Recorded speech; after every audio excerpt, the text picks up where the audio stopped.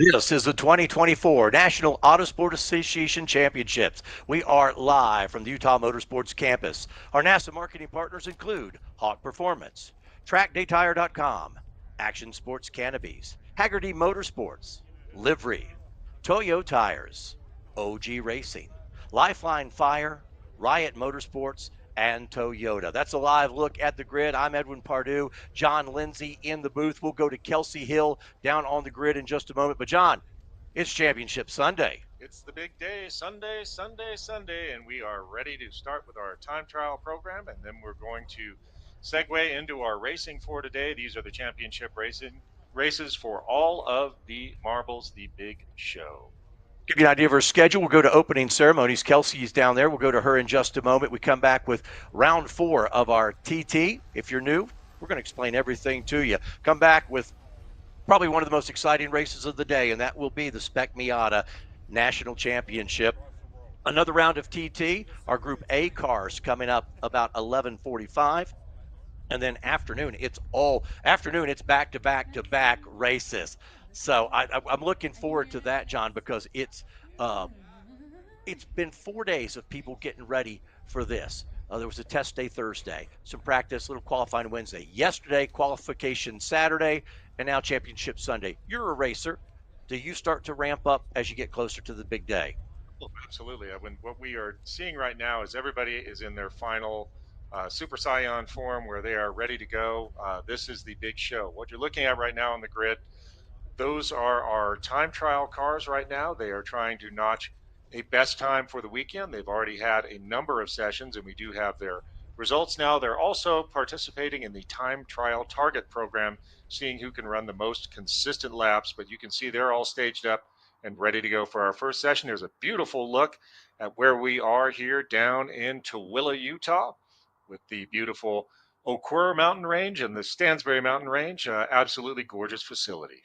35 miles southeast of Salt Lake City. And this place has just been brilliant all weekend long, and it's going to get very busy here in just a few moments. Throughout the day, John and I'll give you some insight on the different series that you'll be seeing. We'll talk more about this racetrack. We've got a track map piece we'll bring to you a little bit later. Kelsey will be talking to all the folks involved in bringing this event here. And then more importantly, she'll be talking with some of those championship winners a little bit later today. So very exciting day. We're happy to be here. We're happy that you're joining us live. Call your friends, call Aunt Myrtle, tell her you know somebody that's on the feed right now, and tune in and watch. We really, really appreciate it. If the day gets busy and I don't get to thank everybody, there is a control tower full of people. There are flag people, corner people. There are camera people. There are so many people that put a program like this together. It's unbelievable. We can't thank them all, but let's introduce you to an important one, and that one is Kelsey Hill. Good morning, everybody. We're here at the 2024 NASA National Championships. This is the most exciting time of the year, and today's the most exciting day. We've got a huge grid full of drivers. We're kicking it off today with TT, which is our time trial cars. These cars are awesome. They are fast. A lot of them start as a factory car that comes straight from OEM, is out there on the grid, and our racers and drivers take them, modify them, set them up, come to this track, learn this track, and make that car as fast as possible to set those laps. We've got a great action-packed day today on the live stream, but to kick it off, we're going to start talking with some of our people here and hear about Utah Motorsports Campus, this beautiful facility you've been seeing, but also learn about how to go the fastest that you can. Welcome this morning. Talk to us. Tell us your name, what region you're from, and where your hometown is. Hi, Jonathan Finstrom. I'm in the TTU class and the SU Super Unlimited class in Detroit, Great Lakes region. So I live in Detroit, Michigan area, and also I live in the California too, back and Awesome. forth. Oh, Yes. cool. That's Yeah. a split time. Yes, Yes. yes. So talk about this car. It is so cool. So what is it? It is called a Staudacher S12. A guy in Michigan named John Staudacher. He's a famous kind of airplane builder. He's built 5 of them. I own 3 of them, and so this is very cool. Yeah. So they're very unique, very they're 1,000-pound car, 1,000 wow. cc's, Yeah. lots of downforce. So very, so very fun, light, and fast. Absolutely. And talk about like a monocockpit setup. What is that like to be driving in there? Most people see these cars, they look like a normal car, the driver, passenger. Yes. You're all by yourself right in the middle. Yeah, it's very tight, and it's very, you get all the heat from the motor, and so it's intense, and sometimes you get a little, if you're on the grid too long, or like sometimes black flag, you're sitting out there in the heat, and you kind of get a little claustrophobic sometimes, but yeah, they're tight in there, but that makes it fun, and it's intense, and that kind of gives the adrenaline of the car. Absolutely. Yes. So we saw on the results yesterday, fastest lap this weekend. Congratulations. Yes. Thank you. Talk to us about that. Is it the car? Obviously, it's got to be some of the driver. How did you go? Did you gain speed over this weekend as you kept turning laps? I did. So since they announced it last year at Pittsburgh, I've been studying video every night of the track, watching all different kinds of cars that are, I think, a similar speed, so I can kind of mindset of what I think my car can do. And actually, I said 145 is what I think the car can do. Yep. And so just gain time, study the lap and the track, and tune the car, and I want to thank my team and everybody. Yeah. Awesome. Well, great. Well, we wish you a lot of luck out there. You started things off today. We'll be watching. Oh, awesome. Thank you. Awesome. Thanks so much. We're going to move on to our next driver. Brian, if you wouldn't mind, we'll take a minute of your time. This is Grace Brian Fessler, longtime friend, great human being, got to say. Love the whole Fessler family. Long lineage of building very fast cars and also racing in NASA. So, Brian, tell us about yesterday. Tell us about this weekend. How's it been going for you? So far, it's gone pretty well. Yesterday in the first time trial session, I was able to put down a 49.1. Oh, wow. So I was pretty happy with that. Almost as fast as this car, Yeah. almost, and about 4 seconds off. But now this main focus is just to make sure I've got a car for the Group A race today. So absolutely. So this car we've talked about before, you and I know we've done a lot of video on this. It started out as a stock car off the floor of a dealership, which is incredible. Talk about what you've done at Paul's Automotive Engineering to make this thing faster and one of the fastest cars out there. yeah, so it started out as a V6 back in 2015. It was the cheapest and quickest. Actually, this is just the quickest way to get a Mustang. This the 15 was a new model year, so we it's about 3 days later I cut the roof line off, and then just took a bunch of weight out of the car and just tried to make it as light as we could and as fast as we could. And awesome. Spent 10 years trying to engineer it to the way it is. Yeah, well, it's been 10 very successful years. Brian's been setting down fast lap after fast lap and win after win. So we're very excited to watch you out there today. Tough competition in the Unlimited. We know you're going to take it out there when you get out there with GT. Oh, yeah. Awesome. Well, great. Well, good luck. I'll see you soon. We'll catch up. Awesome. We move on down the line here. And our next driver here, Ben, we had some time with him yesterday after he came off of the track. We're going to see how we settle down. Are we still so excited?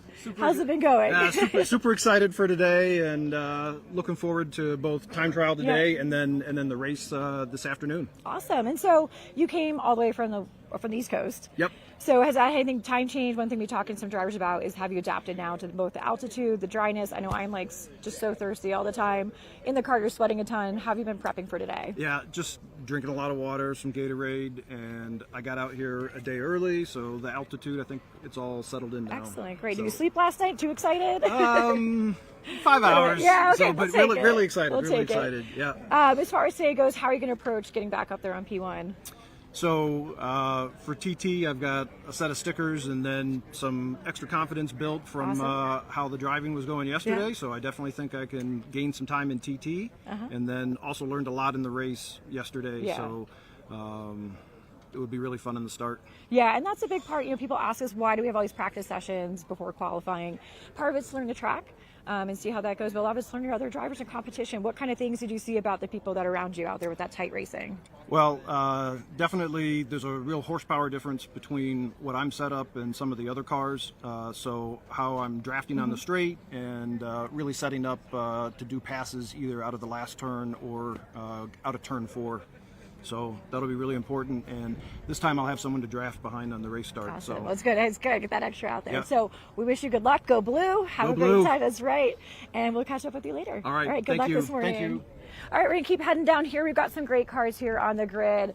Our friends over at Riot, they've got some amazing cars in a lot of the time trial areas, some MPO ones, a lot of different spec cars, all these different things you can see here. Having a garage like that, it's really cool.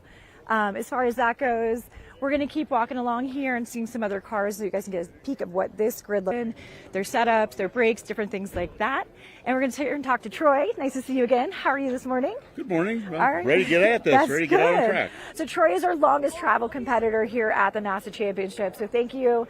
It's a different type of pole award. But came the longest distance. How have you and your beautiful car Roxy been doing this weekend? Other than I lost the starter, so I require a push start right away off the trailer as the starter go out. So yeah. Other than that, it's been a great weekend. I spent the last 2 days learning the track, and this morning I'm gonna try putting everything together for one fast lap. Awesome, that is awesome. So this morning, you feeling ready for it? I'm all ready. All right, let's so get it started. Good. Excellent. Well, we wish you a very good time. Great to meet you this weekend, and good luck out there. Thank you very much. All right, we're going to keep moving ourselves forward. We've got a great morning plan for each of you. We've got our color guard here at Utah Motorsports Campus to help us with our opening ceremonies getting wrapped up. And we're going to go ahead and turn this over to our national anthem singer. Amy Wycott is here as well. Nice to meet you. And thank you all so much. Thank you for your service, and thank you for coming out to the championship this morning. So we're going to go ahead and let you kick this off with a beautiful opening song. Beautiful. Oh, say, can you see by the dawn's early light what so proudly we hailed at the twilight's last gleaming, whose broad stripes and bright stars through the perilous fight o'er the ramparts we watched were so gallantly streaming, and the rocket's red glare, the bombs bursting in air, gave proof through the night that our flag was still there.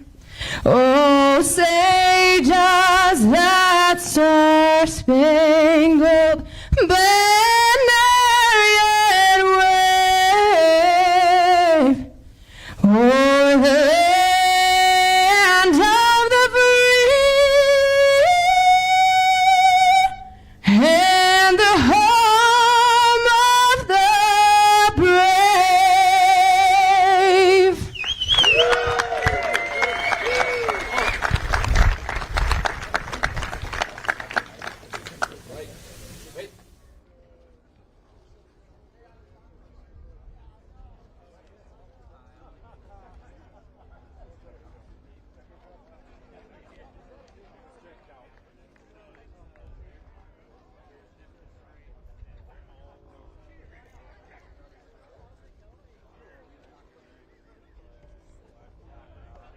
All right, we're back on the grid again. I'm actually going to grab some of our great partners here. Mark, do you mind come on over and chat with us? Sorry, we're having a little more time here. So talk to us about Hoosier Tire. We talked to you out there. Have you had some guys come up to you since we spoke last over at the grid? We have. Lots of happy customers, lots of people really enjoying the cool mountain air and how it's resulting in some faster lap times. But yeah, just in general, giving feedback to the racers, helping them implement those changes and helping them go faster is what we're here for. So awesome. Lots of happy drivers. Excellent. Well, I know walking this grid this morning, we saw so many cars out there in Hoosier Tires. Do you find that people come up in the classes as far as TT and you've got guys running exact same tires, same compounds, and they're kind of looking for those little bits of advantage with you on pressures? Yeah, I mean, everybody's always chasing that last tenth, so it's really reviewing data, reviewing pressures, reviewing tire temperatures, really helping optimize their settings for this track, for this day, really always chasing tenths. Yeah, absolutely. Well, thank you so much for all that you do. So many fast cars so many fast cars out there on your tires. I'm just so excited, and we wish you a good day there. Go Hoosier, and we appreciate your support here at NASA. Thanks so much. Awesome. We're going to walk up the grid a little more, see some of these cars that we have here towards the back of this TT pack. We've got some beautiful machinery here, so if we want to just keep panning through, show the people at home what we're working with, that would be great. Good morning, guys. How are we feeling? Good morning. Good. We love to hear it. Our other partners this morning at NASA are Action Sports Canopies, my apologies, Toyo Tires, Maxxis Tires, our great friend John Miller over at Track Day Tires, our friends at Sebico with those beautiful MP01 vehicles. The winner of that group has a special prize coming from them, which is $2,500. It goes a long way in racing for sure. We have lots of other exciting things. VP Racing, a great fuel partner here with us at the NASA Championships. I'm going to grab another great friend of ours, if she wouldn't mind being interviewed. Oh. This is a great story. Come on this side of your car so people can check this out. Fun story for everybody. We here at the paddock, I also race, which is great, and we had a flat tire at our rental car the other evening, and so thanks to our friends here at NASA and in the garage, kind of popped in and was like, hey, can I borrow your jack, impact, that kind of thing. Got everything you need. And she did. So I just want to introduce you to one of my friends. So give everyone your name and the region you're from. I'm from the SoCal region, and my name is Natalie Wiebe. I'm a TT3 driver. Awesome. Yeah. So how's it been going for you out here at Utah Motorsports Campus? Well, I love this track. I got one session in yesterday. Oh, no. So I'm hoping to get 2 sessions in today. I had a little oil cooler issue. Oh, gosh. So we worked until midnight last night getting that yeah. done. I don't know if you want to show my main mechanic over there in the middle. Yeah. That's my brother, Tom. Yeah, Tom. He's amazing. It's truly a family affair. This is his car here, his Mustang. Beautiful. And I'm the next Mustang down, and it's like truly a family affair. That's like, amazing. We couldn't get anything done without having my dad, my brother, and I were always That's at wonderful. the track together. Yeah, it's great. And that's part of NASA. It's so awesome. There are ways to have everybody come out and share this passion for motorsports. Let me just give a shout out to everyone on the paddock yesterday, because I went around asking for an oil cooler, asking for parts. Yeah. People were digging through trailers. Everyone here is amazing. Yeah. It's such a community. That's great. Yeah. I think that's part of NASA also, and any type of racing community. We all go through the same heartaches and problems at the track, unfortunately. And then we also share in the victories, and too. people step up. It's amazing. Yeah. It's great. Super Well, cool. thanks for all your help also the other night. And so they just blew the whistle. We're going to have our drivers start getting ready. Good luck out there. Enjoy your time. Thanks, everybody. So here we go, continuing down the paddock here. Everyone's starting to get into their cars, starting to get ready for this race. Part of it's not just preparation of the car. A lot of it is preparation of the driver. A big part of this is people not only having a safety suit, having the harness, having their Hans, getting in that car, making sure they're comfortable and strapped in, ready for a race. A lot of the classes today that you're going to see are racing longer today. Part of that has to do with tire management. They're going to have to be able to make those tires last twice as long as they were on the track yesterday, manage that in different conditions. Some of the times that they're racing is different. The track might be cooler or hotter. That's something that everybody has to really consider while they're continuing to race here at NASA in these national championships. We've got another one of our pole sitters here. We met with him yesterday and talked about his time on pole. And so his car is very fast, the number 71 Corvette. We've got other great guys. We're trying to get some little quick hellos with them while we can. Let's talk with some of our national officials this morning on the broadcast. Hi, good to see you again. How was everybody in Pound? Were they behaving? Everyone has been doing very well. Good. You know, we did unfortunately, come on, Steve, get in here. We did unfortunately have a couple guys that broke the dyno yesterday. Ooh. But you know what, though? At least it was yesterday. They had enough time to get reclassed. They got some laps in yesterday, although they'll be disqualified. But they're all here on the grid this morning. Everyone's smiling. Perfect. Everyone's ready. Glass is half full. They're ready to go fast. Awesome. Thanks so much. And tell us your name, where you're from, and what you're doing here at the... Steve Ross, time trial director for NASA Rocky Mountain. Awesome. So talk to us, being the director of the class. What does that exactly mean, and how do you keep them compliant and in here on time and turning the right lap times? Basically just ensuring that all of the classification rules are followed, just making sure that everybody has what they need, be safe, be competitive, have fun. Awesome. On the long and the short of it. Cool. Awesome. Thanks so much, Steve. Well, thanks for all you do. I know they need your direction. It's a lot of people and cats to herd and keep in line. So thank you so much. Right, Great grid today. Thanks so much. Awesome. All right, well, we're going to move down a little bit more. We've got our official pace car heading out right here. It is a cool car. We've got Megan. We're great NASA employees here working with us. So the pace car is really important when they're out there. If there's a full course caution or something else that comes up, they basically need to have that car, get everybody repacked and reclassed in their group, and then resume racing once it's safe with the conditions out there. We've got beautiful weather today, and we're going to get everybody out there. So let's go back to Amy and get that great call for the driver start your engines.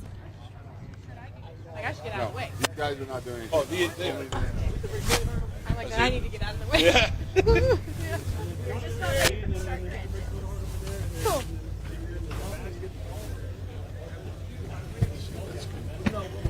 Right away? Yep. Glad they know. We talked to them.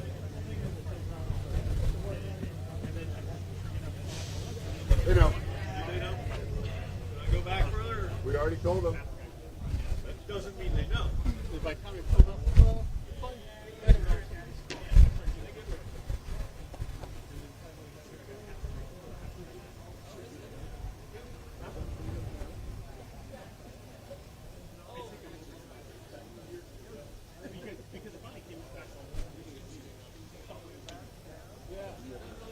Okay. Ready?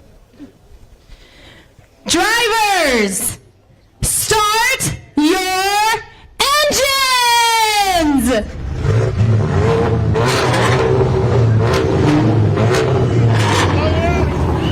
That was good. Thank you.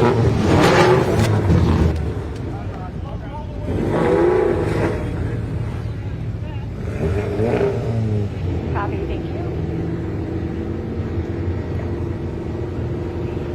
That was great. Woo! Good job.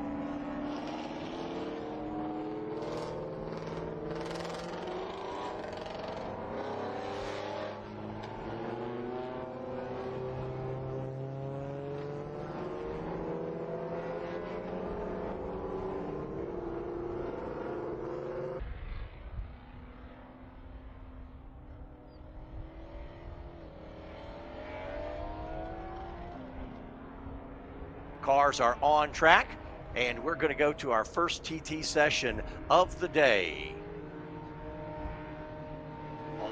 Folks, you can see the cars are there, and what they're doing is they're not trying to avoid ground squirrels. They are warming up their tires. You can see that in Formula One, lots of forms of motorsports.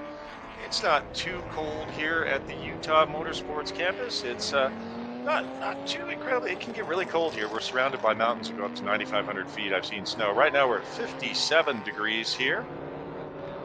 Actually, that's incorrect, folks. Sorry.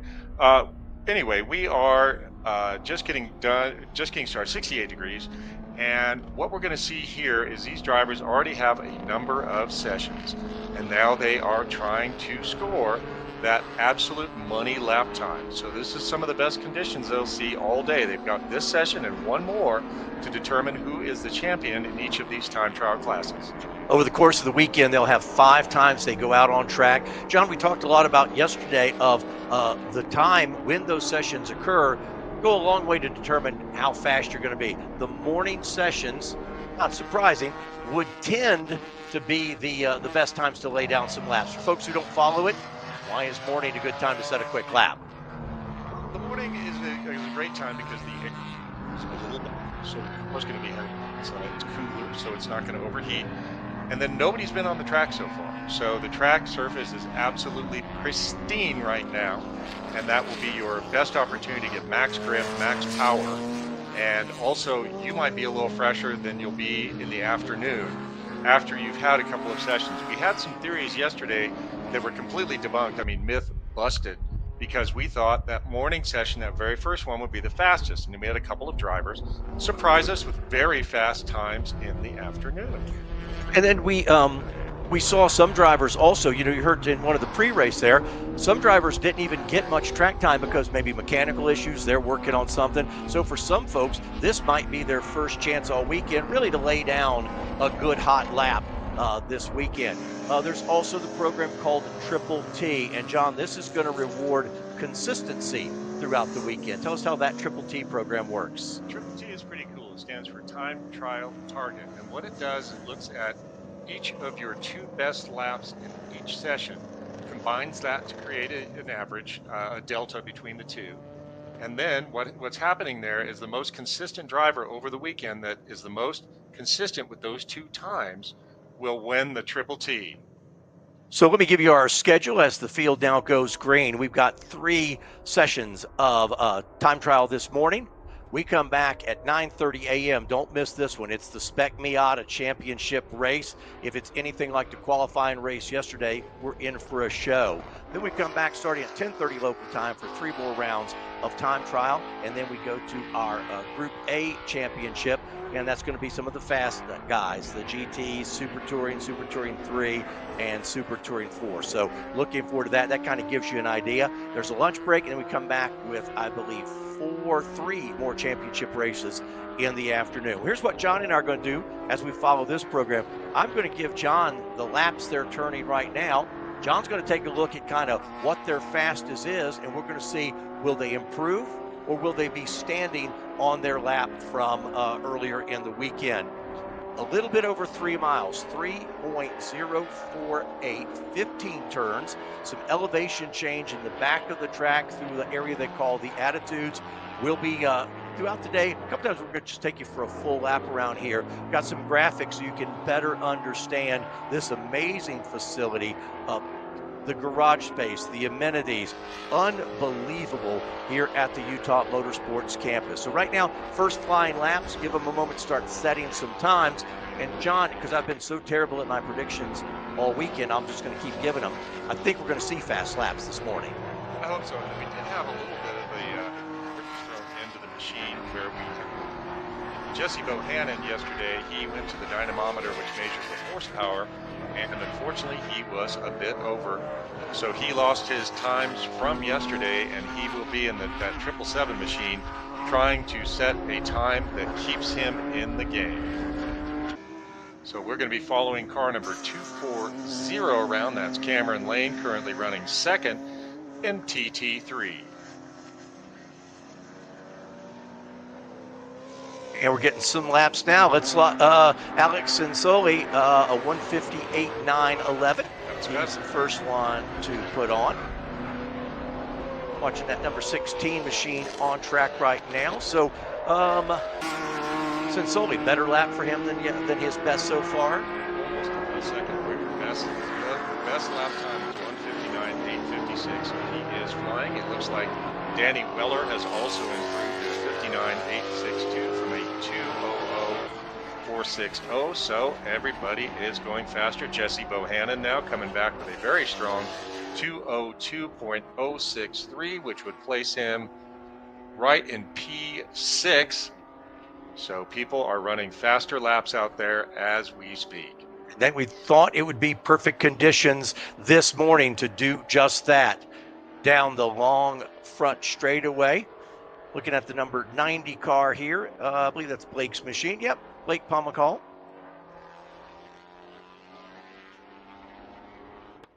Remember correctly, he's out of the Texas region, multi-time champion out of that region, John. Yep, and there he is right there in that E92 M3. So Blake right now is running P3 in TT3. So we'll see what his times end up being. Blake was, where was he? He was a 208.478 this morning. Not faster yet. He was a 203.993 was his fastest yesterday. Incredible long front straightaway. We talked a lot yesterday about balance of the car. You want to maximize your speed on these straightaways, but you also have some very challenging turns, and so the perfect car is going to be a compromise. Exactly, because you know, we've talked a lot about, so if you see looking at Blake's car there, that thing in the front, the part that is vertical is called a spoiler, and then the part that's horizontal is called a splitter. So the spoiler catches the air and moves it around the front of the car a little more smoothly, and the splitter is providing downforce on the front of the car. You can see those little rods there, those are called stay rods. And then you can see that big wang on the back. So that wing is providing downforce as you go down the straight. But again, it's a 3,500 foot long straight, and you don't want to have that too aggressive because it'll knock off speed, but you'd still want to have that downforce. So you really have to be careful how you set the angle of attack of that wing. Did see a standing yellow there in one corner, and John, that's great. We can see a couple different types of yellows during the event. We've got basically three. Share what they are. 3 flavors of yellows. There is a standing yellow, which means something might be happening. Get ready to be ready to make an evasive maneuver. A standing or a waving yellow is where something bad has happened. You need to get ready to go evasive. Then you'll have each station displaying a yellow flag, which is called a double yellow, which means there is no passing anywhere on the course. Whenever you see a yellow flag, from where you see the yellow flag to the next station, is a no passing zone. If you have 3 in a row, that's 3 no passing zones in a row. Taking a look there, there's the 72 machine on track right now. That's Joseph Catania in the 72 car. He's a TT2 car. His best lap this morning, 206.525. Not an improvement yet. Joe last time was at a 205.227. Joe Cataneo out of our Arizona region with that Civic TCR. I believe that's raced with our friends over at World Challenge, the SRO series, headed by the fantastic friend of mine, Greg Gill. But now it's here competing in time trial. Looks like we do have a number, or we have a car that went off and had an incident this morning. So we do have a yellow on the back side of the course. It looks like it's waving yellow. So that's definitely going to impact the ability of the drivers right there. We may have to go to a full course because apparently it's a little bit of a, it looks like it may not be an impact from my source in race control, but it may have been the car may have freaked out and popped the airbags. Oh, wonderful. Hey, John, that goes back and reiterates 2 reasons why you want to bank a fast lap early. 1, your tires are going to be best once you get the heat at them. Do your tires optimal those first couple laps? But number 2, you don't know if an incident like that may occur and that session is cut short and you're like, oh man, I was waiting till lap 4, and there you see on the screen, that's the one car that has kind of pulled over to the left. So we'll see if they need to go and pick him up. But you need to be sure why you bank that early lap. You never know what's going to happen in the session. That's why I'm a little bit different than in an actual race situation. And there you see in the on screen there, the car that has come to a stop. He is to driver's left. Yeah, no impact. Driver's fine. It looks like it may have just been, I can remember in the first days of OnStar. Oh, yes. Where we would have cars on track and OnStar would suddenly activate and say, are you okay? Have you had an incident? It's like, no, I'm fine. I'm just at VIR. I'm fine. Everything's cool. By the way, that is Jesse Bohannon. But just came to a stop on the left. And we're looking at Austin Kent now. Yesterday, Austin's best time, he's the leader so far in TT3. Yesterday, best time was 2:02.228. Best time so far is a 2:02.156. So that is better. Austin Kent has improved and put a little more distance between himself and Cameron Lane, who's running in P2. Then Blake Pomacall is still in P3 in TT3. TT2, TT3, TT17. John, give me the difference. What are they? So the TT classes are set by power to weight and a little bit of points here and there for modifications made to the cars. Then we do have the unlimited classes. TTU is for unlimited formula type cars, and TTGT kind of sounds like I'm going a little full Beavis there. TTGT. TTGT is the sedan based unlimited cars. So you have TTGT, TTU. We also have TTEV, which is in this session, which is just for electric vehicles. In this case, we have 2 Tesla Model 3s. And then we have TT1 through TT6. TT1's the fastest, down to TT6. Looking at Cliff Curry in that 44 car, Cliff in TT2. His fast lap this morning, 2:02.284 for Corey. Improvement for Cliff. He was 2:02.827 before. So seeing some good laps here this morning. Fastest overall in the session still belongs to Sensoli, 158.911. And now we pick up the Mustang, the 06. Yep, that's the 06 Mustang. Taking a look there. Let's see kind of what his time. He was running P9, 205.560 was his previous best. Now Rod is down to a 206.980, so no improvement for Rod. So as it would say on Mythbusters, Myth not exactly busted, but kind of mixed. We've seen some people improve. And again, what you don't know is some of the people improving, maybe people that never got a good run yesterday. Like I said, we heard in the pre-race, one driver, she only got on track one time yesterday, having mechanicals all day. Yeah, so you'll see some of those folks who they'll go, no matter what the track condition is, they're going to improve because they never really got a good lap in the day before. Well, and then you had Jesse Bohannon, who unfortunately got DQ'd yesterday. So then Jesse was trying to just get a result, and he's doing great right now at a 2:02.063, which I'll have to do a little bit of math here, but that puts him, I think he's still about P4 in TT2. So he went from no time to P4. And that may be, though, John, I can't quite see, but that may be Jesse Bohannon, the car that is off driver's left up there, I believe. We'll get another shot of it and double check, but that may be Jesse. So good that he put in a quick lap before that. You know, you always want to take home the gold, but P4 out of 11 cars is pretty darn good. There's our Supra. That is Kevin Nussbaum. Kevin's best time yesterday was a 2:05.900. He's improved to a 2:05.269. Still running about P5, so he was P6 before. He may be right there, but then again, Tyler Ely improved as well. So I believe he's still P6 in TT3 in that GR Supra. And we watch Nussbaum there. The thing with Nussbaum is people go, oh, it's only 0.6 of a second faster. In this type of competition, 0.6 of a second is a big, big deal. Big deal.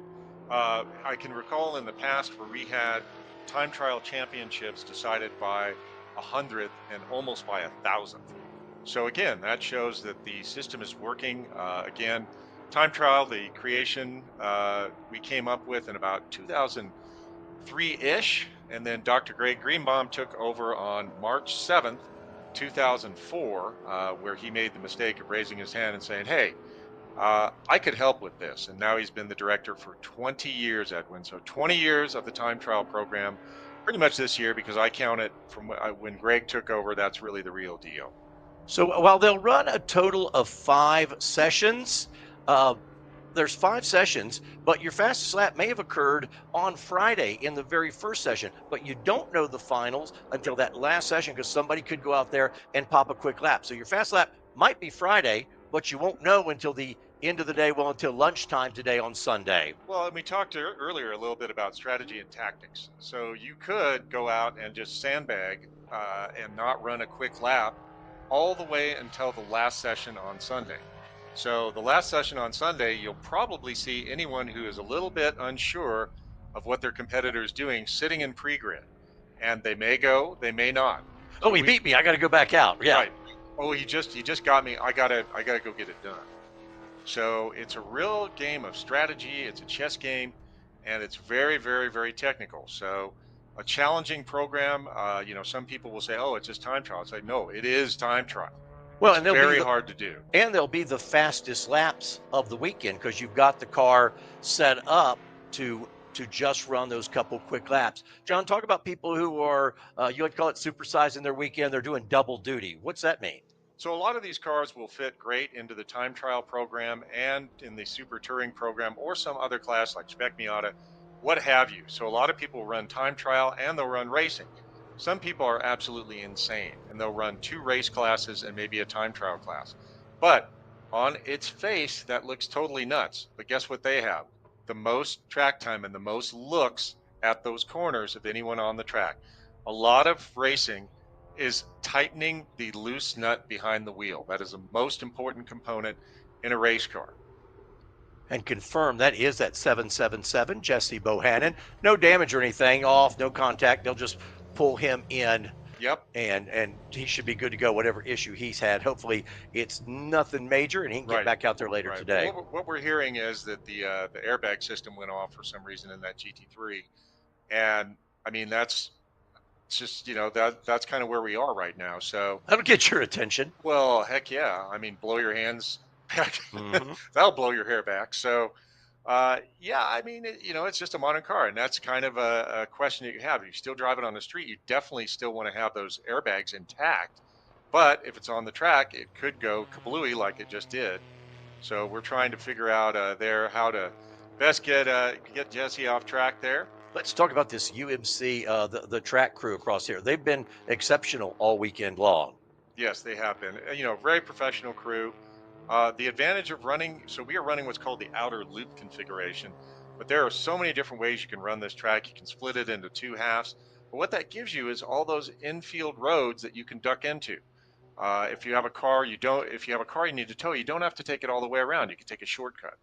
So it looks like they're trying to figure out what to do with Jesse's car there.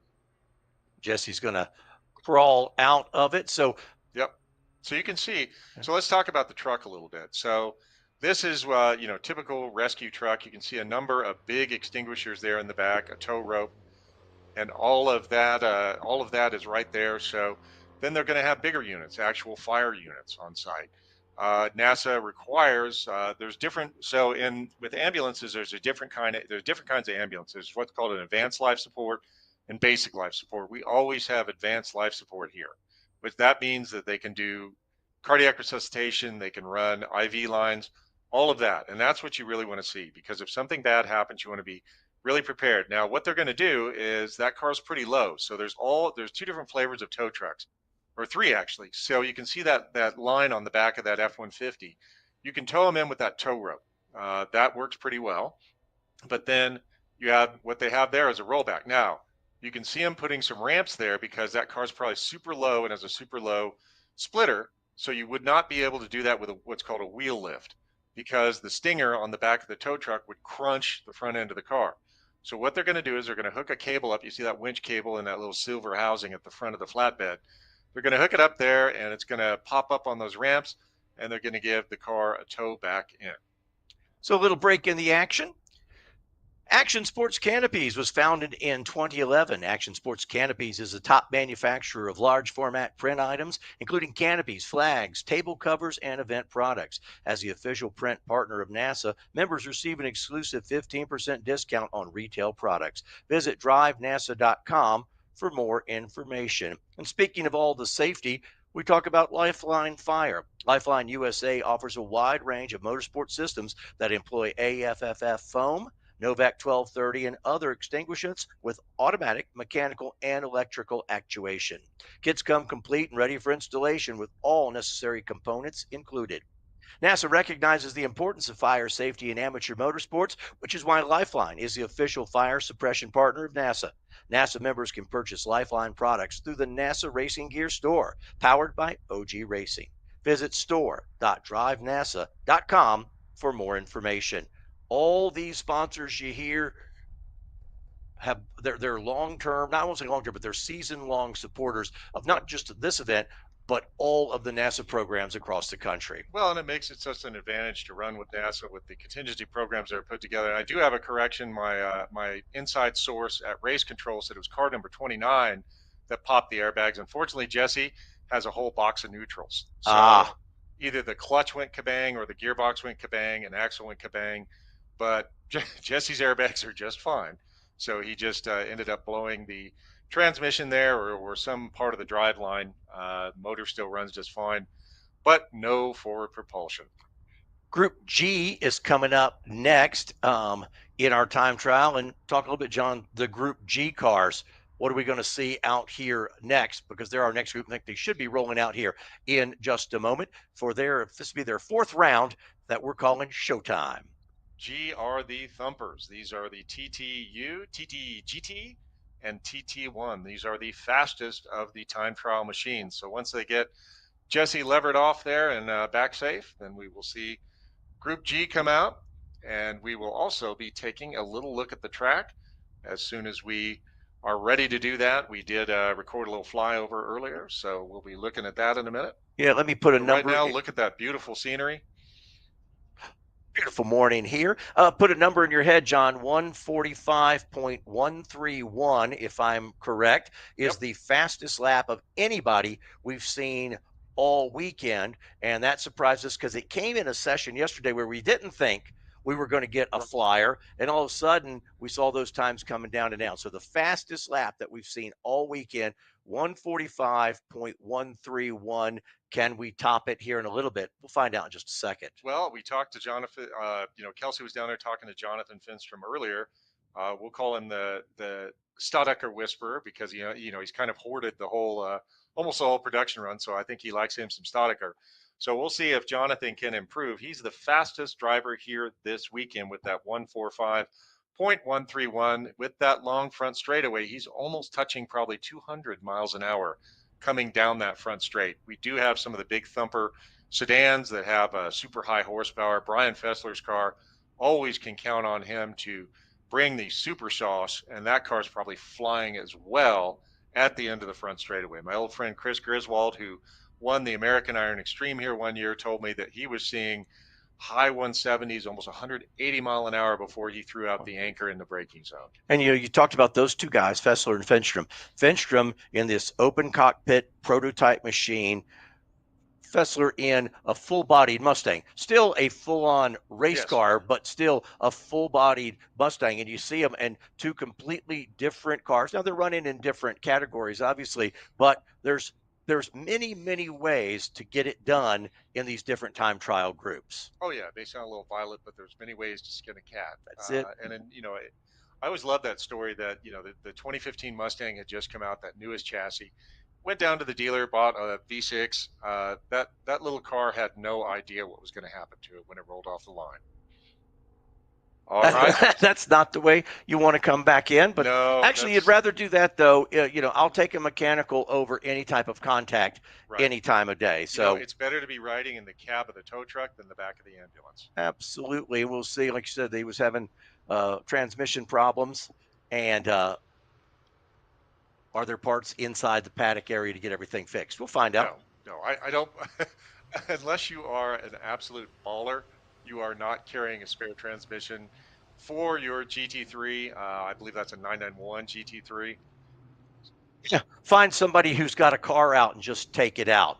Let's learn a little bit more about this very unique Utah Motorsports Campus. Take a look at the track. Just outside Salt Lake City, the Utah Motorsports Campus is a high desert racing playground and the host of the 2024 NASA Championships. Once again this year, we are using UMC's famous Outer Loop, which boasts a 3,500-foot-long front straightaway, one of 4 long straights in this configuration. But what gives this track its character are the turns. Turn 1 requires heavy braking, but overslowing is a common mistake. Turns 2, 3, and 4 are fast, faster, and fastest. Turn 5 is tricky, and it leads to the critically important Turn 6, which leads to the scariest turn on the track, Turn 7. Turns 8, 9, and 10 are known as the attitudes. Turn 11 has a challenging camber and elevation, but spits you out into Turn 12, a fast kink, that leads to Turn 13, which is faster than it looks. Turn 14 requires patience and preparation for the most important turn on the track, Turn 15. Now the outer loop might look perfectly flat, but subtle changes in elevation are what give this track its nuance and make it so challenging. The fast section through Turn 3 rises, making it all the more important to maintain momentum. Turn 6 has a 22-foot drop to the apex, which opens up to a critically important straightaway. Utah Motorsports Campus might look simple on paper, but getting a car to stick through the turns and hit big speeds on the straights is what separates the winners from the runners-up. Sean, as they were taking us around that shot of the track, you've been around here. What's your favorite part? What's the part that you find most challenging? I'd say the attitudes, and then getting the entry onto the front straight right. Because in a high horsepower car, that's not as critical because you still have that big right foot to put down. But in a lower horsepower car like our Spec Miata race later today, that is critical because you are going to be relying on the good entry to the front straight in order to maintain speed. Hey, there's Tage Ebenson. Tage, man, he has been struggling and fighting all sorts of mechanical problems in his Civic all weekend. And he is our Arizona director. Tage is one of those that he don't give up. He does not give up at all, and he is doing a great job out there. So this is going to be TT1, TTGT, and TTU. We're going to pick up that Fenstrom car that we talked about, and if we're going to beat that time, it'll probably happen here in the next lap or two. So we're looking to beat a 145.131. The green's out on the field, and there he is. There's Fenstrom's machine down the front straightaway. Time to beat, kind of racing against himself right now. His time to beat 145.131. And that is absolutely flying on a 3-mile circuit. There he is. That's turn number 2. You see a little bit of elevation going up. The left-hander, that's workout, and he's still kind of going uphill. into a little turn number 4 called Scream. And now as you get down here, you're going to really put the binders on. Turn number 5, I should say, is the Black Rock Hairpin. This turns you into the infield section of the race course. Quick dive here. You're going to have a right-hander. That turn number 6, that is called Knockout. And then, John, you talked about the attitudes being a challenge. Walk us through Finstrom here as he heads up through the attitudes, through Witchcraft and the attitudes. So it's going to be a quick left-hander, and the attitudes are fast, faster, and fastest. So that is a really, really important section to get right, because you are coming up. So there's that little right-hander, then the left. It's kind of almost a really stretched out chicane, but then you fly down there into the Twilla turn, and then you are starting to build momentum. The kink is there, turn 12, but it really almost functions as a straightaway between 11 and 13. So functionally, there are really about 4 straightaways here that we're working with. So Finstrom is going to try to get a flyer onto that front straight, and we'll see what his lap time is. That's turn 13. The right-hander there is 14, and we'll come up there. The John talked about turn number 15. Straightaway speed is everything, and it starts right here. Oh, it looks like he came in. He did. So he did. Something must not be right with the car, or didn't. I don't think he even recorded a time He there. did not. That was his first lap under green. I'll be darned. So something must have gone wrong with the car, or he didn't like what he sees. So Jonathan Finstrom did not notch a time. Maybe he's going to look at. So I saw just off the side of the screen there, he was jinking back and forth. So maybe something has loosened up in the front end of that car. He did not record a time. There's the Team AutoSolve machine. He is 4th right now in this session. He, let's see, a 201.701 for that Team AutoSolve team so far in this session. Starting to get times coming in, Edwin. And August Faulkner had a massive improvement, knocked 3 seconds off of his best time.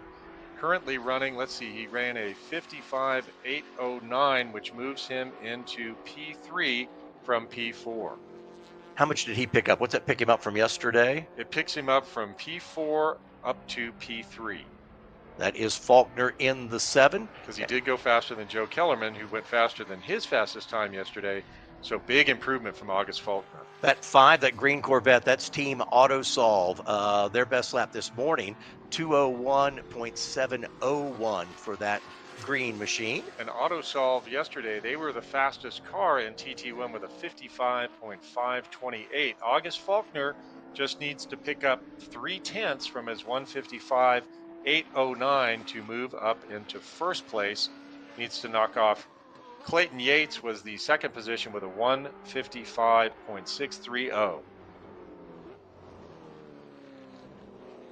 There's the 54 machine. That's Team JPR. That's a TTGT machine.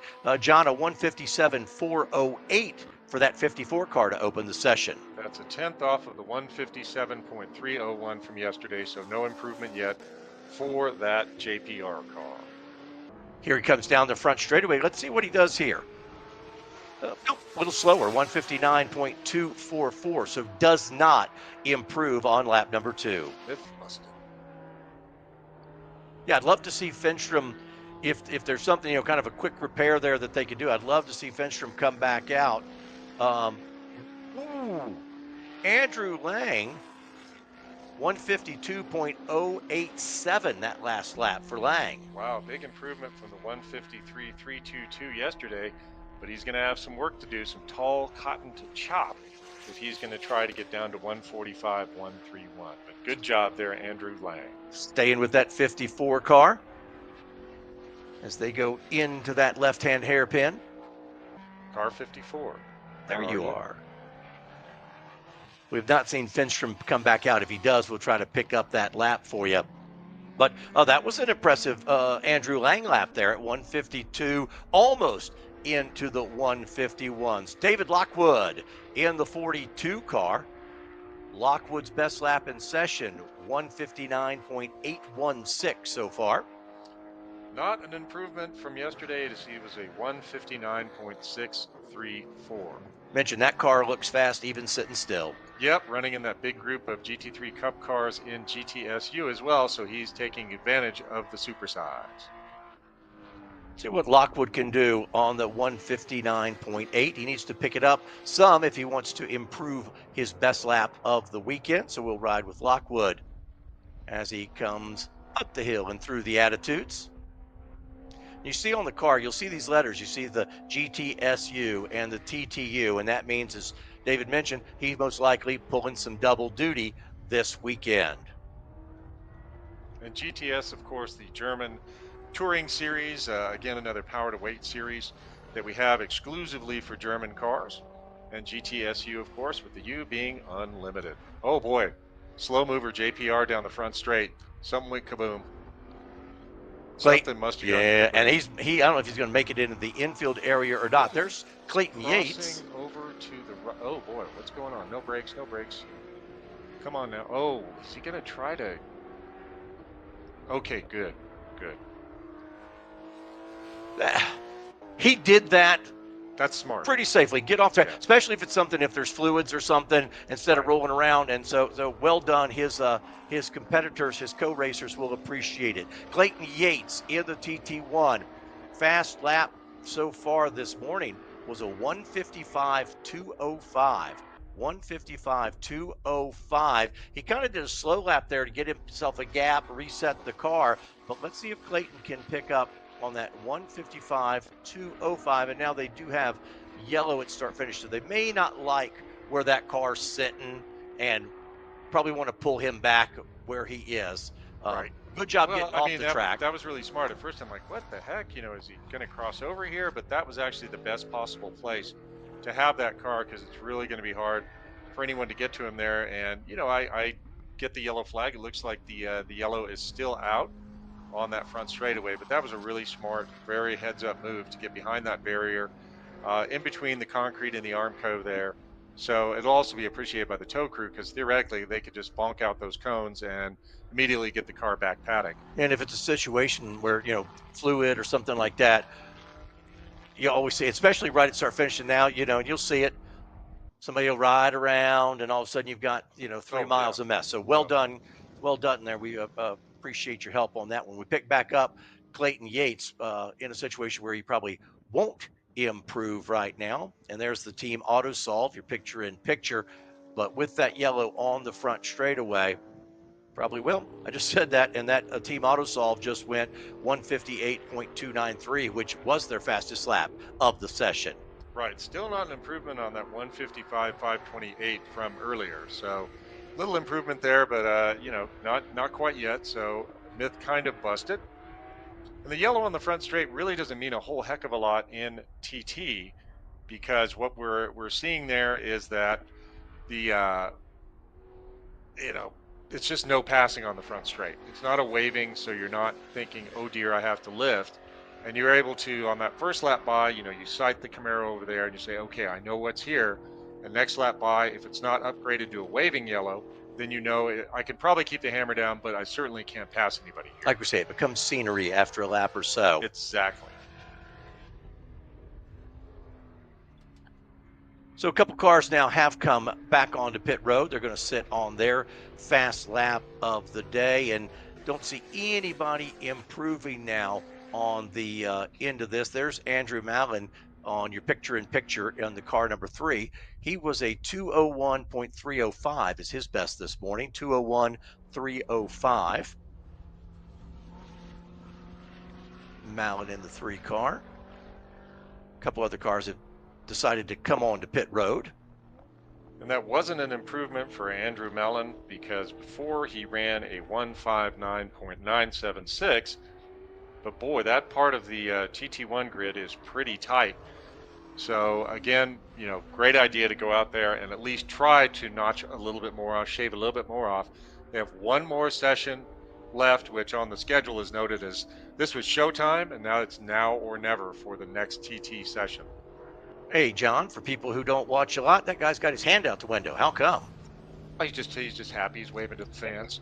I mean, Edwin, you know, this is probably maybe a little bit questionable thing to say, but we joke around a lot. I road raced for a long time.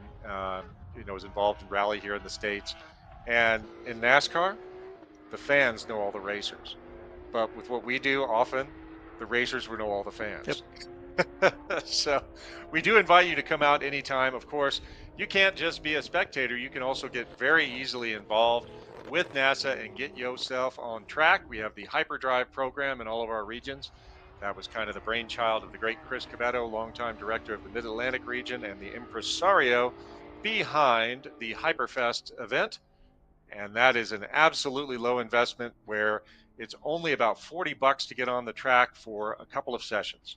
And we hope Mr. Cabetto is feeling better. He's here this weekend, was a bit under the weather yesterday. Well, Edwin, it's always a good rule not to eat seafood when you're really far away from the ocean. As we said, this campus is a full-service place, and that's why Riot Motorsports operates a full-service race team and shop based right here at Utah Motorsports Campus, offering full trackside support, arrive and drive programs, coaching, and driver development, performance modifications, wheels, tires, and more. You can learn more about Riot Motorsports at riotmotorsport.com. Still a couple cars on track and making some times. There's John Zarnecki in the 760 machine. Zarnecki's best lap this morning, 2:04.011. So a 2:04.0 for Zarnecki this morning. An improvement over the 2:04.559 from yesterday. So we've seen maybe about a third of the field out in this session improve on their best time of the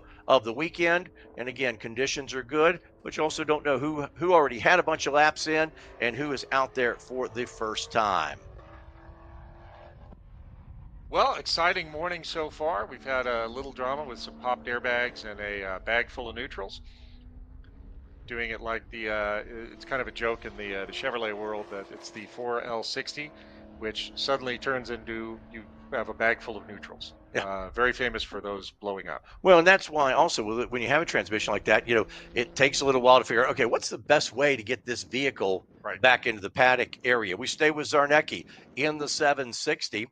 He's right now working on that 2:04.0, as we mentioned, not his best time of the weekend. And the wave, I didn't actually give you we did finish that, yes. Information. So we have a whole crew of corner marshals out here who are operating the flagging stations. They are the eyes and the ears for race control. They are often the first one to be on scene when there's an incident near their station, but they are critical to the operation of any weekend. So that little wave is a way of saying, hey, I see you. Thank you for letting me have fun this weekend. It looks like Zarnecki may be happy with his lap as he's slowed down here. Probably see him head for the paddock area here, and he'll stand on that 7:04 this morning, which again does not improve. So he rolls on to pit road.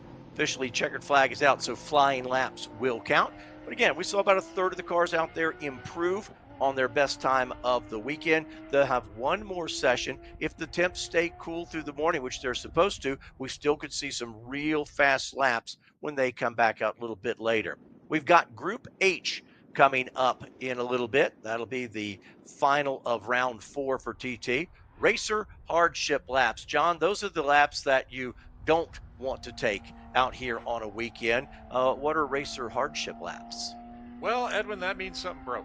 So what that means is these are laps where, let's say like Natalie was talking about her blown oil cooler, and she wants to go out and make sure that the darn thing isn't still spraying Mobil 1 everywhere, or spraying, any leaks, any pressure issues, anything else. So the race directors will say, okay, here's a session that is for you to go out and just give it a shot, make sure everything is cool before you actually have to go compete. So it's very nice to build that into the schedule, because sometimes when you don't have that, you are just stuck, crossing your fingers, your toes, and anything else that can cross, and hoping that the car will hold together when the green drops.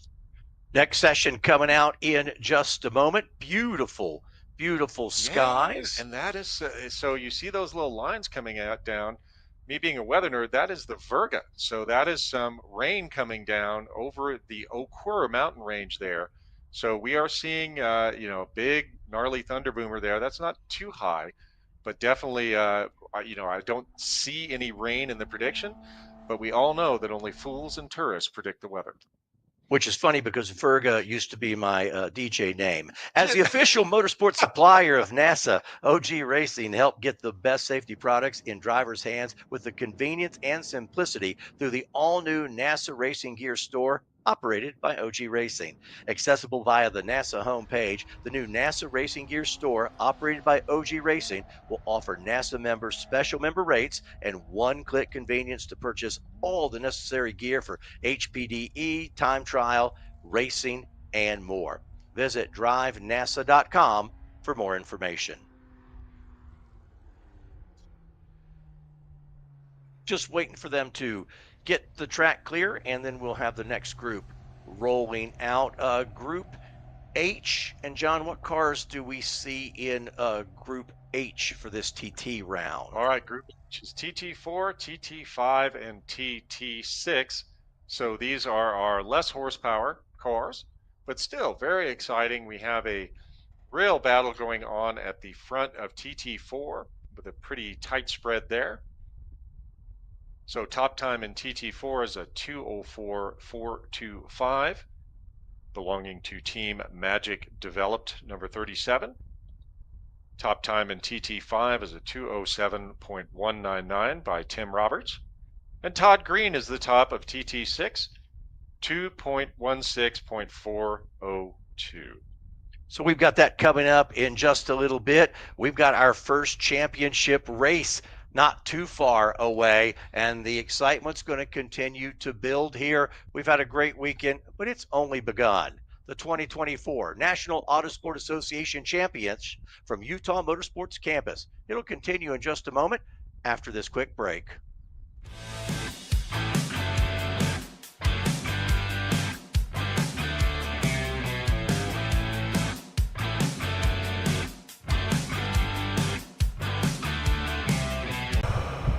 There ain't no debate.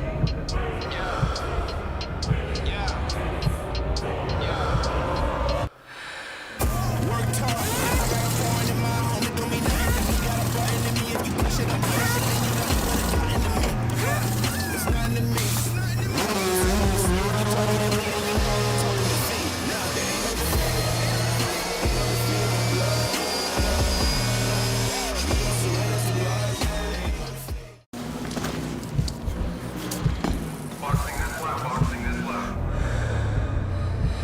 It's nothing to me. There ain't no debate.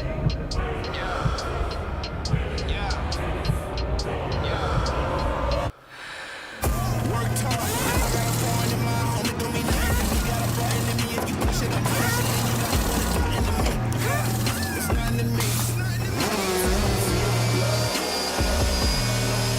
Okay, so pretend this is your race car. It's on the trailer, and you have an accident. Ouch! At least your truck's insurance will pay for another one? Yeah, not so fast. Standard insurance won't replace your race car, whether it's in the trailer, in the paddock, in the garage, or the repair shop. But at Hagerty, we can protect it for what it's really worth anytime it's off the track. No matter what or where you race, all for less than a set of race tires. Hagerty, let's drive together.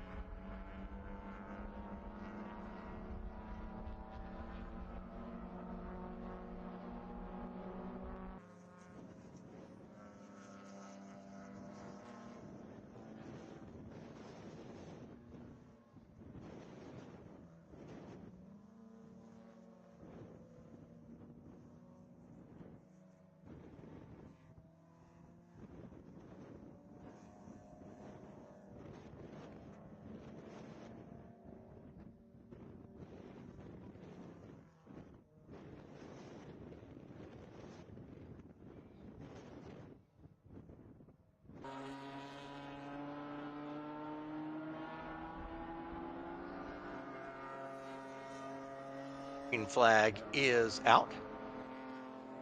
Green flag is out. Yep.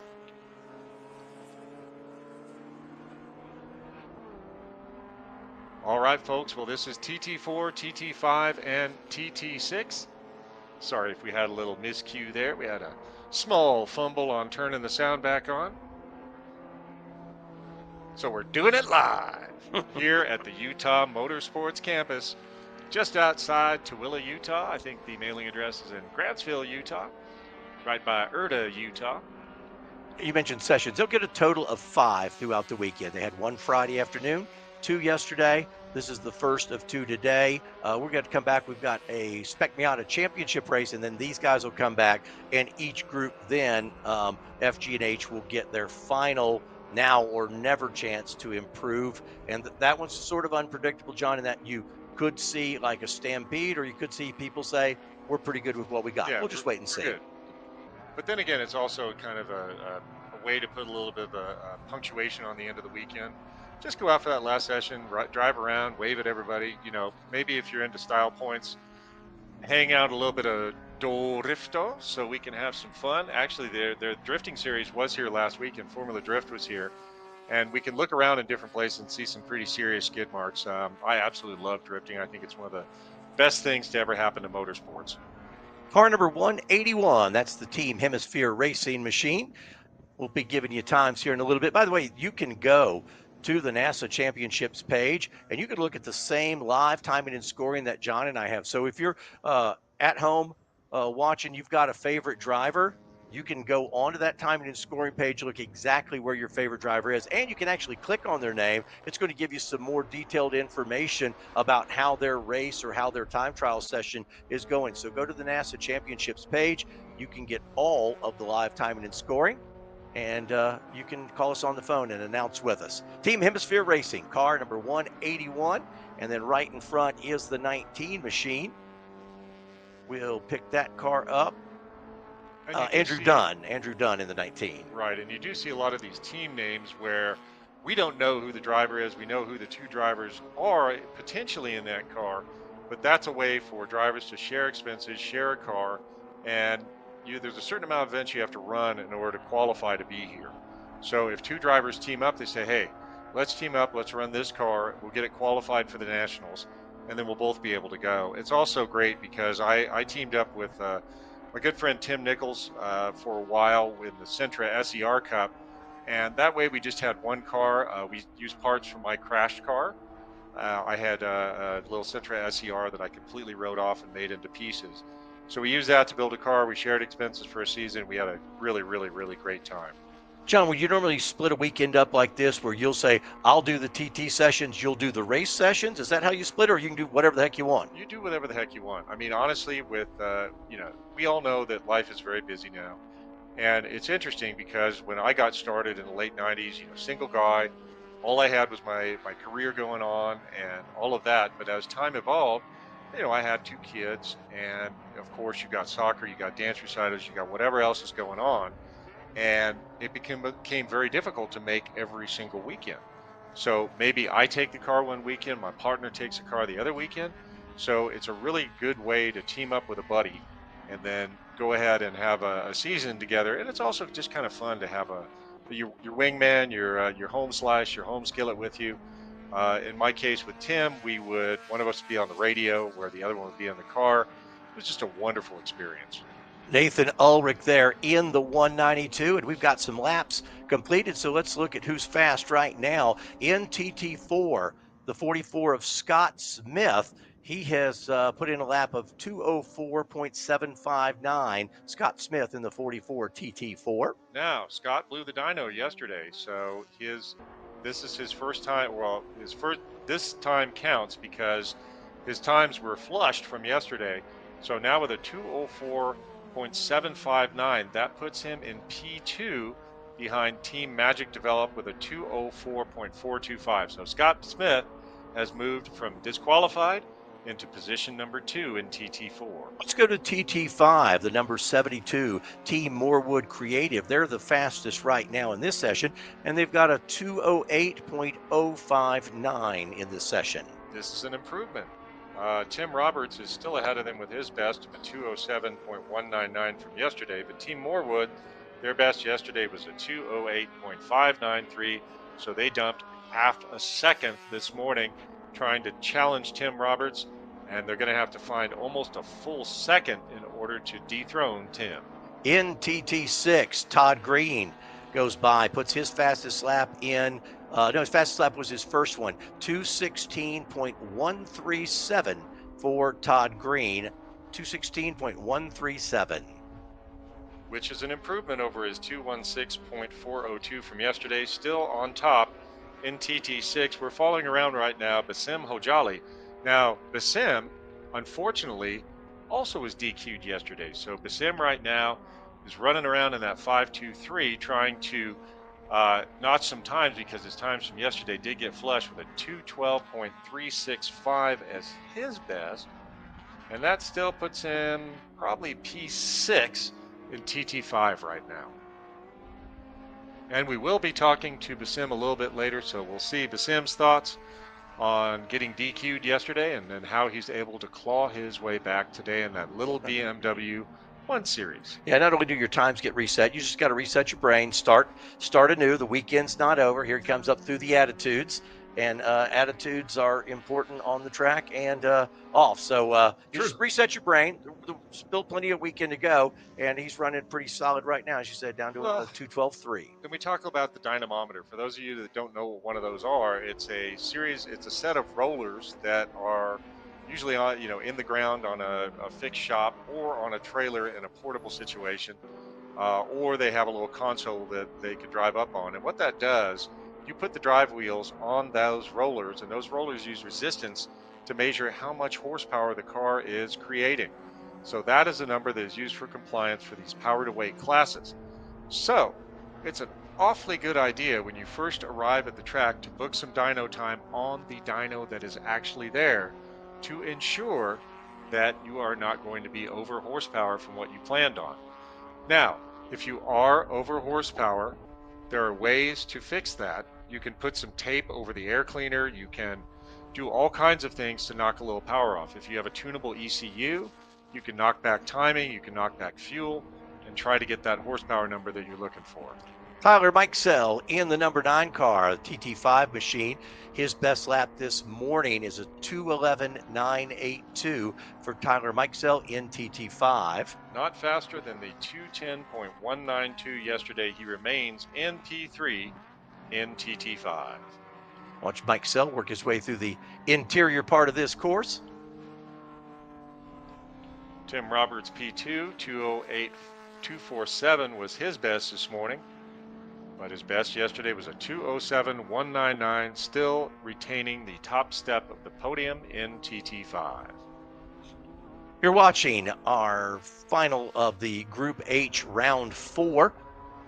We've got one more round coming up for these guys, but Group H will get us through the 4th rotation of the weekend. There's Scott Smith in the 44 car, trying to beat a 2:04.759, and he is fastest in this session, 2:04.759, but he did that on that very first out lap.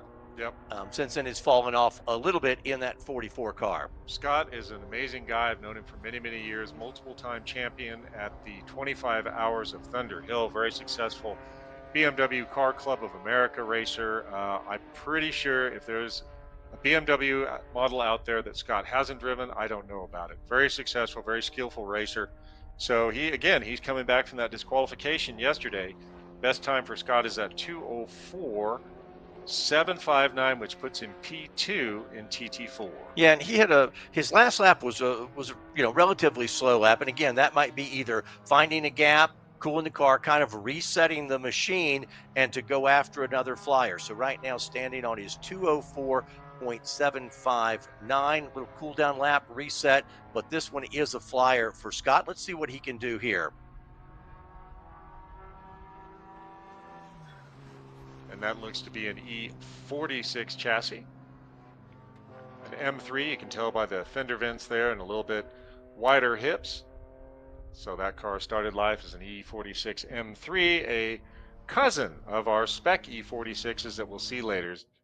BMW is a very dominant mark here in NASA.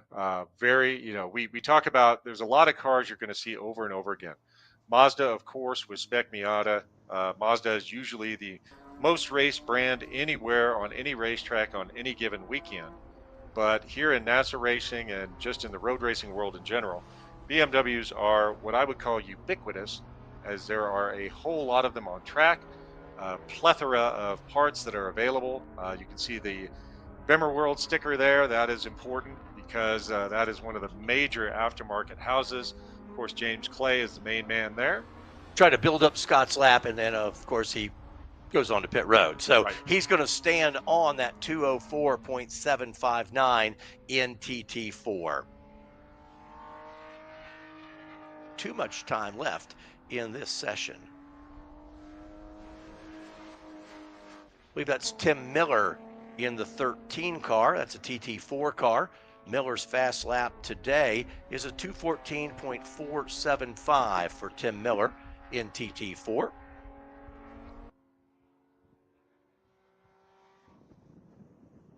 Let's see if he can improve on that lap again.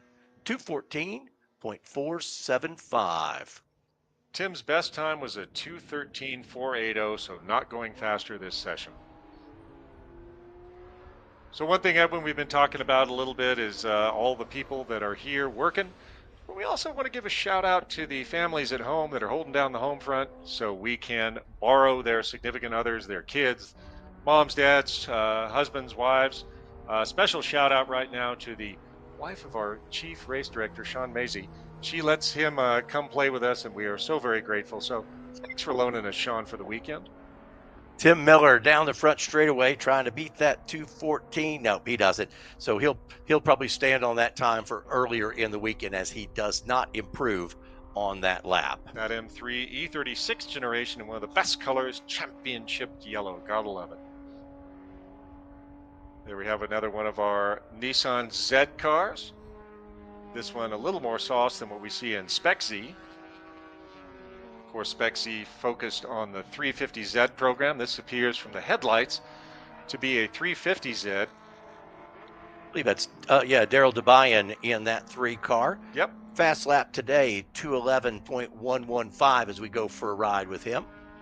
And I know sometimes Nissans get a lot of hate. You know, you talk about big Ultimate Energy where, you know, and then these cars, though, I mean, what a deal you are getting. So much performance.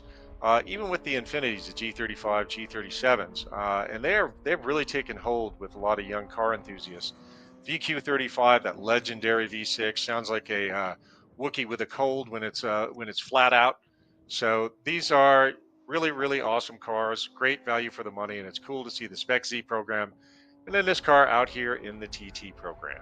Checkered flag is out, but flying laps will count. So let's see what Daryl DeBayan can do here. He's on a 211.115 here in the session. Again, checkered out, but your flying laps do count if you choose to complete the lap. Let's see what Daryl chooses to do here.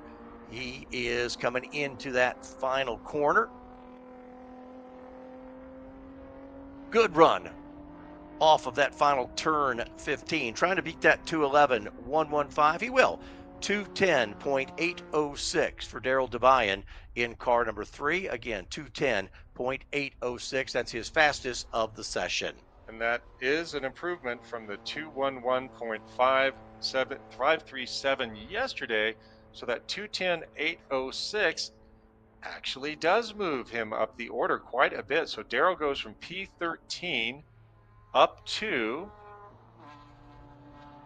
P10. So let's check in with Kelsey. She's busy in the paddock, catching up with another one of our drivers. Kelsey?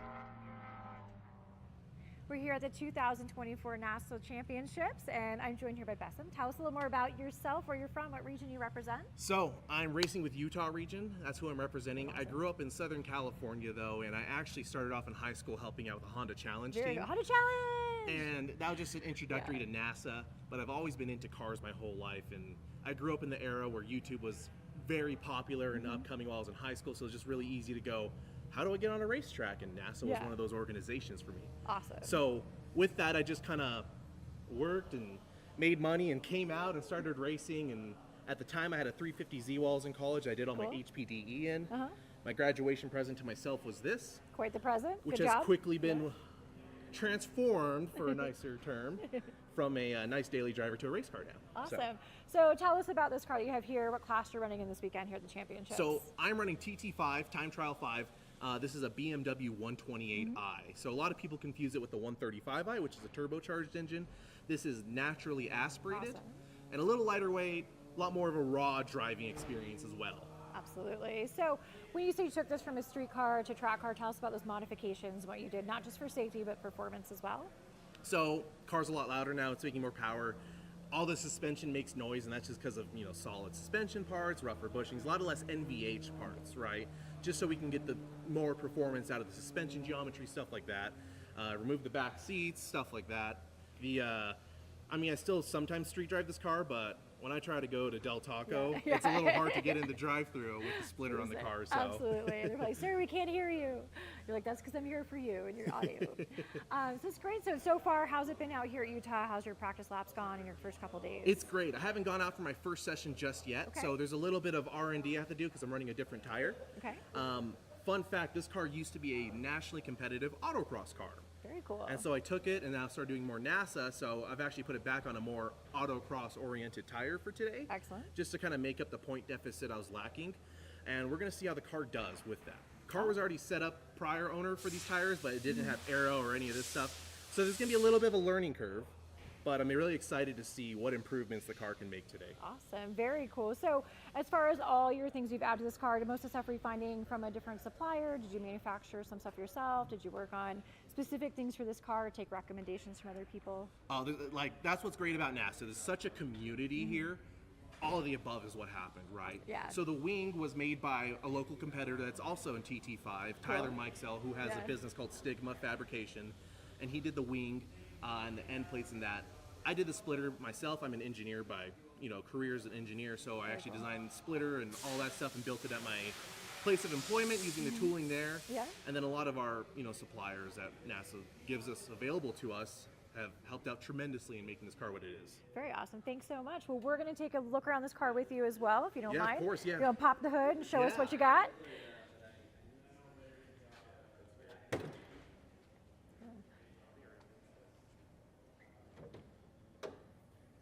So this 128i is produced. Let's go on this side of your seat. This 128i has been produced with the BMW N52 engine. Now, fun fact, I believe this is the last naturally aspirated inline six from BMW. What's great about this is it might also be the most mass-produced engine from BMW.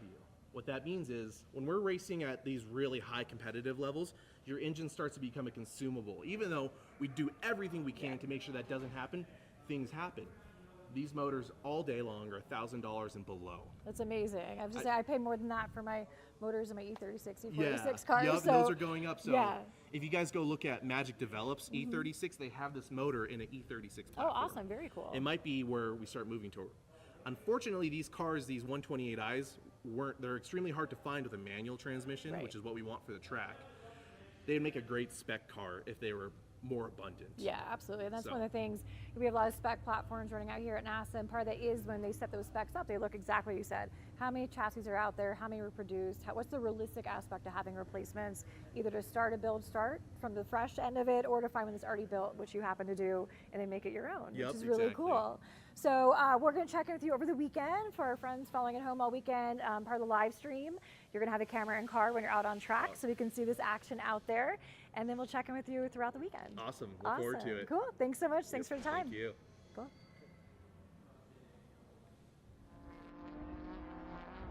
And thank you, Kelsey. Appreciate that, and gives us some insight on all the things that go on behind the scenes before we get on track. Racer Hardship laps are out right now. You mentioned before, these are guys that drivers that may have had to change something broke. They just want to make sure they are race ready. So they'll take a couple laps. They're going to come out and do a course check. And then, John, we get to start handing out the hardware because our first championship final is coming up in just a little bit, and we start with a barn burner. Absolutely. That's going to be that Group B championship race, which are our Spec Miatas.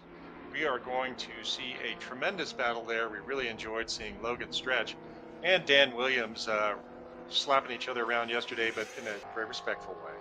So they put on quite a show, Logan waiting until the last couple of laps to put the move on Dan and take home the win. So that's going to be a very exciting race coming up here in a little bit. Hardship laps continue there. 15 cars out there. Oh, my inside source tells me. Let you know. So that means that, folks are busy paddock. I tell you what, if you just leave when the races are done on a Friday or Saturday night, you miss. There are folks just thrashing on cars to get them back out there. And you see racers asleep. Yep. Because it's like, man, I got that last bolt torque. I'm gonna take a little nap. Yeah. I'm tired. 6 a.m. I'm tired and I don't need to get up. I can lay right here. So hardship laps continue.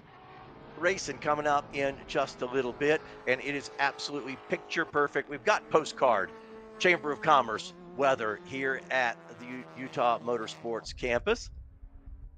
We keep her busy. We call her the busiest person at the racetrack.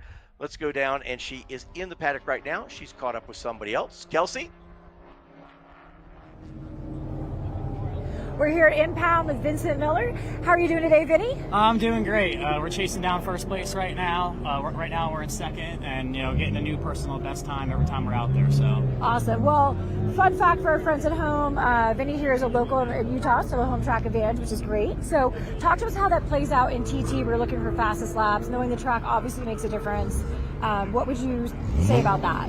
Yeah, absolutely. Being from Utah, I've been here about 4 years within the NASA program, time trials for 2 years. Being able to come out here on the Utah Motorsports private track days, and then regionally, I get a lot of time out here. Awesome. So how's your championships experience been so far? Yeah, so this is my first championship, and so far, it's going pretty well. I have a black sheep of a car in TT4. It's the heaviest TT4 car in the country, but this track suits this car well. I have long straights that I can utilize that power with, and then just keeping up with my minimum corner speeds when it comes time.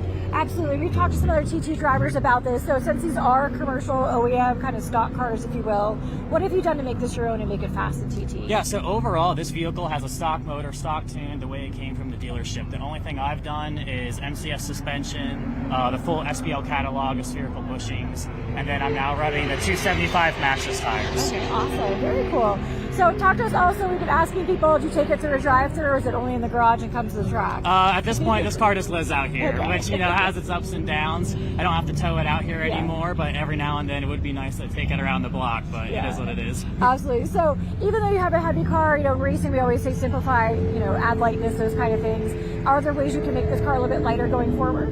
The only way I would have to make the car lighter would be to detune the engine at this point. Well, we can't do that. So going forward, I think if we go to Ozarks next year, I would have the same setup, but some of the more technical tracks on the East Coast or California, we would be looking to drop power and drop weight. Yeah, absolutely. Well, great. Well, thanks for taking the time to talk to us today. Really appreciate getting to know you. Good luck in your last session going out there, and we'll see how you're doing after that. Thank you. Great. Back to the booth, Evan and John. Cool. Thank you.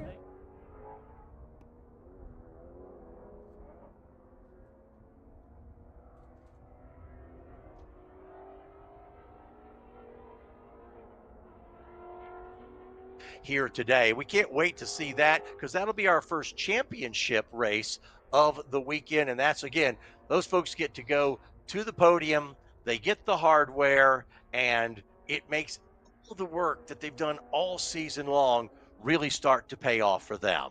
And it's going to be a barn burner. And you see that one is early on. So that is because what's going to happen to those poor little cars that finish up at the front is they're going to get torn down to their absolute basic form. Heads will come off. Often the block will be removed from the car, the engine block, the crankshaft comes out. Often the differential is torn down to its individual parts. You can see wiring harnesses being pulled out. We want to make sure that everything is completely kosher for the race.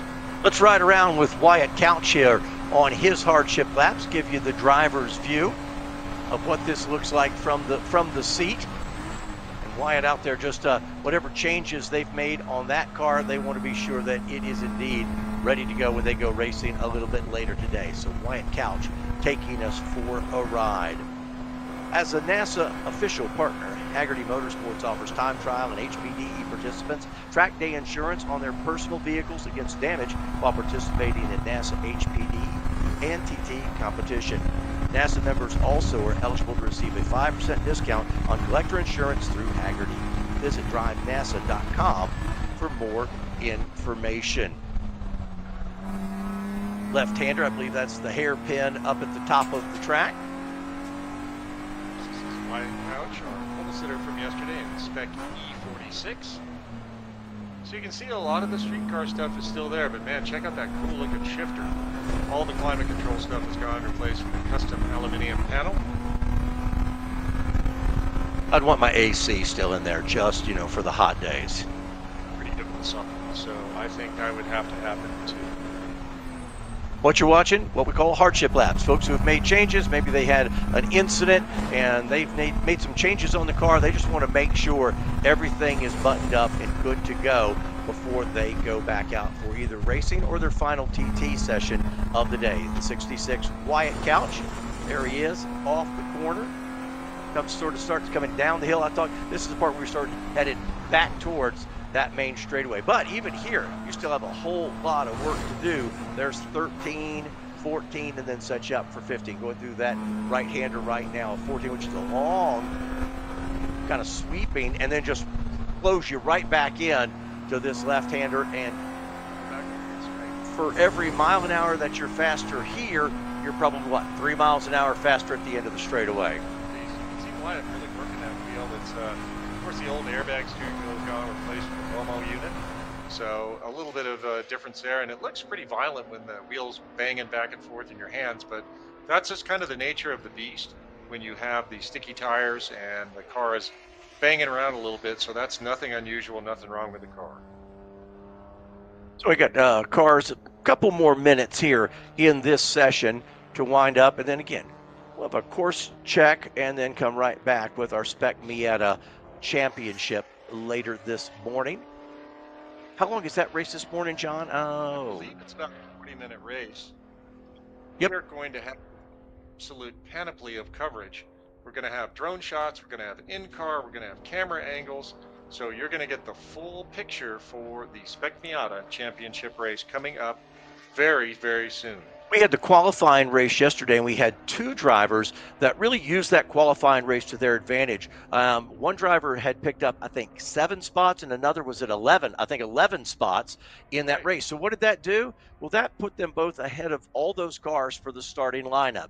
Made a big difference. In fact, had they not improved, they're almost looking at the race like, I don't really have a chance here. I'm really deep. Right. Now they're up on the first half of the field, and it just changed the whole way they approach that race. So some people, the idea in that qualifying race is just let me get it to Sunday. I'll take what it gives me. Other folks, they know they're not starting where they feel. They might be a little bit out of position. Let me use that qualifying race to improve. And then we weren't sure how hard we would see the guys push up front. Logan Stretch and Daniel Williams. We thought, okay, Stretch might just be happy to ride behind and start second. Oh no, final lap pass into turn number 1, and Stretch took the win away from Daniels. What does that mean? Just means where they're going to start today. The championship will be decided solely on where they finish here. But that was good to see. They got a little that was a surprise yesterday too, John, is that those front two opened up somewhat of a gap from the rest of the field. That was a bit surprising. You know, I think it speaks a lot to the respect that the drivers have for each other, and also the care they have for each other. That, you know, it could be, hey, man, checkers or wreckers. I'm going to get this no matter what. I'm going to push this guy out of the way. But no way. Logan Stretch and Dan Williams yesterday ran right together. Also back in the field, we had some other battles with Scott Phillips was right in the mix there. Eduardo Joaquin Vasquez, Jason Bleak, Will D'Elia, Max Stallone. They were all up there in that pointy part of the field, and there was not a single incident, I don't believe, of contact during the Spec Miata race yesterday. So hopefully the same today. It may be a little more intense because you do have to send it or you're not going to get it done. But we'll see what happens during that race. But yesterday was a perfect display on how you should drive a race car. Since 2002, Toyo Tires has been the official tire of NASA. Season after season, NASA competitors are rewarded with generous contingency awards and unparalleled support. Toyo Tires is committed to supporting NASA competitors for all their tire needs. Visit DRIVENASA.com for more information. And again, we are here at the Utah Motorsports Campus outside Tooele, Utah. Very happy to be here. This was originally the Miller Motorsports Park. developed by the great Larry H. Miller. Larry Miller was a legend here in Utah, started as a parts counter guy at a Ford dealership, worked his way up to when he passed, he had this beautiful facility, car dealerships all over the Mountain West, owned the Utah Jazz as well as the local NBC affiliate. So Larry was really a true American success story with an extreme passion for motorsports. So we are very thankful he created this beautiful facility for us to enjoy.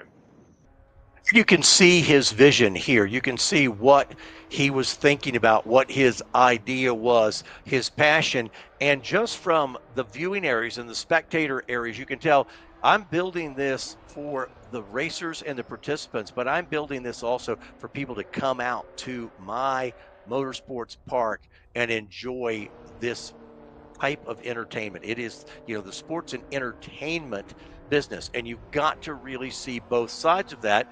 Look at the number of garages that are here, and you just heard that interview Kelsey was having, where the drivers are able to keep cars here. How more often would you be on track if all you had to do was show up, hop in your car? You're not hooking up the trailer, you're towing. I mean, it's everything that drivers want so that they can really enjoy this sport that they love. It's kind of an in the late 80s. Pretty much the racetrack was just a racetrack. You might have a facility where there was also a drag strip or something else going on like that, but it's been a real movement in the last 20 years where you will see a multidisciplinary facility. Here we have a motocross course, there's a little bit of a dirt course, there's a go-kart track. So that is really the future, because when you have everything in one place, it really attracts a lot of people, and you can have lots of things happening at once. I think Virginia International is a great example of that during the Hyperfest event, where they'll have drifting, they'll have they'll have road racing, they'll have off-road stuff going on. And I think that really is the future to make sure that tracks are sustainable. Now, a little bit of a worry, as you look out at the camera view we have right now, you see houses. I don't believe those were here the last time I was here. So it is kind of a theme. You've seen it in Arizona with Arizona Motorsports Park. You've seen it, especially in California, where I'm from, with Riverside and Ontario both being gone. In Texas, the Texas World Speedway there is gone. It's replaced by a neighborhood. So as development starts to creep up on the racetracks, then all of a sudden you have complaints happening. Hey, it's too noisy. It's like, why didn't you know that? When you moved in, you should have known that. There's a great legal case, Del Webb versus Sun City. And so it's a concept called coming to the nuisance. So you got to be a good neighbor, but at the same time, hey, you knew this was here. But I know it in the South, there's quiet hours when church services are going on. So it really is a challenge to harmonize motorsports as a use with residential. The best thing is where it's nothing but cows and sheep for 2 miles in either direction. There's a legendary short track in Hickory, North Carolina, and they're right next to a cemetery, and they have an agreement that if there's a funeral, they have to take a break while they do the graveside service and then start again. And that's a good example, because it's on both sides.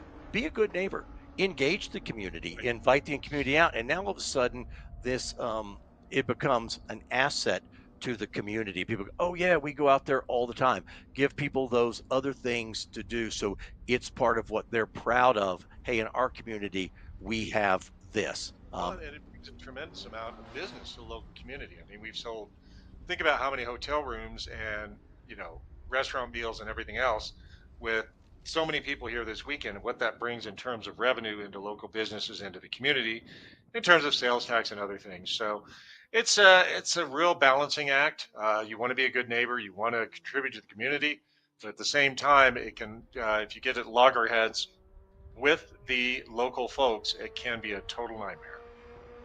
We are getting ready to go racing in just a little bit. Can't wait. This will be our first championships that we're handing out. They're wrapping up these hardship laps. We're going to do a course check to be sure everybody is where they need to be. Make sure the racetrack is in perfect condition before we go racing. You're right where you need to be. You're sitting here watching it. Don't go away. You want to watch a Spec Miata National Championship, because It's going to be some of the most exciting racing we see all weekend. The 2024 National Autosport Association Championships. We are coming to you live from the Utah Motorsports Campus. I'm Edwin Pardue, John Lindsay, Kelsey Hill. We're here to bring you all the action, and we've got it coming to you in just a little bit. We're going to take a quick break. We're going to be right back, and we're going to go championship racing from Utah Motorsports Campus.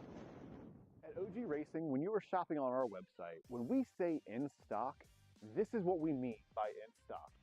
Seats and seat bases, brakes, harnesses and restraints, shoes, suits and steering, helmets, gloves and undergarments, fire suppression, and so much more. Shipping directly to you from our conveniently located Sterling, Virginia warehouse with thousands of in-stock items.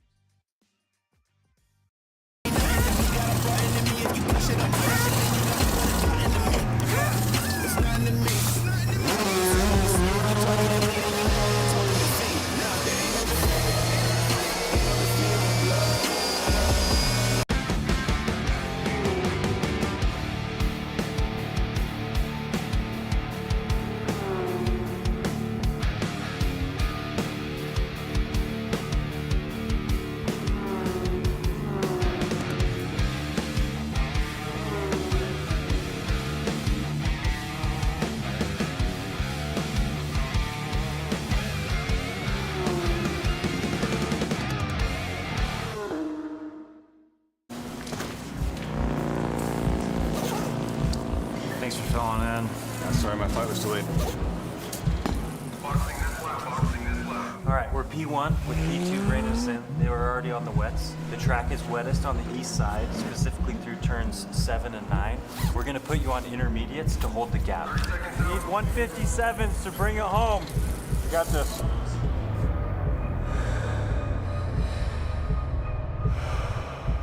There ain't no debate.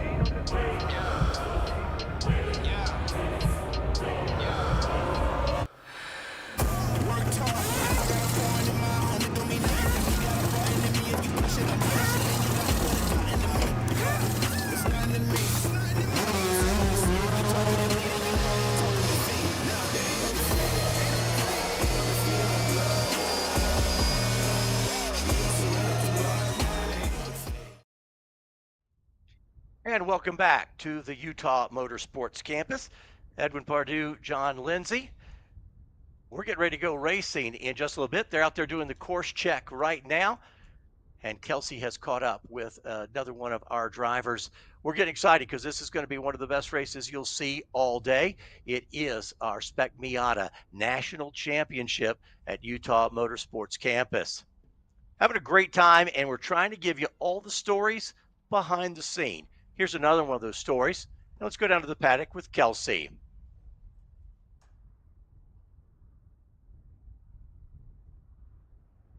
Especially the championships, many of these tires.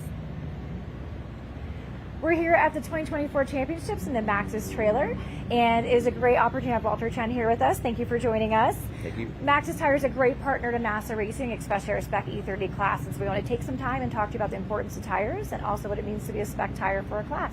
So Walter, thanks so much. Thank you. Awesome. To have us So here. that's great being here. Part of what we talk about, especially being out here at Utah Motorsport Campus, for some people it's a new track. So when you have a tire that's the same tire you've been running all year, how does that help them? Well, our tires are very consistent throughout the races. Like depends on the track, but this track is really nice, and the surface is very, very smooth. So it does help the longevity of the tires. That the drivers are really happy with the performance of our RC1. So yeah, they're very happy, and they will continue to run our tires. That's awesome. And so throughout the year, all those Spec E30 BMWs are running on your tire. Do you work with them over email and phone calls talking about pressures and how to get their car set up properly? Yeah, so what we have done mostly for the first year to set up the vehicles, it takes them a while to get used to the new tires after the transition from the previous tires to transition over to Max's tires. And they pretty much like within the first year, they're done. So now they're just they already know the best performance, what what they can do with the tires. Awesome. Yeah. And so what's great with that also having the support of Maxxis is they do bring here their tire mounting and balancing team so that everyone can come, pick up tires, get rid of their old throwaways, and make sure they've got fresh tires that go out. You've heard from other racers that they like to keep their fresh ones today for qualifying yesterday and also going to race today. So we're going to take this opportunity and to have expertise of Walt here to talk about tire wear and also fresh tires. So as you can see, we've got a nice slick surface. That's one thing people want to know, why aren't there tread marks really right through this section as well? Yeah, this is the brand new tire, and then you can see the Maxxis here, and then that's the worn tire, and then you can see how smooth it is, that the tire is wearing very evenly, and then throughout the performance, like you can have like multiple heat cycles. So for national championship, always they want to bring the fresh tires if they want to win. So awesome. Well, that's what they do. Yeah. We want them on those fresh tires. We want everyone out there winning. We're certainly winning having you as a partner. So thank you so much for your time out here, Walt. And we'll be seeing you through the rest of these races. We'll see you again. Yes, absolutely. Spec E30 is going to be coming up soon. We're going to go back to the booth for the awesome race coming up with John and Edwin giving you some great commentary. Thank you so much, Kelsey. You see track crew doing final course check before we go racing. John, let's talk real quick. We know it's usually the largest field everywhere. Talk a little bit. What is the Spec Miata class all about? Three generations of the Mazda MX-5 Miata, starting with the very first ones that were created in 1989. And these are all equalized over the different. So these are the Spec Miatas. The Spec Miata is based on the popular Mazda MX-5 Miata that was created in about 1989, and this is a bunch of different generations of Miatas. So it's the NA and the NB. The NC is the next one, but that one is not included in Spec Miata. But these are all equalized by what's called weights and plates. So some of the cars have more horsepower, the later cars, and they are choked off a little bit with restrictor plates. So it's a plate that goes into, kind of looks like a strainer almost, and it goes into the intake tract and cuts down the horsepower a little bit to equalize them with the earlier cars that don't have as much power. So all of the cars are extremely identically prepared.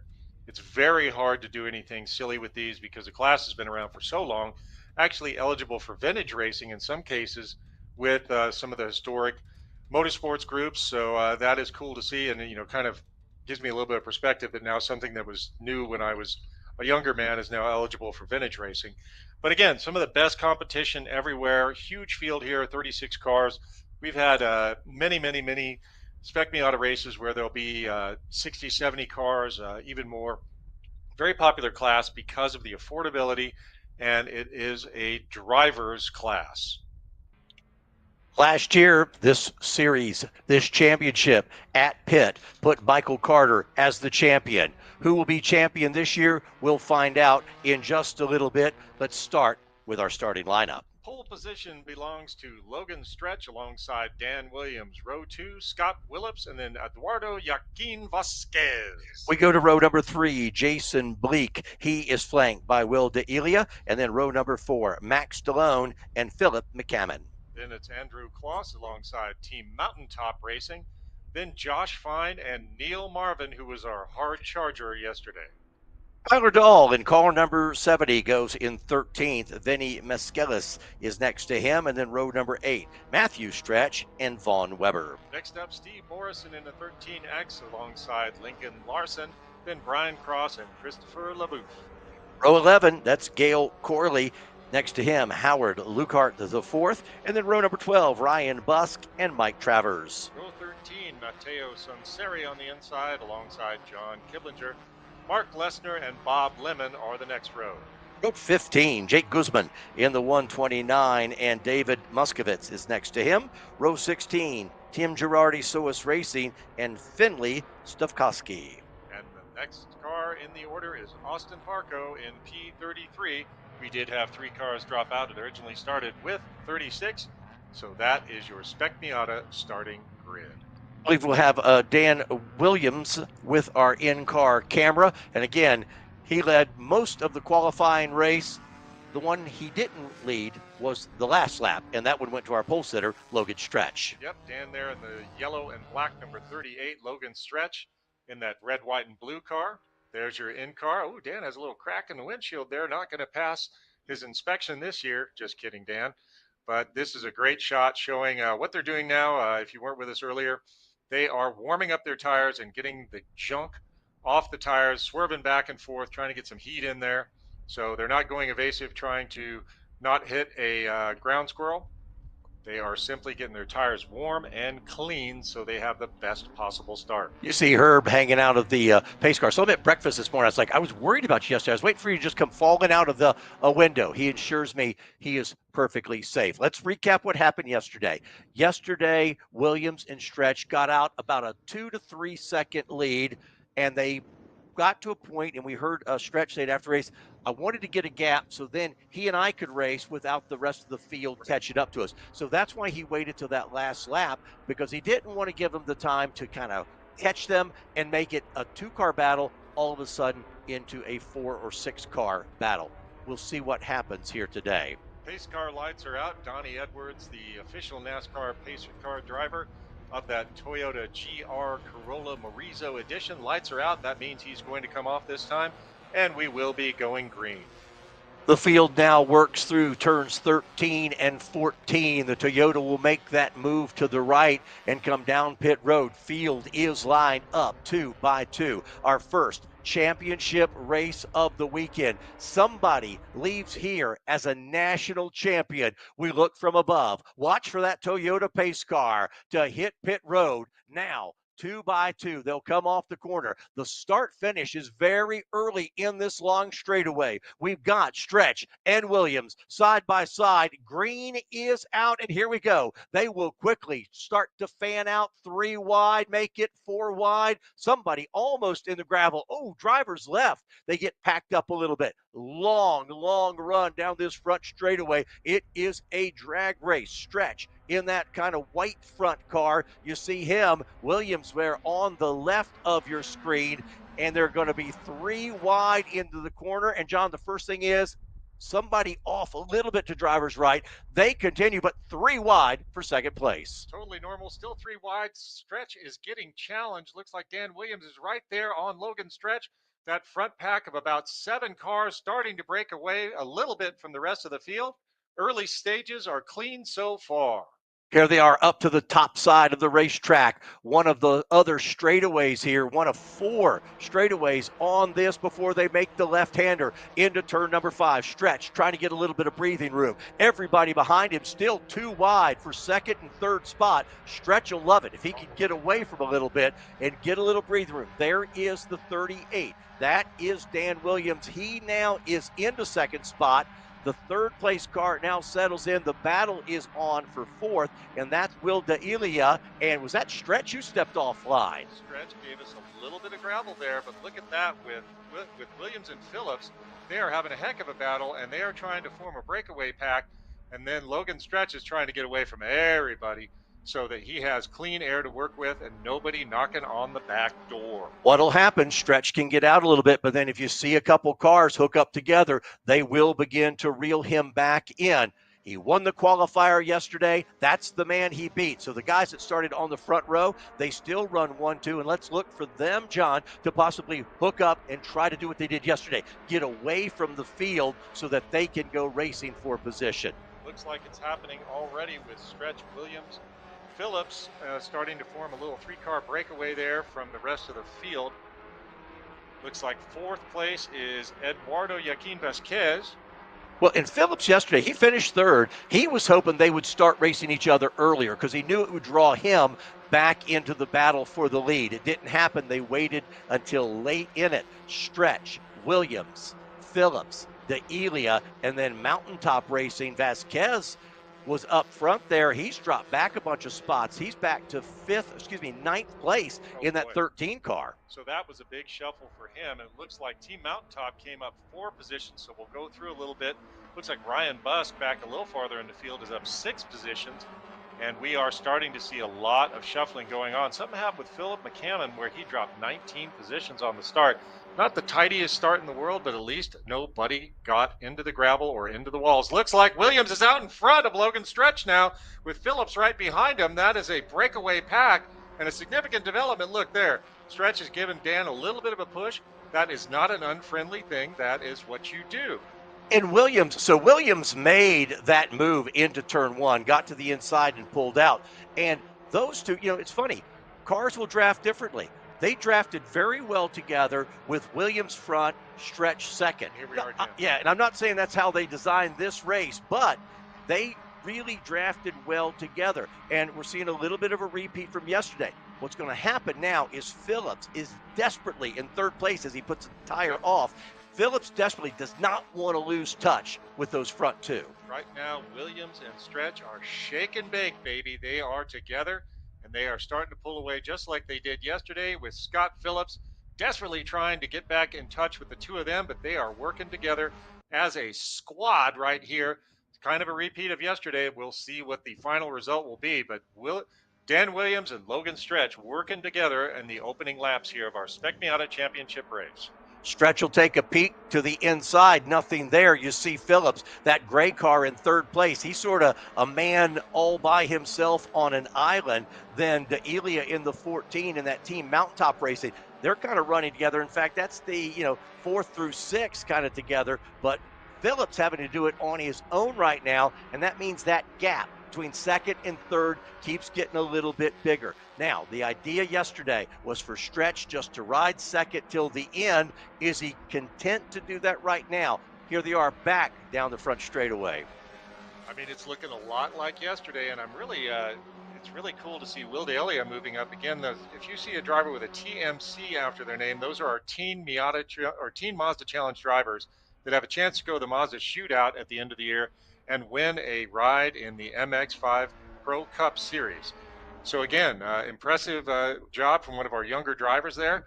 But here we go again. It's the Dan and Logan show, and they are working together to get a little bit of a gap, and then they'll take the gloves off and start doing the slap fight. You'd mentioned 5th place, Josh Fine. Nice opening couple laps for the 120 car. Josh started there about 12th place, started 11th place, and Fine now up into the top 5. Let's see if he's a mover as we go through this race.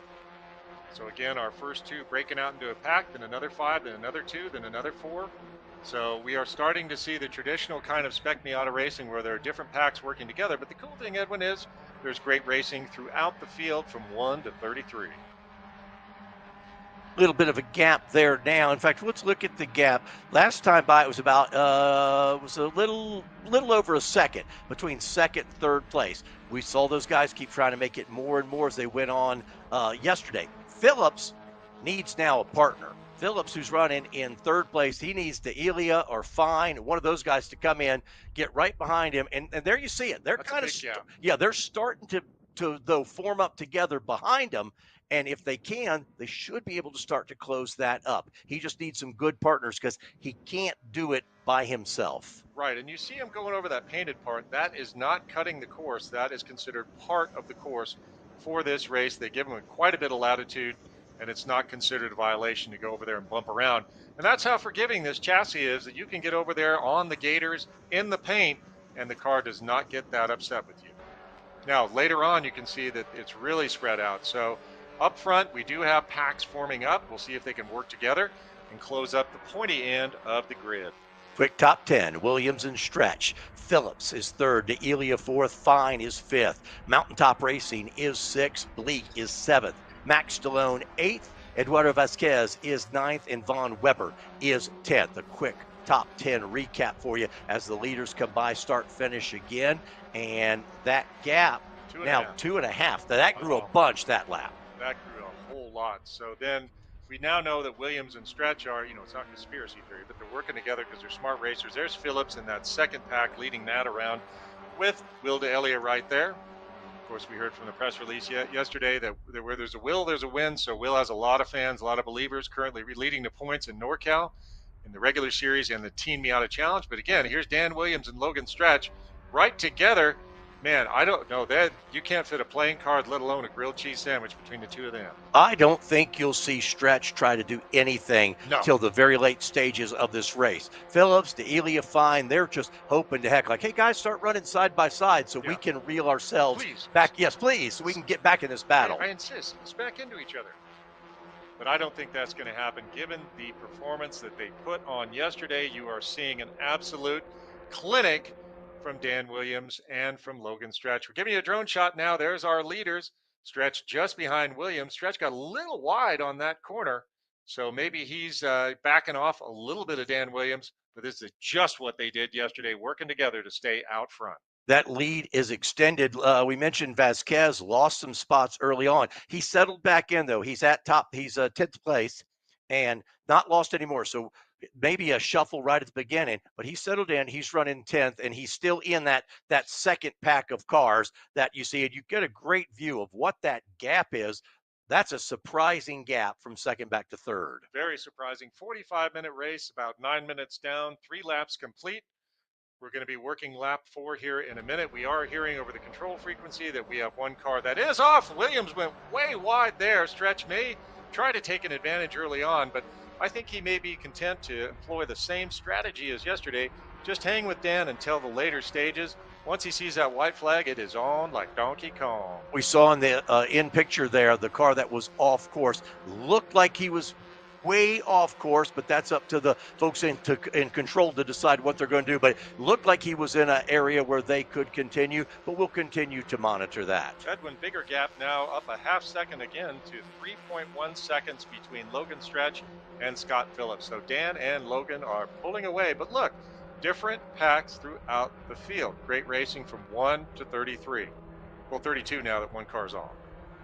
See that long run down into turn at number 1. Now the guys are going to settle in. Stretch and Williams will continue to try to open the gap, and everybody else behind them. The battle's pretty good there for third spot right now. D'Elia, think about this. D'Elia may think, hey, if I can get up to third, if I can get in front of Scott Phillips, I've got a better shot at tracking them down. You know, every driver thinks they're faster than the guy in front, but he might hope that, hey, I can, if I get up front, I can pull these people to the front. We ride with the leader.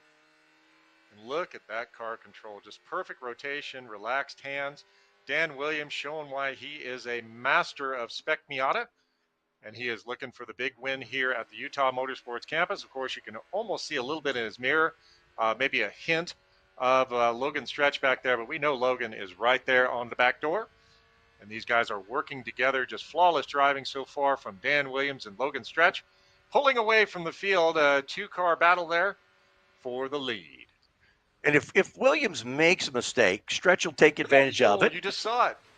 Too much curb? Well, I think a little bit. He had to throw a dab of Oppo at it in order to recover. But that was, I mean, from your lips to Dan's ears almost. But Dan is just really, really smooth here. And he is using every single millimeter of this track. It's that yesterday. Williams was using more track, every bit of track, and Stretch was kind of a little bit less. They ran different lines in certain corners. Well, and I think they've taken each other's measure now. So this will be an interesting battle as we get to the very end. Now, coming back onto the front straightaway, let's see what the gap is. Was over 3 seconds, 3.1. Bet it's more. I think so. I'm going to say 4.2. Waiting for timing to set here. Ooh, 3.8. I wasn't far off. And I thought I saw something out there. Josh Fines got by D'Elia. So D'Elia, the 14 car, he's fallen to 5th. Josh Fine up 9 spots so far in this race. So Josh Fine trying now to take on Scott Phillips. Fine thinking, hey, I'm coming through this field. Let me take the attack to first and second. In fact, I believe Fine now has gotten by him. Josh Fine into turn 1. Looks like he has moved into 3rd place. You don't see it on your scoring monitor yet, but yes, Josh Fine now is up 10 places. Can he be the one that takes the charge, takes the battle to the front 2 that you're looking at right there? Well, we can watch what happens with Phillips and Fine there to see, well, right there. And you see where somebody had an off and drug gravel back on that racetrack. We saw a little cloud of dust. That's the result right there. Some debris on the track. Give it a lap or 2. It'll be fine. Yep. All right, there's our leaders again, Logan Stretch and Dan Williams right together. Maybe up to 4 seconds of a gap this time by because we're starting to have a little bit of a battle there between Fine and Phillips. And they aren't able to look. Oh, wow. That's a bit of a gap opening up between the 2 of them. I hope that Logan doesn't have something mechanical going on, but these cars are usually super reliable. Okay, Here come Fine and Phillips. Now, Phillips will tuck in. And again, finding that partner, sometimes one car's better in front, one car's better in back. So now that they've swapped, D'Elia is back a couple spots into 5th. Let's see if Fine is the better leader for this train. Well, and that's a great point because the car in front is an NA generation Miata. The one in back is an NB. So you can see the pop-up headlights versus the fixed headlights. So that each car has its different strengths. And with these cars being super affordable, sometimes you'll even see people with a hauler full of them, and it's like golf clubs. They'll just pull out the one that's best for that course or feels best to them today. The gap was 3.8. Like you said, they raced a little bit to get this pass done, so it could extend. Then we'll give another full lap to Fine and see. Leaders across the line now. Let's see, the gap was 3.8. What is it now? 4.3. So we want to watch that because this will be the first full lap where Fine is leading that train. Does that 4.3 come down, or is it sort of established? And we've got a waving yellow there, 13X. Continue. And he's rolling. Let's see. That was the 13X machine. Steve Morrison. But he gets back on track. Like I said, yeah, it's a self-cleaning event. As we call it in the control logs, spin and continue. But we have the first two out front there, Dan and Logan, and then a pack of 7 behind them, led by Josh Fine, who may be our hard charger for this race with 10 positions improved from the start. See that gravel we saw last lap, already most of it off clear. The racing line. There's Fine, Phillips, D'Elia running there 3rd, 4th, and 5th. What we want to watch again, the gap was 4.38 seconds last time by. Is Fine going to be able to cut in? Can he bring the race to the front two of Williams and Stretch? If so, then it's a whole different ball game. If not, then you're going to see Stretch play a waiting game and then Katie bar the door for the final lap. 15 minutes completed, 6 laps complete, working lap number 7 of 45 minutes total. So we are about 1/3 of the way done. You mentioned that last lap. Stretch now is not tucked right up behind him. They've kind of opened a little gap between the two of them. Well, and that may be strategic again because he doesn't want to get too close. If there is a mistake, something where you have to go evasive, he doesn't want to be tucked up so much that he might hit Dan's bumper and give him a punt. So they are being very respectful as usual, and they are working together to keep away from that next pack of 7, which is being led by Josh Fine, number 120. Yeah, and Fine just wants those guys. Just say, guys, line up behind me. Let's not race each other right now. Line up behind me. Let's take the race to the leaders, and then we can do a little battle royale. Gap was 4.381. This is going to tell us a whole lot about the rest of this race, John, when we go back by the start-finish line. Absolutely, Edwin, and we are looking at the front straight right now. And again, there's Williams and Stretch. Josh Fine leading that second pack of 7 cars. And it's about the same. It actually got a little bit bigger, 4.5. What? Look at how Williams is moving back and forth a little bit. Now, 1 move is allowed on the front straight. If you start jinking back and forth, that can be something where you can throw paper and take it to the race director. Stretch may feel like their gap is big enough that he can go racing a little bit earlier than he planned. That, hey, we've got 4 seconds. Let me see where I can get by this car now, before he waited until late in the race because they didn't have the gap that they have right now. May change his idea. Maybe I won't wait till the last lap because we've got a gap. And here he is now, the leaders again, as they go towards turn number 5, nose to tail. Again, that self-cleaning. Now, the danger there is if someone in front of you hits the gravel and whacks your windshield. Right. That would be. I wouldn't worry about the tires. I wouldn't worry about anything else, or put the stone through your radiator. That could be bad. You see that racing line now is pretty clean. Yeah. Gets a little bit different if you're 2x2, but pretty clean now on the main racing line. 7 laps complete, 17 minutes into this race. Been close to what we thought it would be, sort of the Williams and Stretch show. You remember that was on NBC in the late 70s. But right after Starsky and Hutch. They have got that gap of 4.5 seconds over Fine. We mentioned Fine is our hard charger. He's up 10 spots from the start of this race. He leads a group of about 5 cars that are all going to try to work together to get to the front. But so far, the leaders, you see all the way across the track, and you're looking at the leader, shows you how far it is across from the back of this to the front of this. And Stretch now, Fine, actually, he's got his own gap back to these other guys. So maybe his thing is, I can't pull you guys forward. I'm going to go after the front too. Well, we'll it's see. just about getting time descended for him to get in contact with Logan Stretch. And Dan Williams, again, we're about 18.5 minutes in, so we are definitely past, almost to the halfway point. My math skills aren't great. 8 laps complete, working lap number 9. And Fine still continues to lose a little time. That gap between second and third, it was 4.8, I think. Now it's a 5.1. So he's not catching them. And now maybe Phillips is going to get. Yep, Phillips is getting a little impatient. Try that inside move. He says Let's maybe. See. Oh, that did not work out because that let Jason Bleak come up the inside. But then again, Phillips is still challenging Fine on the outside. We've got great racing with that pack of 4 now that has broken away from the previous 3. So really great racing among those 4 cars right there. Not at all certain what's going to happen here. So let's not assume, but if Williams and Stretch are off to decide it themselves, what are we racing for here? Last spot on the podium. Well, and Top also, 3 stand on the podium. And there are significant contingencies on the line. So this is not a small, a little lockup there. Probably left front lockup. I believe that was from Scott Phillips's car. Phillips wants that spot. Pushing Fine. He wants that podium spot.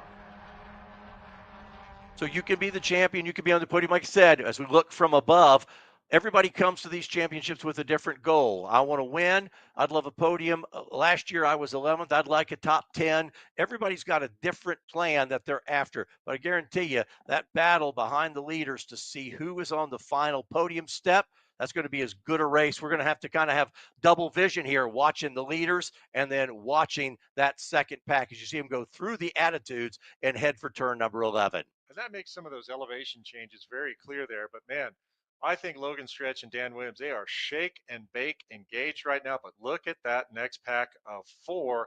They are starting to really go at it. They have seen the promised land and they want to get on that third step of the podium. If not better, if something were to occur to Williams and to Stretch. Yeah, because those guys could, they ran very clean yesterday, but yesterday was a qualifying race. Yeah, this is the big deal. Yeah, that group right there, that's Fine, Phillips, Bleak, D'Elia, and they're running 3rd, 4th, 5th, and 6th as we've now completed lap number 9. D'Elia getting a little sporty there, maybe trying an inside pass. That's the second pack of 4 cars. Used to be 7, now it's down to 4. And they are really starting to lean on each other a little bit, trying to catch up to that first 2 positions and also secure that final step on the podium. So it's a 4-car race for 3rd right now.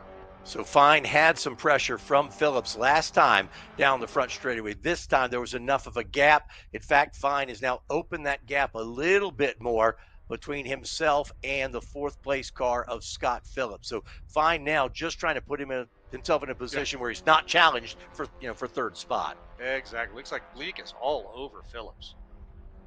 That's a good battle. That's 4th, 5th, and 6th right there on your screen. Yeah, and Will Daly is right there. Again, one of our Team Miata challenges. Daly with a challenge to the inside to both those cars. Bleak blocks him a little bit. Ooh, was that 1 or 2 moves? Oh, and Bleak down the inside, and he gets by Scott Phillips. Great job. That was a really offline move by Bleak. That was brave. So these guys have put a little gap between themselves. Like I said, they don't need the pressure running right on top of each other right now. They can sort of rest and relax. So let's see now. Bleak is up to 4th. We'll see what Bleak can do. Is he the rabbit that can go after front? That gap between 2nd and 3rd has grown to a jumbo 6.2 seconds. Oh, yeah, that's definitely the Kirkland signature gap. Pretty big. So again, we got Williams and Stretch here. Dan seems to be putting a little bit of daylight between him and Logan there. But that may be a tactical move by Logan. But then I say that, and Logan is right up on his bumper again. There is Josh Fine. And that next pack of 3 with, let's see, they're still kind of static there with Bleak staying in front of Phillips after that masterful pass. Ooh, a little loose in the dirt. Just the way we drew it up on the board. Yeah, exactly. I tell you what, if you ain't first, you're last. So we are watching the Spec Miata Championship race, 23 minutes a lap out of 45-minute schedules. 10 laps complete, working lap number 11. Leaders by start finish. Now we'll see. Gap's almost 6 seconds now. Yeah, and can Bleak now start to race with Fine? You see, And look at Fine taking a very different line than the other cars. Now, that may be a little bit too much because the other cars can cut that arrow and work the draft to try and catch up to him, but maybe he's just trying something out. And we look out the front windshield of Dan Williams, car number 38. He continues to lead. He still has a Stretch right behind him. This time, Stretch tucked in a little bit tighter. They had kind of opened a gap for a little bit. Now they're back real close to each other. And then behind them, about 6 seconds behind them, is Fine, Bleak, Phillips, D'Elia. Max Stallone runs 7th, Vaughn Weber 8th, Eduardo Joaquin Vasquez is 9th, and Mountaintop Racing, that is your top 10 as we are 10 laps into this event. P3, Josh Fine, our hard charger so far, up 10 positions from where he started. I want to see now, does Bleak really go? Bleak made a great move actually in that corner we're looking at right now, last time by. So does Bleak have something? Can he take the race to Fine? 2 races going on here. The battle for the first place championship, and then that second group of cars battling for who will take the final podium position. Back with the leaders through the attitudes. That right-hander 7, 8, 9, and 10 got to be just perfect through here. And you see our leader had about 3 wheels not touching the ground. Yep. 1 was still, so it is not full Dukes of Hazzard move, but a lot of air underneath that 38. And is Stretch going to look? Stretch is taking a look. And they have the luxury of doing that right now. Their gap back to that is enough that if he wants to take a look now, he can, instead of waiting for that last lap to make something happen. I saw D'Elia trying to make a move on Phillips. We'll see if that works out, because each one of those guys in that second pack, John says, oh, I'm the best one to go catch the leaders. Let me get in front of you. Right. My turn. It's almost like Maverick and Iceman battling for the position on who gets to take down that big. What was a 5.9 second gap back to third place will be reset now to a 5.7. So now Fine did that inside move again. Now watch, ducks in a row. He went inside, and everybody else said, hey, we're going to follow Josh. He might have something going on. Josh did cut that gap a little bit, 2/10 of a second off of it, but at least it's going in the direction he wants. And Bleak now leads Phillips, Bleak, Phillips, and D'Elia 4th, 5th, and 6th.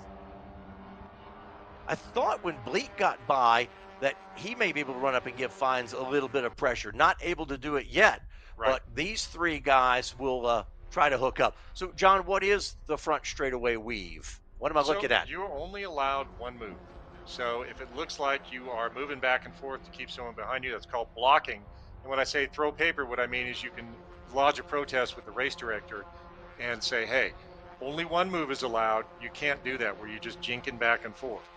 Works great on the freeway during rush hour, but not so acceptable here. You're seeing they're 7th, 8th, and 9th, just making the left in front of us. Weber, Stallone, and Vasquez. Vasquez has picked up one of the spots. He was back to 10th. He's now back up to 9th place, and Vinny Mescalis is 10th. So those are your kind of good shots of everything going on in the top 10. That is your top 2. Williams and Stretch getting into the later stages of this race. Boy, Stretch with a little air there. And did you see the wipers come on? Yeah, saw the wipers come on. So that's probably because most of these cars still retain the wipers because they are all weather. So maybe Stretch's hand hit the wipers a little bit when he went over that little jump. Williams continues to use every bit of the racetrack, which means, and you understand that, we talk about these are momentum race cars, you'll use every bit because you want to keep up as much corner speed as you can because it takes so much to build it back up. And I'm seeing Stretch trying different lines than Dan Williams, whereas before they were running pretty much same line. Now look, Stretch is way further inside to the apex. Here they come by the line again. This will be completing lap number 12, starting lap number 13, 28 minutes elapsed. So we'll probably get in another, I would say, 5 or 6 laps in this championship race for Group B, our Spec Miatas. Williams and Stretch, whatever they do, they want to make it clean when it's time to go racing, because that gap now is out to 6 seconds. Yeah, 6 seconds. So they improved the gap a little bit. That may be a function of the next pack fighting it out behind Josh Fine a little bit. So we'll see if they are able to maintain or increase that gap this lap. But they are running clean. And you saw that gap. You saw as they were going up the hill there, Fine just coming into the picture. He again has opened up between Fine and Bleak. Fine's got a gap back to fourth place of almost half a second. So if he's doing it, again, he's going to have to do it on his own as we pick up that overhead shot of your leaders going for turn number 5. There's 5, that hard hairpin left-hand turn. And they're about a car length separating those two. And then you see a lot of open track behind them. Now, Edwin, if there is a yellow that causes a full course yellow, I'm not hoping for this, but man, that will bunch this field up, and then everybody will be kung fu fighting right then. But right now, if it stays as it is, it looks like we have our front two significantly out in front of everyone else. Williams coming up the hill through the attitude stretch, about a car length behind. Again, pretty standard. They're just using every piece of the racetrack that they can to keep those cars rolling. They've done what they did yesterday, which was open a gap to third place, wait till the last lap, and settle the qualifying amongst themselves. Today, they'll settle a national championship amongst themselves. Absolutely, Edwin. And you did see the different lines there by Stretch and Williams. Now, Stretch seems to be focused on not upsetting the car. So he is staying off those gators, whereas Dan Williams is using them to maybe rotate the car a little bit and get the nose pointed where he wants it to go. So 2 different strategies from these 2 cars, but running darn near identical lap times every lap, staying right together, no real gap in between them that is worth talking about. But we'll see if they're able to increase the gap this time by completing lap number 14, starting lap number 15, 30 minutes down in our 45-minute contest. Fine, Bleak, and Phillips have sort of gotten away, and I think something D'Elia I don't see. Yep, we need to check, because I don't see D'Elia. There he is. He is in 6, so he dropped a little bit. So Bleak, Phillips, D'Elia, and then Vasquez back up to 7th spot. But Vasquez D'Elia is back 10 seconds from D'Elia, so yeah, Will may have a problem here. Kind of reshaping that battle. Meanwhile, these guys, that's pretty much standard for those front 2. We've seen it yesterday and today.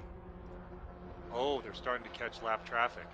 That's now, a factor. This is a big deal, because then Dan Williams may be able to set a pick with that slower car and put some distance between him and Logan Stretch when this next pack of 4 catches that lap traffic car. If they don't completely roll over and give them a point by, that is going to cause some major drama. We saw that yesterday in the Legends race, where the leader got by a car just at the perfect time. It slotted in between the 2 of them, and that gave him the gap he needed to hang on to the win. There's a nice pack of machines. They're just... That's Max Stallone in the number 03 car. So this is another pack that's forming up, and they are getting super racy. That's number 111 there, Vaughn Weber. And Vasquez leading this group right now in 7 spots. So, yeah, Vasquez, Stallone, Weber. 7 through 10. Nice group right there. They've kind of lost track, though, of that second pack. Yes. So the second pack is a group of 4. And then here's the third pack, which is a group of 4, which gives us our top 10 cars. So you're seeing, yep. And I believe the contingency goes down to 10th. So, again, this is significant. It's also just significant for pride. Yeah, I had a top 10. Top 10, baby. Nothing wrong with that. Just like Letterman. Let's see what the number 12 machine, Vinny Mescalis, can do. He's on the inside. He got it. Vinny Mescalis right there, challenging Vaughn Weber, but not getting it completely done. All right, lap traffic coming up for our leaders. We're going to take a look. And it's going to be so important. 2 things. 1, will there be an opportunity for those guys to make a pass? Number 2 to that is, does it allow that Josh Fine 4-car train to reel them back in? We're still watching Max Stallone. Stallone runs in 8th spot. Actually, he's picked up a spot or 2. So should be Stallone. Nope, holds suit in 8th place. So you're looking at, there's 10th back to 15th. You can see that gap between 3, 4, 5, 6, and then back to 7, 8, 9, 10. There's our leaders. They did get by that lap car with no drama, but look at how tight Logan Stretch is right now on Dan Williams. Look where Fine is. Josh Fine, that might work for Fine because Fine has cut in significantly into what was 6 seconds. Hold that. Look where Fine is now. Oh, wow. Fine wasn't in the picture before. No, was that fine? Yeah, that was fine. Wow. So that lap traffic may have slowed Williams and Stretch up a little bit and given Josh Fine the ability to catch up to the both of them. Yeah, because Bleak and Phillips and those guys are just working that lap car now. Yep. And that just lets you know, Fine, nothing the lap car did wrong. It's just where you catch it. If Fine may have caught it in just the perfect spot, and there he is. Look at that. All right. That is significant. Well, that's number 75. Oh, no, so that is still the lap car. So Fine has not caught up to it yet. Again, we made a little bit of a bad call there because of the similarity in appearance of those cars. That's number 75, Team Girardi Sohas. So Josh Fine should be catching up soon. Yep, there's Fine. There he yep. is. My bad. Now Those it's cars a pack similar. Of 3. It's a pack of 3. Oh, we got a boomer. Someone may have just gone off. Okay, good. That was just dirt. Dust, yeah. That was dirt and not oil smoke. I thought that was Earl, and I was getting ready to see if we were going to have some drama, but just a little dusty Springfield. There is front 2. Our second group you mentioned had only 3 cars in it, so I want to see when we come back and reset. There was Fine and Bleak. Looks like we may have, I'm hearing from my inside source that we may have one more green lap and then white. Then we are getting into the final stages of this race. This may be our final green, then white, then checkers. So it's just about time for Logan Stretch to start taking the gloves off and getting down and dirty with Dan Williams. Fine in that group. Fine, Phillips, and D'Elia now have cleared that lap traffic. Bleak, who was really challenging earlier, he's back to 6th spot, but those guys have cleared that one, but it cost them a bunch. The gap is 8. Yeah, so it's going to be settled down to. Don't leave these front 2. We should see a white flag next time by, and that's when Stretch will go to work. If you are Fine in 3rd place, you wish him nothing but the best, but you sure would love to see him try to run side by side for the full lap. Or catch lap traffic again.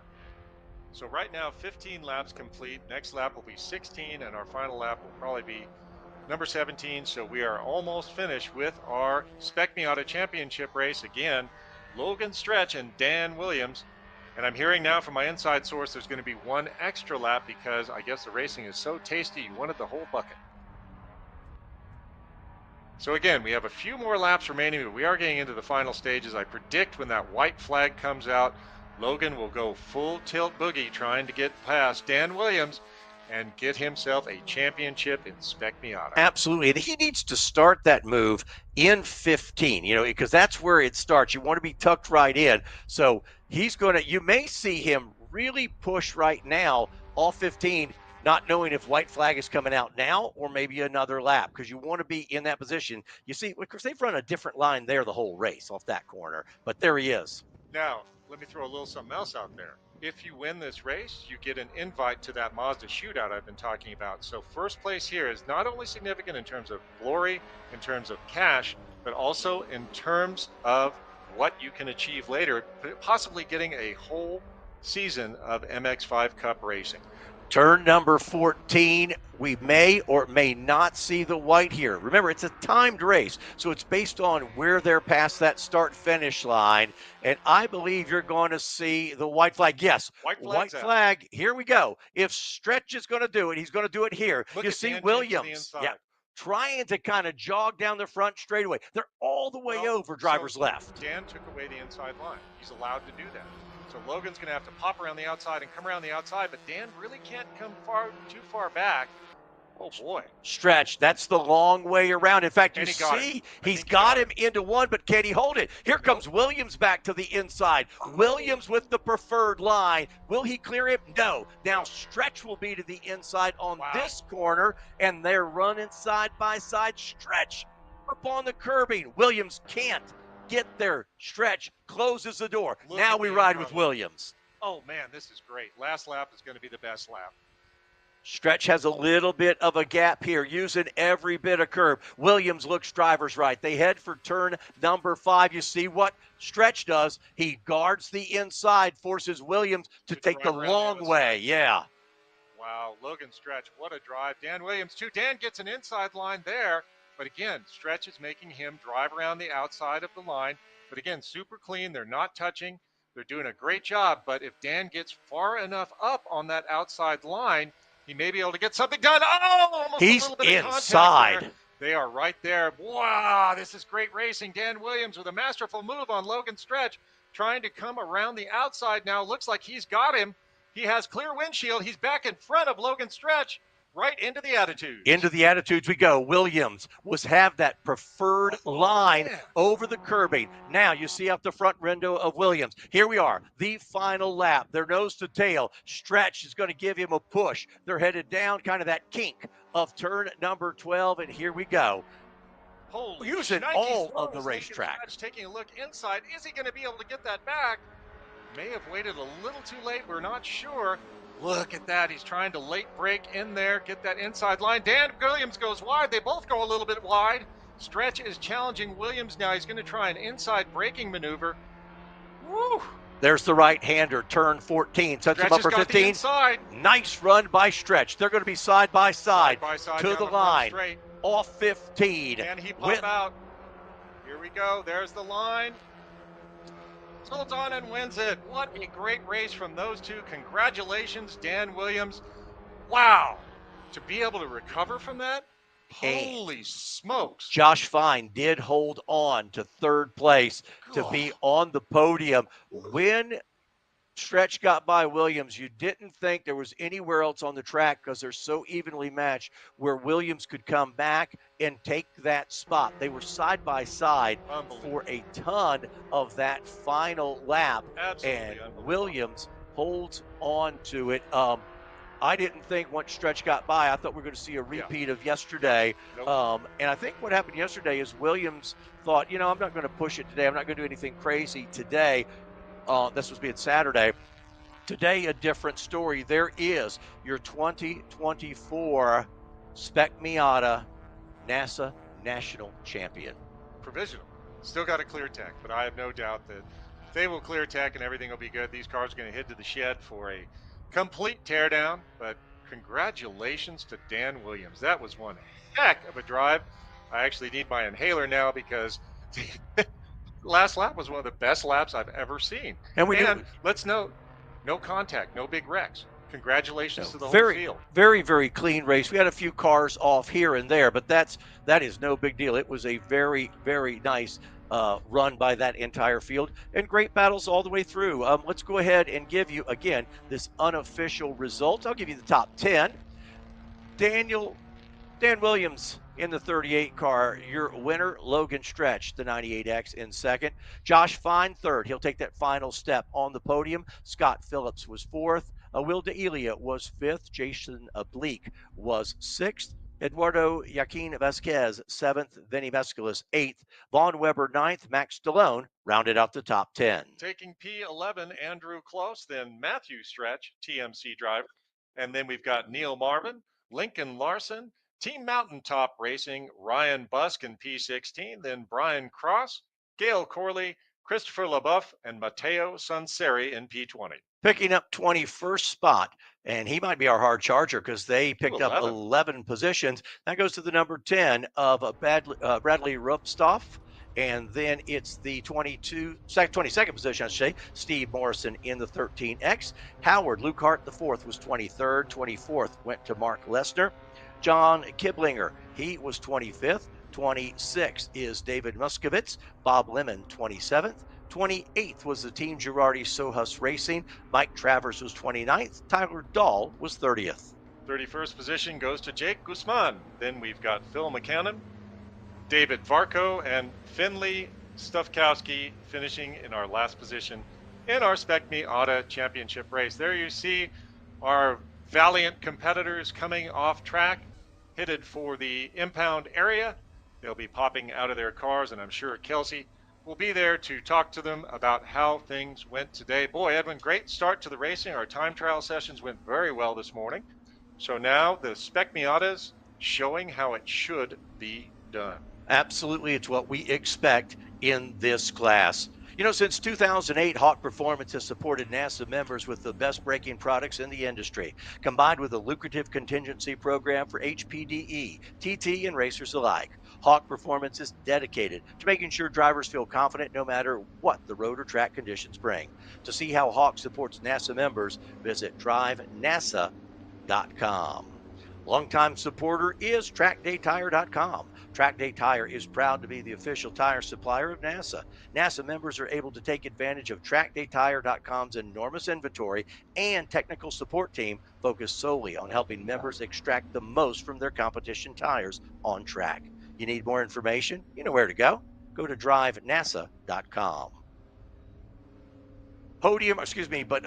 Impound interviews coming up in just a little bit. They'll get down there. We'll throw it to Kelsey shortly and hear from those drivers up front. Those two guys had a great battle yesterday, a great battle today. You see the 32 car getting picked up here at the end of the day, so get him a flat toe back into the paddock area. Excellent job, John. I kept thinking performance from all these drivers, and I kept thinking that they would find that second pack would find the right combination to reel them in. They tried a couple times, but then they also started battling amongst themselves, saying, okay, we're not catching those guys. Let's figure out who's going to be on the podium. So as they began battling back there 3rd through 8th, then it kind of extended the lead for the leaders and then allowed those guys to have an epic battle for the championship. Yeah, that was great. I think all through the field we saw great racing today, clean racing, not a lot of bent fenders and broken hearts. So really, really, really great to see. This is a start of our championship racing. Be a little time to clean up the racetrack here. We're going to come back in just a little bit. It is now or never coming for our final round 5 of TT Group F, G, and H. And then we've got another race before they break for lunch, and that will be Group 8. So busy morning here at the Utah Motorsports Campus. Drivers have rolled down to impound.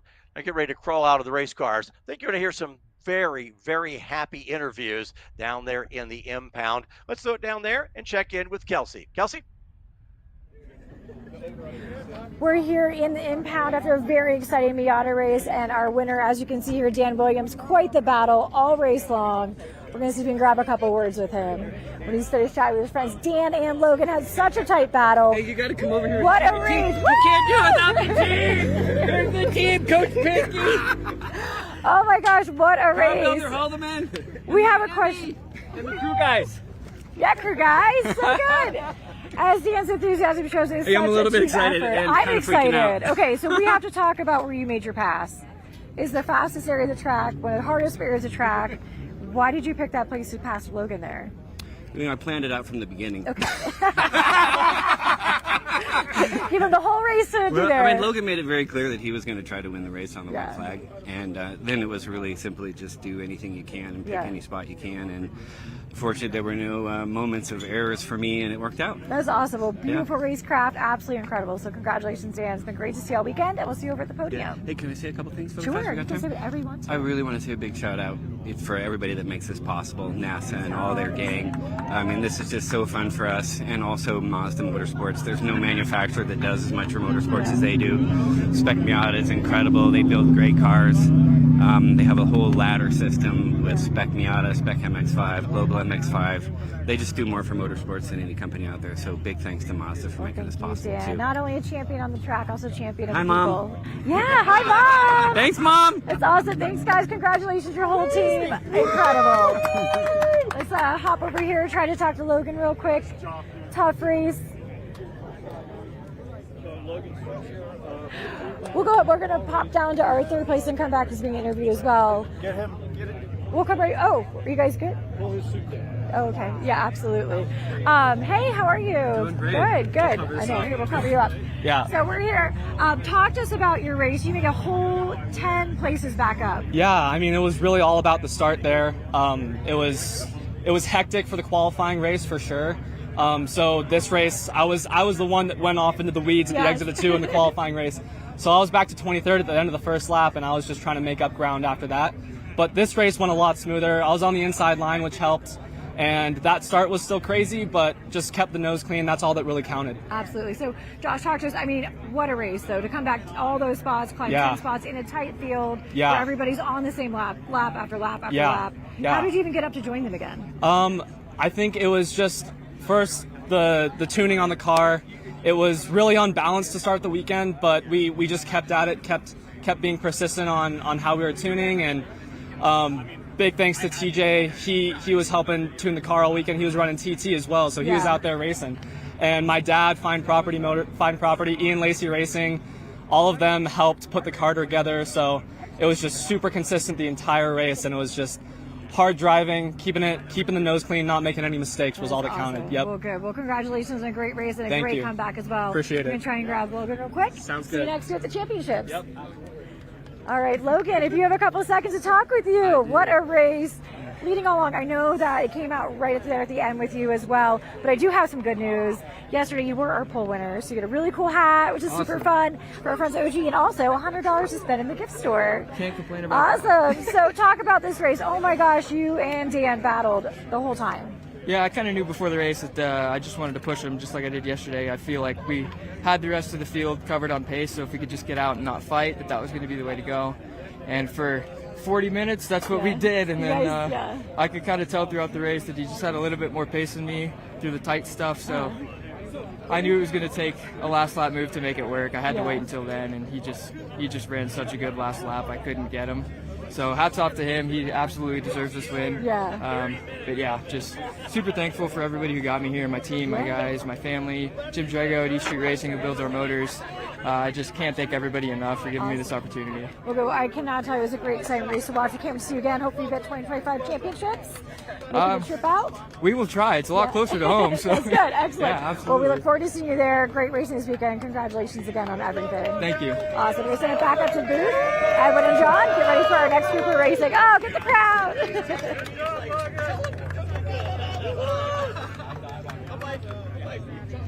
Campus. So many things here on site, including our friends from Riot. Riot pushes brands to reach their full potential, whatever it takes. Their full-service marketing team can handle all your customer touch points, from branding and packaging to video, digital marketing, and web development.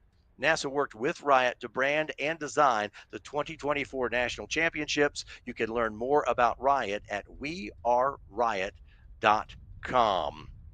And another one that's located right here on the campus is Livery. Livery designs next-generation motorsports equipment for U.S. drivers and teams. The Livery carry bag fits all of your driver kit in one carry-on size duffel, and the tip of the spear driver suit is incredibly comfortable and lightweight, designed to fit U.S. drivers. Find Livery online at lvry.com or at their trackside driver lounge at the Utah Motorsports Campus, and that lounge is absolutely beautiful. John, we're going to go back. They call it now or never. Round 5 of TT, but this could be a mixed bag. We could see some drivers happy just to sit on the time they've put in. Other drivers going to use it as that last chance to improve where they're in the standings. Yep, this is going to be TT2, TT3, and TTEV. Our top 5 in TT2, Alessandro Sensoli with that 58.911 that he relayed down this morning. Danny Willer just behind that he also had from this morning, 159.862, about a second behind. Then Zach Cerna with a 201.471. Jake Jackson, he's got a 201.505. And number 5, Ben Grambo, he has a 201.865. So that's kind of resetting the field for what will be the last opportunity for these TT drivers to improve their time. And remember, these are national championships just like in the race groups, and TT represents usually our fastest times of the weekend. You see the beautiful mountains in the background. The crew is doing a course check, getting us ready for these 3 TT sessions. Then we come back with Group A racing. NASA National Championships happening right here from the Utah Motorsports Campus. We'll be right back.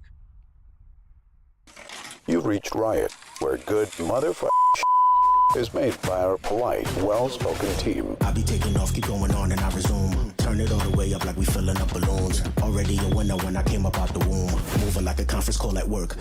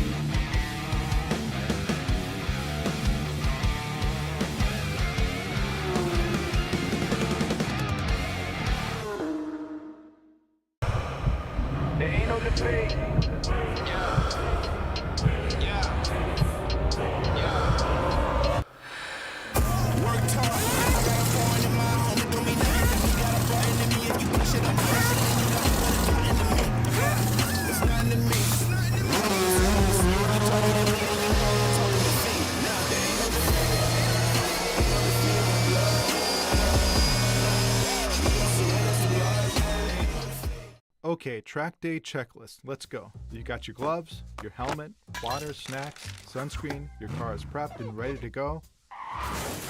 Ugh, forgot your track day insurance, didn't you?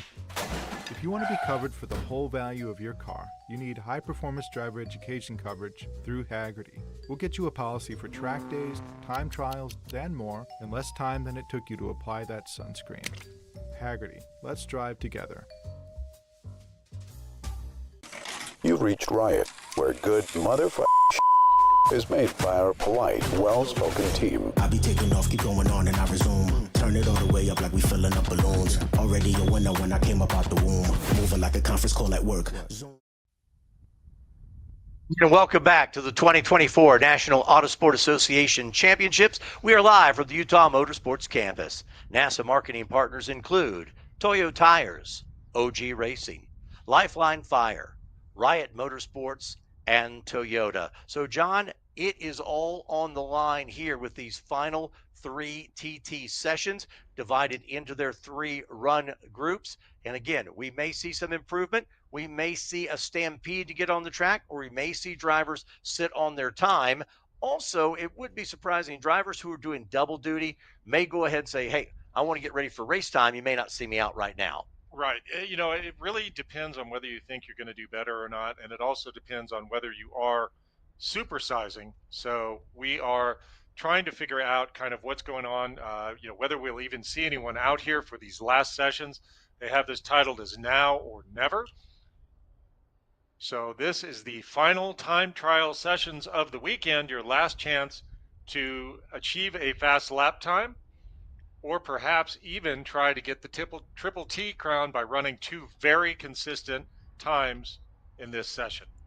We still have one more race group to go also before we take a break for lunch. And of course, all those races being led to the green flag by our Toyota pace car. Thrilled to once again have the track-focused GR Corolla Morizo Edition continue its role as the official pace car this weekend here at Utah Motorsports Campus. The GR Corolla is the perfect car to lead drivers around the challenging 3-mile course, boasting rally-inspired origins, a formidable 300 horsepower turbocharged 3-cylinder, and GR4 all-wheel drive. It's become a favorite of sports car enthusiasts everywhere. As part of a partnership between Toyota and NASA, every customer who buys a new GR sports car will automatically receive a complimentary 1-year NASA membership, including 1 complimentary track day at a NASA high-performance driving event. More information, it's easy. Visit gr.drivenasa.com and be careful when you go to those events, because you will get hooked on motorsports. Oh yeah, the first hit's always free. So right now, that is Alessandro Sansoli, our fast guy in this session, leader in TT2. Again, we've heard from Alessandro in some of the interviews yesterday. Fascinating individual, former pro, we call it soccer here, the rest of the world calls it football. He was a pro football and rugby player. Now, a fair number of takers out there for this session. Yep. So they'll take one quite lap. A few, yeah. Quite a few. You'll see the green when they come back around, and we'll be watching to see who's improving. You'll see a couple flying laps and we'll know immediately what track conditions we're in. I did not pop out during the break to see if we've got some more ambient air temperature or not, but it's kind of, there's a little bit of a hazy cloud cover, so it may not be getting as warm today as it did yesterday, because that is a significant factor on how the track is going to respond to these cars and how the cars respond to the track. You know, Edwin, right now 68 degrees outside, which is not far off of where we were earlier this morning, so that cloud cover is helping.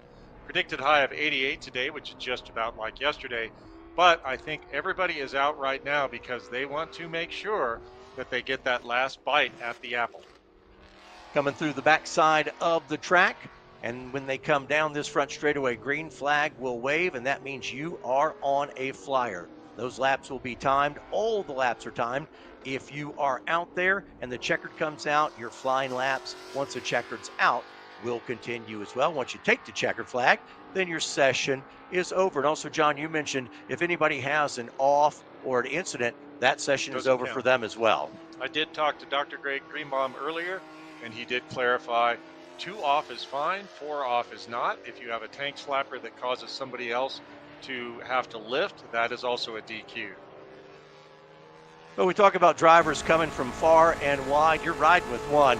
That gentleman right there left Virginia a week ago and towed across country to be here, and we ride with him right now. Ben Grambo in his number 22 vet, and that's dedication right there, and Ben's had a pretty good weekend so far.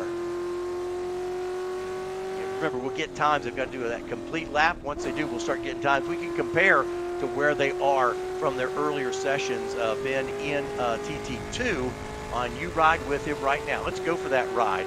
You're down that back straightaway through the left-hander, which is turn number 5, into the infield portion of this track. We mentioned this UMC facility can be laid out a number of ways, John. We're using what they call the outer course. We're using the outer loop, probably the highest speed configuration that you could have. We have 4 discrete straightaways here. We are looking at one of them right now. So the straightaways aren't very long, with the exception of the 3,500 foot front straightaway, which is one of the longer ones in motorsports. We're going through the section called the Attitudes, and you see, yes, some of the elevation change here. They've done a great job to, because we're in a big flat valley area. When they designed the track, they did a great job to come in and add some elevation to add another dynamic to the track. We ride with Ben and we watch Ben. Here he comes down that front straightaway. We want to see what picture in picture. I like it. Let's see what his time is as he'll be through. He's in 13 and 14 right now, so we should get a lap from Ben in just a moment. In car number 22, you ride along in the passenger seat. So Ben's hold previous on. best was a 201.865. 201.865. We'll know in just a moment. Can he beat that here in his final session? Does not. Yep. It goes 201.802. Oh, I'm sorry. I was looking at Jackson. Yep, 201.802. So slight improvement. And that's going to encourage maybe some other folks to say, okay, it's good. Now, Sensoli just went 159.9. There you see Ben's number 22 machine. And actually, well, that doesn't get past Jake Jackson yet, who had that 201.505, but it's awfully close. Sensoli not going faster than that 158.911 from earlier today. But this is the last chance for them to improve their position and also possibly notch 2 very consistent laps to take home that Triple T prize as well. Time trial target. Yeah, let's look at number 12, Austin Kent in TT3. He put in a 203.958 in this first lap. Not faster than the 202.156 from this morning, still maintaining his position at the front of TT3, Austin Kent, number 12. See if Ben can improve on that 201.802. But again, remember, it's while there's 5 sessions, we're going to take your fastest lap across all 5 sessions. That's going to be your lap of record. That'll determine the championship here. And then, John mentioned the Triple T. There's another award. This only goes to one person across all of the groups, and that means that I was the most consistent driver. We took my fastest lap, took my next. Is it next 3 laps, John? It is, I believe it. So in each session, they take your 2 fastest laps and look at those each session and see who is the most consistent. So every time you're going out there, you are, whether you want to or not, you're competing in Triple T. They're coming around and resetting some laps. Oh, let's see. Danny Weller just went by. He was, no, he's not faster. His first lap, his first lap was 2 minutes. And Ben Grambo. Slower. Usually get the good on the first lap, don't you, John? Yep. So Troy Coates just went by at a 2:03.65, not an improvement on that 2:02.161 from earlier. And I imagine you're going to see 3 or 4 laps from each of these guys, and then they'll head back in. Blake Bumacall in TT3, you see him on your screen. His first lap, a 2:05.711. Not an improvement on his best of 2:03.465 from this morning. Paul McCall currently running in P3 in TT3. Here he comes down the front straightaway again. Let's see if he can improve. Trying to beat a 2:05.7. Let's see. And Sinsoli's in the pits. He has decided he's not going to improve, and he's going to hope that that 158.911 is his best.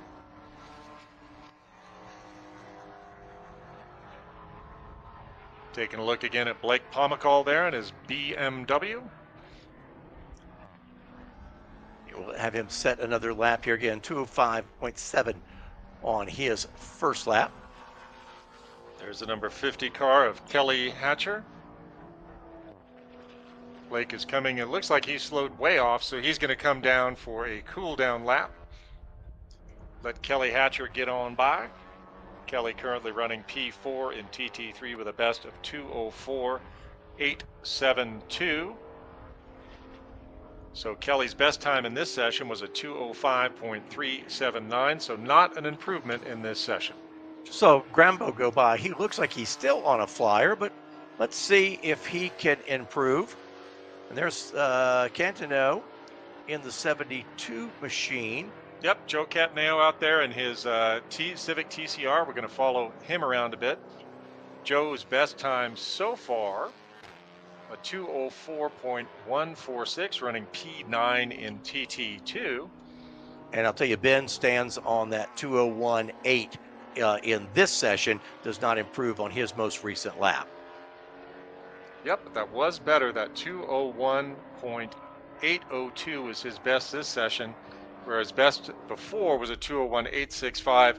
Still not enough to get by Jake Jackson. So Ben is still holding in P5 in TT2.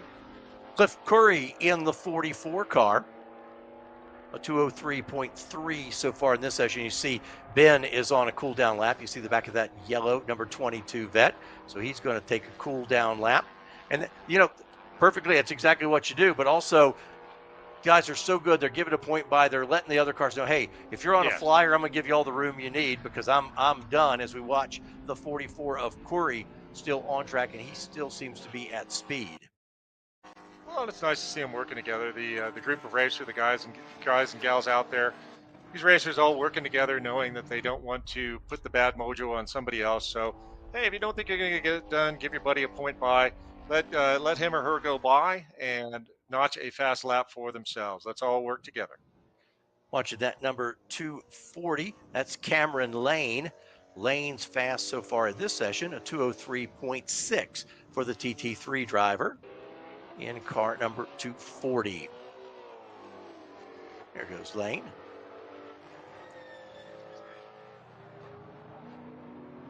He's down in turn number 13, so he'll put another lap in just a moment, trying to his best in the session of 2:03.6 into turn number 15. Let's see what he can do here. Last lap down and trying to beat that 2:03. He does not. He had run a 2:03.6. That time he runs a 2:03.7. So close. Might help him in Triple T, but does not improve his time in this session. Should be seeing a checkered here in just a little bit.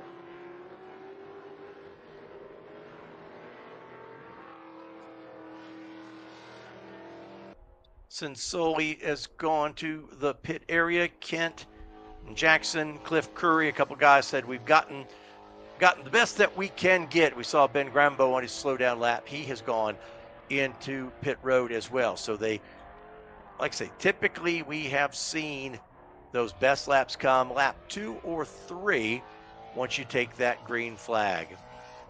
This is their final time on track in time trial for Group F.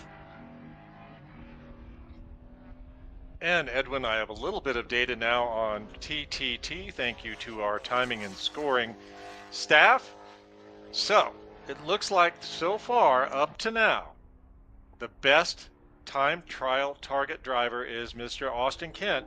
His total difference between those 2 laps that are his best, 0.433 seconds. Wow.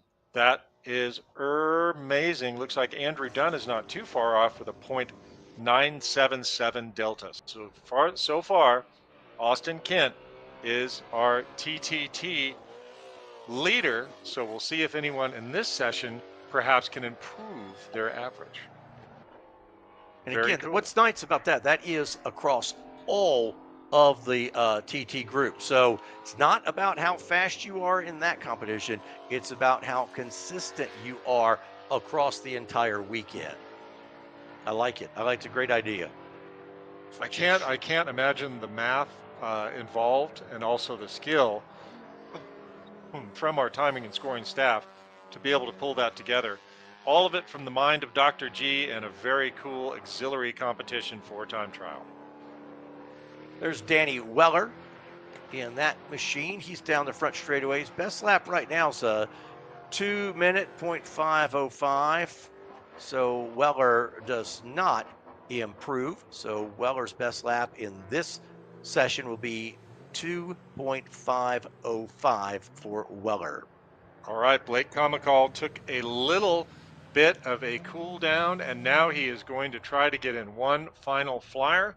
So we'll follow Blake Comical around. Best time this session is a 2:04.820. Blake's best is a 2:03.465. So he's going to try to achieve better than that 2:03.465 in this final flyer for him. Blake takes us for a trip around this 3-mile circuit.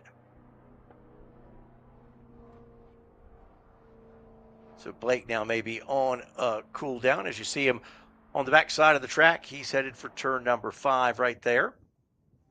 Boy, and there are some great, we went around the other day as the team was setting up cameras and everything. There are some amazing sight lines, and what the team tried to do is set the cameras up where you could appreciate these different sight lines. And if you're over on the back, kind of right where that turn 5 is, there's an elevated spectator section where you can park an RV and that sort of thing. You're high enough there, you can see all the way across the property to the cars that are coming down the long front straightaway, and just a supreme area to sit and watch some racing there on the back straightaway. We ride with the number 16 machine. Troy Coates in the number 16. Let's see what Troy does. Troy does not improve on this session. His best session time is a 2:03.6. That was a 2:04.9. So Troy's best lap here is a 2:03. Checkered flag is out. Flying laps will count here as you try to improve or try to improve your consistency on Group F time trials. Next up, we'll have Group G's final TT session, round number 5, and Group H. Then we'll have a brief course check, which is an opportunity for the crew to go out and make sure everything is pristine for our Group A championship race. Then we'll take a break for lunch, and then we'll be back with our Group C, D, and E championship races. And those will be, man, just back to back. And like I say, we didn't see in qualifying yesterday, John, we didn't see what you call it a stinker race sometimes. We didn't see a stinker race at all, and that was just qualifying. There were battles across multiple classes in every one of those qualifiers yesterday. Yeah, great racing. No big, contact incidents. So really a testament to the skill and the respect that these drivers have for each other. These ladies and gentlemen out there competing together and not trying to go home with broken fenders and bent up cars. Takes a lot of gear to get out here and go racing. So as the official motorsport supplier of NASA, OG Racing helped get the best safety products in drivers' hands with the convenience and simplicity through the all-new NASA Racing Gear store operated by OG Racing. Accessible via the NASA homepage, the new NASA Racing Gear store operated by OG Racing will offer NASA members special member rates and one-click convenience to purchase all the necessary gear, whether you're doing HPDE, time trial, racing, or more. Visit DRIVENASA.com for more information. The checkered flag is out. This session is complete. As we'll take that cool down lap and come back in. Our next group will roll right back out. Yeah, I love how they call this final round 5, now or never. Now or never. If it. Yeah, if you don't like your lap, you better do something about it now because it's your last chance. Don't believe that car has stopped. I think we might have just I think we may have had a little freezy there, but that is Joe Cataneo. Longtime racer from the Arizona region in that Civic TCR. There's that beautiful Toyota GR Corolla Morizo edition, wheeled around by our veteran and primary pace car driver, Mr. Donnie Edwards.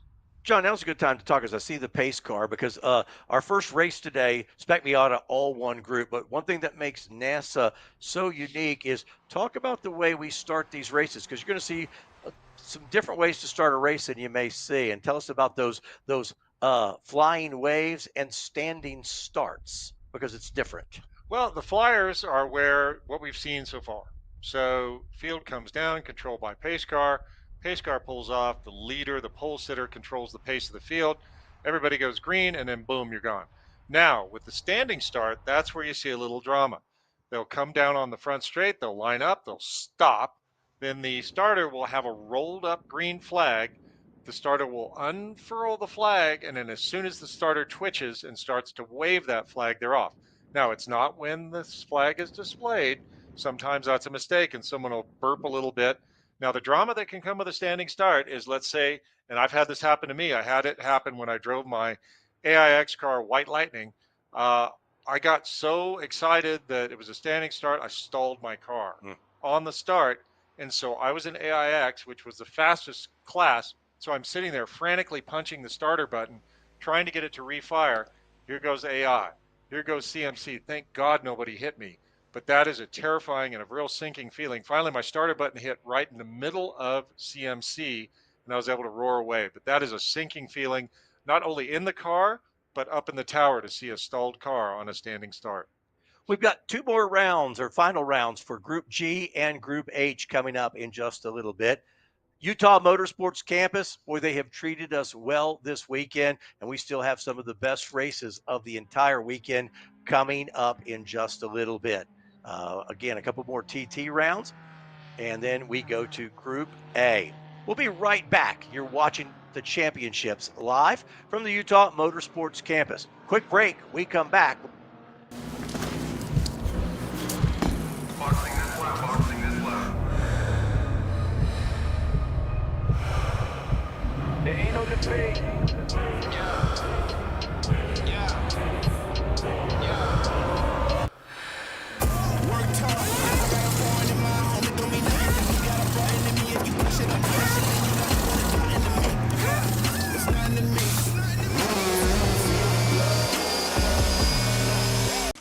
You've reached Riot, where good motherfucking is made by our polite, well-spoken team. I be taking off, keep going on, and I resume. Turn it all the way up like we filling up balloons. Already a winner when I came up out the womb. Moving like a conference call at work. Zoom. I'm in a hurry. I can never slow down, my pictures are blurry. I always overdo it, and it's very necessary. I got winning on my mind, and the rest is secondary. We gon' get it done. Can't stop when we start, we get it done. Take no days off, we number one. Lace up these kicks, and we run. Like this, we gon' get it done. Stop when we start, we gon' get it done. Start when we stop, we gon' get it done. Get it done.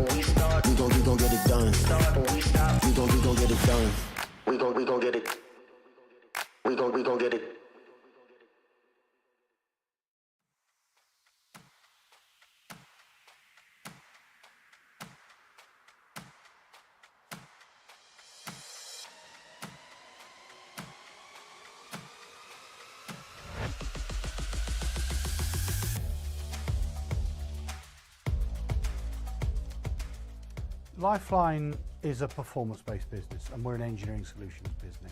We thrive on innovation and making the best products, the lightest products, and therefore the fastest products. Lifeline has an ethos of being the global leader in motorsport safety. We're focused very heavily on our R&D capability.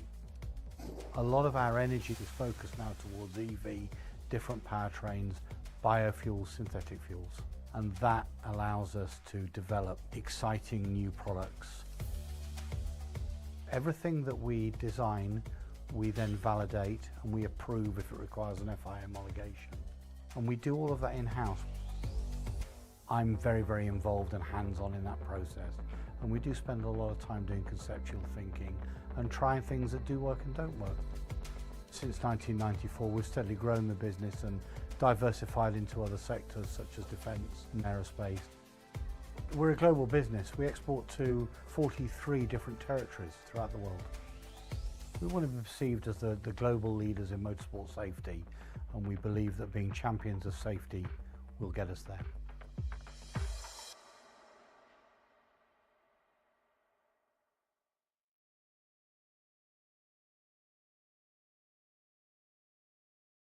Okay, track day checklist. Let's go. You got your gloves, your helmet, water, snacks, sunscreen, your car is prepped and ready to go. Ugh, forgot your track day insurance, didn't you? If you want to be covered for the whole value of your car, you need high-performance driver education coverage through Hagerty. We'll get you a policy for track days, time trials, and more in less time than it took you to apply that sunscreen. Hagerty, let's drive together. You've reached Riot, where good motherfucking is made by our polite, well-spoken team. I be taking off, keep going on, and I resume. Turn it all the way up like we filling up balloons. Already a winner when I came up out the womb. Moving like a conference call at work. Zoom. There ain't no debate.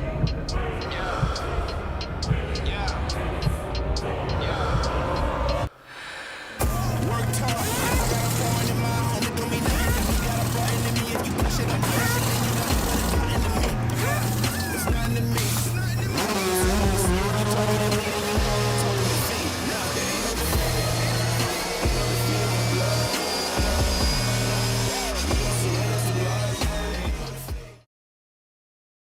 We are live at the Utah Motorsports Campus, and this is Championship Sunday. National Autosport Association, and it has been such a great buildup. We've already crowned one champion in our Spec Miata race. We've also will crown during lunchtime our TT champions. We still have a couple sessions. In fact, you see one on track right now, which is Group G. And then we still have 4 race champions to go to wrap up this weekend. It has been excitement all the way around. TT1, TTGT, and TTU out there right now. We'll start with TT1, that X5, that team Autosolve. That team just went out and ran a 155.673 fast lap of the session. Still not faster than the 155.205 from this morning, but we do have a development in TTGT. Team JPR, best session yesterday was a 157.301, and they just ran a 157.183. Still not good enough to hit that 153.856 that Jimmy Ford ran, but an improvement over yesterday. We look at Andrew Lang, the 03 car. He's in TTU. He put in a lap here just a moment ago, a 155.922. Not faster than this morning's time of a 152.087.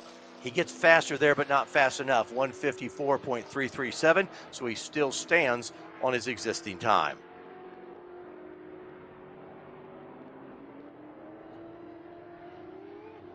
Quite a few takers in this session as well. As you had mentioned, air temperature hasn't changed that much. There's some good opportunities to improve. There's the 54, the team at JPR. They put in a lap of 157.183 in TTGT, so they're getting a little bit faster here.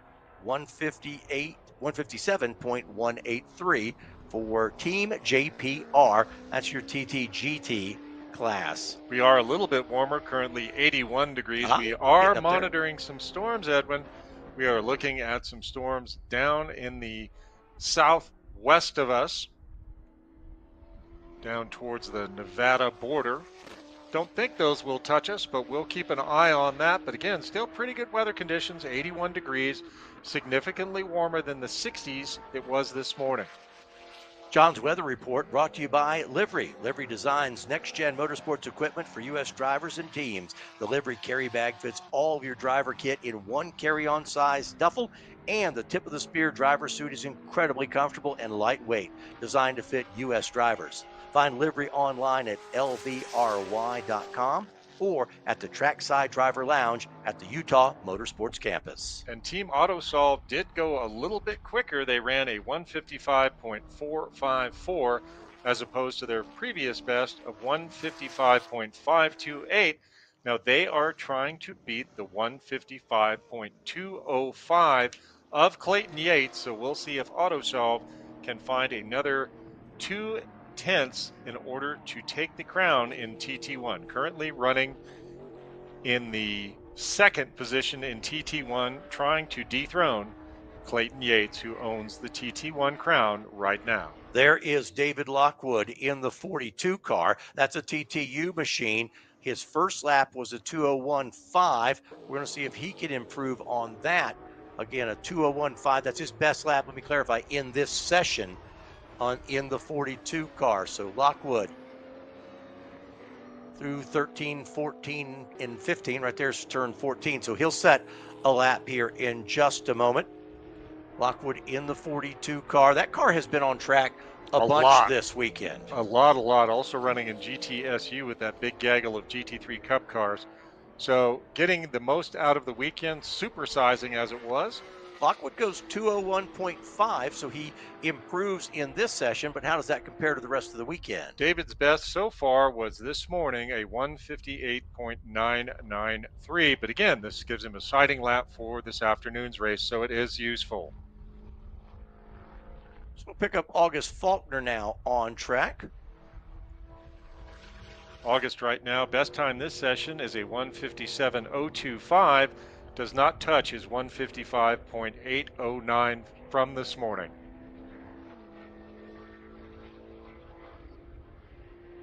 Go to TTGT. There's the Adam Smith machine 69 car. He put in a lap in this session, a 158.347. Not better than his 157.477 from this morning. So seeing laps that are close, but not beating some of their earlier session times. And again, some double duty drivers might take a couple laps, quick shakedown, and be ready for racing this afternoon. Now again, we still have one more championship race also this morning before we go on a lunch break and come back in rapid fire last 3 championship races of the weekend. So far, very successful Group B race, and our time trial drivers have been doing a great job. We had, of course, a lot of fast times set this morning, sometimes the best session of their weekend. Maybe the driver is fully warmed up and the track is fully cooled down, which was the magic formula there. Adam Smith going around trying to best a best time, which he achieved this morning, of a 157.477, which interestingly is just barely off of the competitor in front of him, Tage Evanson, with a 147.468. And again, JPR is just barely ahead of both of those drivers with their best of a 157.183. So all of those drivers in that same second for 3, 4, 5 in TTGT. And Adam Smith did not improve. In fact, 159.8 his last lap. So not improving there. TT1 is Team AutoSolve. There's that green machine. Best in this session, 155.454. 155.454, his best in session.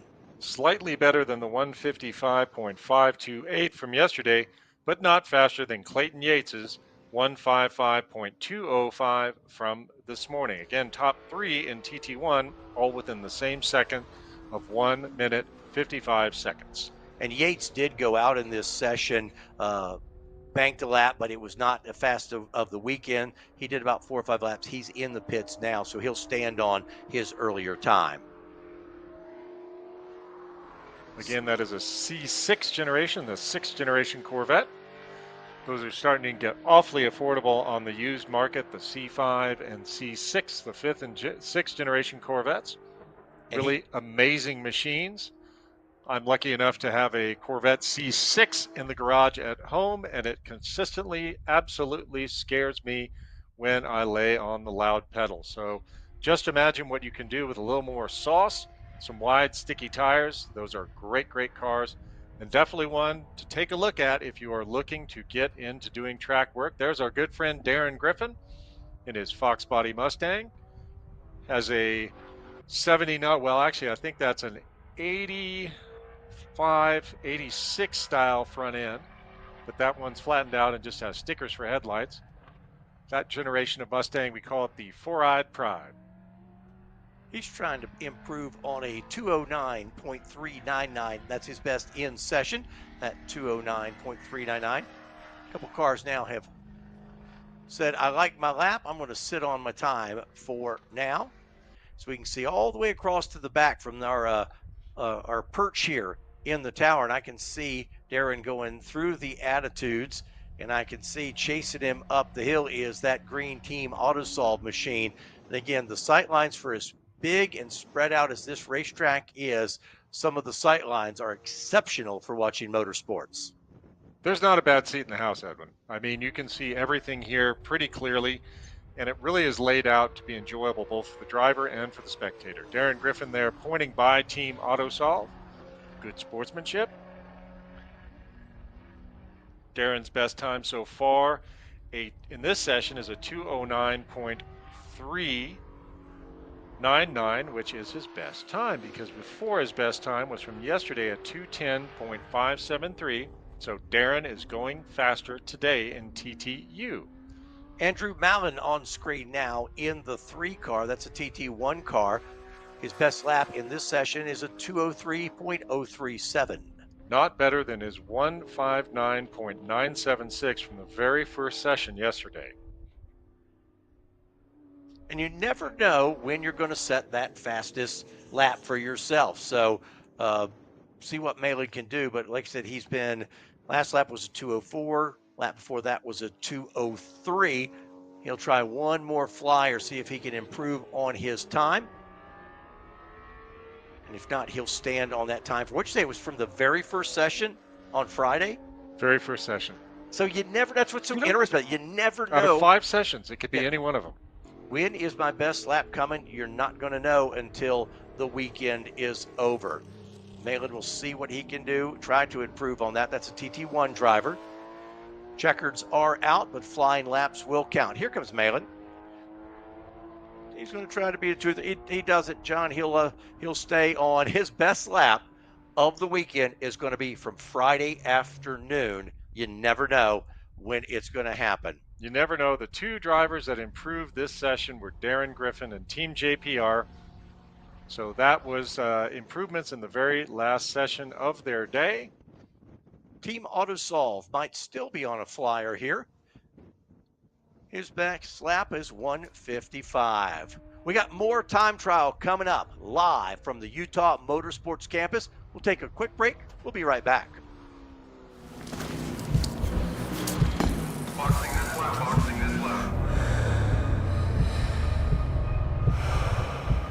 There ain't no debate.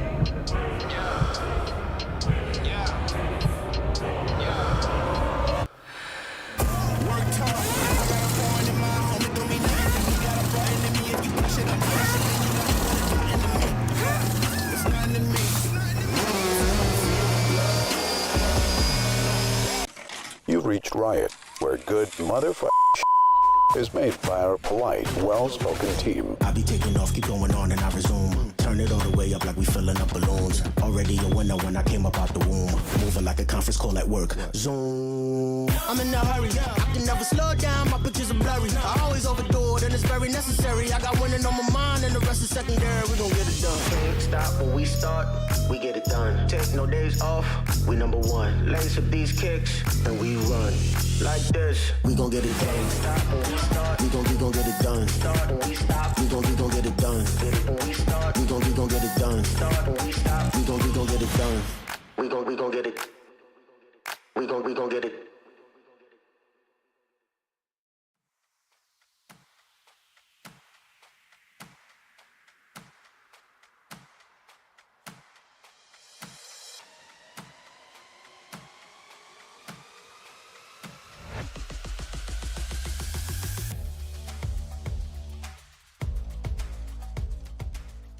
Lifeline is a performance-based business and we're an engineering solutions business.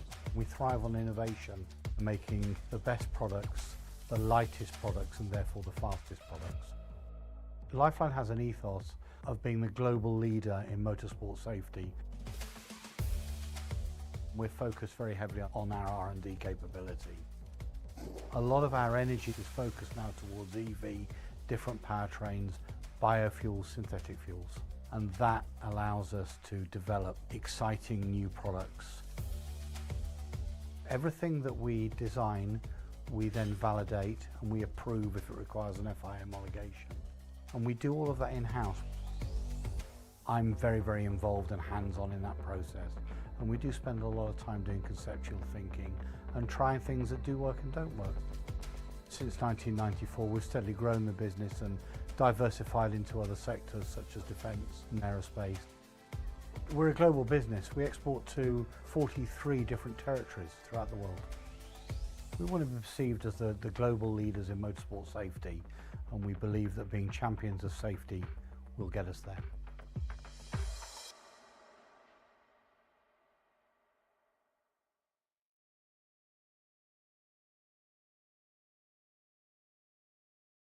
Okay, track day checklist. Let's go. You got your gloves, your helmet, water, snacks, sunscreen, your car is prepped and ready to go. Ugh, forgot your track day insurance, didn't you? If you want to be covered for the whole value of your car, you need high-performance driver education coverage through Hagerty. We'll get you a policy for track days, time trials, and more in less time than it took you to apply that sunscreen. Hagerty, let's drive together. You've reached Riot, where good motherfucking is made by our polite, well-spoken team. I be taking off, keep going on, and I resume. Turn it all the way up like we filling up balloons. Already a winner when I came up out the womb. Moving like a conference call at work. Zoom. There ain't no debate.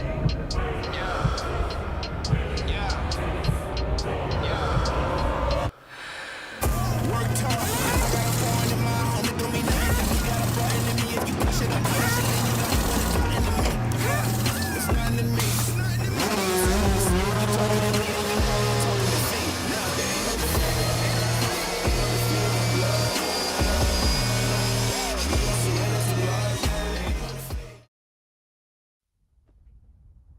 Welcome back to the 2024 National Autosport Association Championships from the Utah Motorsports Campus.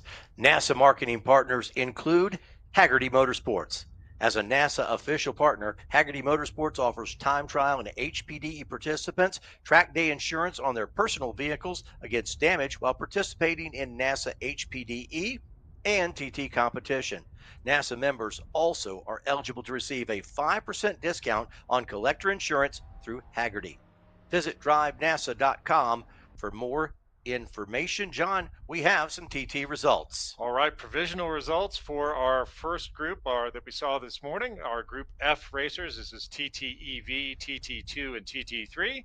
TT2 with the win, Alessandro Sensoli, then Danny Weller, Zach Cerna, Jake Jackson, Ben Grambo, our camera car, then Jesse Bohannon, Troy Coates, Cliff Curry, Joe Cataneo, Rod Sturgis, and John Calvin. TT3, Austin Kent with the win, followed by Cameron Lane, Blake Pomacall, Kelly Hatcher, Kevin Nussbaum in that GR Supra, Tyler Ely, then Team Land Yacht, Herve Bizarre, Natalie Wiebe, Greg Gates, Aaron Landingham, Thomas Atterbury, and Mark Bartlett. TTEV, Jordan Priestley with the win, followed by Coda Atwood.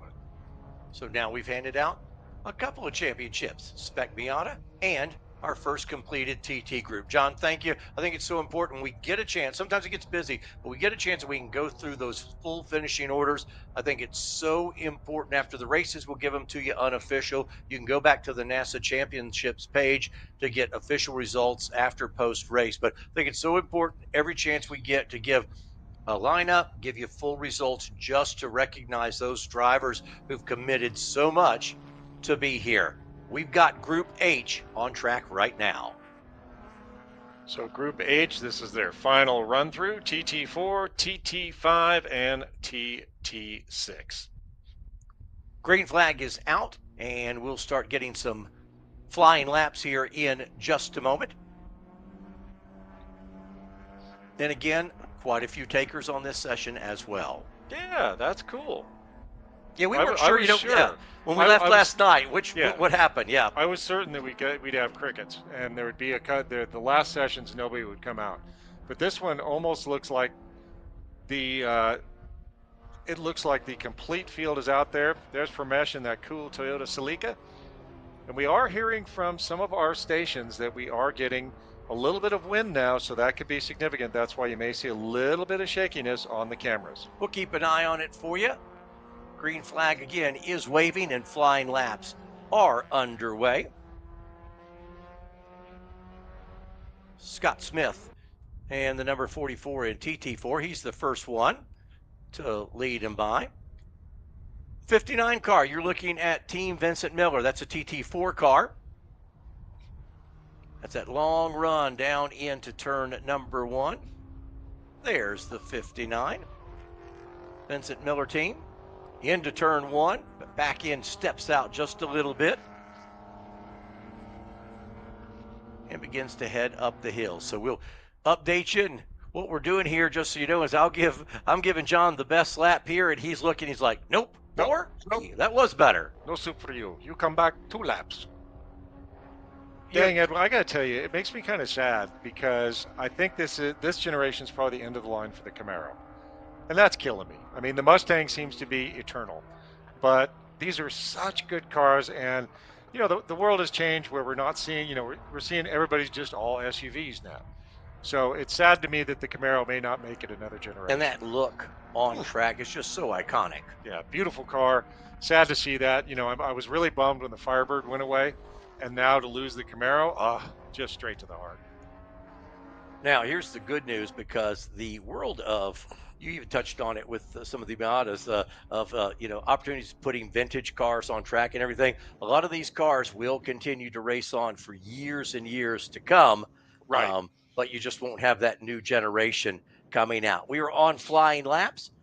And as they come back by start finish, we'll reset timing and scoring. We'll let you know, a little handful there. Let you know where everybody is in comparison to their best laps of the weekend. This is Group H time trial.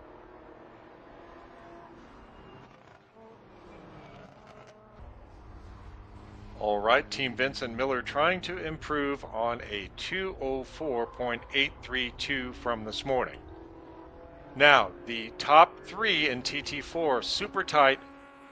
Team Magic Develop, 204.425 and 204.759 for Scott Smith. Vincent Miller 204.832. And Miller does not improve here. He runs a 207.9 on that first lap. Scott Smith lowered it down to a 207.452, which is only 300ths off of Team Magic Developed. Holy smokes, Scott might pull it off. Let's go to TT6, the 76 car, Team Mick Blue. They're getting ready to put their first lap on in this session. Let's see if they can improve on their best of the weekend. Best for Mick Blue so far, a 218.651 from the first session yesterday. All right, that's what they're trying to beat. 218, they don't hear, off a little bit on their first lap. So that 218 will stand for now for the TT6 car of Team Mick Blue. But we will be following Scott Smith because he has a chance to come back from that DQ earlier and take the win in TT4. Right now, he is only hundredths off the top time, about 400ths from where he needs to be. So just a little bit more sauce, and Scott Smith could take the win in the very last session. That's what we like to see. TT5, we're showing the 64, the team Rotary Heads car, 224.9. So a 224.9 on that first lap for team Rotary Heads in TT5. Rotary Heads best so far, a 218.918, which they achieved this morning. So let's see, that first lap, maybe a warm-up lap. Going to go for the good on the second. That's the 64 car. Try to improve on a 218 here in round number 5. Go for the gusto. You got it. It's now or never, baby. Big wang on that Miata. Yeah, like I say, his first lap was 224, so maybe just kind of a sighting lap, yep, if you will. Warm it up. Warm it up, Chris. I'm about to. Trying to beat a 218. We'll stay with this car, the 64 machine. Up at the top of the racetrack. Into the attitudes, a little uphill section.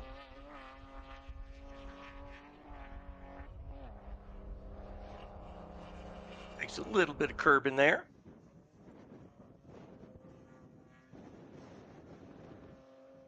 If you're just flipping on, a time trial is all about your fastest lap of the weekend. You have 5 sessions. Your fastest lap in all 5 sessions, the fastest one of all 5, that is your lap of record, and that's how we determine a national champion. Team Rotary Heads. So into turn number 13. Something must have gone wonky with the timing system, because it's now showing Scott Smith's best was a 207.202, whereas there was a 204 in there earlier. So not sure what happened. The timing system may have burped a little bit, and I had a incorrect call there. So Scott Smith not touching his fastest time of a 204.759 so far.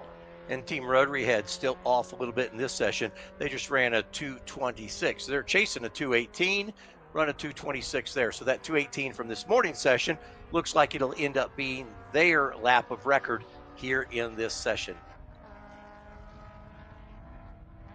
All right, 7 minutes and 30 seconds elapsed so far out of this 20-minute session. So about halfway done. Let's go. I believe that's the 09 car on track right now. Should be Tyler Mikesell, I believe, in that S2000. Best time so far at 210.192. He's off a little bit here. He did a 213.5 on his last lap. Yep, slower. You know what? It may be the wind. Yeah, you said, they reported that getting a little windy out there. We've gotten a report from some of the camera folks who are, up on those high towers saying, we're getting blown around a little bit here. So you're exactly right. Could affect, depending on where you're getting a tailwind and where you're getting a headwind, could affect the lap. We're staying there with Tyler Mikesell. So far, winds out of the southwest at 5 miles an hour. Current temperature 81 degrees here. Mikesell off turn number 15. And they run quicker in this session, but not overall, with a 212.712.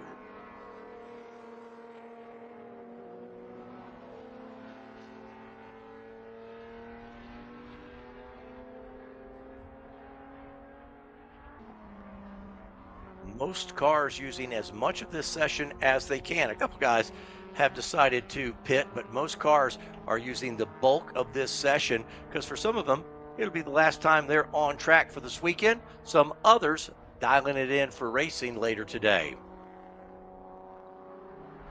So far, not seeing any improvements on the times. I did think we were earlier, and must have had some little malfunction here, probably with my Race Hero feed, or perhaps with my brain. Wasim Hajala in the 523 car we're watching right now. Best lap in session is a 214. That's a TT5 car. Wasim's best before this was the morning session, a 212.365. So probably end up standing on that lap because looks like he may be on a cool down lap here. We'll see.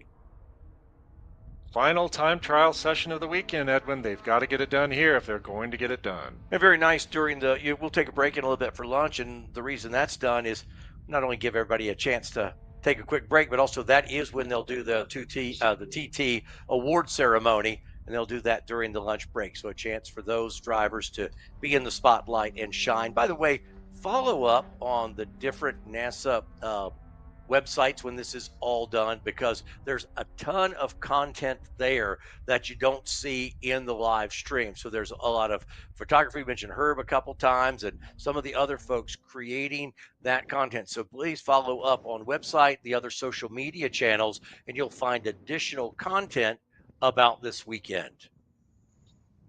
Lots of information out there about these NASA championship weekends. And hey, just about wherever you are in the country, we do have a bit of a gap up in the Pacific Northwest, but anywhere in the country, you're probably only a couple of hours from a NASA region.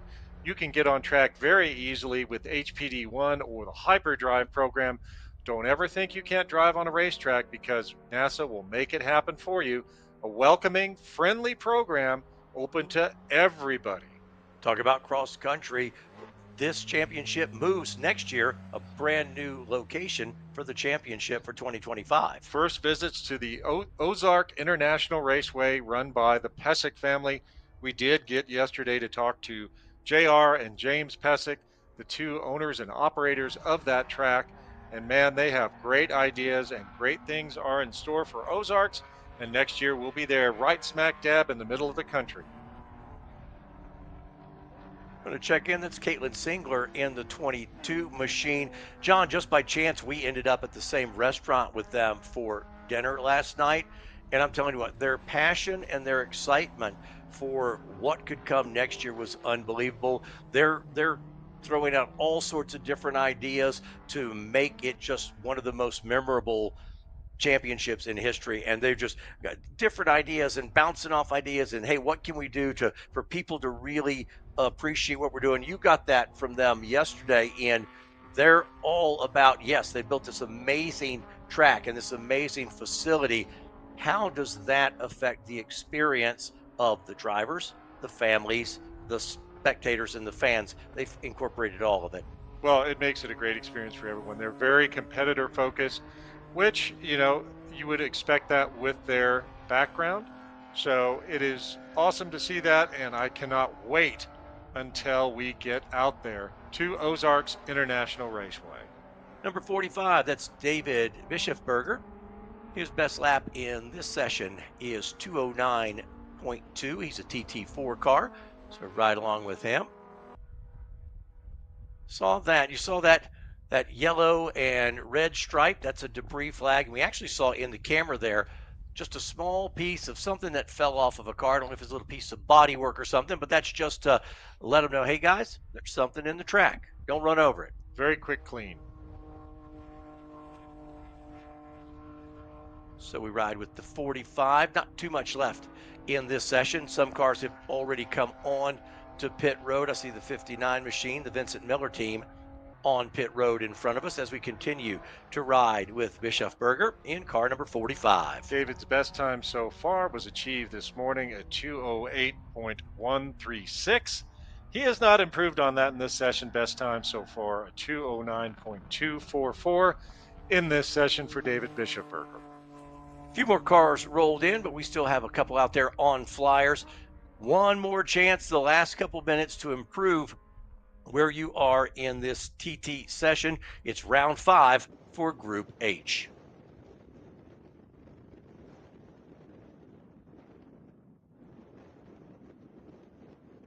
You see a little bit of dust kicked up out there, so there may be a little bit of breeze coming up out there.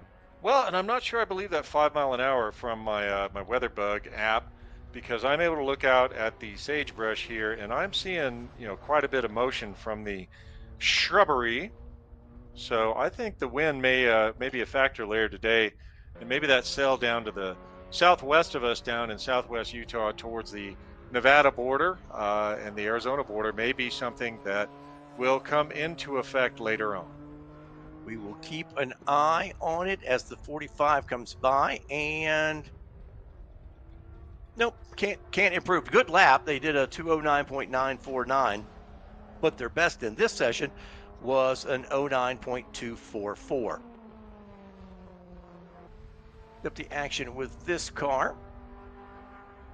Looks like that's Daryl DeBayan. Best round was this morning with a time of 2:10.806. Daryl so far best time this session a 2:12.200 on the last lap. Just notched another time, that slowed down a little bit to a 2:13.686, and the checker is now out. So flying laps will count, but time trial national championship, that is completed. Now we let our great scoring staff do all the figuring and the math, but while this one wraps up, this is H. We do have results from G, not yet. No, we didn't have that just yet. I got confused because we are managing a massive stack of paper here. You don't see Edwin and I, we are trying to, we look like ducks, serene on the surface and two little legs paddling like the daylights underneath. But we're doing great out here. Look at the checkered flag up there on the start finish. We got a breeze. We got a breeze. We've got a race coming up in a little bit. In fact, we have 4 more championship races here today. The 2024 National Autosport Association Championships. We are live from the Utah Motorsports Campus. We'll be back in just a little bit. We're going to go racing here. In fact, 4 races coming your way. We are live from the Utah Motorsports Campus. We'll be back in just a second. We'll take a quick break. Boxing this lap.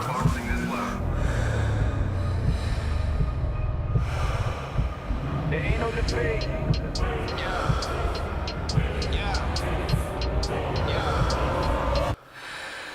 Worked hard. I got a foreign in my homie, don't mean nothing. You got a button in me if you push it, I'm pushing. And you got it's nothing to me.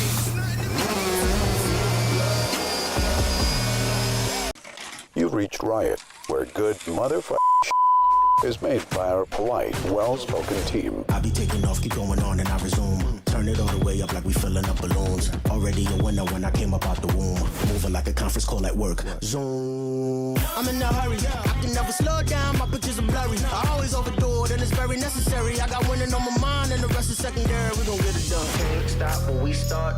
We get it done. Take no days off. We number one. Lace up these kicks, and we run like this. We gon' get it done. Stop when we start. We gon' get it done. Start when we stop. We gon' get it done. Get it when we start. We gon' get it done. Start when we stop. We gon' get it done. We gon' get it. We gon' get it.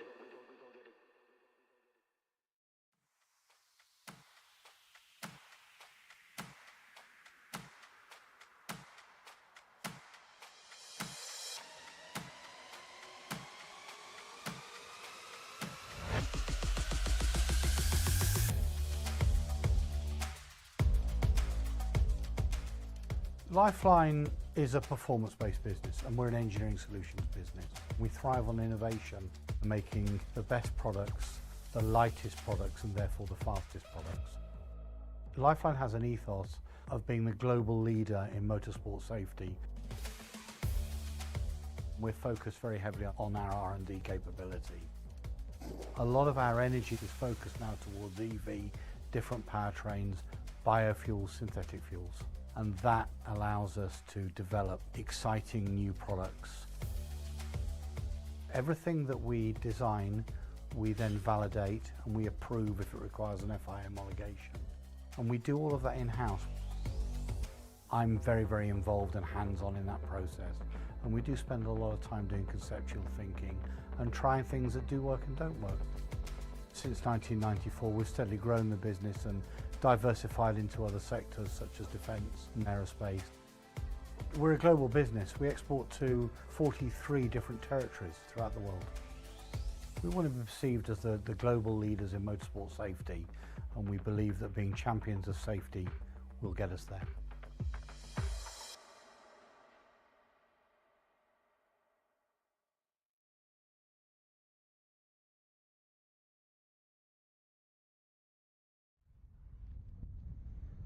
2024 National Autosport Association Championships, they continue live from the Utah Motorsports Campus, and we are getting ready in just a little bit for our Group A competition, GT, ST2, ST3, and ST4 coming up in just a little bit. You see the course clear. You know, these guys have done a great job because you can't help with the gravel. That's just the terrain that we have here in this part of the world. But every session, they're out there clean. They've done a wonderful job all weekend long. And I might even venture to say, John, that the atmosphere here has been electric. Yes, electric here all weekend long. What are you trying to say, Edwin? Are you hinting at something? What I'm saying is that we're going to find out a little bit more about how electric this environment's been by checking in with the busiest girl in motorsports. Let's go to the paddock with Kelsey. I'm here with Jordan Priestley of JPR Racecraft, and talk to us about these Teslas, TTEV. It's a new class, coming. Obviously, EVs are all the trend, but people don't realize they can actually get out and race them here at NASA. Yeah, we've been developing these cars and these platforms for about 3 years now. This is our Model 3 performance, named Matilda. We name all of our cars, but we've run this car with NASA now for 3 years. We ran at the 2022 championships at Laguna Seca and finished second. We're here at our home track this weekend at Utah Motorsports Campus, and we're really looking forward to having a good time on our home court advantage. And the EVs present their own sets of challenges on the track. You really have to go out there and get it done in one lap. We don't have the luxury of running multiple laps. If you blow the first lap, you're pretty much, that session's over. You got to come back, regroup, and go back out. Time trial is tricky in it, as it is, but then really narrowing it down to that margin of error makes it more tricky or more difficult. So just kind of managing the battery power, the battery temperature, everything else in the car is the challenge, but we've developed a bunch of products like differential coolers. We've ducted the hood here, so air comes in through the front, goes through the cooler, and goes out the hood. We've done a lot of things to manage the thermal capabilities of the car. And then we've developed brake packages, suspension packages, wheels and tires. We went from a 235 stock up to a 305. Nice. We've actually stretched fenders and done tons of work on these cars to make them, track capable. And the TTEV cars, the Teslas, are falling kind of around where, in a combustion world, where like a TT3 car would fall. So for all the guys that run TTST to understand the speed of this car, it's kind of right in that TT3, ST3 range. So they're very quick, they're very capable, and they're really a lot of fun. That's awesome. Yeah. So one of the things we always talk about the EVs is the torque and how it's immediate, but also different thing when you come off the brakes, it feels so different.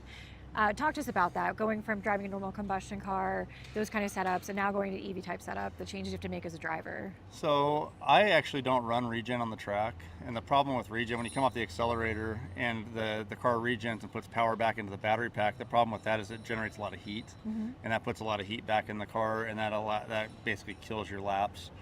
So I've got a device that we actually are able to fool all of the traction control, turn it all off, and bypass that. Ironically, the Model 3s don't make as much torque as like a Model S Plaid does. The Plaid's the quickest production car, built. The Model 3 is a little bit slower on that front. So honestly, this car almost drives a little bit more like a Miata. Okay. So you're carrying a lot of speed. They are all-wheel drive, however, so if the car gets out of shape, you're able to feed throttle back in and it straightens itself back out. So they carry a ton of corner speed. From 0 to about 70, they're extremely fast. So on like the hairpin corners, like turn 5, turn 6, those types of corners, the car really pulls out really hard, which is an advantage in the EV world with the all-wheel drive and the electric motor torque.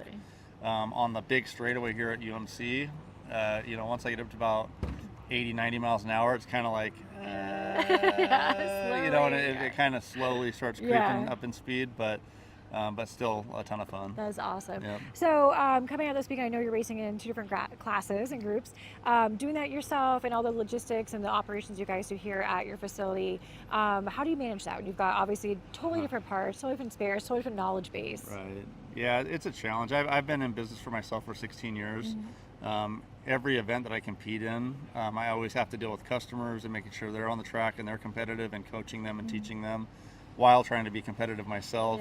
This weekend I've made it an even bigger challenge because I'm running TTEV, and then I'm running in TT-GT, which is a new class this year at NASA, and it's basically an unlimited factory body car. So it's like apples and oranges. Yeah. So going from, you know, an EV to a 1,200 wheel horsepower car from one session to the next is a challenge for sure. Absolutely. And then to make this even more complicated, I'm actually running the dyno this weekend, or one of the dynos. So I'm just kind of all over the place. Well, we thank you so much for coming into NASA. It's awesome that you actually have this huge breadth of talent in yourself. So it's very, very cool. And I look forward to seeing you speak. And we're going to have some live cameras also in these cars, which is pretty cool for you guys to get that perspective as well at home. And we'll be checking you through the pit and paddock throughout the weekend. Sounds awesome. Thanks so much. Thank you. Thanks. Thank you so much, Kelsey. Appreciate that kind of insight into all the different types of vehicles participating here this weekend. So our TT sessions are all wrapped up. Our scoring crew's got to do some work, get all the figures in. But I thought TT this year, of course, there was a ton of cars that probably as good a TT championship as I've seen in the past several years. I think it was great, and a lot of it is due to the drivers and their behavior, and also refinements in the program that have happened over the years. But I agree with you. The time trial competition was absolutely outstanding this year. So very proud to see that. Full credit to all the officials, all the drivers, and everybody involved with the time trial program for this 2024 championship. As I mentioned, we'll take a break here in a little bit after our A race. And those champions, they'll get saluted during lunch. They'll get their time on stage. Some of those drivers who are going to have a championship, they're down in the impound area with Kelsey. Let's go to Kelsey. We're here at the 2024 NASA Championships. Dave Park, thanks for joining us and talking with us about everything going on today. My pleasure. Absolutely. So you're local here at the Utah region. What a beautiful facility. How many times during the year do you get to come use this track? Not often enough. That's good. Awesome answer that way. This weekend you're serving in the impound, which is empty right now, which is excellent news for all of us. Everyone made it through the TT classes safely with impound. Everyone did make it through the TT classes safely, and it's nice for the drivers as well because they don't have to sit in their cars. It's great. That is very, very true. So, and then we've talked about some of the classes that have a spec in their aspects here at impound were not so great. Yesterday, some people did blow the dyno, as we've been saying and hearing from them. What exactly do you deliver those news to those guys, and how long do they get stuck here if they are having something on their tech sheet that does not match up to spec? Well, fortunately, here in impound, we don't have to deliver that news, so we don't get to deal with the bad news. Yes. We just hold them and let them pass on to the next phase, scales, compliance, or dyno. And they come right back. Awesome. So today's racing's been really great, really tight. The TT classes just came off. Yourself personally, what do you race in here with NASA? I'm a DE driver, DE4. Oh, do you? Oh, awesome. Very cool. So the NASA ladder system, we talked about that as well, moving your way up into starting to do racing if that's of interest. Is that something you think you'll be doing? Yeah, it is something I'll be doing. I have a number of friends who are in TT, and I'll be doing TT. Oh, good. TT. What will you be doing in TT? It will depend on what my car qualifies as. I'm Awesome. afraid it'll qualify as a TTU. Oh, man, we got the unlimited. Super cool car, super fast. What kind of car would that be? It's a GT350R with a blower. Oh, well, I think that sounds like a great time on track, for It should sure. be. Absolutely. Looking at 2025 National Championships coming up next year, do you think you'll be coming to volunteer and help out with that? If I don't compete, I would love to be a Okay. volunteer. Oh, compete. I love that. So hopefully next year we'll get you on the opposite side of this mic as a driver, talk to you about your TTU experience as well. So thanks for taking the time to talk with us, and thanks for your great work here at Impound, keeping everybody moving through. My pleasure. Glad to do it. Awesome. We're going to send it back to you guys in the booth, and more rave coverage coming up. Thank you so much, Kelsey. I want to thank Action Sports Canopies. They were founded in 2011. Action Sports Canopies is a top manufacturer of large format print items, including canopies, flags, table covers, and event products. As the official print partner of NASA, members receive an exclusive 15% discount on retail products. Visit DriveNASA.com for more information. John, we're going to Group A for their race. What is Group A? Group A is the ground pounder group. This is GT, Super Touring 2, Super Touring 3, Super Touring 4. So it's not exactly the Super Unlimited, but these are very, very fast cars. Brian Fessler and Tage Evanson there in GT will give us quite a show. Again, Brian's super fast in that Mustang that they took off the showroom floor and made into a race car over at Paul's Automotive Engineering. Going to be an exciting race with 3 flying starts. We'll have the full starting lineup coming for you in just a little bit. Those guys are getting ready. They're in the grid now. They're getting ready to roll out on track shortly. Guys doing a quick clean up in just a little bit. To get a handle of how amazing this facility is, let's take a detailed look overhead at this UMC campus.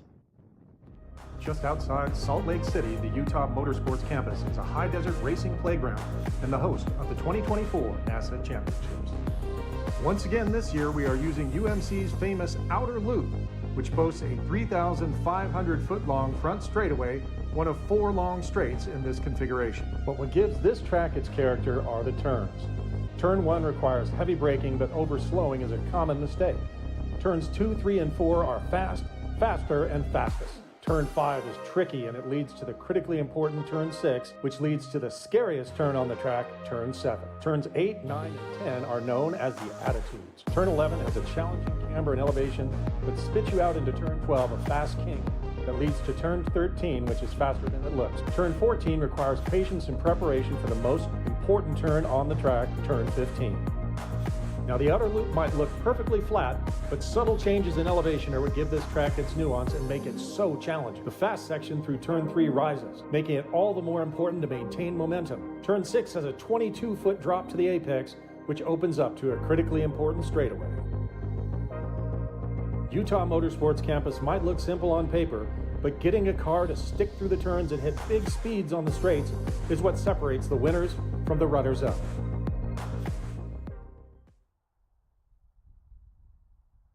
Very few places have that backdrop for a championship. We're lucky to be here at the Utah Motorsports Campus Group A Championship.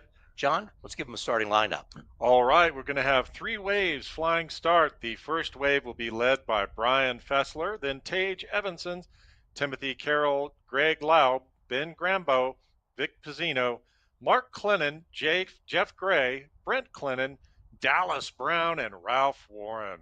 Our second flying start is the Super Touring 3, the 92 of Tom Rogers and Matthew Singler. Next to him in the 4, David Lecco in the 89, the 510. That's that Lanyard Racing team. They're side by side. Next row finds Joe Bogatich in the 65 and Herb Brizard in the 57. And right behind them, Thomas Atterbury in the 91. The 826 is Team UAO Racing, powered by MRG. And then the final row for Super Touring 3, Cody Knight, he's in car number 6, and Stephen Bright, he's in the 63 machine. Final wave, the third wave in the flying start. The pole sitter is Team Cadres Racing, then Kevin Moore, Team LaBeouf Racing, Chad Alders, Team Hemisphere Racing, John Friesen, Team ST Edge MV, and Steve Friedrich. Lifeline USA offers a wide range of motorsport systems that employ AFFF foam, Novak 1230, and other extinguishants with automatic, mechanical, and electrical actuation. Kits come complete and ready for installation with all necessary components included. NASA recognizes the importance of fire safety in amateur motorsports, which is why Lifeline is the official fire suppression partner of NASA. NASA members can purchase Lifeline products through the NASA Racing Gear store powered by OG Racing. Visit store.drivenasa.com for more information. John, what do we want to look for in this race? All right, Edwin, here they are coming out onto the track. This is going to be great. So we are going to be watching those Audi RS3 LMS cars. Lots of interesting developments. I think Super Touring 2 is going to be quite a battle. But then again, we saw a lot yesterday with that Super Touring 3 battle with Rogers, Singler, and Lecco. They were all right there, right together. So it's going to be a very interesting race for all 3 of these waves. And we have 4 different classes. Yeah, that's right, because I was thinking about that. I didn't realize till you were doing that GT and Super Touring Tour. They're put together in that first wave. So I was trying to figure out, coming up with the right numbers. Now I understand. So, folks, for those of you on the broadcast that are looking for all the information, just go to the NASA Championships website and click on results, and that will give you a lot of information about the results so far. Again, most of them are provisional. Spec Miata is still getting their top cars torn into little bits, and the time trial drivers are going to be final results very soon. But that's where to head. The NASA Championships website has all the information you need. Click those buttons. You can't figure it out, make sure to click on one of the help buttons and hopefully you will be able to find the information you need to thoroughly enjoy the NASA Championships. Looking across this big, expansive racetrack, I see that pace car leading the way. 2 cars tucked in right behind them. Brian Fessler set to go in the 018 machine, but they'll get 2x2 for the start here in just a little bit. They head up through the attitudes, and as they come around turn 11 or 12, that's when they'll start forming up for the first of the 3 flying starts here. 45-minute race, and 1, 2, 3, 4 championships to hand out in this race. So 4 classes, 4 champions, and look forward to this. We've seen some great racing. We saw some good ST3 racing yesterday in their qualifying, and we're going to do the best we can. We're going to jump from class to class to get them all the attention that they need. They're forming up 2x2. John Lindsay, why don't you bring our starting flying group to the green flag? All right, lights are out on that Toyota GR Corolla Marizo Edition pace car. Master driver Donnie Edwards has switched him off, which means he has clearance from race control to dive off and head down into the pits while Brian Fessler takes control of the first wave for our Group A championship race. See the pace car right there. Brian is in the Mustang alongside my good friend Tage Evanson. So they will be coming to the line right now, that final corner. Brian has control of the field. Nice and mellow, putting his car in the optimum rev range for max power. Watching for the starter to twitch, and here we go. We are green. A little bit of movement there. Grambo tried to move on that Audi that's trying to get by him. Grambo drag racing down the front straight. Ooh, they are right together there trying to find the right lie. And boy, Brian Fessler just took off like a scalded cat. He is out of there. There's second green. The flying start for the second group, Super Touring 3. Tom Rogers' team and Matthew Singler leading the way. You see GT and Super Touring there into turns 1, 2, and 3. And then we'll see ST3 coming as the leaders are there. And now ST4 is off. And John, everybody is away. We've got a race. We got ourselves an automobile race, and they are all away clean. Now we'll watch for them to come around and get results as they come across the stripe for the first time under green. Lead pack of cars just now coming through turn number 6. It's your ST4 field right there, a whole gaggle of BMWs. They were tight. You know, in that group you'll see should stay pretty tight there, especially I think it was yesterday in like 3rd, 4th, and 5th were really, really close together. So we're going to follow the ST4 battle here for a little bit, see how they shake out. That's Team LeBoeuf Racing. He started there 3rd, but you saw when they fanned out, that 50 car took advantage of it. Right. Went right to the point. Good job, good job. And now he just lost a spot, I believe. I think that's Tom Rogers. Well, no, that we're following Super Touring 4. I thought for a second there that was that beautiful art car of Tom Rogers, but Yep. He's in the ST3 field. That's so they're Coatrus. starting to spread out a little bit. So we're going to follow ST4 around for a little bit and then check in with some of our other cars, including our camera car with David Lecco in that Ginetta. But for right now, let's follow our ST4 around. Looks like the Team Coatrus Racing that started on the pole is starting to put a little bit of distance on the rest of the field. Well, and that's what got me, because I saw LeBoeuf there, and I didn't realize that Coatrus was the leader because he had already gapped him by he's about already a second. gone. Yeah. So again, ST4, where they're looking at power to weight to determine where the cars are classified. So they will probably hit the dyno after the race. So again, we're following around our ST4. You can see Team Coatrus is getting quite a big lead there. Oh, it's a little side by side.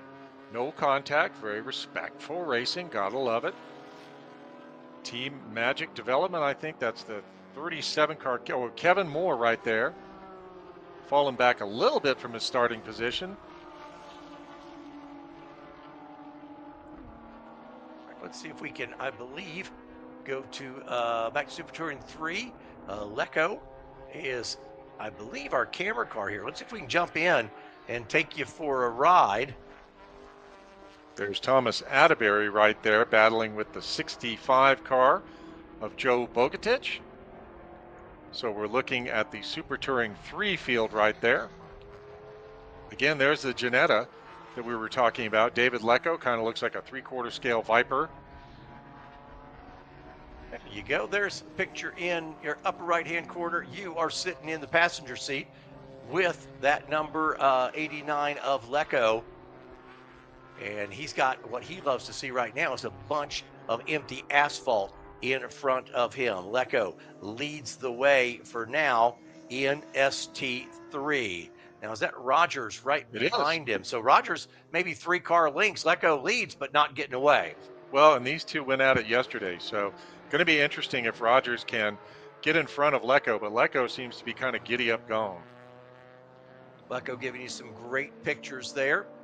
And for some reason, it is the drone shot and the in-car shot are the ones that give you the most kind of up and down. It lets you know some of the elevation change here. Very cool shot with that picture in the picture. You can see what the outside looks like.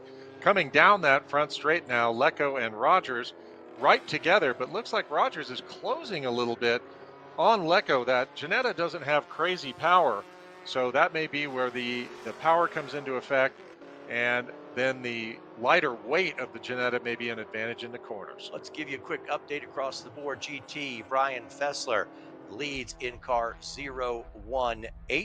And then in Super Touring 2, Greg Loeb in the 135 car. He's got about a half-second advantage. Super Touring 3, we just rode with him, the 89 of David Lecco. He leads by 0.7 of a second. And Team Codris Racing leads in Super Touring 4. If you take a look at the 22 of Ben Grambo.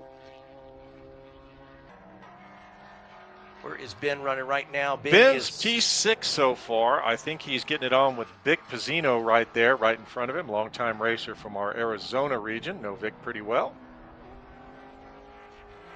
And then Ralph Warren there, longtime BMW, CCA, and NASA racer.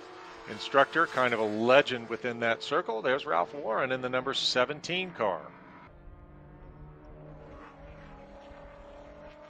So this is 5, 6, 7 in Super Touring 2. Hopefully we can get some in-car shots from Ben to take you behind the scenes there with that number 22 C5 Corvette out of the Commonwealth of Virginia. Boy, Fessler ran a 154.7 on this very first lap. Fessler's 154.714 in race trim, getting it done. Wow, that's really fast. It looks like Tage may have just taken one lap to get out there and take a start, but unfortunately Tage Evanson went back paddock shortly after taking that green flag. Rambo now going to try to take a peek to pick up a spot there. He looked to the inside of Pizzino in the 33 car. See, Pizzino, you talk about this, kind of run, this guy's starting to kind of run the middle of that long straightaway just to reduce your options for passing. Or you take away the inside. We did see that earlier. Jeff Gray, I believe, there in the 77 car. Yep, it's one of our Audi RS3 LMSs. With the 25 car right there of Dallas Brown. Brown, I think Dallas is in a podium running spot. Yeah, he's running ST2 and AIX. So in Super Touring Tour, Greg Loeb in the 135, Carell the 311, Dallas Brown the 25. That's what your podium looks like right now. There's still a whole lot of racing to go in this Group A, but there is Dallas Brown, currently runs third in Super Touring 2. All right, 3 laps complete. Working lap number 4 here. 7.5 minutes down out of a scheduled 45. Again, this is our Group A championship race. Overall leader, the 018 of Brian Fessler. Kind of just having a field day out there right now. There he is. We've talked before, that is a proper race car in every sense of the word. It is always the bigger hammer. That is definitely the Mjolnir here. Thor's hammer with Brian Fessler behind the wheel. Brian has time all over the country in that car. It was built by him, for him, with his dad, Paul, out of Paul's Automotive Engineering in Cincinnati. They are masters of Mustang. And the workmanship, you've talked about it, just the workmanship, the quality, the attention to detail, and the time put in that is commitment, and that is art. Yes, definitely art. And knowing Paul for as long as I have, he started with the first gen Mustangs, and now he is just absolutely master craftsman. Now we are going back to, I believe this is Super Touring 2, showing our 2 Audis there. I believe those are our leaders in Super Touring 2. That is Greg Laub and Timothy Carroll. It's a good race right there. Those guys, just a little half second, 3/4 of a second apart here in the early stages. Laub, he started there in second spot. Okay, so they started in 1-2, and they've just swapped positions, those front two. So a little change there from the way they started, where Carroll was in front, and he and Laub have now swapped positions, and they run 1-2 in Super Touring 2. And those are absolutely awesome machines. They're factory prepared Audi race cars, run all over the world with those. So it's cool to see 3 of those here at the NASA Championships. Around the track we go, picking up stories as we see them. Larry Chin in the 227 car. He is in Super Touring 4. We'll find him here in just a second when we stay with our Audis. Those guys are putting on a good show right there at the front of their field. And there is Chin in the 227. Chin in Super Touring 4. He's running 8th right now. Larry Chin, ST4.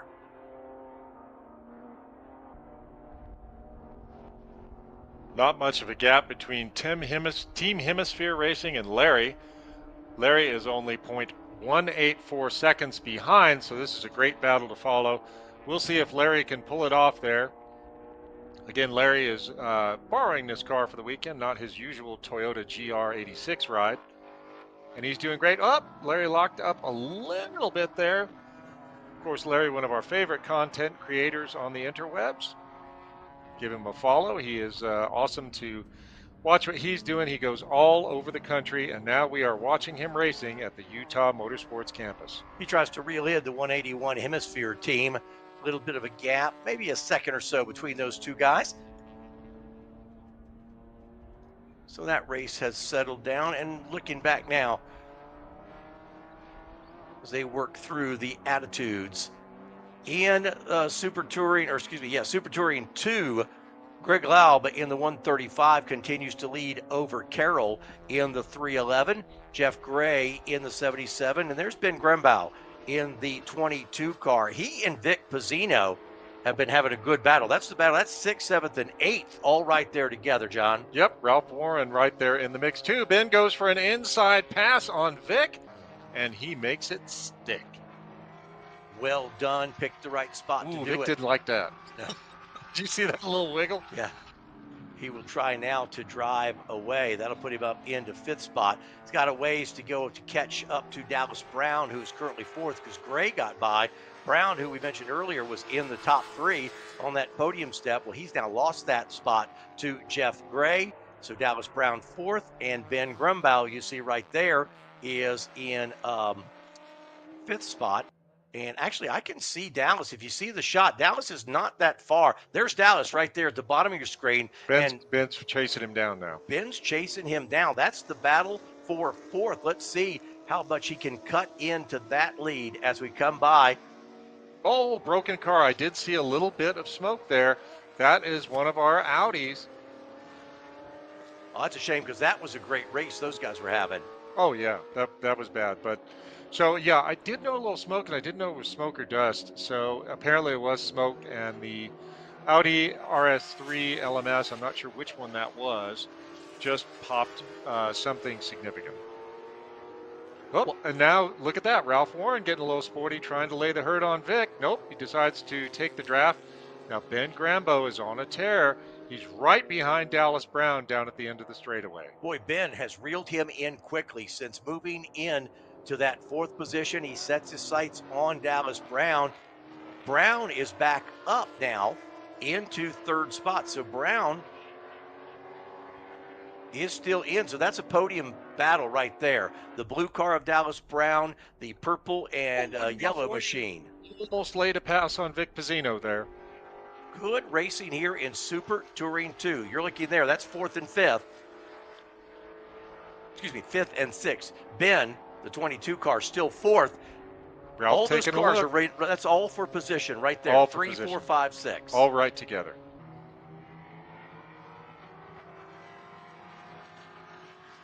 Now, Timothy Carroll has gotten the front two. Laub and Carroll, they've kind of run off into a different time zone. So the battle is going to be for the podium spot, and that battle right there is for fifth and sixth. Pizzino in the 33 machine.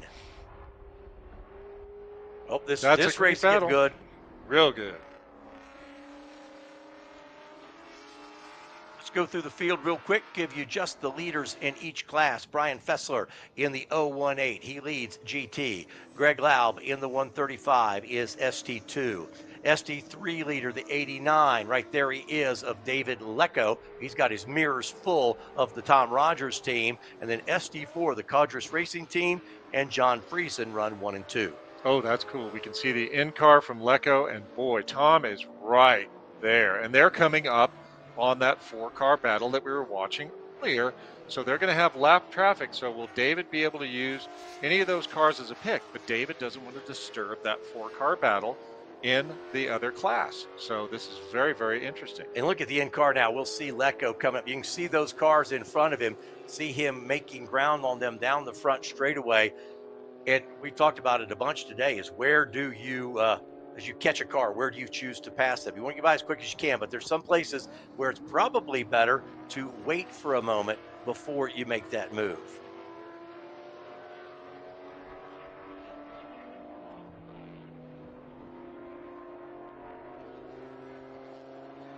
So right now we are watching the battle between Lecco and Tom Rogers, but we are going to see that 4-car battle that we've been following with Ben Grambo. We got by Dallas Brown, and Vic is right behind him. Ralph Warren trying to make a move on Dallas Brown real quick. So Ben is having a heck of a race. He's moving on up to the east side. He's now in that podium spot that we talked about. And Dallas Brown going back a little bit. Yep. Having some issues here in the middle of this race. I like that we stay with the in-car and you can see what else is going on around track. But here goes Ben Grambo. He is now up to third. But tell you what, Pizzino behind him has by no means given up on his shot of the podium. Pizzino got by Dallas Brown as well and now sets his sights, try to get right in line behind Grambo, follow him for a little bit and close that gap. Again, the leaders, first and second, they've kind of checked out a little bit, but the battle for third is a good one. We see him continue there. Grambo down the hill. There's Dallas. Like I say, he's lost a couple spots there. He's back in fifth position right now, and he's getting a little bit of pressure. Grambo's trying to open up a little distance now to securely hang on to third spot. And I did hear from my inside source in the race control area that Jeff Gray, the 77 that we saw moving slow earlier, they've been having issues all weekend with the boost tube blowing off. So not terminal, just the charge tube there blowing off of that car. But boy, oh boy, here we go. Oh, sporty move by Ralph Warren going on the inside of Dallas Brown, coming into turn number 1. Right behind them, they've got Rogers and David Lecco. So we are starting to see lots of different battles happening. Right now we are 17.5 minutes, 8 laps complete, working lap number 9 in this championship race. Grambo, step number 3 on the podium, but Vic behind him has not given up. He's maybe dropped a couple car lengths, but that will still be a battle through the end. There is third and fourth place as they go by right now in Super Touring 2. Somebody got off. That was Dallas Brown. He got way wide, which kind of may have given an opportunity there for Tom Rogers to get by David Lecco, because David had to lift a little bit when all that schmutz came right on the track. Again, Ben Grambo right now running P2 in Super Touring 2, and Vic Pizzino right behind him. So that's a great battle for the 2 steps on the podium for P2 and P3, the silver and the bronze. Quick race recap. GT, Brian Fessler leads the way. ST2, Greg Laub is the leader in the 135. Lecco, the 89 car, he continues to lead the way in ST3. John Friesen, the 32 car, he is your leader in ST4. A mid-race recap, and there is Friesen in 32. That's your ST4 leader right there, and he has just that gap. In fact, you see that is first, second, and third in ST4. Friesen, Kodris, and Alders run 1, 2, and 3 in Super Touring 4. So we are hearing over the control channel that the 311 of Timothy Carell apparently may be out right now. The car came into the pits, pulled a wheel, and it looks like they are done. That is heartbreaking for them as they were running so fast up at the front of Super Touring 2. Stay with this ST4 race for just a little bit. Kodris' team has dropped back about 0.4 of a second, but look at everybody behind them. And I believe, well, Fessler's coming up now. So you've got those top 4 all running together to ST4. Fessler's coming up, and you see that car, that Audi on pit road. Yep. Looks like something may have gone terribly wrong up there on the left front corner. Maybe they can fix it, maybe not. Hopefully, because that is a bummer to come all this way, do so great, and then the final for the big race, the car manages to break. Now, Fessler can be very patient here. Oh, Wait till he gets to the front straightaway. These guys will give him room because, you know, that's a top 4 battle right there. He does not want to affect that in any way, and this will be the opportunity for him right here. Those guys know he's coming. You'll see, the They're flag. watching. Yeah, flag helps him out, and now he just hits the button. All 4 barrels just opened up. He should clear all of them down into one. But you saw the help that the flag button was giving. They're just letting them know, hey, guys, we got one coming. Check the mirrors. Yep. Now, The Brian Fessler Express is coming, and you need to move over to track number 2. And that was nice. He did get by everybody. He got by Friesen. I didn't know if he had time to get by Friesen before turn 1. He did. Oh, yeah. So now those top 4 in ST4, they're all right there back together. Well done, everybody. Yep, Brian Fessler, gentleman racer there. He's not going to mess up anyone else's race. Use that professionalism that he has. We stay with John Friesen. Leads in ST4. Got about a 2-second gap now. And there you see right behind him. There's second, third, and fourth. Kodris, ST Edge, and Chad Alders running in ST4. That's a good break. Friesen opened up a little bit of a gap, but that may have been, again, just kind of dealing with some of the cars coming through. Best race on the track right there is 4 position. That's Kodris Racing and the ST Edge team. That is the battle for second spot. He crosses over, looks to the other side. Can he have the preferred line? Might have it. They're neck to neck and can't do it. I think he's going to have to settle for third. That is the ST4 battle. It's a good one in the top 4.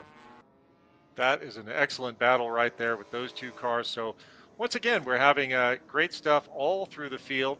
ST4, all of them running right here together. Those are your top 3 right there, or I think that's the 2, 3, 4 right there. And they are all right together. So battling for the silver and the bronze there. And nowhere near decided for that ST4 race. Chad Alders says, man, I want you guys to get back. In fact, Alders now peeks to the inside. They're too wide in that corner. The 14 car may take over the 38X car. The ST Edge machine, and he's going to pick up the spot, or is he? Alders is coming around the inside, down the front straight. Looks like they're dealing with a little bit of aero management. Alders tucks back in, but then, oh boy, they're all over the place. Kodris trying to take that spot back down the front straightaway. Can't do it. Well, they're still, it's drag race now. Nope, they're going to hold suit right there. No change. Friesen loves it out front. He said, you guys race, I need to get away. I would love for those guys to battle back and forth, but it leaves Alders in the 14 just 1 spot off of the podium. That is fantastic right there. Right. Alders is just waiting for the 2 of them to maybe make a misstep or have a little contact.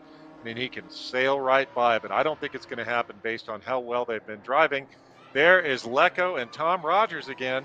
Rogers challenging in, takes the inside line away there and moves on over. Wow, you can see the in-car there from David Lecco and Tom Rogers with a masterful move to get by David Lecco. Again, that is our battle for the lead in Super Touring 3. Tom Rogers just took it away from David Lecco. What's Lecco going to do down the straight? Lecco had led from the start, and now he finds himself chasing, and Matthew Singler is right there too in car number 4. So the top 3 are all pretty close together. We've got a gap back to the 4th place car, but All now right, what Lecco a shot. pops out. Yeah, what a shot from in-car. Can he outbrake with that lighter weight Genetto? No, wasn't able to pull it off so far. 24 minutes completed out of a scheduled 45, 11 laps completed. Working lap number 12 of this championship contest. Mid-race recap, Fessler leads the way in GT, the 018. Give you the top 3 in ST2. Greg Laub in the 135. Ben Grembo is now up to 2nd in the 22. Vic Pizzino in the 33 car sits 3rd. We just saw this change. Rogers in the 92 to the lead of ST3. Lecco in the 89. Matthew Singler in the 4. That's the car we look at right there, the 92. That's a great race all the way through the top 3. ST4, John Friesen in the 32, ST Edge in the 38, and the Codris Racing Team 256. Let's jump back on board with David Lecco. That is a great shot right there, working around a little bit of lap traffic. Lecco almost had contact there, trying to stay with Tom Rogers. But boy, these guys are driving hard, using all of the track. Love to see the in-car contrasted with the outside shot, showing that battle for the win in ST3. We still stay along, riding with Lecco here, chasing the leader at the 25-minute mark.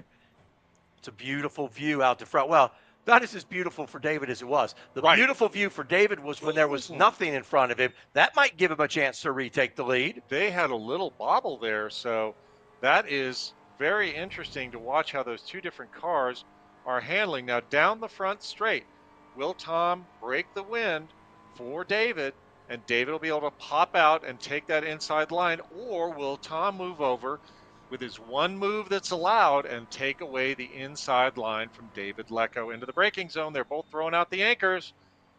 No pass this time through, but David is looking as we are 12 laps complete, working lap 13. 26 minutes of scheduled 45-minute championship race. The Tom Rogers team is really moving. They've opened up, a little bit of a gap. Doesn't look like much out of that front windshield, but a little bit of breathing room between the two. And now Lecco wants to be sure that he doesn't lose contact. If he loses too much contact, then he doesn't have the opportunity to make that pass like you were talking about on the front straightaway. Well, and, we may see that lap traffic become an issue, or just, you never know what's going to happen. These guys are running so close, so respectful with each other. We haven't even seen a hint of contact. We are hearing over the control frequency. Look, that was Alders. He was running so strong in ST4, had himself a spin, so he's going to have to recover from that. That is a significant event for Chad Alders, as he was right there in that 5th position. And he's going back paddock, so he may have broke. The spin may be a result of something breaking. He felt the car wasn't right. He's coming in either to check it out or he is retiring. That is a super bummer. Yeah, he'd started 4th, and he was right there knocking on the door of a podium finish, and that goes away. We go back with Lecco. That is the battle for ST3. He chases Rogers as we are down to 27-minute mark here in this Group A race. We've had some great battles. That's a good one right there. That's for the lead. And ST4, that one's changed a little bit in 2nd, 3rd, and 4th. The ST Edge has kind of settled in 3rd place, has about a 1-second gap over 4th place in that battle for the podium, but we stay right there. That's 1st and 2nd place in class.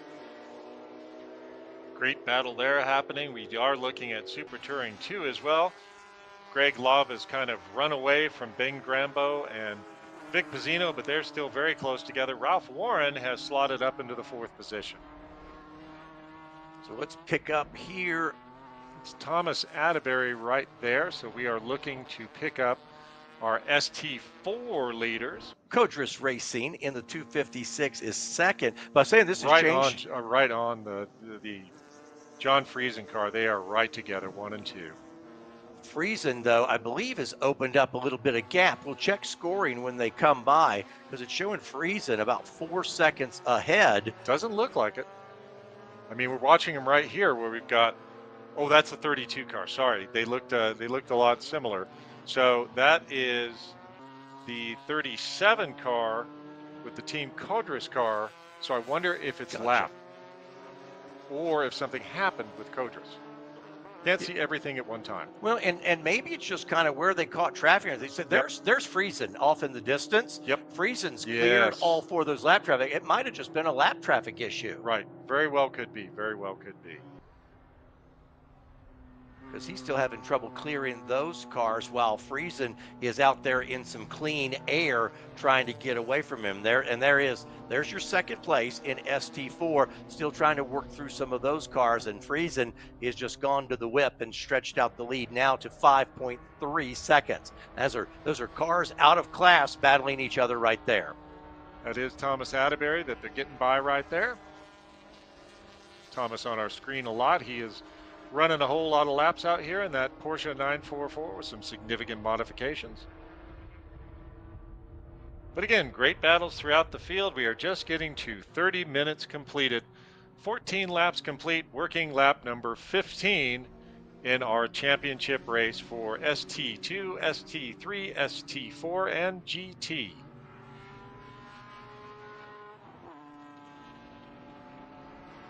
ST3 is still a really good race, and then there's the ST4, that's second place.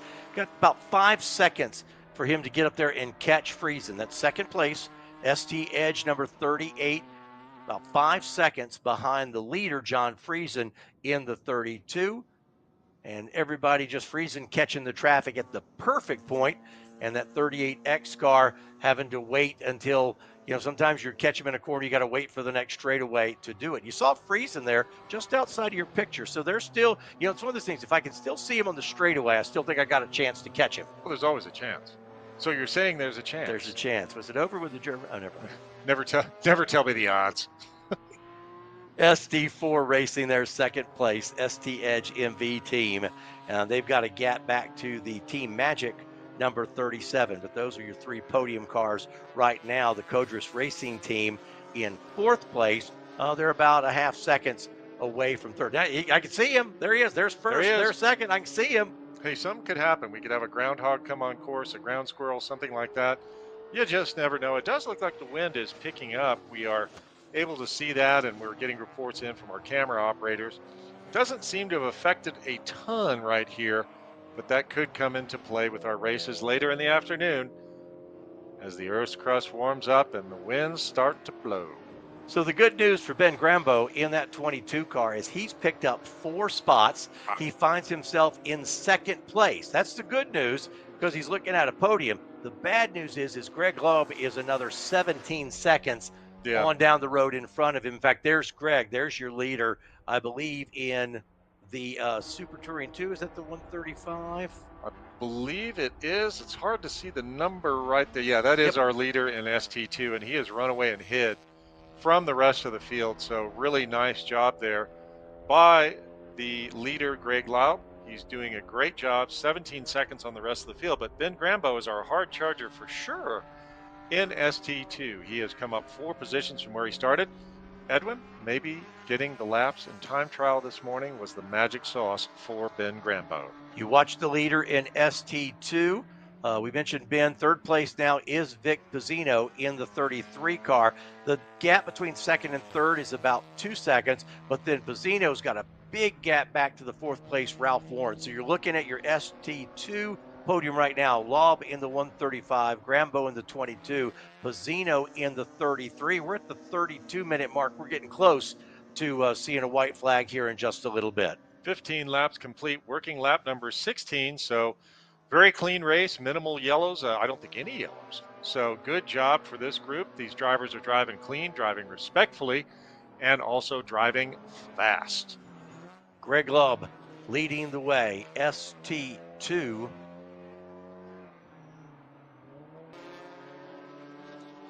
So we are hearing over the control frequency that Brian Fessler has come on in. So he has done all the work he needs to do in GT. So he has retired.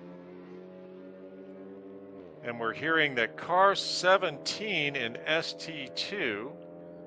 So that would be Ralph Warren is overheating and maybe coming off track soon, and he may be done as well. So Ralph had a good run. He was up there working through that pack with Vic, and they were having some fun, Vic and Dallas and all those guys. But Ralph's car apparently has started overheating, and he may be out. It was a great race early on. Those guys battling together. Then it kind of got stretched out just a little bit. We watched the number 37 car there, and let's see, is that ST4? Yes, it is. That's the Team Magic number 37, and he currently is third place in ST4. So we talked about Friesen getting away, the ST Edge 38X sitting there in second, but that is your third place car in ST4, and he is sniffing on a podium here in a national championship, but it's not over. The Codris team, there's 256, so that's your podium battle right there. Right, that's final step. Third and fourth in ST4. Good race there, late stages of this battle. We are hearing that the white flag may come out soon, almost 35 minutes out of 45 scheduled. 16 laps complete, working lap number 17 here at the NASA Championships. This is probably the best one right now because it's a battle for the podium. Final step.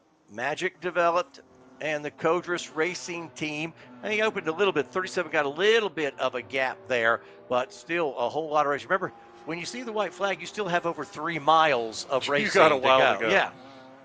So this one is the difference between the juice box and the champagne for the final step on the podium. We'll watch the starter and see if white flag, don't see it in her hand yet. So we have a little bit of an advantage, folks, because we can look out the window here, but that's kind of dirty pool. So right now you can see that blue and yellow flag. That means, hey, check your mirrors, somebody's coming. And there's the white flag coming out on the feed. Actually, Greg Lobb has moved into our overall leader with Brian Fessler's retirement. So we are working the final lap.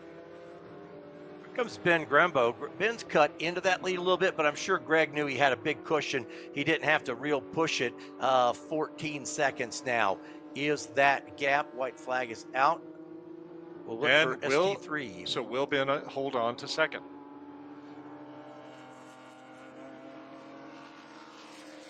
So ST3 is Rogers, Lecco, and Singler. Lecco's had a very, very busy race here. There is Rogers. He takes the white flag, and then there is falling Lecco. back. Yeah, big time. Oh no, something's wrong because he has fallen back. Looks like that is a significant event for David Lecco right now. He's fallen back quite a bit. It's Singler. That's Singler, I believe, making the move for second. Oh, darn. Into the corner. Yep. You see from Lecco. Yep. So Lecco now. But he's taking it back. Nice crossover. Just took it back. So maybe the car's getting a little soft, a little hot. But this is the final lap, so you might as well go big or go home, wreckers or checkers. Second place on the line here for ST3. Tom Rogers' team, they've gotten away a little bit. Lecco has settled into second spot, but Matthew Singler, he wants that second spot. In fact, you see him there, 1, 2, and 3. You see the leader off in the distance. Wonderful, wonderful. Can David Lecco hang on? We're in car with David, seeing what he's seeing out the windscreen, and then we are watching what is happening with him. David Lecco, again, our camera car, and that Janetta. Singler has a third place. He wants a second place to get into a little bit of lap traffic here. Could this be an opportunity for Singler? He's tucked right in behind the 89 machine. Remember, the start-finish line comes so early here in the straightaway. Yes. You almost can't do it. If you lead off 15, you're almost leading it. Lecco with the pick. Lecco with the pick. Nice work. Oh, but then it didn't last for very long. Again, I think that's Team Hemisphere right there in the 181. Checkered flag is down for our leaders. We're going to recap this whole race for you, but we watch. This is the battle. ST3, that second and third that you're watching, they're on their final lap. And maybe Lecco has just enough to hang on. Singler makes it one more run. If he does something, you got to do it early in 15 again, because it's such a short run to the start-finish line. Let's watch him. Second and third place in class, ST3. Again, we'll give you an unofficial recap in just a moment, but this has been a good one. Lecco off the corner. I think he's going to hang on to it. Not enough time for Singler to get by. Oh, what a great race. Yeah. Nope, didn't do it. Didn't do it. He tried as hard as he could. Tim Miller was right there, and, wow, David Lecco, what a drive. He's going to be absolutely wore out. What a great race all through the field. A couple of developments there, a couple mechanical failures that were just heartbreaking to watch. But wow, what another great championship contest.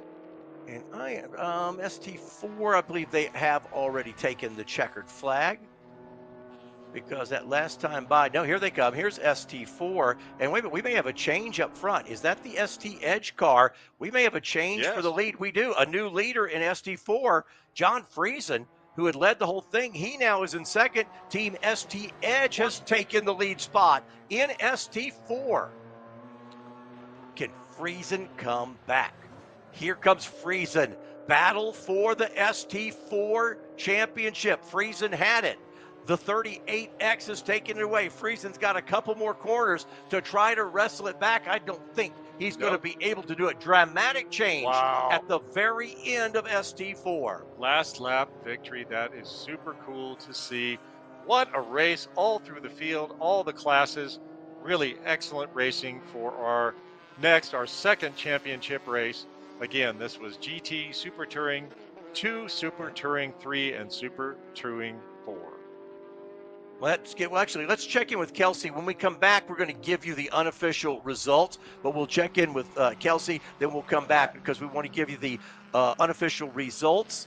Hopefully they keep it up on Race Hero long enough. In fact, let's see if we can get some of that. We'll go to Kelsey first. Let's go to Kelsey. She's down in the paddock area. Kelsey? We're back at the 2024 NASA Championships. I'm here with Donna and Randy Lane. Thank you so much for joining us. They're in from the Mid-America, and we are so excited about this because they are going to be hosting our 2025 championships next year. Yay. All right, so we're going to ask some questions of you, learn more about your beautiful facility, about your region, and also about the Ozarks where it's going to be hosted.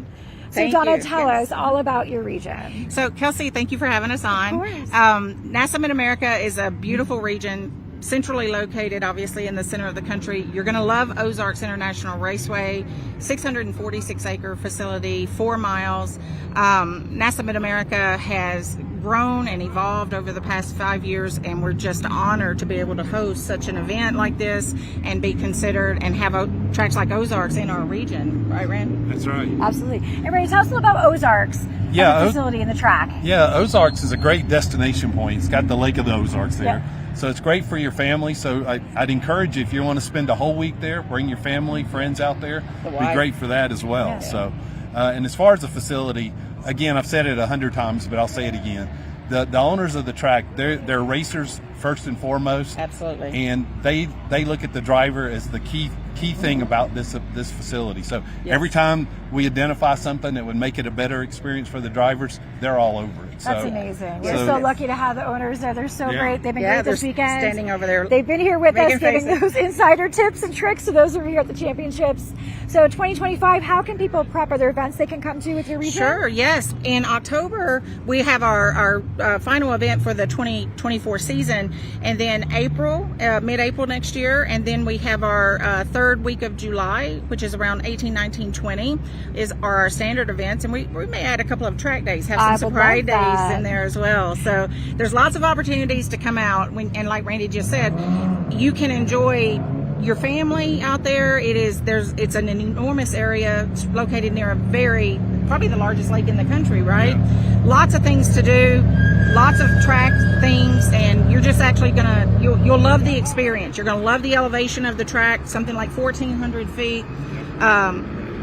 A track by drivers, for drivers. That's what's going to amaze most of the people who come out and spend some time with us. Awesome. Well, thank you both, Dawn and Randy. So nice to get to see you. Thank you. Glad everyone can meet these wonderful people. Come on out to the 2025 championships. Absolutely. Thank As you. I mentioned, it's a driver's track.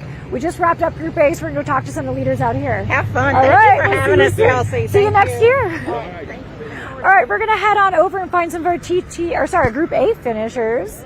We had some very tight races, very tight battles. We're going to do a little bit of walking here to get our guys and see who we can chat with a little bit. We'll talk to Brian real quick. I know Brian, we talked to you on the grid this morning. Were you fast? Oh yeah. Fastest? Yep. Awesome. Talk to us about that time. I just was able to, at least on the start of the race, just add a little more power to it, and then just was able to put down a lap time to set the GT track record, and then just kind of maintain from there. All right, one more record for this car, for this driver. I think every year that Brian comes out, sets at least one, if not a couple more. So I'm not surprised, but I'm also so happy for you that happens. Thank you. Awesome. So we'll hopefully see you next year. Good luck the rest of the season. Yep, thank you. Sounds good. All right, we're going to keep walking down here to talk to some more of our drivers. Let's get our guys over here in the 135. You see how it went for Ben. Ben was one of our other drivers that had a very contested battle. Ben, talk to us. How was it going out there today? P2 finish. It was hot. It was actually a little harder than yesterday. Yeah. Even, I think so. Okay. Felt car was a little more slidey, but just stayed with it, and great battle with Vic. Got by him a little sooner, and then instead of me chasing like it was yesterday, Yeah. it was being chased. Yeah. And then I don't even know what the gap was to Greg, but it was a good bit in the end. A little bit, yeah. It was a ton of fun. Awesome. And, so cool. So shout out to all the NASA Mid-Atlantic people back home. Hi to my wife Kelly. I'll We be love you, home Kelly. soon. Wives are the #1 crew chief. I'll tell you that much. Yes, the biggest supporter, They the biggest are. supporter of mine, and I appreciate all the help from Dion Van Mocha and Blaze. Coaching session every day this weekend, and just got me faster and faster. Louis Gelati, G Speed, AMT Motorsport, RKT Performance. Just the list goes on and on. Everyone's really helped me a lot, so thank you Awesome. so much. Well, cool. Ben, always a pleasure to see you. Always great to Thank see you you. race. Love the new livery. Yep. We're going to do a little bit more here. Talk to Vic. Yeah. Vic. Hi, Vic. Hi, how are We haven't you? a chance to chat with you yet. So nice to see you. Talk to us about your race. Sounds like it was really battle. So out it was there. really fun. I had a great start. And got a little pushed, a little bit slippy. Had bad traction in the beginning. Fabulous job, thank you. And then just kind of got my head together and senses and calmed down a little bit because I get a little excited. I I'm know. kind of How an could you excitable not? dude. And then then we had a good pace going. Excellent. I wish I would have known if there was a couple more laps to go because I was waiting for a couple laps to go and then work on him because I think maybe I could have had a little something. Yeah. He was saying very tight race. You guys were together the whole time. Yeah, so, the whole time. The car was overheating actually. I had to kind of keep pulling outside to get fresh a air. little fresh air yeah, out there. 'cause it's hot. Has the altitude affected you at all? I know It some does. It people slows talk me about down a the little cooling. bit. But Yep. the dynos work out the same, so Yeah. it's okay. Perfect, And it doesn't awesome. cool as good. And it's Well, good. Well, we hot hope for to me. see you at 2025 championships. I'll try Out the it. Ozarks. It's going to be a great race out Yes, there. fabulous. All right, great. Congratulations on Thank a great you. race Say hi to my weekend. family at home. Yeah, anyone you like. No, Tell- that's this it. Hi, is Brenda. I love you. We love you, Brenda. Cool. All right, thanks a Awesome. lot. Hey, David. How'd it go? It went great. First Great. place, second place. Love this. First I learned place. a few Don't leave lessons. us. Come back. He left us. I actually learned a lot from yesterday. Yeah. And I Very didn't push cool. the tires too hard. Awesome. So they didn't lose as much pace as they got Awesome. greasier. Great. But Well, I thought we were going to run out of gas. Okay. Because this is what we were tracking. So it's a 45-minute race. I Yep. have a 45-liter gas tank. And we actually burn 1 liter per minute. Oh, so you go. I was like hoping for a caution flag, Yeah. but we made it. So That's as soon as the good. checkered flag came in, I clutched it in, just coasted Yeah, the rest that's of the so way out. good. Cool down the brakes too. Save those as well, which is always good. Well, great to see you again, David. Thank you Congrats so on a much. great weekend. Appreciate it. We'll see you at the next NASA Okay. Championships. Sounds good. Awesome. All right, we're gonna just do a little walk quick, see some of these other great cars. In Group A, it was a wonderful race for them. Really hot, really nice out there for them. It's interesting. It's a hotter day, even though walking around it seems a little bit cooler because of a breeze. But these guys are out there racing. Trying to find some of our other racers that are out here. I see their car, but I don't see the guys. Oh, I see him. He's over here. We'll grab him real quick. See what you guys are doing. Can we get a couple interviews with you guys? Yeah, come on, let's get some interviews. Okay. Okay, we got about a minute left before we get back to the action. So just want to ask you guys about your battle and your race. Tell us.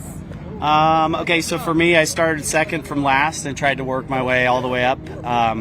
In the first lap, I got to third, and then had an incident with another car and fell all the way back, and then had to earn it all back again.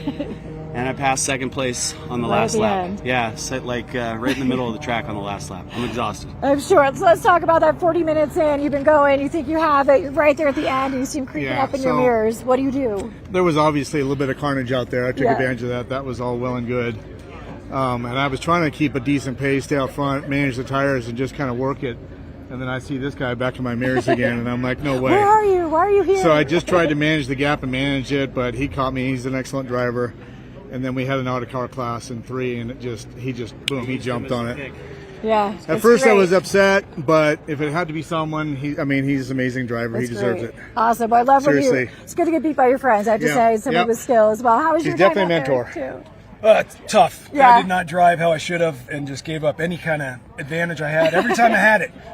But these guys, were there and I could keep my eyes up, thank God. And, we've been driving together for a long time. Different teams now, but, it's been great. So That's you're exactly awesome. right. It was a lot of fun to drive with my friends So great. and come from California and Awesome. be here in Utah. Well, we're going to wrap it up, go over the podium, get some awards out there. California region representing. So excited for you guys. Absolutely. So we'll see you guys at the podium. Back to the booth. Great, thank you so much. Great to see the drivers after the race and good to put those faces and names together. Before we take a break, let's go with our results. I'll do GT in the 018, Brian Fessler, followed by Tage Evanson. Super Touring 2, Greg Laub ran away ahead, but Ben Grambo had a great drive to pick up P2. Then Vic Pizzino, P3, Ralph Warren, Dallas Brown, Jeff Gray, and Timothy Carell.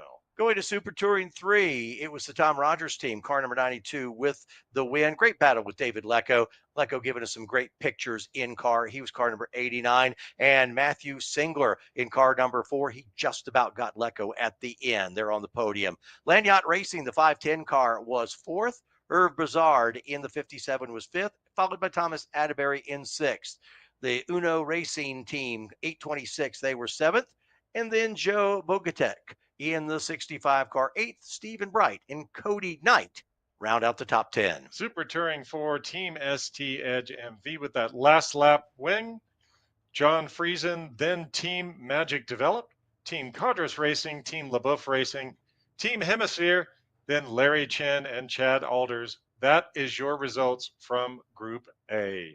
We'll be watching some of the awards handed out in just a little bit. Take a break up here in the booth. We still have 3 championship races to go. This is the 2024 National Autosport Association Championships. We are live from the Utah Motorsports Campus. 3 more championships to award this afternoon. We'll be back in a little bit.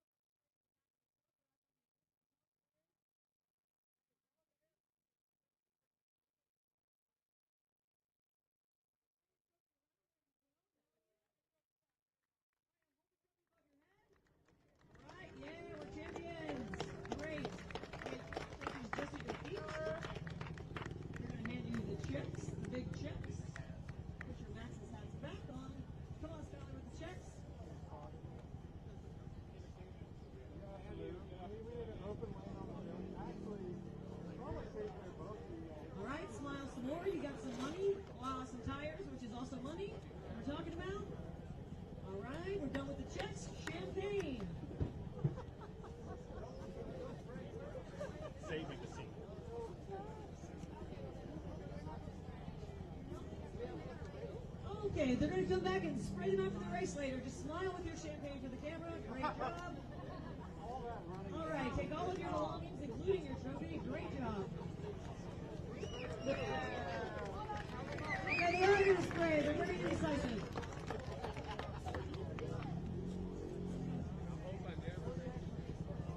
Just spray it in the air and not at each other.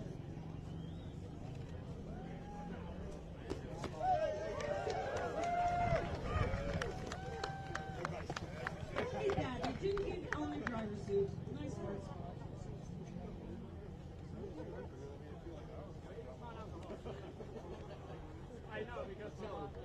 Great job, guys. Huge deal winning the NASA Championships. You should be proud. TT5 up next. In third place, Tyler Mixell. Yeah, you guys know that. In second place, Team Warwood Creative. And in first place, Tim Roberts. NASA Rocky Mountain holding it down.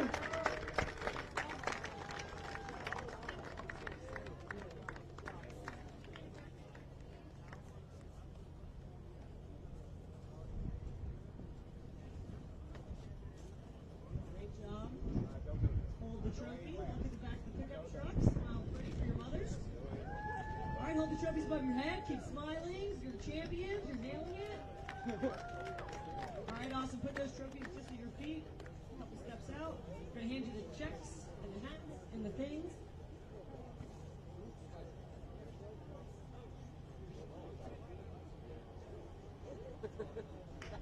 Keep smiling. Hoosier doesn't like third place. I'm so sorry, but you got a hat and you look great. Smile. Smile. All right, we're going to take your checks back. We're going to give you the champagne.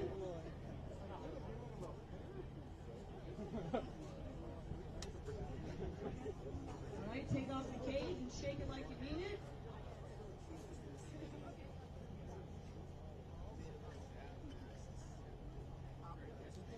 Shake it, shake it.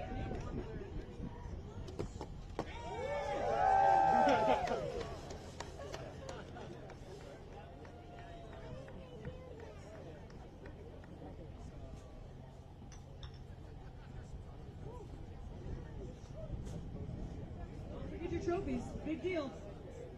There's a VP hat back here. If you want it, get it. If you don't, it's covered in champagne and we'll take care of it later. All right, next up, TT4 in third place, Team Vincent Miller. In second place, Scott Smith. And in first place, Team Magic Developed.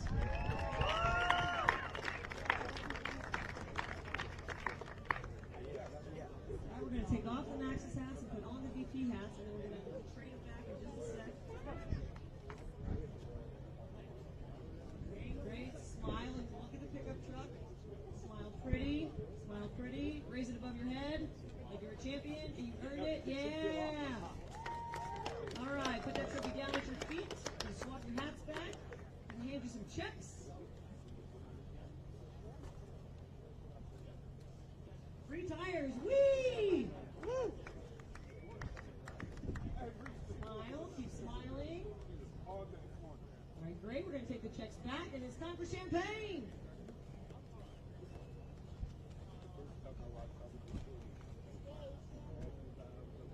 All right, shake it good, shake it good. Try not to spray Misty.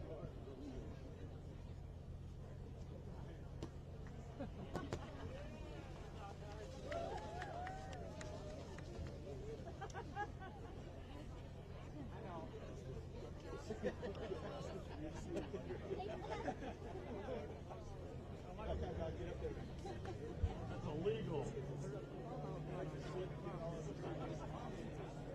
All right, we're skipping around. We're going to go to TT1. TT1 in third place, August Faulkner. In second place, Team AutoSolve. And in first place, Clayton Yates.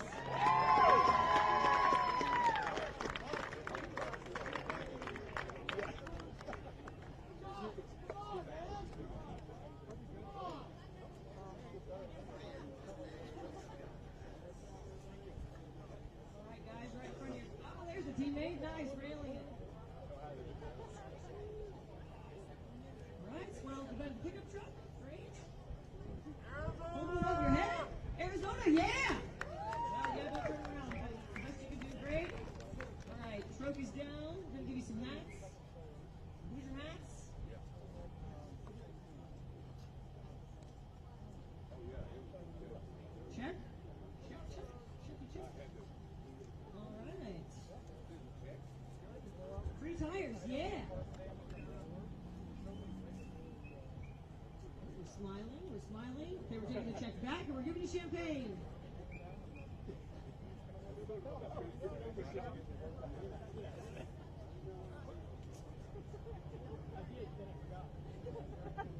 right, take the cage off first. Cage off. Shake it, shake it.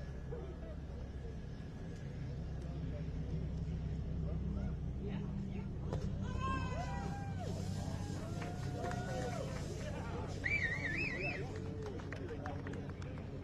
Congratulations, guys.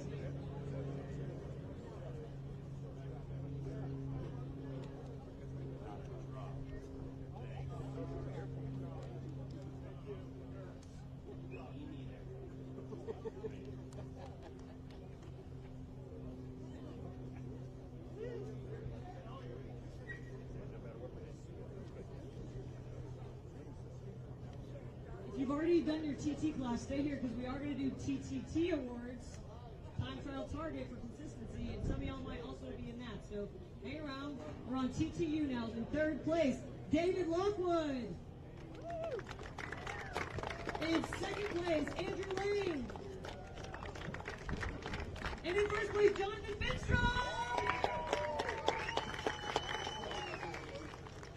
Take it here.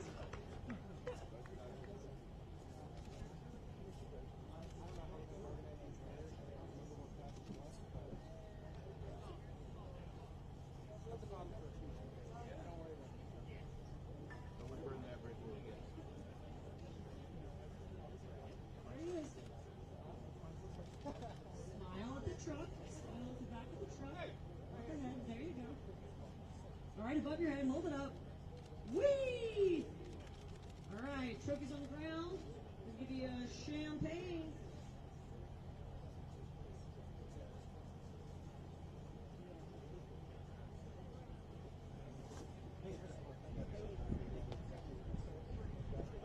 Get excited.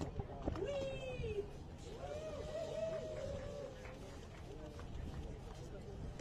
Just for the Facebook picture. Great work.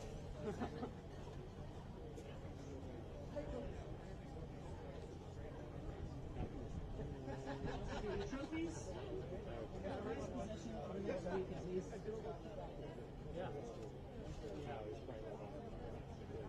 All right, next up in TTGT. In third place, Team JPR.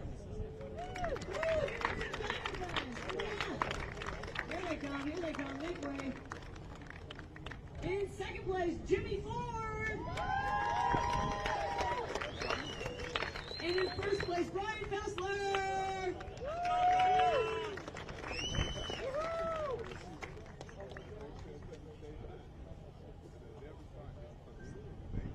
Hats on, smiling at the pickup truck. So excited. Trophy above your head. Yeah! Oh yeah, get it up there. All right, great. Trophies down on the ground. Feet in front of you. We're gonna give you checks and hats.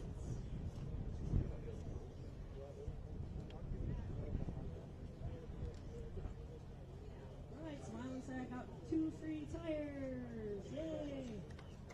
All right, we're taking the check back. All right, we're getting champagne. Be excited about that.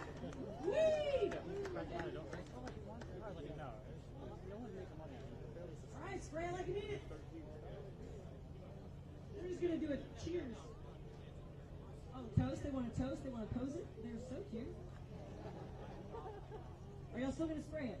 Just spray it into the air out front. Oh, they want to drink the really expensive champagne we got them.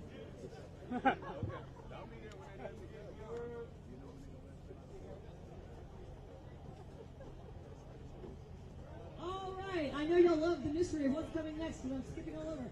TT2 in third place, Zach Cerna.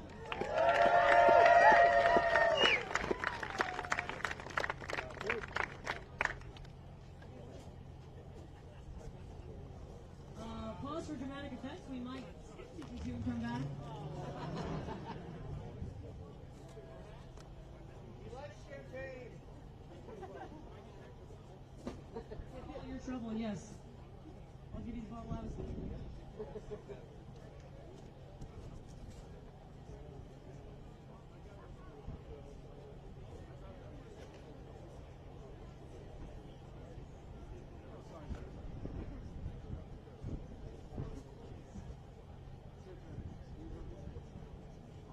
really loving this dramatic effects we did. All right, in second place, Danny Weller. And in first place, Alessandro Sansoli. You guys know the name. You know where I'm at with the pronunciation. All right.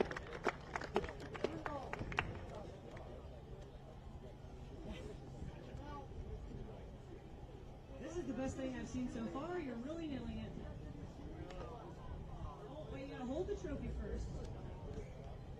Carefully, carefully. He's got so much guard. Yeah! Woo! All right, trophies on the ground.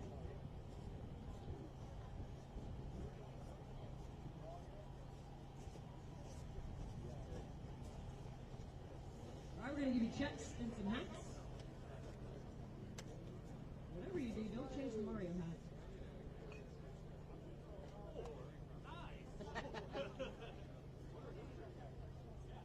Great, great. We've got all the right hats on. All right, we're smiling because we've got tires. Whee! Great, we're going to take the checks back. We're going to give you champagne. Watch your trophies. Watch your trophies. Don't kick them over. Misty, move his trophy. He's got to smash it.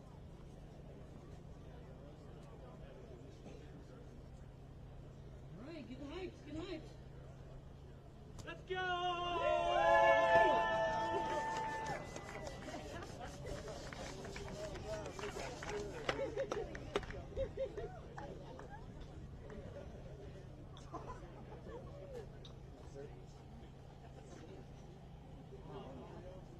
All right, great job, TT2. Clean up all of your accoutrements.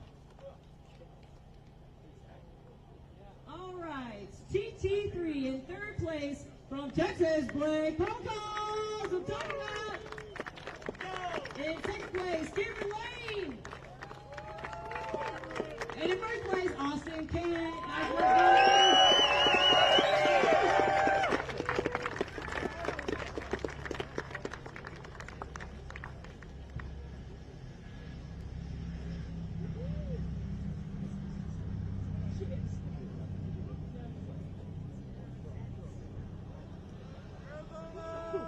All right, smile, smile. Light at your chest first. Hold it down low. Great, smile. All right, above your heads. Hold it up, hold it up.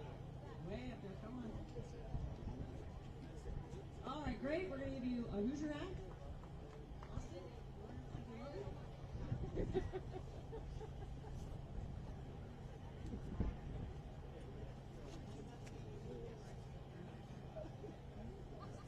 all right, we're going to put the trophies. Oh, yeah, trophies down. We're going to do champagne with that fun Hoosier hat. Yep, champagne. We're doing it. We're doing it in.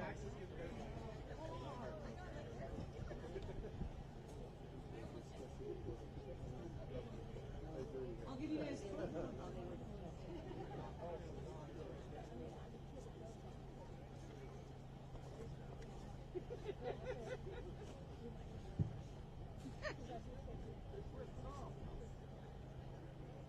Get him another bottle of champagne. He's got a faulty bottle.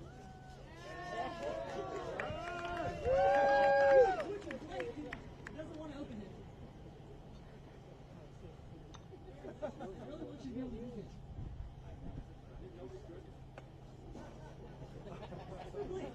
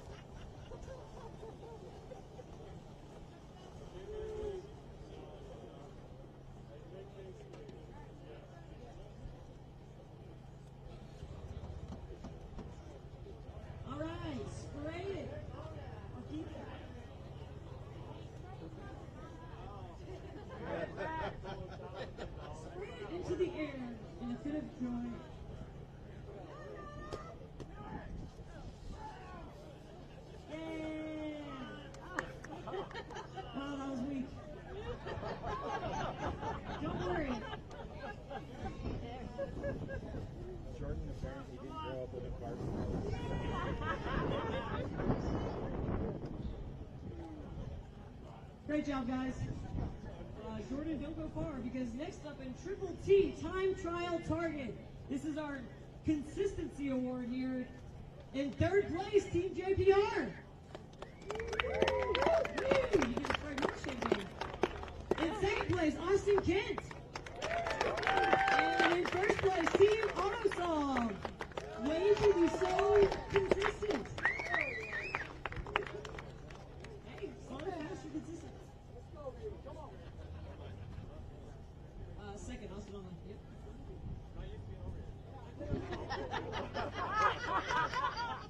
All right, smile at the pickup truck. Great job, great job. All right, trophies on the ground. We're going to do champagne if you want.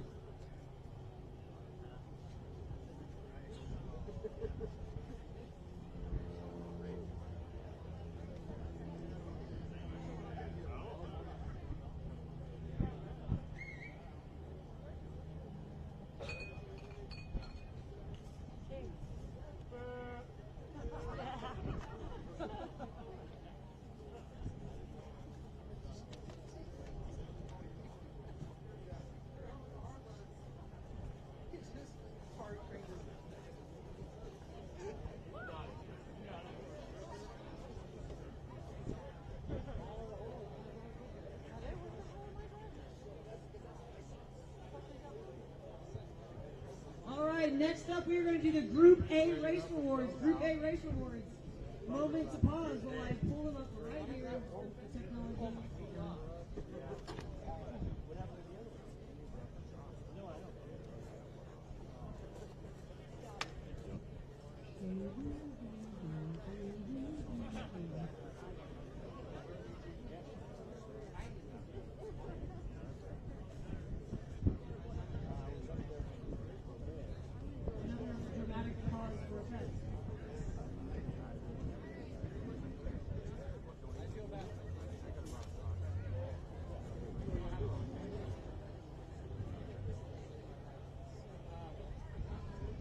We're going to start with GT Grand Touring. In second place, Paige Evanson. Holding down for DRIVENASA, Arizona. Way to go. And in first place, Brian Kessler. That's 2 championships for this man.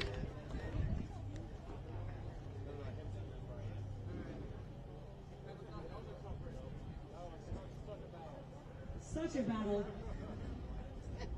Smile at the pickup truck, the official camera. That's the one for Facebook. All right, great. Trophies on the ground, y'all can do champagne. Don't spray Brian, he's still driving. You can spray it into the air. Just kidding, just wanted to cheers.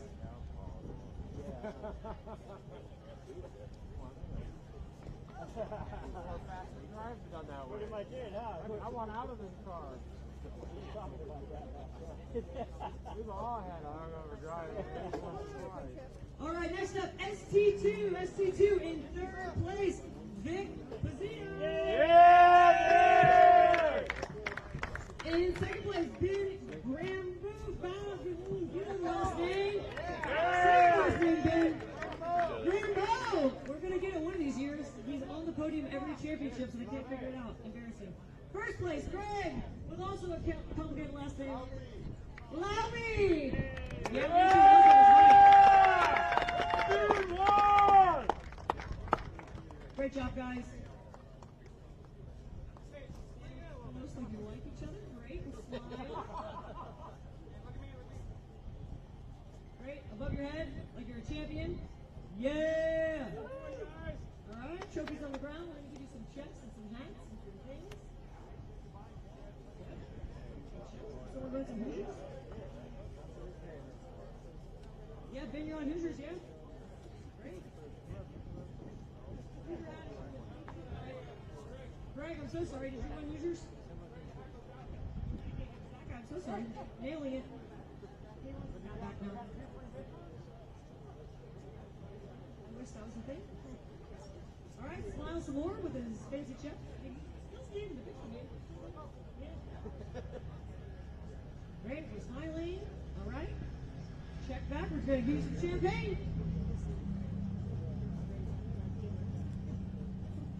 right, spray it, get excited, get hyped. Smile while you do it so you don't look rude in the picture.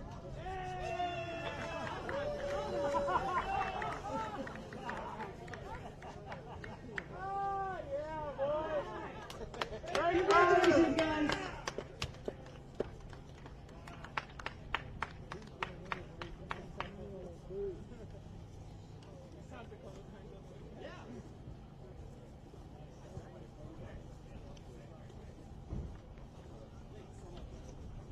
All right, next up, ST3 in third place, Matthew Singler. In second place, give it all the love from Texas, David Lego. And in first place, team Tom Rogers.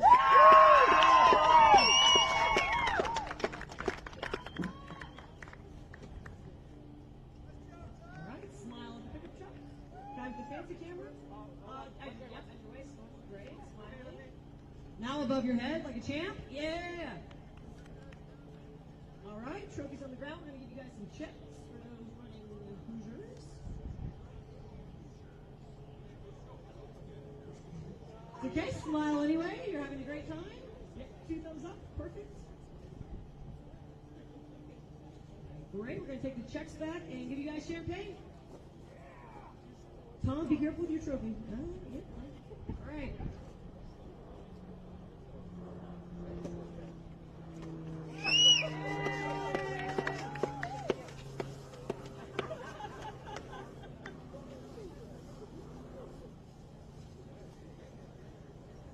Congratulations, guys. Cheers.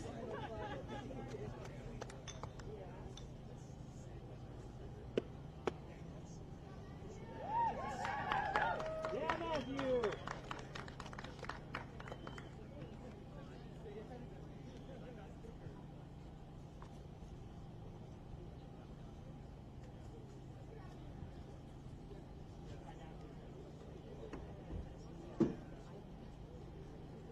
I love those smiling faces.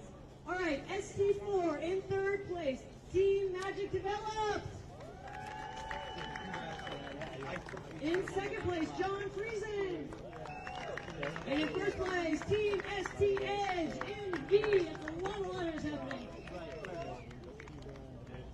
AKA Sean Webster.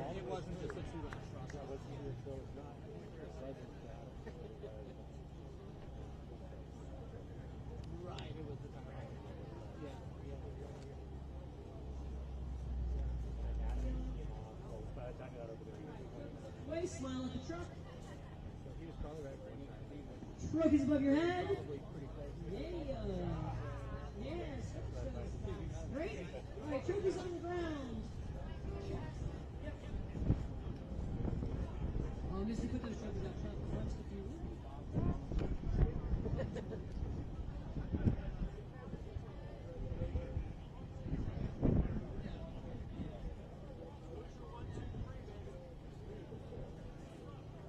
Smile about your free tires. Cheese. All right, great. We're going to take the checks back and give you champagne.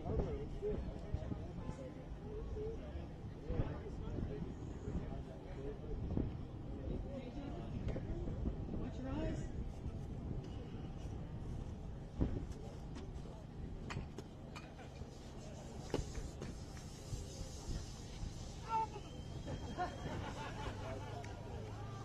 You can run, but you can't hide.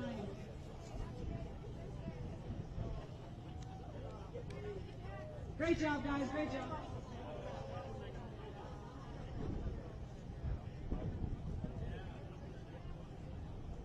Thank you all again for coming to the NASA Championships. We know you have a lot of other places you can go racing, and we appreciate that you're here and your support, and we hope to see a lot of you guys at Ozarks next year. Cheers.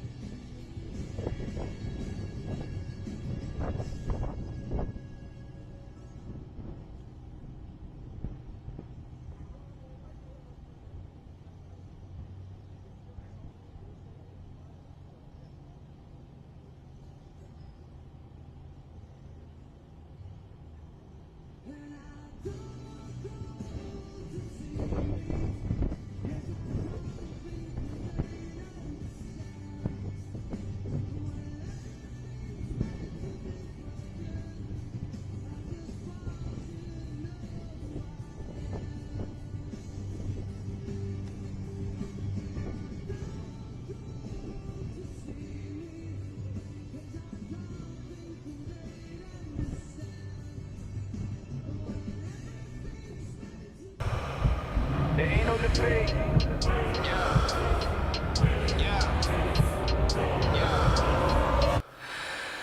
Worked hard. I got a foreign in my homie, do me nothing. You got a button in me if you push it, I'm pushing. And you know you got a button in me. It's nothing to me.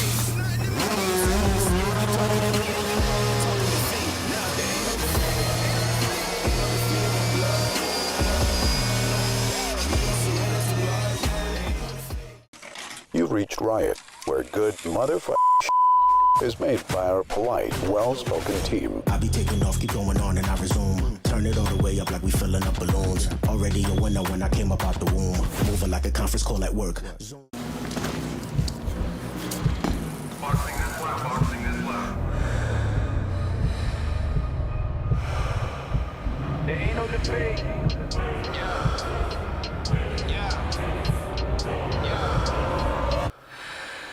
Worked hard. I got a foreign in my homie, do me nothing. You got a button in me if you push it, I'm pushing.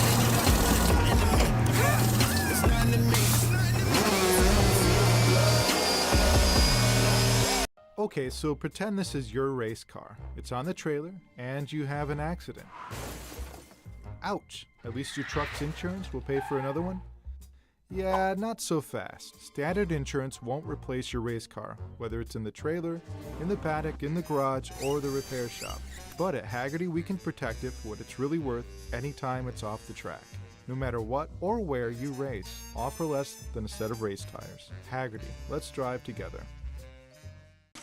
You've reached Riot, where good motherfucking is made by our polite, well-spoken team. I be taking off, keep going on, and I resume. Turn it all the way up like we filling up balloons. Already a winner when I came up out the womb. Moving like a conference call at work. Zoom. I'm in a hurry. I can never slow down. My pictures are blurry. I always overdo it, and it's very necessary. I got winning on my mind, and the rest is secondary. We gon' get it done. Can't stop when we start. We get it done. Take no days off. We number one. Lace up these kicks.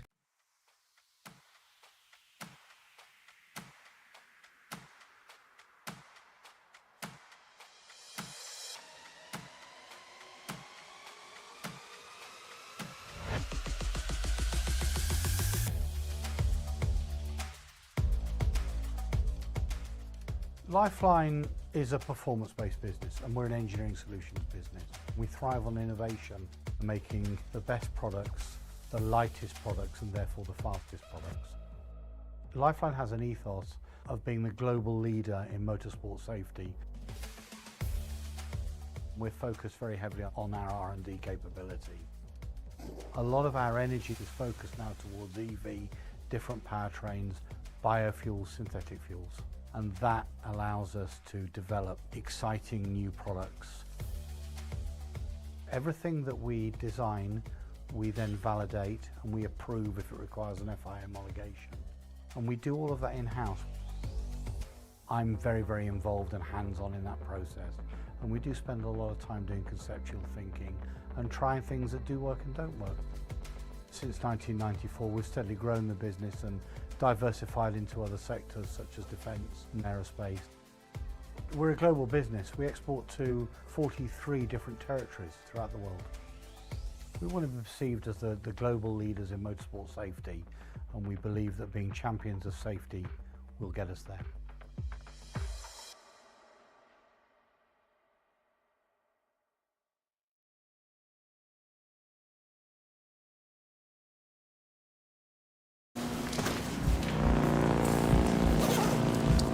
Thanks for filling in. Sorry, my flight was delayed. All right, we're P1 with P2 rein us in. They were already on the wets. The track is wettest on the east side, specifically through turns 7 and 9. We're gonna put you on intermediates to hold the gap. You need 157s to bring it home. You got this.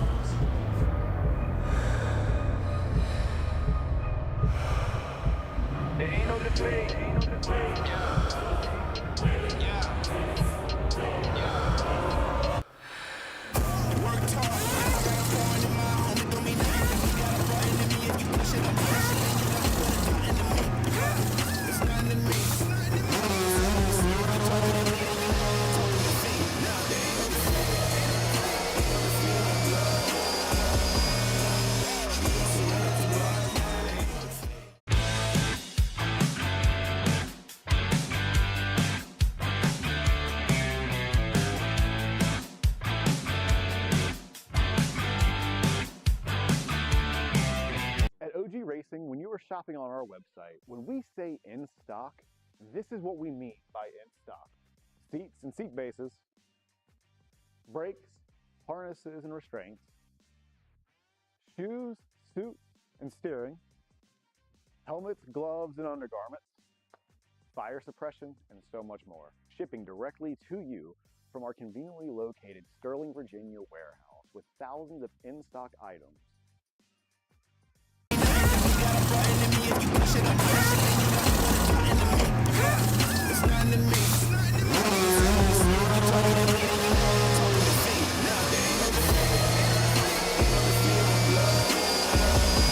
Okay, track day checklist. Let's go. You got your gloves, your helmet, water, snacks, sunscreen, your car is prepped and ready to go.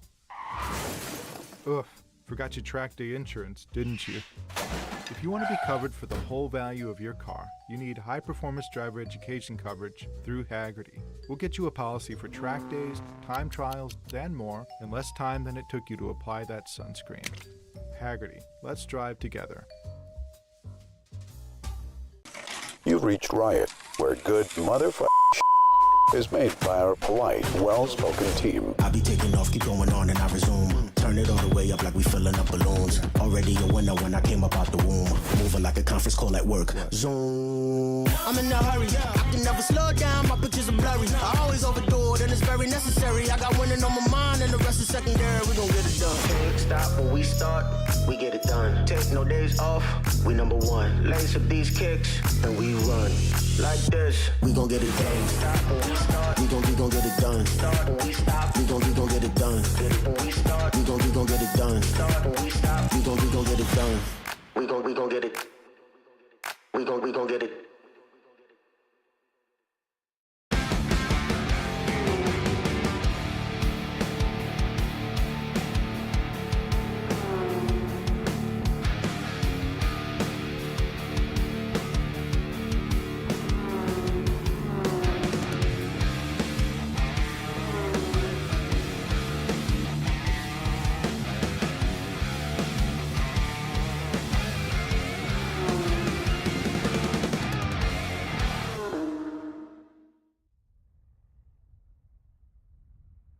And good afternoon. Welcome to the 2024 National Autosport Association Championships. We are live from the Utah Motorsports Campus. NASA marketing partners include Hawk Performance, TrackDayTire.com, Action Sports Canopies, Hagerty Motorsports, and Delivery. I'm Edwin Pardue. Kelsey Hill will be down in the paddock area, and my partner in crime here in the tower, John Lindsay. John, we've got a great championship Sunday going on right now. I tell you what, everything has been running like a well-oiled machine, Edwin, and we are live again at the 2024 NASA Championships at the Utah Motorsports Campus. This morning, we were treated to an excellent performance by our Spec Miata drivers with Logan Stretch. Dan Williams. I'm sorry, I almost made a fatal error there. Dan Stretch Williams, on Saturday, Williams on Sunday. Yep. That sounds like yoga. Both of them just awesome machines out there. It was fun to watch. Takes a lot of people to put these events together, including OG Racing, the official motorsport supplier of NASA. OG Racing helped get the best safety products in the driver's hands with the convenience and simplicity through the all-new NASA Racing Gear store operated by OG Racing. Accessible via the NASA home page, the NASA Racing Gear store operated by OG Racing will offer NASA members special member rates and one-click convenience to purchase all the necessary gear for HPDE, time trial, and racing, and more. Visit DRIVENASA.com for more information. What do we have coming up next, John? All right, our next group is Group C. This will be Spec E46, Spec E30 and 944 Spec for their championship race. 45 minutes of fun, and we will have 2 flying starts and 1 standing start. Of course, a flying start is what we've seen so far this weekend, where the cars are all moving together on the front straight. Starter waves the flag and they are off and running. A standing start's a little different. Here at NASA, they will come to a stop on the front straight. The starter will have a rolled green flag. The rolled green flag will be unrolled, and as soon as they wave that flag, they are away. We'll also have an in-car camera this afternoon. Wyatt Couch, the 66W car, he starts at the front of that Spec E46 class. Some of the in-car that we've had yesterday and this morning, just brilliant. In fact, particularly the Janetta in the last race. Right, was David fantastic. Lecco. That was amazing. We had great battles all throughout the field in ST3, ST4, and ST5. That was really great to watch those cars going around, and really super race for that. It was our second championship race. Of course, our first championship race was Spec Miata, where it was a Logan stretch, and Dan Williams putting on quite a show for us with Dan triumphing. Let's give you the starting lineup in Spec E46. There you see, you ride along with the 66W of Wyatt Couch. Next to him, the Jared Zakim in car number 16. The Legacy Motorworks, car number 47, flanked by the 426 of Gary Baker. They're in row 2. Row 3, you'll find the 57 of Logan Toke. Adam Freer in the 26 car next to him. Matt Gavera in the 58 car is 7th, and next to him, Jeremy Evans in the 112. Row number 5, Daniel Yanis, the 28X. Stephen Ferraro is the 93 car. And then row 6, Michael Donick in the 13, Olivier Renier in the 369. Row 7, David Finkelstein in the 213. And then Michael Mild in the 55. Rounding out the field is Jonathan Percheron in the 90. All right, second flying start will be 944 Spec. Charlie Bazzetti has the pole alongside the number 99 of Josh Clay. Then John Bowles, Caleb Fletcher, and Charles Sharp. And then that standing start for Spec E30. Front row will be the Team McBlue Racing, car number 76. Sean Aaron next to them in the 33. Marcel Calcadato in the 219. Ed Sukachi in the 66. Then the 6 car, Matthew Ibrahim and Jacques Remach in the 48. Those are all the machines that'll start this race. All right, Edwin, now you may be looking at this and going, what's an E46? What's an E30? Those are chassis codes from the BMW world. The E46 are the newer cars. They are a couple generations old, but they are 2 generations past the E30. The E30 is what you think of as the quintessential yuppie BMW from the 80s. They were from about 84 after the E20 chassis, the 320i's that were here in the States. And that's the chassis codes. Of course, the 944 is the Porsche 944 that was made from about 1983, or 82 actually, until 1988 or so in the 944 form, which then evolved into the 968. All of our races are timed races. So what they'll do is take a look at that clock. We've got 45 minutes, and they'll give a white flag so it times out right into that time. That includes the time rolling out onto the thing and the cool down lap. So if you're watching, you might go, oh, wait a minute, that seems a little quick. Well, no, it includes this pace lap and it includes their cool down lap, and they time it out so they've got just right. How many laps will we get in? Well, that depends, A, on which class is racing, but B, do we have any full course yellows, which obviously slows the pace down and therefore a fewer number of laps. That is a beautiful shot of the field. Drone shot showing these absolutely awesome machines coming up to the start under the control of the Toyota GR Corolla Marizo Edition pace car, driven by the great Donnie Edwards, with our staff photographer, the awesome Herb Lopez, hanging out there. You can see a guy hanging out the right-hand window. Look for those shots later on all of our social media channels. 3 classes all in this race together. We're going to jump around, show you the top 3 in each group. Then we're going to find the best races for you and focus on that. Remember, yes, the winner is the champion, but the top 3 in each class get to stand on the podium. So there's battles within battles, and maybe your best bet is hopefully your best finish ever. Pace car is in, and here comes our Flying Wave Wyatt Couch. You ride along with him, and green is in the air. There goes our first Flying Wave. Right next to him, that's the Jared Zakim team, and the whole field is still side by side down the front straightaway, long front straightaway here at Utah Motorsports Campus. They're going to fan out 2 and 3 wide as they head for number 1. And now look at this. The 66 car making the move. Wyatt Couch getting a little pressure on the inside. That is Jared Zakim. And yesterday, interesting fact, Edwin, their fast lap was identical in the race yesterday. Here comes the next group. 944. 944 Spec. And then when the Spec E30, tell us what we've got here. This is our standing start coming up in just a little bit. So we will see the E30s away next for the standing start. E30s are away. They are gone. Successful standing start, no stalls. So 3 waves, 2 flyers, 2 and 1 stander. And we are green in our next championship race. It's a good start for Sean Aaron there, side by side with the Mick Blue team. And we'll be coming around to set our first lap in a little bit. And again, we're going to find the best races for you throughout the race recap where everyone's running. There's that field headed down into turn number 1. Again, good start for the Sean Aaron car, number 33.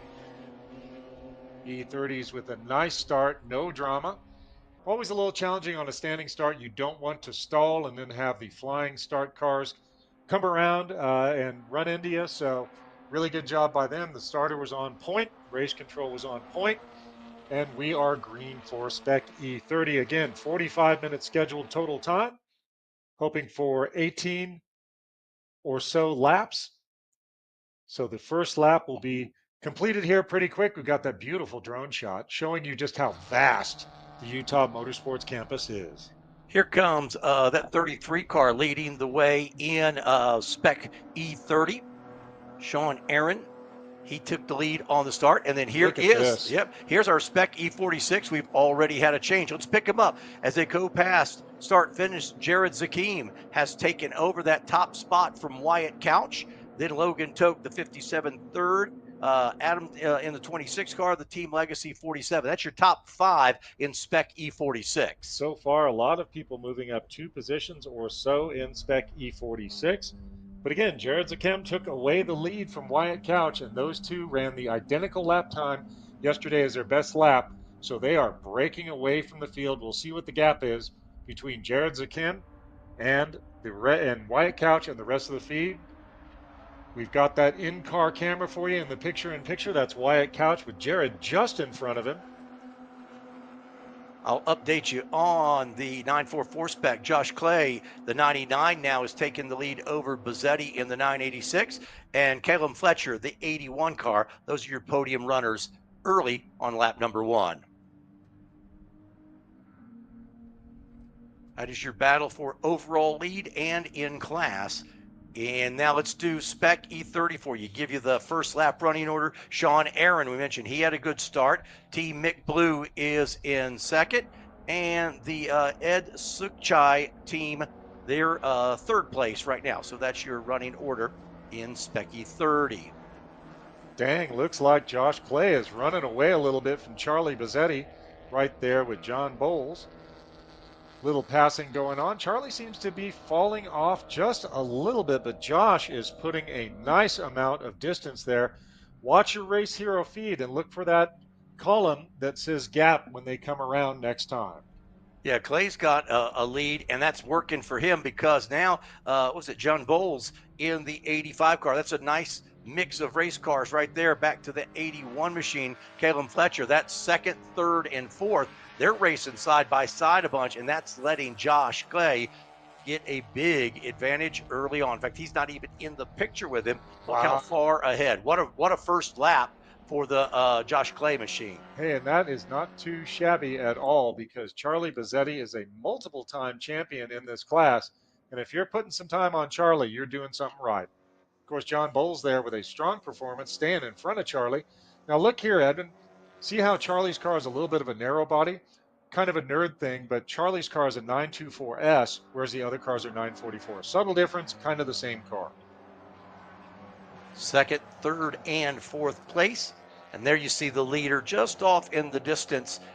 He's got maybe a 10 car gap between first and second. Battle is on for second place. And now we go to Spec E30. There's first and second. Sean Aaron in the 33 car, and then Team Mick Blue. That's first and second place in the Spec E30 field. And now back a little further in the Spec E30. With 48. And Jacques Rameau. And there's back to first and second. Yeah. So in that Team Mick Blue, that is either Mick or Tom Pauly, his driving partner. And we're starting to see a little bit of a gap happening. It's kind of similar to what we saw in Spec Miata and some of the other classes, where the first really fast cars, in this case it's 1, 2, 3, pulling away a little bit from the rest of the field. Yeah, they've got a gap of about 5 seconds back to the fourth place car, Matthew Ibrahim. And there's your front three down the long front straightaway. Will the Mick Blue team try to make a pass here? They will not. So your front three hold suit in Spec E30 very early in this race. All right, there's your two leaders in our Spec E46. That's Jared and Wyatt. Again, Jared out front and Wyatt is right there. Now look at this on the in car. Man, Wyatt is working that wheel and he is trying to hang with Jared. Now they are right together, but no contact, just driving really close quarters, following the identical lines. Let's see what happens down the straight. Will Wyatt try to pop out to the inside to take away that line from Jared? You look, and when that in car just shows you how busy Wyatt is in the cockpit of that race car, because yes, you get a little break here, catch your breath at 100 and something miles an hour, and then you try to make the pass into one. Is he going to keep it there? He is.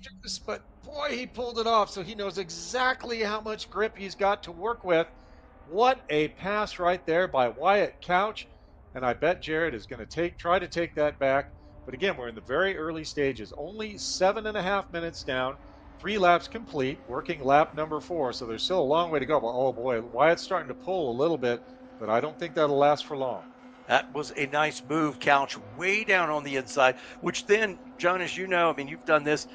When you're making that move, it totally changes the geometry of the corner. It makes it, you're driving that corner different than you would any other time. Well, you have to be willing to go offline and try to make that pass. It is not the optimum line through the corner, but perhaps you can surprise the driver in front of you and stick your nose there underneath, and they will give you respect and not try to cut you off and create an incident. So a lot of respect so far between those two top drivers in Spec E46. There's Charlie Bazzetti trying to chase down Josh Clay. Again, look on your Race Hero feed, and you'll be able to see what the gap is. Last lap, it was 3.5 seconds from Clay to Bazzetti. Yep. Bazzetti, the 986, is second. Jean Bowles in the 85 car is third. That field getting strung out just a little bit. And Clay is now 3.5 seconds ahead. There you see Clay at the top of your screen going into turn number 5, and you see the distance back to Bazzetti in second. Right. We do have a lead change. Now the Team Mick Blue car is out in front of Spec E30. So beginning stages of these races, only 3 laps complete, working lap number 4, and we've already had a lot of great racing and some changes in position for the overall prize. Spec E30, and now back there to Spec E46. Let's watch the gap between Jared and the next car in the order to see how much of a gap they have worked up. Looks like about 4 seconds from Jared Zakem back to Adam Frere. This is so great, this shot, because you can see, the whole field and see how they have spread out the front two. As you mentioned, they've gotten away a little bit, and Wyatt, our camera car, was giving us some great pictures, especially during that pass. It's a great view, as you see there down the front straightaway. Awesome racing so far. We are very, very proud of our racers here at NASA. Of course, Spec E46, these racers are mostly from the NorCal region, where there's a ton of cars. Spec E46, the second biggest race group here this weekend. So really catching on in popularity. Whoa, Mick Blue getting a little sporty there, using the whole track. But you can see these cars are so forgiving in the setup that even with all that jumpy, they still did not lose any traction. Look at there again. That seems to be the hot setup, to just use the entire track and then some. The 66 car here in Spec E30 is starting to catch Sean Aaron in the 33. You've got the top three all there together. Less than a second separating the top three. There's your leaders, 1, 2, and 3 in Spec E30. Only 10 minutes into this event. And by the way, dumping fluid on the 76. That almost looked like gas to me, so it may be just a little bit full right now. But the 76 was dumping some fluid out of the right rear there as they came around the corner. And at the start finish, they are displaying a debris flag. Don't know if that's something on down the track, or did somebody go off, kick a little gravel back on? Probably. Debris flag out front. That just lets the driver, don't have to do anything different. It just says, hey, Be there might be advised. something on the track. Be aware. Be aware. Be alert, because the world needs more alerts. Into turn one goes Team Mick Blue, mirror full of the 33 car. Tucks right in behind him and Sean try Aaron's anything right there. So pretty good gap right now in E30. So from that third car, Ed Sukchai, there's about a 3-minute gap back to Matthew Ibrahim from Garagistic. Let's go through, give you a mid-race update. In 944 Spec, Josh Clay in the 99, the 986 of Charles Pizzetti, Caleb Fletcher in the 81. That's your top three at the 11-minute mark. Spec E30, Mick Blue team in the lead, Sean Aaron in the 33, Ed Sukchow in the 66. That's your top three. And then Wyatt Couch, Jared Zakim, Adam Free in the Spec E46. Again, now at the 12-minute mark of this championship race. Taking a look at the middle of the pack there in Spec E46 in the 213 machine. That is Dave Finkelstein, with a really good, so far, a really good performance. Dave has moved up 3 positions from where he started. Hard Chargers so far is Jonathan Parashon, who's up 5 positions. From his starting position, he did have a mechanical failure where he ended up going off track and not completing that that qualifying race. So this is a big comeback for him. Good 3-wide battle there. There's the 213. 213 machine we're watching. All right, so an interesting story about Dave Finkelstein there in that BMW.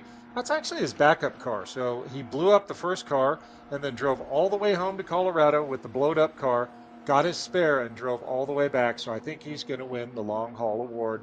Well, Ben Grambo came all the way from Virginia, so it might be a toss-up between those two. I was going to say twice and once. Yeah, just the frustration of it, though. That's the tough part. You're just like, oh, I'm going home and I'm going to do this again. There's some great mid-pack racing.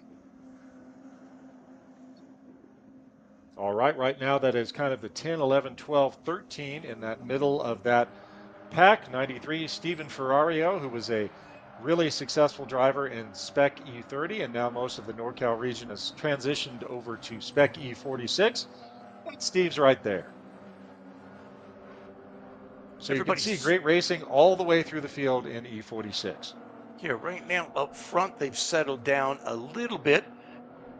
Here we'll pick up these guys kind of mid-pack. They're down the front straightaway. That should be Finkelstein and his group coming across. Yep, there goes Finkelstein, the 213, in 10th place. And they're all right together. I was going to say 10th down to about 16th are just a freight train right now in E46. Yeah, great racing, even though it's not at the pointy end of the field. They are still having great racing all the way through the pack. Lots of respect, not a lot of the use of the chrome horn or the bumper. Cars don't have a lot of chrome on them anymore.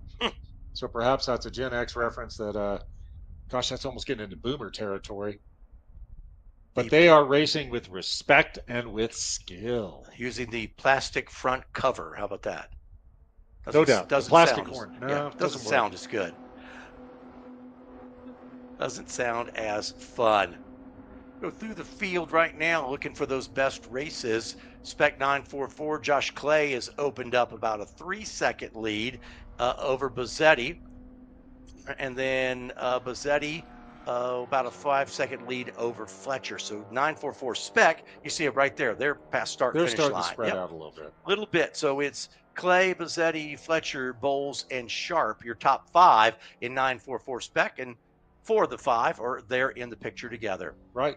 Clay is definitely putting on a clinic today because, as I said earlier, Charlie is a multiple-time champion. It's not easy to beat him up, and definitely Josh Clay is running away with the field right now in 944 Spec. So there's your update, and there's a picture right there, the 81 of Caleb Fletcher.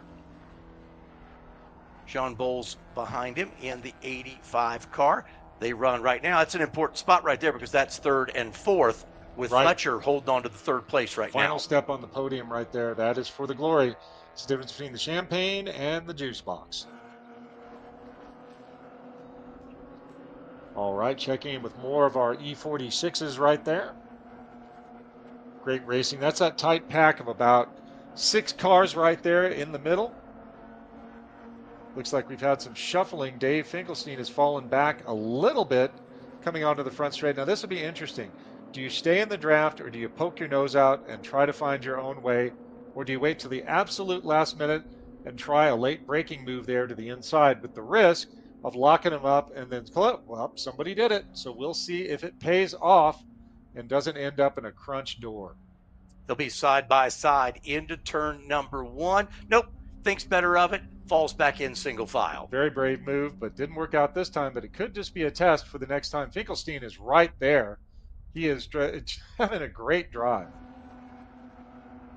In the backup, not the primary. And that goes back to what you said. You know, this battle, this isn't up front. This is mid-pack battle, and the racing is just as good at the mid-pack. And everybody's racing.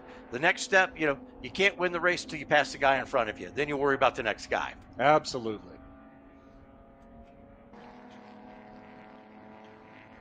All right, folks, we are 7 laps complete, working lap number 8. About 17 minutes complete out of 45 minutes scheduled. So we had a collection and a double spin. Oh, that is terrible. There's Jock Remote right there. And the 219 car of Marcelo Calcaganotto. And it looked like there was a little bit of contact there that resulted in a spin. That is definitely going to be something the race directors will look at. We refer to that as a punt, where you hit another racer and send them off course. So a little too close right there with those 2 drivers. Good news, both cars are able to continue. Right. So we don't need to send. That was a tap. Yep. Well, they're continuing, but they're continuing slowly. So let's see if they can get back up to race speed. And if they can't continue, at least they'll make it back into the paddock area. But they started to continue. They were slow, but also may have just been looking for a gap in traffic, waiting to get that point back on. Well, you don't want to re-enter unsafely because that makes a bad problem a worse problem. All right, looking at some more of our E30s right there, or E46s right there. Super tight racing. That is our leaders, I believe. That's Wyatt Couch right there in the 66 car. And he's got Jared Zakem right there. Yeah, they traded spots right at the beginning, and then Couch very quickly took it back. So, and they are starting to close on lap traffic. So they're starting to close on one of the 944s. So you can almost play it like basketball. When you're trying to drive to the rim, you can set a pick with that slower car and drive right around. Now we are in car with Wyatt Couch. Let's see how he handles that lap traffic. We saw this earlier, and I just talked about how busy he is in that race car. You see the gap up to some of that lap traffic. He's got a little bit of distance before he'll catch them. So clear windshield, but we're going to see what happens when he comes up on that lap traffic. I believe it's a 944. So they have already gone all the way around, and they are starting to get into the lap traffic there in E46. Just kind of keeping an eye on timing and scoring. I want to see if Calcaganotto has come onto the pit area. Those are 2 cars that you saw tangle earlier. So the 219 cars come onto pit road. Jacques Remock is still out there. He's back in 5th place, but one of the cars, the 219, on pit road. We'll see if he's able to continue. And Marcelo did, ironically enough, he won the Sportsmanship Award at the banquet. So Marcelo is probably super bummed to be out. Hopefully it's not too bad. Whoa, you can see Wyatt Couch really working the wheel there, starting to come up on a E30 right there. So he's going to start working lap traffic. Let's see if he can use that lap traffic to set a pick for Jared Zakem. Onto the front straightaway now. These cars will have more power and be more aerodynamic than their predecessors. Again, this is E46, which is 2 generations after the E30 chassis. And you can see going right by right there. Probably going to go to the inside of this next E30.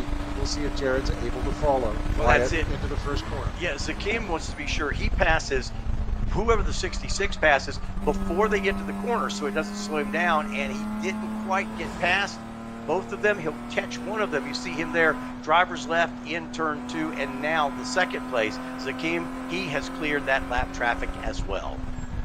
All right, coming up on another E30 right here. Of course, that was Ed Sukchai in the 66 that moved over and let the E46 cars go by. Great sportsmanship there by Ed.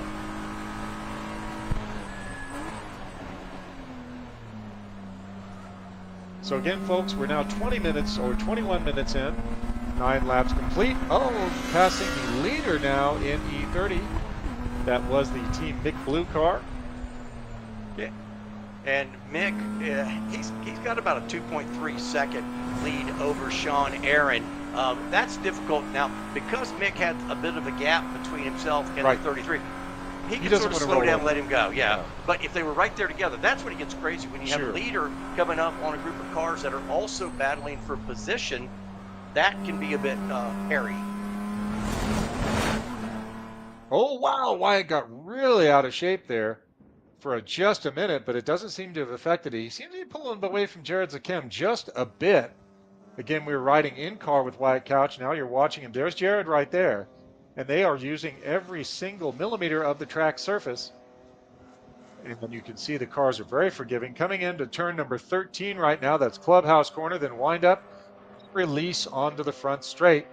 Again, those are our 2 leaders in Spec E46. Last time by, it was about a half-second gap, and we'll see what it is next time. They're down into turn number 15 now, and we'll come onto the front straightaway, and we'll go. It was a 0.556 on the last lap, getting bigger, getting smaller. We're going to find out in just a second here. Yeah, it's over a second now, so your eyes do not deceive you there, Johnny. It was a little bit of a bigger gap that time by. And Jared and Wyatt are approximately 8.4 seconds ahead of the rest of the E46 pack. Now we're going back again. There's Dave Finkelstein again, along with the number 287 car, or the 28X car. I think that's Daniel Yanis.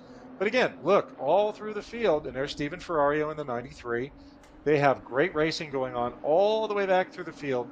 So that's what you want to see when you're trying to select a class to go racing in. You want to look at the barbecue in the paddock, and then you want to look at the action on the track to make sure you got a good weekend. Yeah, Stephen Ferrario in the 93.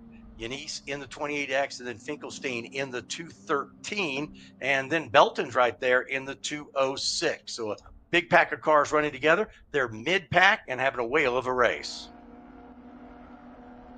Racing machines are at their finest state of tune. Again, there's the mid-pack, Stephen Ferrario up front. Now look at this, Edwin. Stephen's in a 4-door, and then there's a 2-door right there. Now, what I've been told is a 4-door is a little more rigid in terms of the chassis setup. The coupe is a little bit more aerodynamic and also has a larger door opening. So if you're a husky boy like me, you'll want to be able to get the coupe so you can get in and out easier. But do you value the chassis stiffness? So it's a little bit of a major, a little bit of this, a little bit of that. Which one do you like more? Stephen has chosen the 4-door, and the rest of the field seems to be more 2-doors, but we'll watch that just to get a little bit of flavor. We're at the 24-minute mark. 24-minute mark. Let's give you the top 3. There you see Spec E30, Team Mick Blue in the 76, Matthew Ibrahim in the number 6 car, and then Sean Aaron the 33. That's your top 3 in Spec E30. 944 Spec, Josh Clay in the 99, Bazzetti in second, and Caleb Fletcher is third, and E46. Wyatt Couch, Jared Zakim, and then I believe it's still the Team Legacy Motorworks car. We'll wait for them to come by because Couch and Zakim have opened up a big gap back to third place. In fact, I don't see how much that is. There's Team Legacy, but the front two have opened a 12-second gap. Couch and Zakim have sort of checked out. They're going to decide this one amongst themselves, but that Legacy Motorworks team still there on the third step of the podium. Right, and on the feed there for a minute, you saw that blue flag with the yellow stripe. That means, hey, look at your mirrors, someone's coming through. That's because the E46s are working their way through the E30 field right now. You did see for a bit a bunch of E46s right there with the Team Mick Blue entry. Again, that could be Mick Blue or his partner, Tom Pauly, his racing partner. So we don't know exactly who's behind the wheel, but what we do know is they are absolutely killing it in E30. All right, folks, 26 minutes almost elapsed. 11 laps complete, working lap number 12.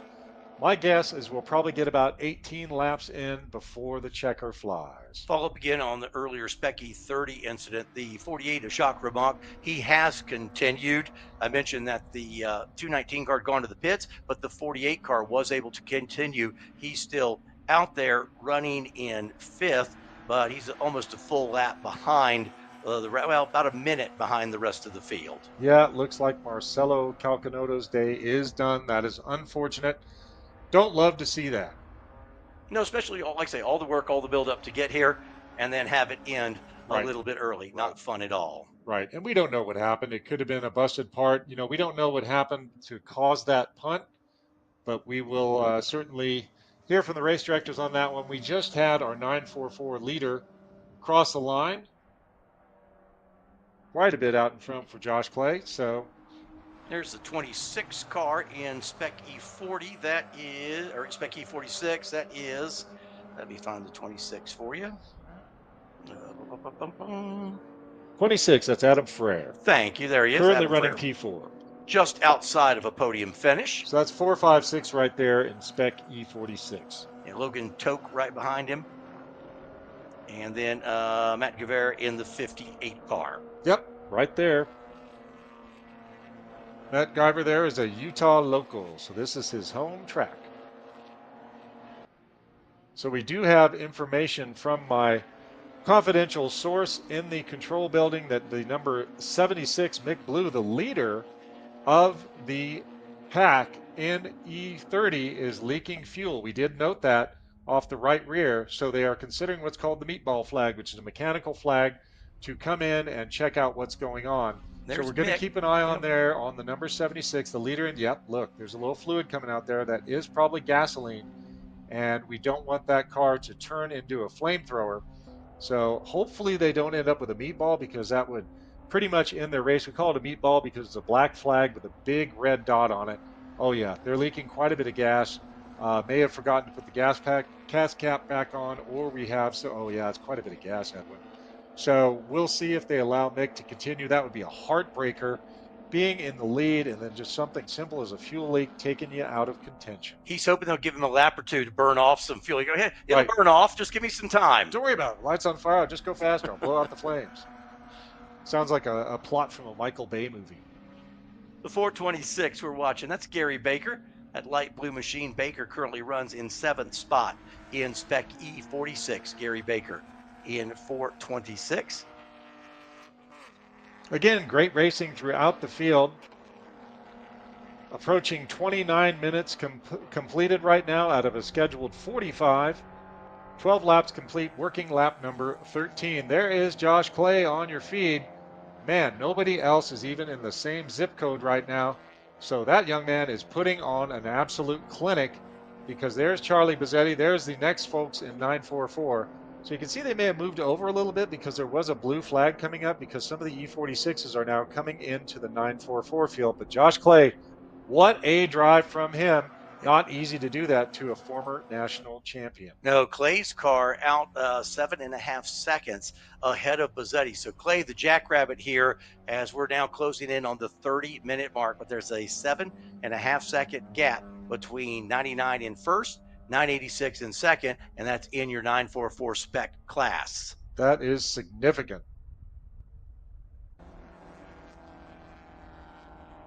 All right. Well, we are hearing over the control channel that we are looking at a lot of battles throughout the field. Lots of good racing, but no real big incidents so far. We did have that one contact incident early on in the E30s with Jacques and Marcelo, but otherwise pretty darn clean racing, which is impressive because this is not an easy track to get around. 81 is Caleb Fletcher, still holding on to third spot in 944 Spec. Sean Bowles in the 85. Would love to snatch that spot away and spray some champagne a little bit later this afternoon. All right, leader Wyatt Couch is coming into the 944 field, but then again, Jared Zakem is right there. You can see that 16 car. So once again, is Wyatt going to be able to pull a sweet basketball move and use those cars as a pick as he blows through the end of the 944 Spec leader? Where do you catch him? And you catch him at the right place on the track, and you see it happen here in just a moment. Great job so far. Again, battles all throughout the field. So right now we're looking at E46. That is 456. That is the Team Legacy Motorworks PB, Logan Toke and Matt Guyver. All three of them right together battling for the 456. 31 minutes completed, 13 laps complete, working lap number 14. About 15 minutes perhaps left on the clock. Remember, we have to include the cool down in that scheduled 45. So probably about another 3 laps or so of green flag racing. At 47, Team Legacy holding on to fourth spot. But you mentioned Logan Toke right there. They're back down the front straightaway. You're watching 4th, 5th, and 6th in Spec E46. That's a great race. But you see the gap to catch back up to third. Third place is off in the distance a little bit for those guys. Right now, eastbound and down. Well, actually, westbound and down. But at that point, yes, it is west. Right. So the 47 car has the final podium position right now, and it's the 26 trying to take it away. All right, so now they've moved up a little bit. It's 3, 4, 5, 6. Yeah, I don't know if that group caught the 47 or if the 47 came back to the field, but that is 3rd, 4th, and 5th spot in E46. And all of those cars have moved up quite a bit, 2 positions. Logan Toke actually is where he started in P5. Now we begin flag watching. For that white flag, we're getting close to it. One more quick recap. We talked about Clay in 944 Spec. He's in a different zip code. Mick Blue has about a 3-second gap over Ibrahim in Spec E30. And Wyatt Couch, he's extended a little bit. Couch almost 2 seconds ahead of Jared Zakem in Spec E46. This is the best race on the track. Right now, these guys are super close. Really a lot of trust and a lot of respect there. No crazy driving. You know, sometimes in the past we've seen that where people are bonking into each other, and it's a big wreck fest. But in this term, it is an awesome fest. This is a champagne battle right here. Because what you say earlier, champagne or getting a juice box and getting champagne. There you go. So this is the juice box battle, and there's 944 Spec. That is back, that's 2nd, 3rd, and 4th, with right now the 81. That's for the final step. Yep. That's John Bowles and Caleb Fletcher right there. So John is trying to work his way around Caleb to get that final step on the podium. Of course, Josh Clay still way out front.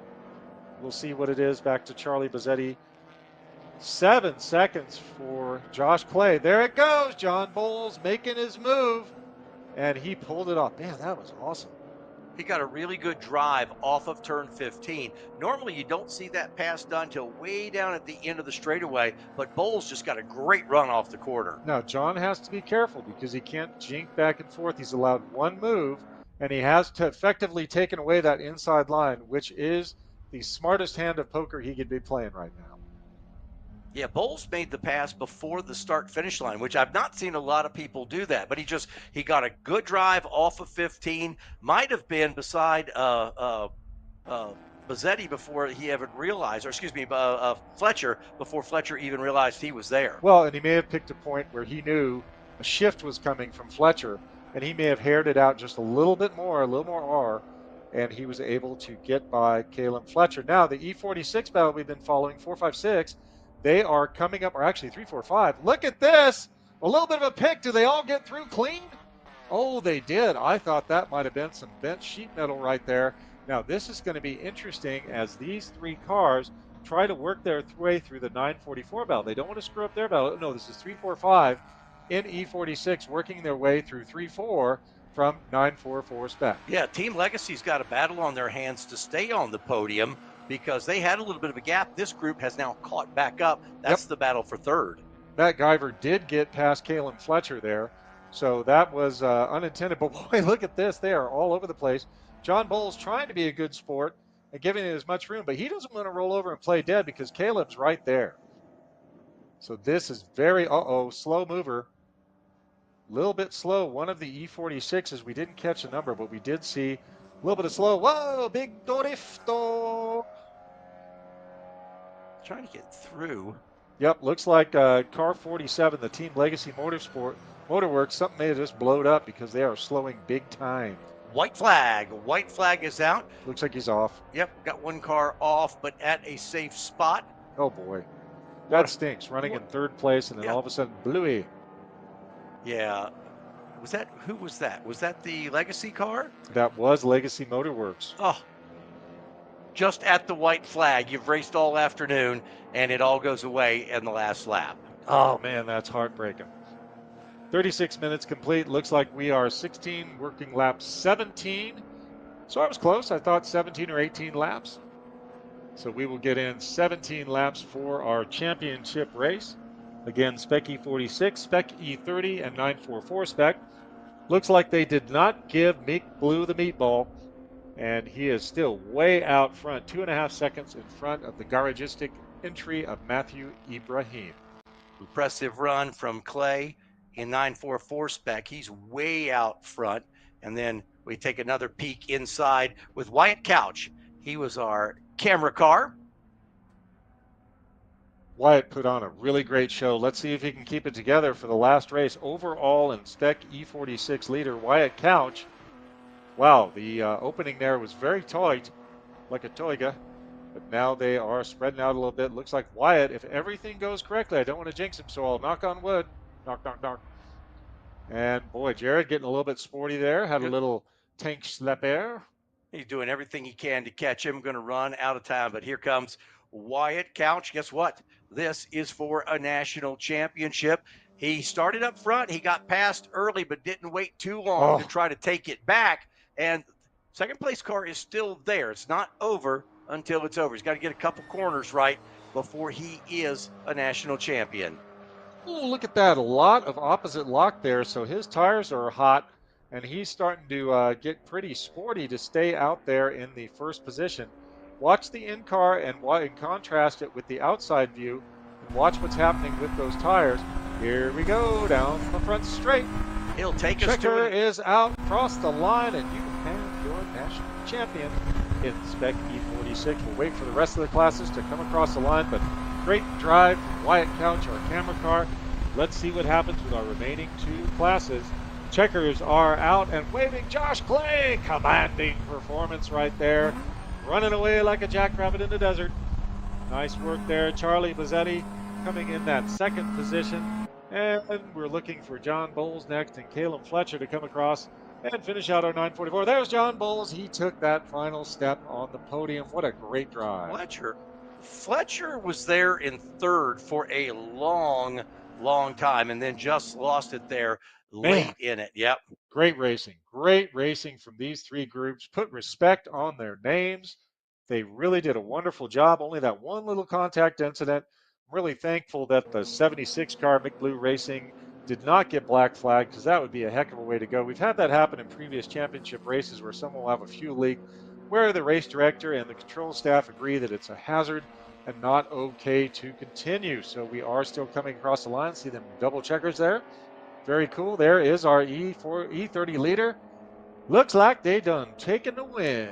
Good job, Team McBlue Racing. Matthew Ibrahim has the next step on the podium. Waiting to see if Sean Aaron, number 33, is able to hold on for the final step on the podium. Sean is across. So there's your 1, 2, 3. So as they come across, I don't think we're going to see a lot of changes from what's going down, so let's give you some results. Edwin, take it away. I'll start with the 944 Spec, Josh Clay in the 99. Charles Bazzetti, the 986 car is second. And we saw John Bowles there, the 85 car. He'll be on the podium.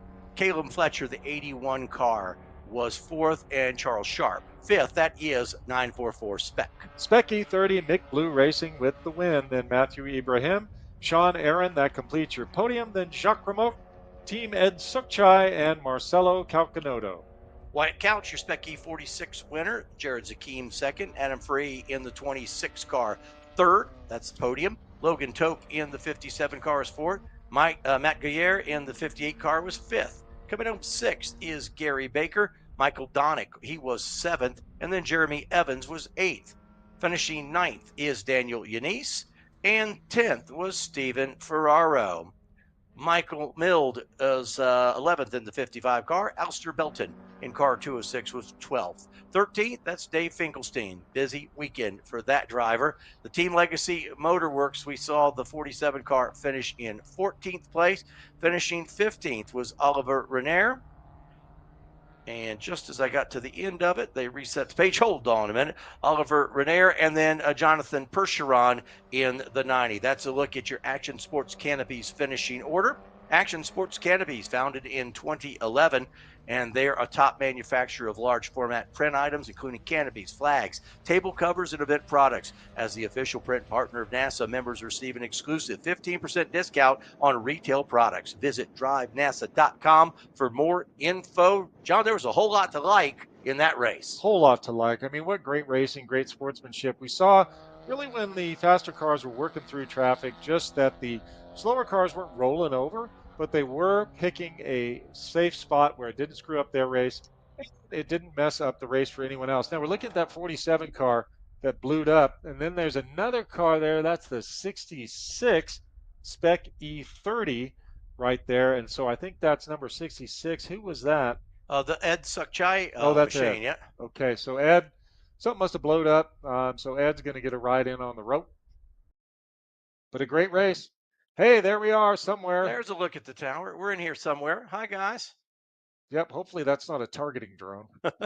We're going to go down to the paddock in just a minute, but real quickly, Lifeline USA offers a wide range of motorsport systems that employ AFFF foam, Novec 1230, and other extinguishants with automatic, mechanical, and electrical actuation. Kits come complete and ready for installation with all necessary components included. NASA recognizes the importance of fire safety in amateur motorsports, which is why Lifeline is the official fire suppression partner of NASA. Let's go down to the paddock area. Kelsey is catching some of the drivers as they ride into the paddock to wrap up this championship race here at Utah. We're here with the race winner, Wyatt Couch. Congratulations. Awesome drive out there. Thank you so much. I mean, this means a ton to me, especially 2 years ago in Spec Miata. We ended up blowing a transmission while fighting for the lead, so this one makes this one even sweeter. Yeah, so talk about this. You were watching the race, started in the beginning, fell back a little bit. How did you get back on top? Yeah, I mean, Jared got a really good start. He had gotten around me, and I knew I kind of wanted to control the race, so he had made a mistake, and I got under him. And from there, I kind of just drove my race. I got behind an E30 that was spraying fuel out at one point, and my fingers were crossed that there wasn't a repeat from yesterday with the full course yellow. So I'm really thankful for that. Awesome. So talk to us, Wyatt. This car performed great. Anything different that you would do to it for the next one? No, this car was amazing today. I mean, I really can't thank everyone that helped me enough. Control Engineering, Moss Brothers Powder Coating, Magic Develop, TrueView Metal Fab, Super Tech Performance, Clearwater Lights, Fogel Trucking, Control Engineering. I mean, there's so many thoughts going through my head. I probably missed a couple. Pageant Racing. Yeah, we got them as well. Everybody in there. So we want to talk to you about this. Thank you so much for being such a great race all weekend. It was really fun to watch you. Our friends at OG also, you were the pole winner yesterday, so you get a cool hat and $100 to spend. Thank you so much. Super cool. So we look forward to continue watching your career and see you here at NASA Racing. Thank you guys so much. Go enjoy that podium with your crew and your family. Thank you. We're going to come over and talk to our next race leader for the E46 crew, if we can find him. I don't see him out here yet. Well, we've got another great guy who got out here and got a win in. Mick should be here somewhere, but I don't see him out in the paddock. He had a great race. The person who is actually spilling the fuel that you just heard about is Mick. Oh, I'm sorry, he's up here. We can come find him up this way. Guys, good race? Better day? Yeah? We're going to talk to Mick. So excited. From pole to P1. Yes. Went so well. Sorry, catching you off guard here. Oh my Awesome God, work. it was a fucking hard race. I'm Well, exhausted, I'm excited. We heard you were spilling fuel also while you were going. Oh, I spilled fuel? You had a fuel leak while you were going the whole time. I didn't know if you knew that. Oh shit, I hope I make weights then. Then you will. Hopefully so. So how was it out there staying? Were you P1 from the get-go, P2 all the way through? Tell us about your race. Well, yeah, I mean, I lost at the start against Sean Aaron, and then after that, a few laps later, I was able to pass him because I was faster. And it was a hard race. Yeah. You know, so Matthew did amazing. So let's hope I didn't spill too much fuel. I don't think so. So double podium weekend for you as well. So congratulations on that. Talk about your TT6 race as well. Yeah, I mean, TT6 was great too. I maximized the opportunities. The other two cars, they were just faster. Yeah. And P3 was the best I could reach, and so I'm happy. That's okay. Two podiums. Yeah. Great weekend here at the championships. We'll be seeing you in 2005 out at the Ozarks. We'll see. You know, it's like how heavy the sponsor is, Dragon. Yeah. And then hopefully we'll see each other. Awesome. We'll see. Well, congrats on a great weekend. Thank Look you. forward to seeing you again, and it's been great getting to know you all weekend, and hope everyone enjoyed hearing all about you. Thank you, guys. Perfect. So yesterday I did have time to catch in with Mike Shumway of Riot Garage here, and so we have a little video for you on that as well. So I'm going to send you after that, get to know that beautiful 911 GT3 Cup car that he'll be out driving in our upcoming Group D. We're here in the Riot Garages with Michael Shumway. How was your time out on track just now? Is there ever a bad time on track? There is never a bad time on track. It was a great time. Awesome. Yeah. So Just got out of qualifying. As always, you want to do better, but it's a long weekend, a bunch of races coming up, so we're excited to be in the mix. Awesome. So talk to us about a couple of things. I have so many questions for you. We're very excited to be here out at Utah, and here you have a great facility and space here at the Riot Garage. So talk to us, how did this start up? You know, a bunch of friends, all these kind of things. Tell us how someone can go from having a garage at home to a beautiful space like this. Yeah, it's a long story, but we had a bunch of buddies that were actually scattered kind of throughout the campus in our own garages, and we decided to get everyone together, and this was about a year and a half ago or so. So Riot's actually a marketing team here in Salt Lake, and we do full service marketing, but a bunch of us like to race, and we decided to start a team, and so a year and a half ago we got the space, and here we are. Yeah, it's awesome. So talk about your car here. This is a beautiful piece of machinery that you have. So how did you start racing? This was not the first step you took? I started with NASA right here locally. Actually, I want to say 2021 or 2020, so right around through COVID is when I got into it. So I'm pretty new to the whole thing. I'm racing a Porsche GT3 Cup. It's been heavily modified because we're actually the slowest car in class, so we're trying to get ourselves punch up, and get a little bit more power in there. So, but yeah, I absolutely love it. I came up through the HPD program with NASA, and now we're racing. So, awesome.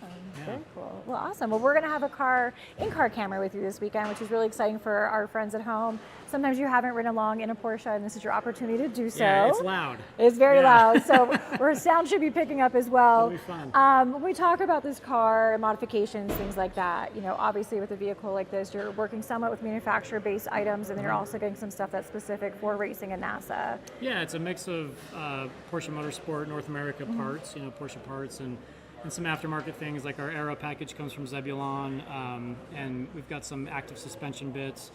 So it's just kind of a mix. We run in an unlimited class, so we can have as much horsepower, as little weight as possible. It's just kind of race what you brought. So this is what we brought. Awesome, very cool. We actually talked with the dyno guys about this and how a class like yours is really unique because you go to the dyno not to see if you make it within the specifications, but you're kind of using dyno to fine-tune your own car. Yeah, and oh yeah, there we go. That's the sound we're looking for. that's the great sound of a NASA race weekend, right? Yeah, I mean, we obviously you can push a motor to the brink, but we're here to race. We're not here to. I mean, some guys are doing time trial. I'm racing, so we want the car to last. I don't think anything sounds better than that. It's the best background noise. Yeah. We want the car to last the whole race and the whole weekend. So we want to push the motor as far as we can without compromising reliability and not making it the race weekend. Absolutely. So that's great. And as far as other things, brake stock, do you change those up? Different we're running aspects? factory brakes from Awesome. Porsche, so Cool. that's the same. Suspension's different. Aero package is different. We've got some. I'm trying to think if there's anything else. Oh, we have kind of like a dry brake fuel system because we do run in the Work Series with NASA. So endurance racing and quick fuel changes. So we added that as well. But for the most part, it's a factory cup car. Awesome, very cool. It's a beautiful factory cup car. Thank you. We're going to give some people some peeks at it through some close-up shots and wish you luck this weekend. We'll be checking in throughout the weekend. Great seeing you guys. Awesome, thanks so much.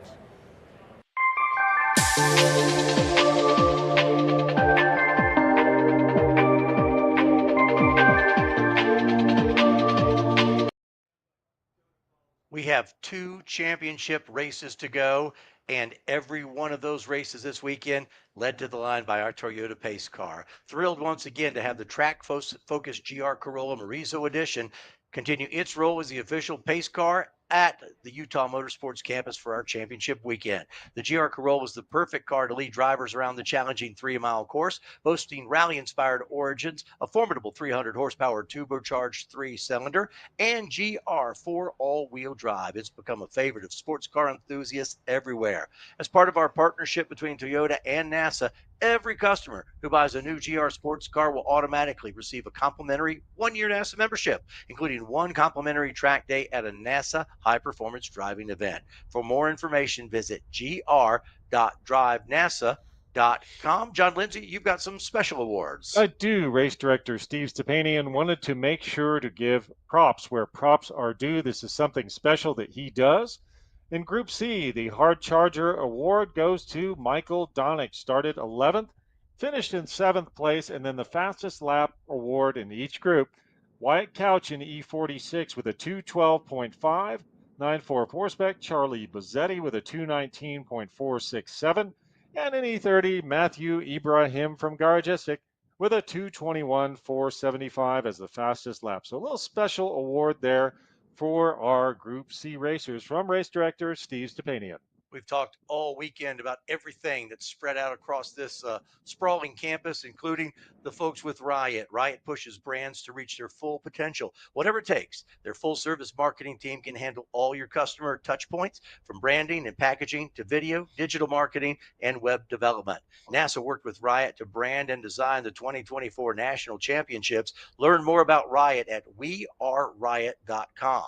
And Riot operates a full-service race team and a shop, and they're right here on the UMC campus. They offer full trackside support, arrive and drive programs, coaching, and driver development, performance modifications, wheels, tires, and more. Learn more about Riot Motorsports at riotmotorsport.com. 2 races to go, Mr. Lindsay. We have 2 races to go. The next race will really be our ground pounders. The Group D race is AIX Super Unlimited, Super Touring 1, GTSU, though it's that big gaggle of Porsche 911 GT3 Cup cars, and the NP01 prototypes. And then we'll finish the day with Group E. Those are our Camaro Mustang Challenge cars, Super Touring 5, Super Touring 6, Spec Z or Spec Z, depending on which way you swing north of the border. And the Legends cars, the 3 amigos that are traveling the country together. Ran into them yesterday at Applebee's, as one does.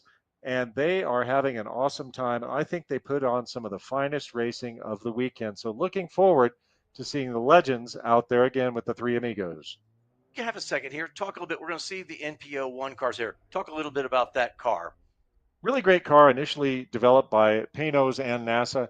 Now Sabico is the manufacturer of those cars. It's a carbon fiber monocoque construction, just like most prototypes, but all 4 suspension uprights are the same. So you don't have to carry a ton of spares. They use the Mazda MZR 2-liter motor, which has been supremely reliable. So a great way to get into prototype racing for under 6 figures, and a very fun car to drive. So really neat prototype program for the everyman. Looking forward to seeing the NP01s going around the track. We're just about wrapping up. Like I said, 2 races to go, and immediately we begin to focus on 2025. We'll be at the Ozarks track. What's about their 4th year of operation now, John? Not sure exactly, but we did have the 2 gentlemen in charge of the whole thing, James Pesic and J.R. Pesic. Really impressive. We've spent a lot of time with them this weekend. in different places, and they really get it. They are absolutely just, killing it in terms of the competitor experience. But I tell you what, that's really, really, really focused, and we love to see that. And they've got great support from the Mid America area there, because Donna and Randy are so excited about having this national event come to their area. So they're as excited. In fact, we had them on. Kelsey had them on a little bit earlier, and you could just see the fire that they're bringing to it for next year. You bet. Looking back towards town there, that is the Oquirrh mountain range. Of course, I'd mentioned before I ran into my friends from the Legends group at the local Applebee's. Gotta love that. It's the same everywhere. And that's kind of what we tried to do with NASA, is make the experience consistent quality, consistent selection all across the country. So if you're anywhere near a NASA region, the only hole really there is the Pacific Northwest, but it is just like going to your local Applebee's. Everybody will be there to welcome you, and you know what you're getting at every NASA region. Again, you don't have to have experience. You could go to a $40 hyperdrive, and it's just like getting in on that bucket of wings special.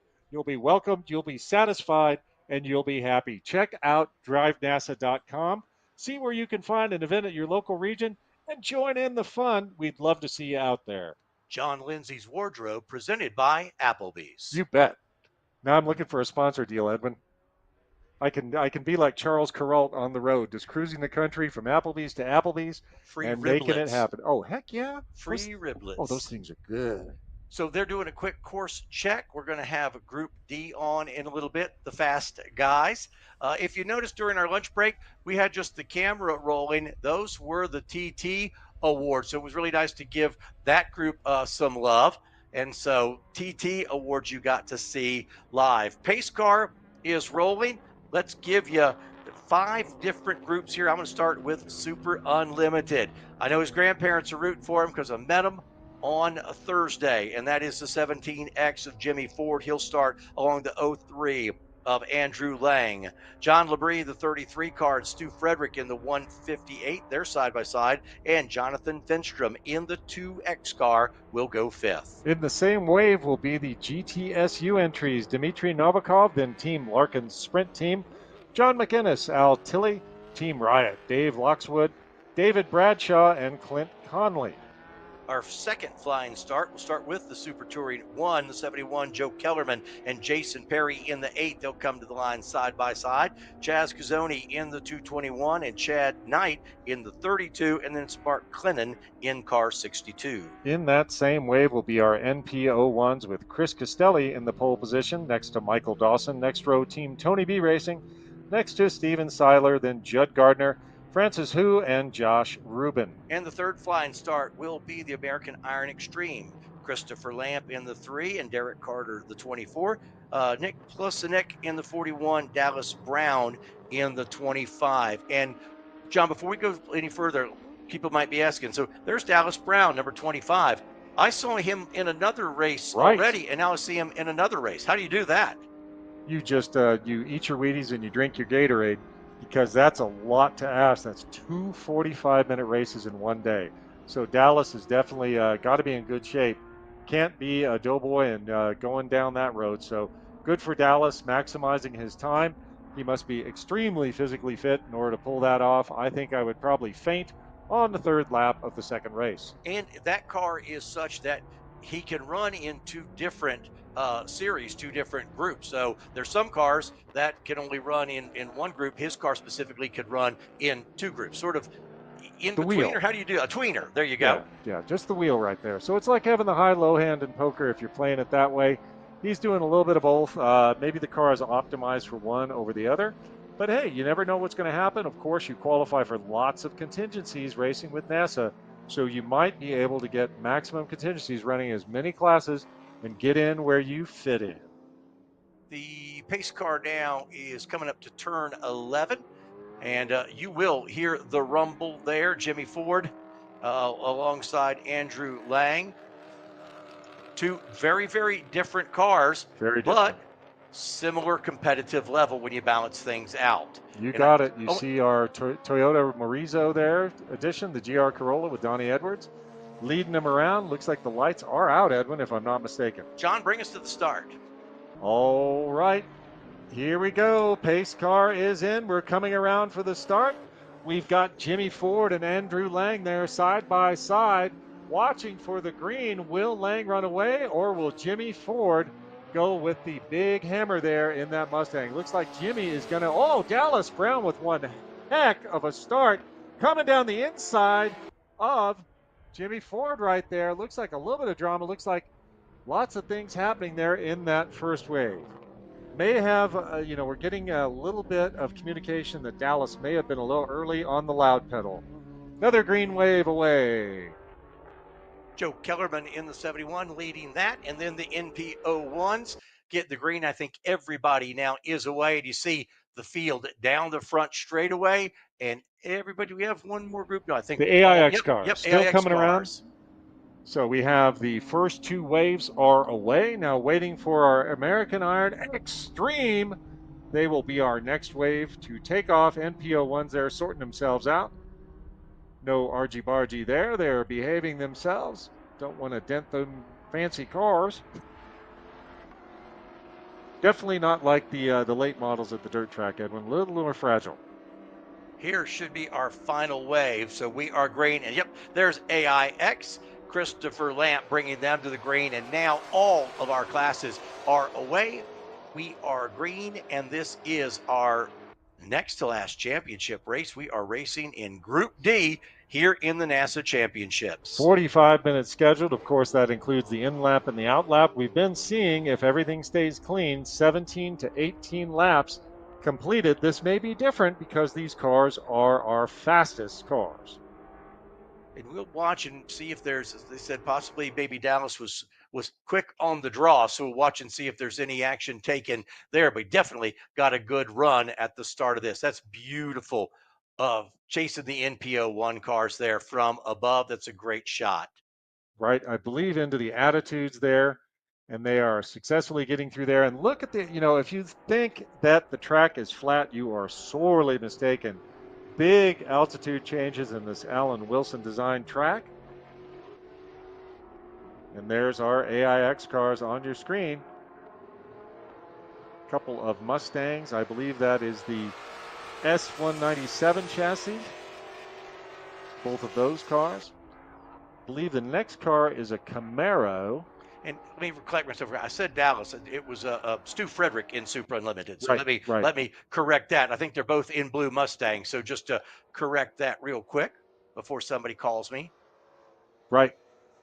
Actually, I believe those first two may be S550 chassis, then a 6th gen Camaro, followed by an S197 chassis Mustang. So all these different Mustangs, all the way from the first Mustang and the first Camaro to the latest Mustang and the latest Camaro, are able to run an American Iron.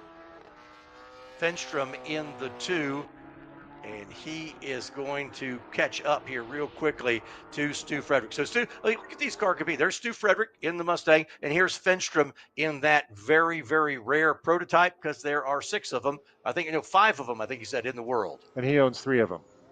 So I think he's got kind of a thing for that car. You talked a little bit about vision. That car coming up behind that Mustang. Yeah. Just, how Can't well see can him. he see that car? He can't.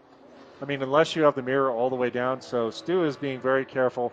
But then Jonathan really has to pick his spot to make sure that Stu sees him so he doesn't end up as an additional door handle on that Mustang. And for Fenstrom, it's possibly even, be patient. It's a 45-minute race. Be patient. Wait till you get back. In fact, that's what he does. He waits till he gets back to the front straight. I'll tell you what, Frederick with a hard run off the corner. I figured Fenstrom would just motor right by. But remember, earlier we saw Fenstrom finish a race, or maybe it was his time trial a little bit early. But I expected. One of the NPO1s off. That is the number 7 entry of Michael Dawson, going a little agricultural there, but he has recovered and continues on course.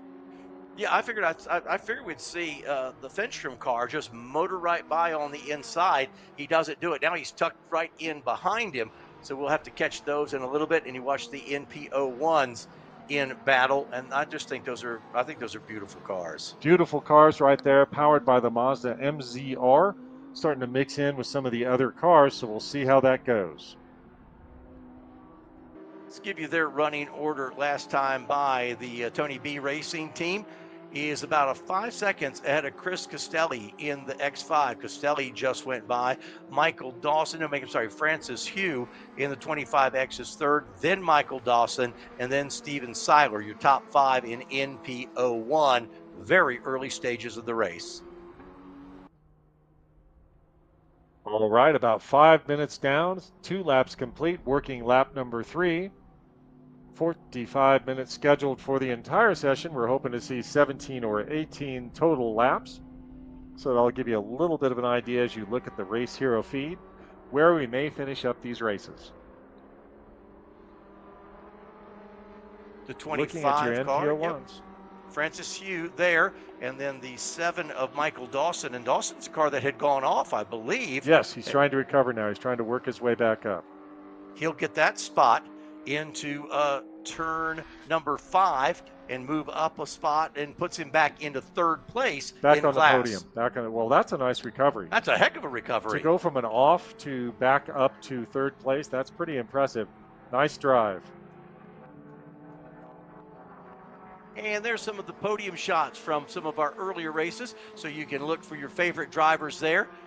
Folks handing out the awards. We'll do double duty here. Podium celebrations and races. It's a multi-event. An event within the event. Yo, dog, I heard you like events. I put an event in your event so you can event while you event. Tony B Racing leads the way at NPO1, but that is Michael Dawson up to third place. Now, he's got some ground to make up to get to Chris Castelli. Castelli is about 13 seconds on down the road in front of him. But again, he come back from an off. He's back up to third, but he's going to need some help to get up front. But after that incident, he's probably going to be happy that the car's together and he makes it to the podium. It's impressive. No doubt, Edwin. We have 5 different classes on track right now. Super Unlimited, GTSU, Super Touring 1, NPO1, and American Iron Extreme. So we can hop back and forth between all 5 of those fields. Looks like Finstrom is now by Stu Frederick. So Finstrom managed to find it. Let's see if he starts laying down some super fast, supersonic laps in that machine. Yeah, and Finstrom just had to be, and he had plenty of time to do it. He just had to be patient. No need to take a risk there. No.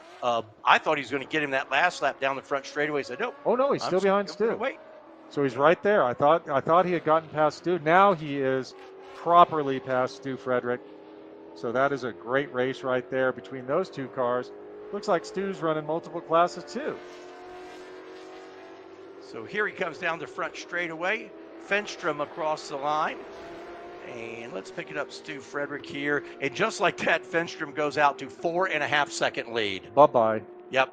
Hook it up and gone. Put respect on his name because that was not an easy decision to make, but he waited till it was safe, and now he is gone. We are going to get down. We're hearing over the control frequency that there's a heck of a battle going on in GTSU, which stands for German Touring Sedan Unlimited. There you see them, the identically prepared Porsche GT3 Cup cars, and they are having quite a race with themselves. There's a whole bunch of them. Again, these are factory prepared Porsche race cars. That's the number 56. That's John McInnes. That is the battle for third spot. Dmitry Novikov currently leads in car number 29. He's got a bit of a gap, but that, I believe, is third and fourth place. It is McInnes and the Team Riot car running 3-4. Again, these are amazing cars. They start life as bodies in white at Porsche, go to Manthe Racing, and then they come out as GT3 Cup cars that can be used all around the world in GT3 FIA competition. And they are incredible machines.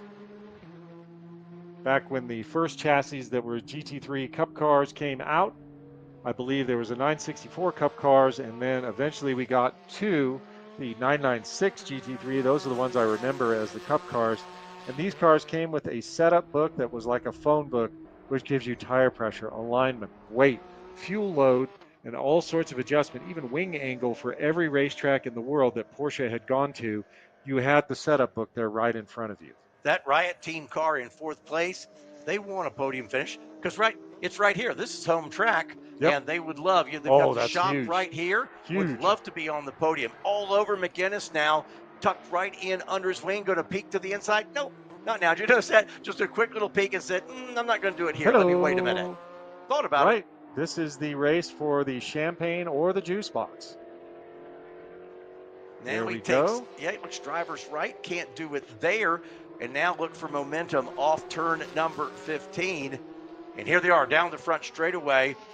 Try to get a little bit of a toe and pop out late. Battle for third in GTSU. And you know what? McGinnis got a pretty good jump off of the corner.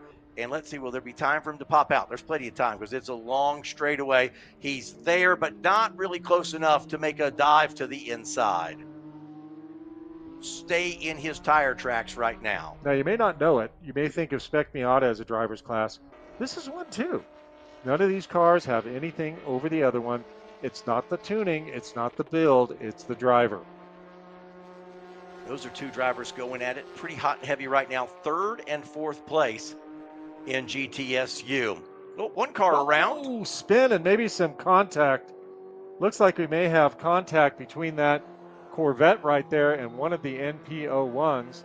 So we'll see if that brings out a full course yellow because the NP01 appears to be stalled on track.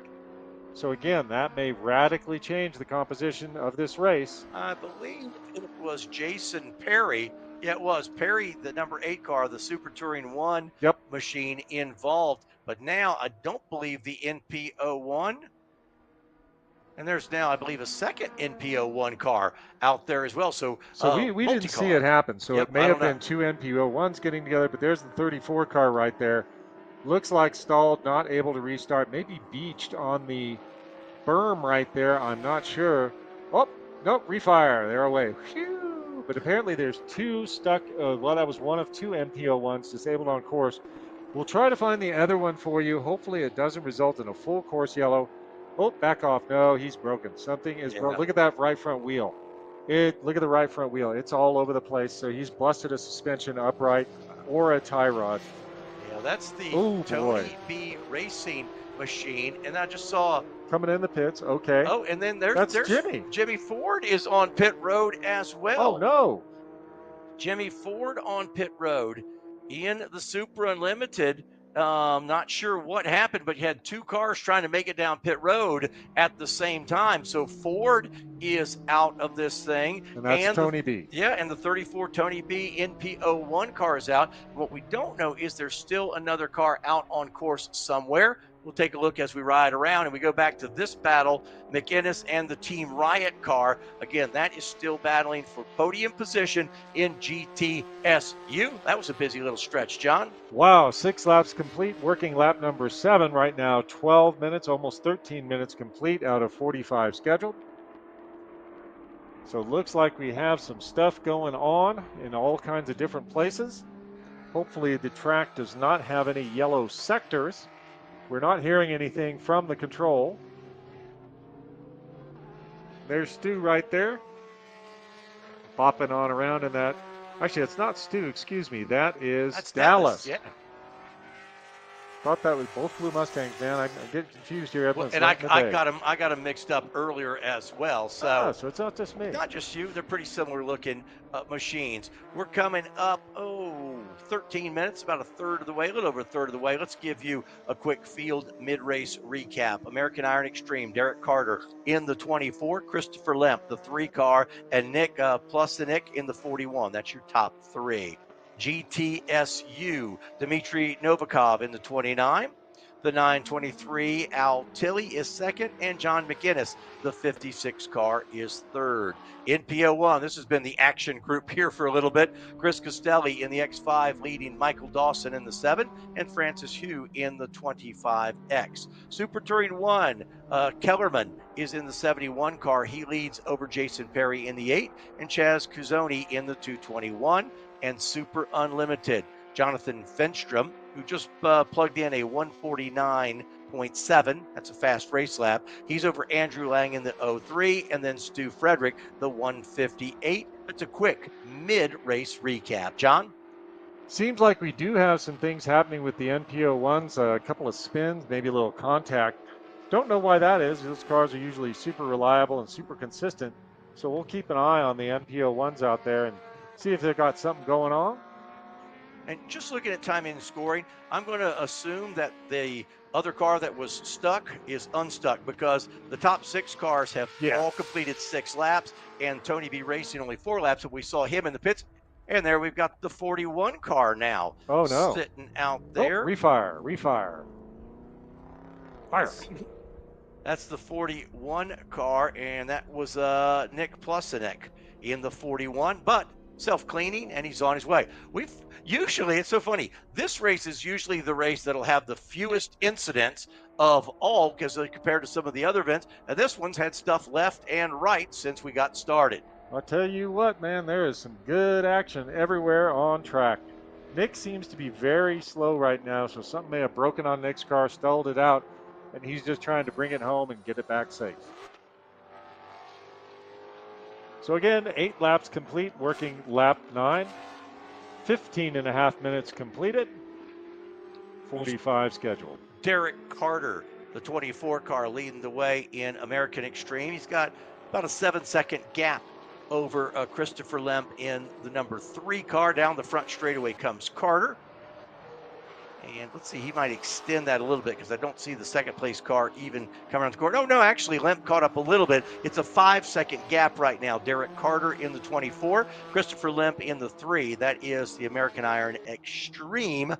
Now you see 2 of those NP01 cars doing battle. They'll be side by side into that right-hand turn number 2. Now they go single file. Battle for position in NP01. Pick these cars up off the corner. That is the 99 of Steven Seiler. Holding off right now, I believe that is Judd Gardner in the 61. So Seiler and Gardner, that's 4th and 5th, John, in NP01. Great race so far. A little more drama than we might want to see. And there we go. There's that 3 and 4 in GTSU catching up to some lap traffic. So that may have an effect on that battle for 3rd and 4th in GTSU. There's Francis Hugh. He currently runs in 3rd in NP01. So 3rd step on the podium, and he is 3rd in NP01. There's Hugh coming up through the attitudes. Cars do get just a little bit light up top there, and you see, I don't know why you see the legends seem to both. They'll get to the top and just kind of, you see the chassis unspring a little bit as they get to the top of the hill, but we ride along with Francis Hugh in car 25X. Let's go to GTSU, John. That's been great middle pack racing, and there is the 221. Which is in Super Touring 1. I believe that is Chaz Cazzoni, but we have some of the GTSU cars starting to mix in there, a whole bunch of P cars. Porsche. Yeah, Cuzzoni is running 3rd in Super Touring 1. So it's Kellerman, Perry, Cuzzoni in Super Touring 1. Number 56 car there. I believe that is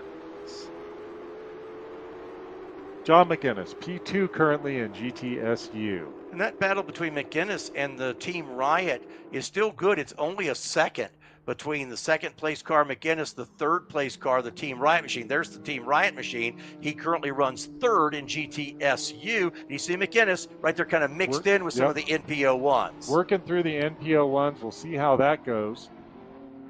But again, able to set a little bit of a pick there with the NP01s.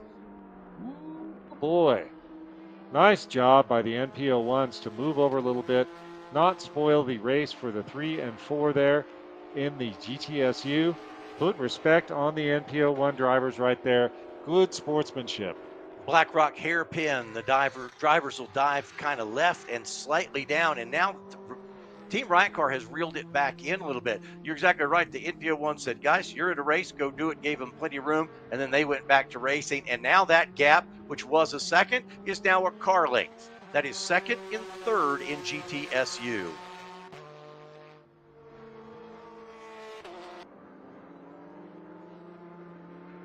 Just so you know, the leader, Dmitry Novikov, he's about 30 seconds on down the road, but the battle in 2nd, 3rd is good. Oh boy, just got a weather update. We have light rain coming in at turn 1. Most of these cars, because these are our super fast cars, are on slick tires with no tread. Oh, wow, Edwin, I'm looking at the radar. We have some stuff coming in from the southwest that may be, oh, wow. Edwin, if you look at this, there's a fairly significant red and yellow storm front. Looks like it's going to not get here before the end of the day if I cross my fingers. But we have some big weather coming in from the southwest right now over the Bonneville Salt Flats coming towards us, and we already have light rain in turn one. That's going to be a factor for our last race of the day. GTSU, those two cars, second and third, they're going to have to thread the needle. That's exactly what they do. Thread the needle into turn number one. There was an NPO one car on one side, and then I'm not sure what the other class was, but McGinnis and the Team Riot car threaded the needle into one, and now their race for second place carries on. I'm not sure what happened to Al Tilley. He was right there with those two cars, but again, now we have Team Riot in the third position, so they have achieved a step on the podium, trying to get that second, that silver medal, away from John McInnes. One of the better races on track right now, so we'll stay with it, the GTSU battle. A little over 20 minutes, 21 minutes of track time in this event. And it has been, again, more eventful than we normally would suspect or expect, I should say, in this particular group. Yeah, just a little bit of precip can make a big difference with these cars.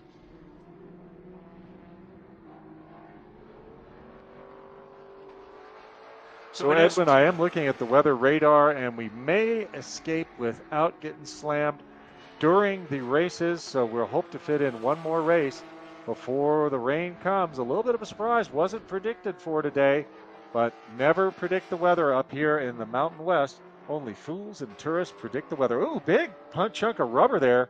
Someone may have blown a tire. Chaz Cuzzoni there in the 221, the white car. He's currently third in Super Touring 1, but tucked up right behind him, that is Chad Knight in the 32. So you're watching third and fourth place in Super Touring 1. That's the battle.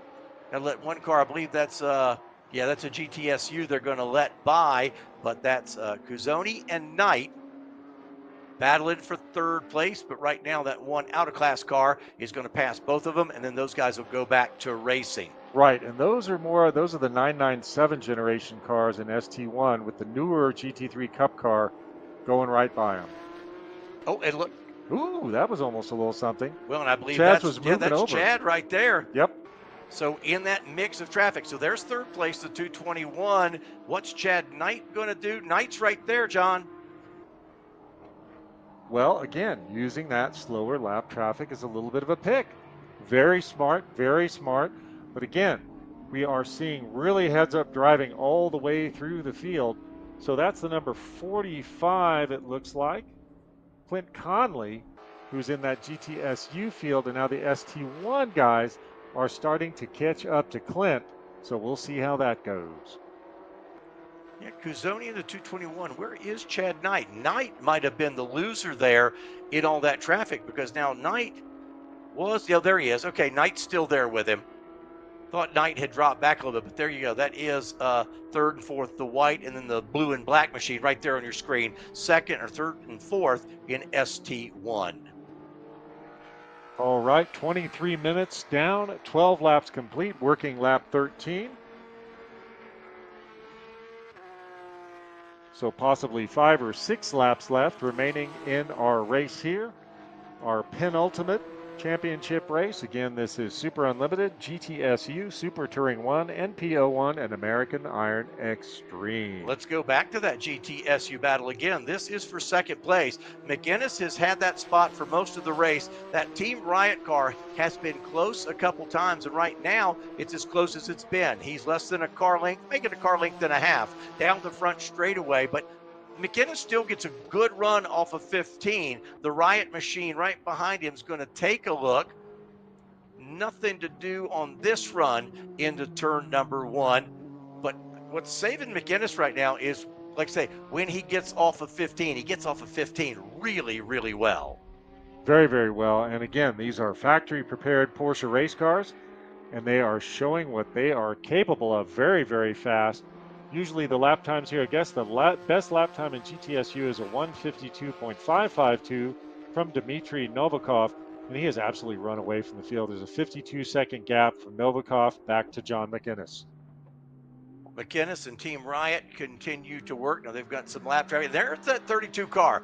Takes a peek. That corner the last 2 times, he's run a slightly different line. He gets to driver's left of the 56 car, but can't complete the pass. Now he does the old switcheroo, and he's in the preferred position. This could be the battle for second. Oh, they have a car. They get a pick right there. That NP01 car was right there, and that's what Team Riot needed. He got to the preferred line. He was driver's right. They came up on the NP01 machine, who was just there. Nothing he could do about it. Right. And a change for second place. Oh, spin with that NP01 that they just got past. Now, let me put on my tinfoil helmet. Both of those are Riot cars. Were they working together? No way.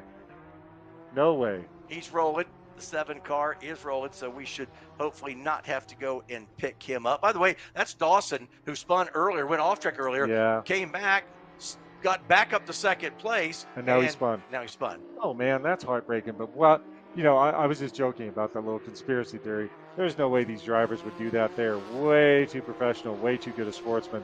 Just a little comedy there. Dawson. And then the spin, Edwin. Well, Dawson is in good shape, though, because he's had a 48-second gap back to Francis Hugh, so he still has a chance to be off track twice and still end up in second, just because he had a big gap over second place, or excuse me, third. Absolutely awesome. Car number 56 hanging in there. That is McInnes now back to third. And is that now a battle? Is McInnes going to get, is that Al Tilley has caught back up?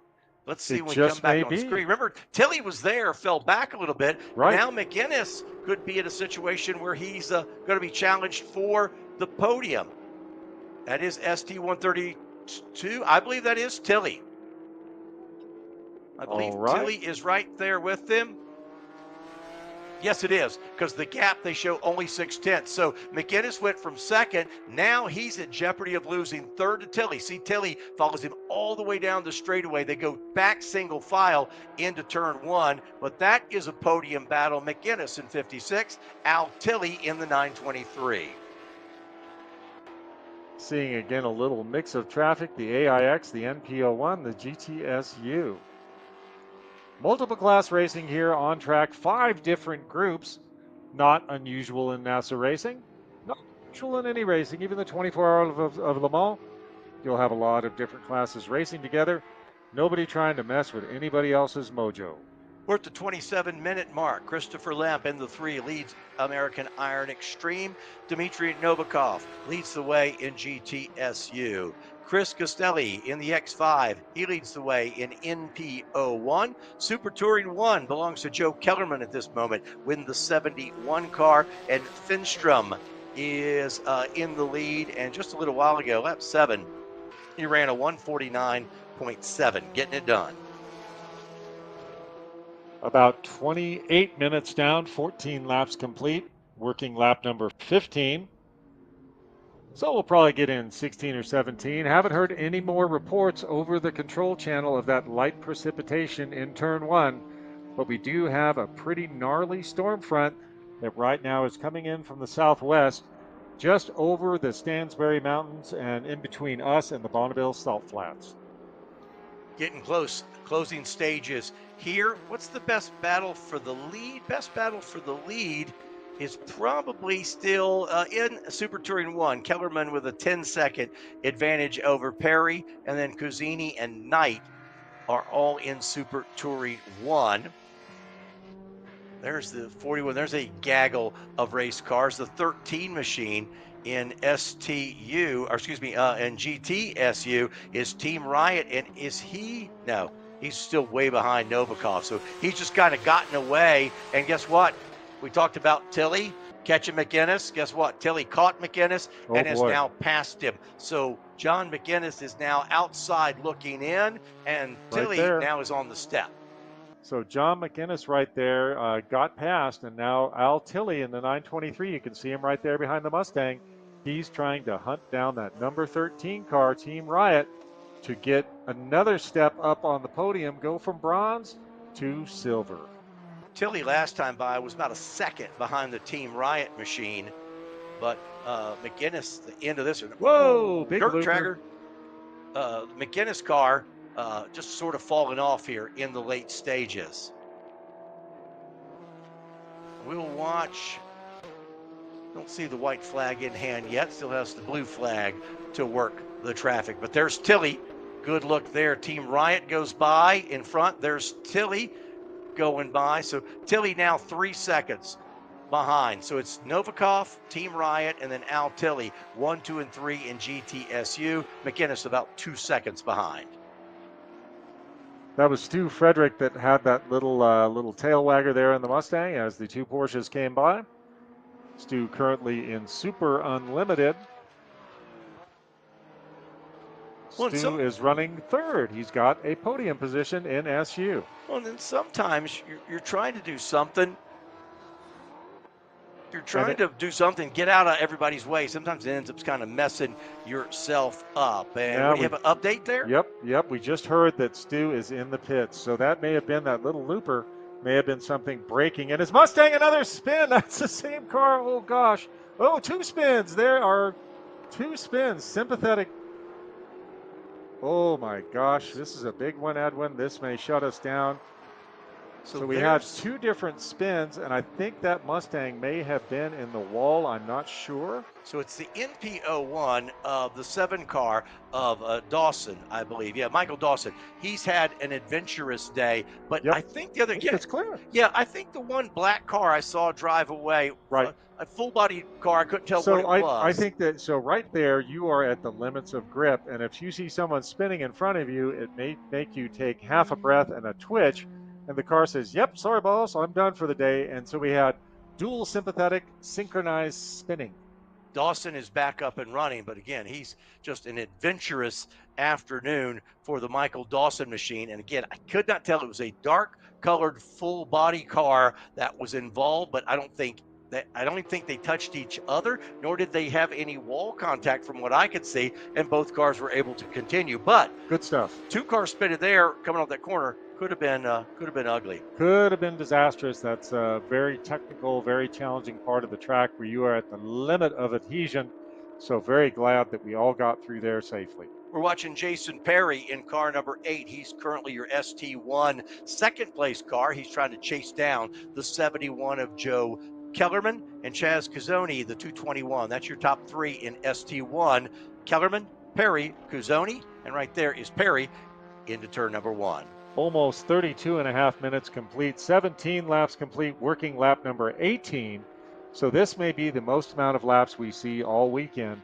Again, these are faster cars, so they're going to click off laps quicker than any of the other groups. Yeah, even with the several offs we've had, we've still not had a yellow. Yeah, everybody was self-cleaning, and away they went. So the pace has stayed pretty fast here. Jason Perry heads for turn number 5, and he sits in second in ST1.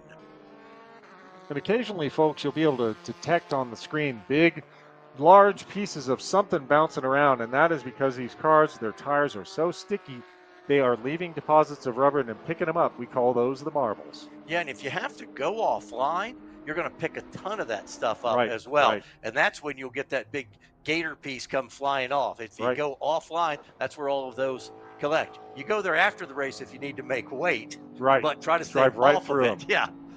Hopefully get about 5 pounds of junk in your wheel wells. There's McGinnis we're watching right there. And has he caught back up to Tilly? He has. McGinnis, is that Tilly right in front of him? That's the 32 car. I think this is ST1 we're seeing. You're right. That's there. The 32, not the 9. That's Chaz Cuzzoni and Chad Knight. Out of class there. I'm sorry. I thought possibly Tilly had caught him. There's a big piece of something. Junk. That looks like a piece of a fender liner. So again, right now we're looking at 2 ST1 cars there. That's Cuzzoni and Knight. And they are trying to get through some lap traffic. I think that's one of our American Iron Extreme cars. So they're going to try to work together. Knight in front, Cuzzoni just behind. And boy, they had to really thread the needle to get through there.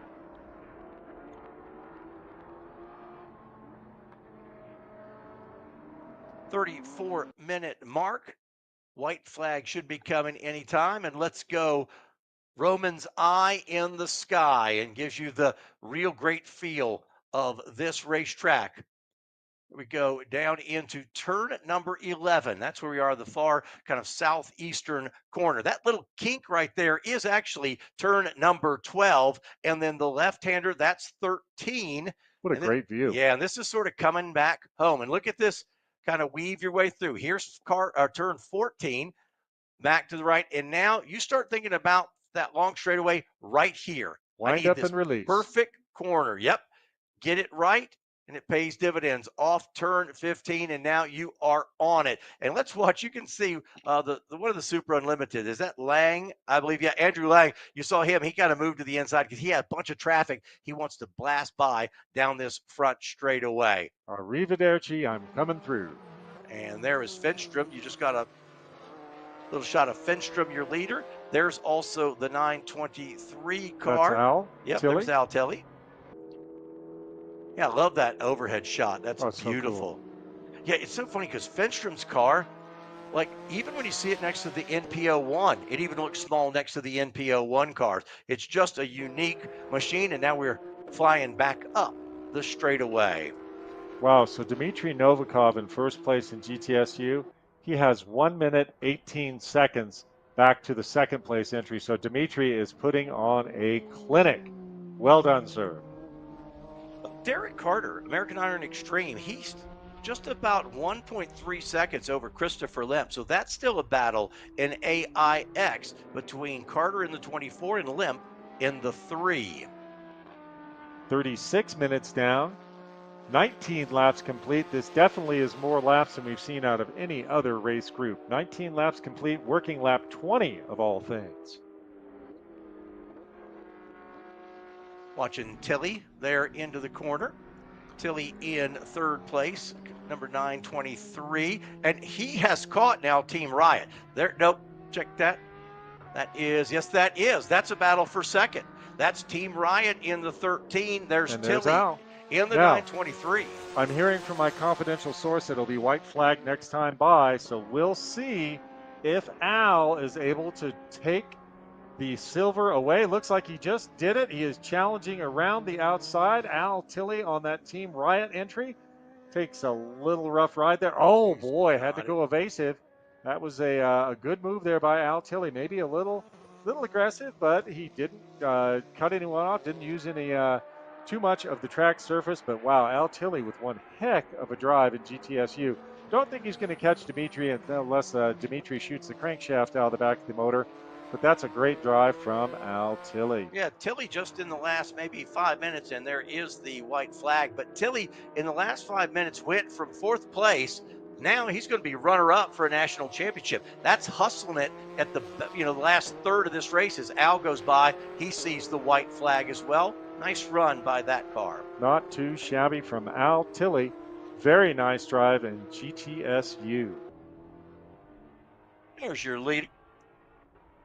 He had some fast laps in this, even, you're set up for a race run, but he had a fast lap about 5 laps ago, lap 15. Wow. He goes a 149.520 while that's 15 laps into this race in a race setup. And his last lap was a 149.552, so very, very consistent, especially considering in some cases he's having to work with traffic.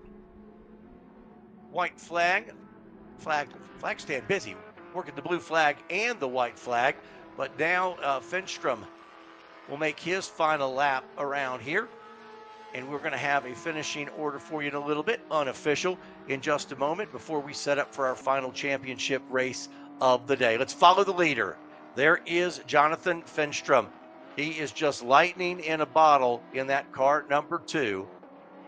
Leading the way, Andrew Lang. He is third, and John Lavery, the 33 car, right now make up your top 3 in Super Unlimited. NPO1 cars, they still have a battle going on as well. That's Seiler and Judd Gardner. They're battling for third spot. And who gets to stand on the podium? There's the 33. Let's see where he cycles in. See, that's that battle we were talking about right there. Finstrom just goes by and takes the checkered flag. That's the battle, I believe, third and fourth. Right. NPO1, and it will go to Seiler. Wow. Seiler in the 99 will hang on. Good job. Good job. Very nice racing from our NPO1s all through the field. Really, really, really good results. No, a couple little incidents there, but I don't think any really big incidents of contact. So again, a super clean race, 21 laps complete. That's the most laps from any race group this weekend. Incidents, but everybody was self-cleaning. We never Sure, had to stop the event. Might have had a local yellow here and there, but threw everything at it. And this one, we even had a little sprinkle of rain about midway through the race. There's Jason Perry, car number 8. He rides right now in second place. Remember, after you see the checker, it's still going to be about 2 minutes or more for the race to be over, because you've got cars all over the racetrack here spread out. There's the 45 machine. Down the front straightaway, the GTSU machine. That is Clint Conley. There's Clint Conley by. There is David Bradshaw, the 264, taking the checkered flag. I do like this shot, John, because it lets you see what they're doing down that straightaway. I find it pretty interesting. It's a long straightaway, Edwin, 3,500 square feet, about 3/4 of a mile. That'll keep you busy. Could take a quick break. There is the 221 McGinnis. He just had a crazy afternoon. Big wave to the fans. I like it. I believe everybody has gone past checkered flag, so we can do unofficial results as everybody has seen the checkered. A couple more going to go. So we're going to do our rundown after a commercial break. And flags are waving. So that is Group D. When we come back, we'll have our finishing order for you, unofficial, and then we'll go down to the impound area, and Kelsey will have some interviews. So we'll be back in just a little bit. We are live at the Utah Motorsports Campus NASA Championships. We'll be right back. One race to go. There ain't no debate.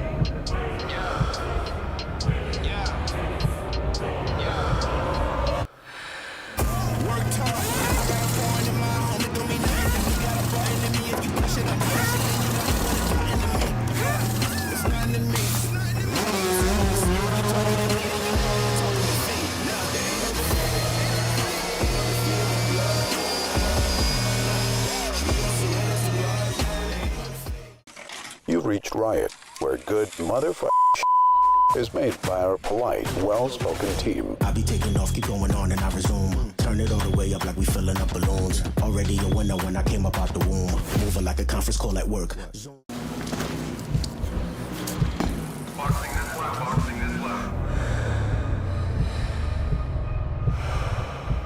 There ain't no debate.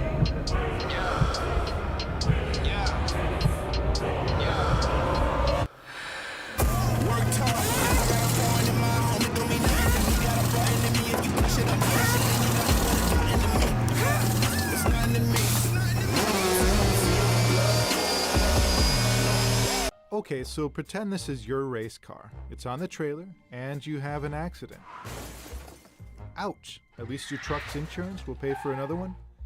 Yeah, not so fast. Standard insurance won't replace your race car, whether it's in the trailer, in the paddock, in the garage, or the repair shop. But at Hagerty, we can protect it for what it's really worth anytime it's off the track. No matter what or where you race, offer less than a set of race tires. Hagerty, let's drive together. You've reached Riot, where good motherfucking is made by our polite, well-spoken team. I be taking off, keep going on, and I resume. Turn it all the way up like we filling up balloons. Already a winner when I came up out the womb.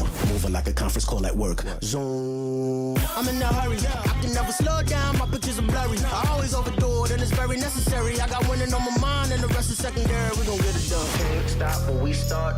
We get it done. Take no days off. We number one. Lace up these kicks.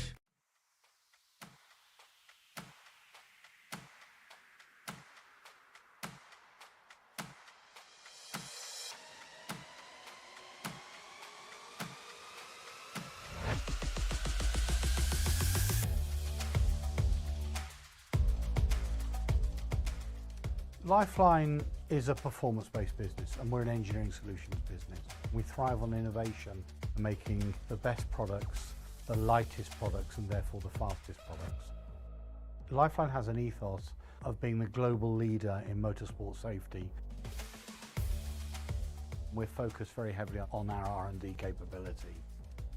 A lot of our energy is focused now towards EV, different powertrains, biofuels, synthetic fuels, and that allows us to develop exciting new products. Everything that we design, we then validate and we approve if it requires an FIA homologation. And we do all of that in-house. I'm very, very involved and hands-on in that process. And we do spend a lot of time doing conceptual thinking and trying things that do work and don't work.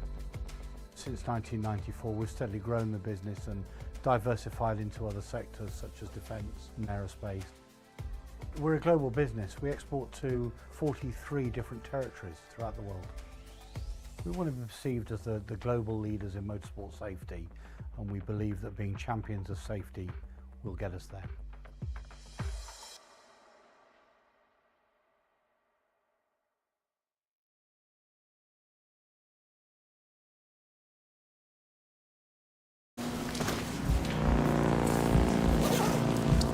Thanks for filling in.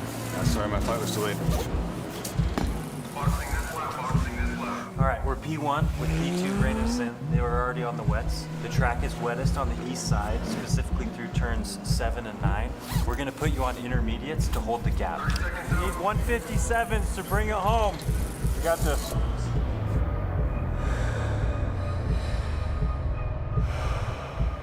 There ain't no debate.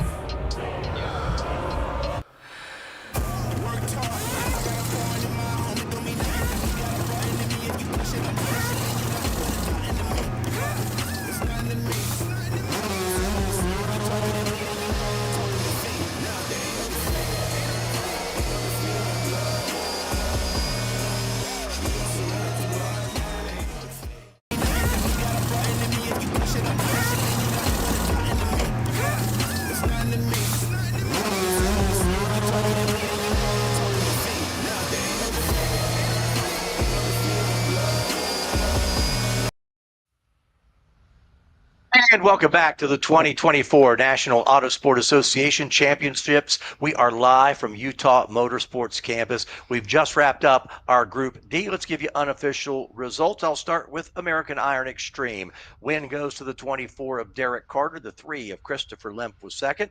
Dallas Brown in the 25 car. He'll get a podium spot. And then the 41 of Nick Plusinek. GTSU, Dmitry Novikov running away and hiding. Then Al Tilley with that great drive. Team Riot is the final step on the podium. Then John McInnes, David Luxwood, Clint Conley, and David Bradshaw. Eventful afternoon for NP01, but not for Chris Costelli. He takes the win over the 25X of Francis Hugh. Steven Seiler holds on the final lap to take the podium in car number 99. Judd Gardner in the 61. Michael Dawson had a heck of a day. He'll finish in 5th over Josh Rubin in the 80, and the team Tony B Racing number 34. Super Touring 1, Joe Kellerman commanding performance there. Taking the win, also did very well in TT1. Then Jason Perry, Chad Knight, and Chaz Cazzoni. And Super Unlimited, the overall win goes to Jonathan Fenstrom in a fast lap of 149.5 over Andrew Lang in the 03. John Labrie, the 33 car, was third. Stu Frederick in the 158. Jimmy Ford, he had trouble early, and he will get credited with 5th spot. We've got one more championship race to go, but before we get there, we need to get a wrap up of this one and talk to some of the folks who were our top finishers. So here in just a moment, we'll go down to the impound and check up with Kelsey. So Kelsey's made her way down. The drivers are out of the cars. We come back. We've got one more race for you. It's Group E, and it will be a great one for you. But let's wrap up Group D first. Let's send you down to the impound area. We got interviews and check in with Kelsey. We are back after an incredible GTSU battle between you both. We've got Al Tilley, Mike Shumway. Guys, way to do it for the fans watching at home. That Talk was to us fun. about this whole time. Look, Al is the pro here. I'm just happy to be here. I wouldn't necessarily say that, but it was fun. And then I decided that off-roading in the car would be a lot of fun, so we tried that for a bit. Yeah. And that made the rest of the race really interesting, chasing these boys down, Yeah. and there was a fight all the way to the end. And you charged all the way back. That was awesome. Yeah, I mean, all three of us, John, Al, myself, it was just flag to flag battle, and it was anybody's game who was going to win, and this is how we ended. So It was so good. Yeah. It was so fun to watch it. These cars are beautiful. We actually showed our interview with you right before the race, so people got a taste of these Cup cars. Let's hear your reasons why you drive this, why you love it. Talk to us about it. I drive this because this is a GT2, and Porsche makes about 30 of these a year that run through Pro Series.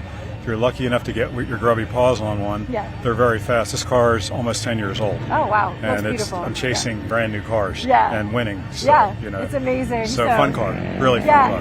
And I think for a lot of us that are racing, this is considered like the pinnacle of racing in terms of engineering. I know we talked with you about what you've done to yours. A lot of it's still stock, some of it's custom. Today, how do you feel for the things we talked about, what you've done to this car helped you out there get these battles, stay in it, find these Yeah, I opportunities? mean, as with anything, like if you have a factory car, you usually have less issues. If you're building something, then who knows?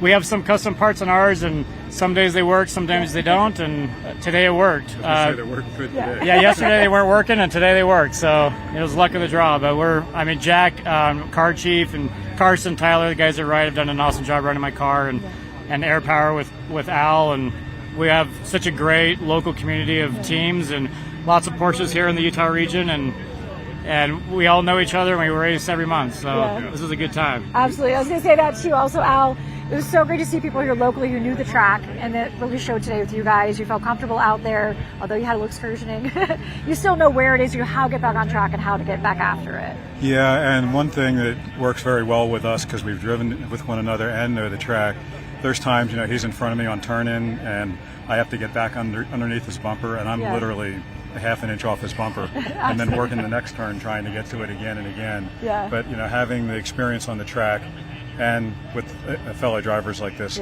let's just race like that. And it's an absolute gas to race like that. Yeah, well, it looked great. I have to tell you from us following you guys, thank you for the beautiful show.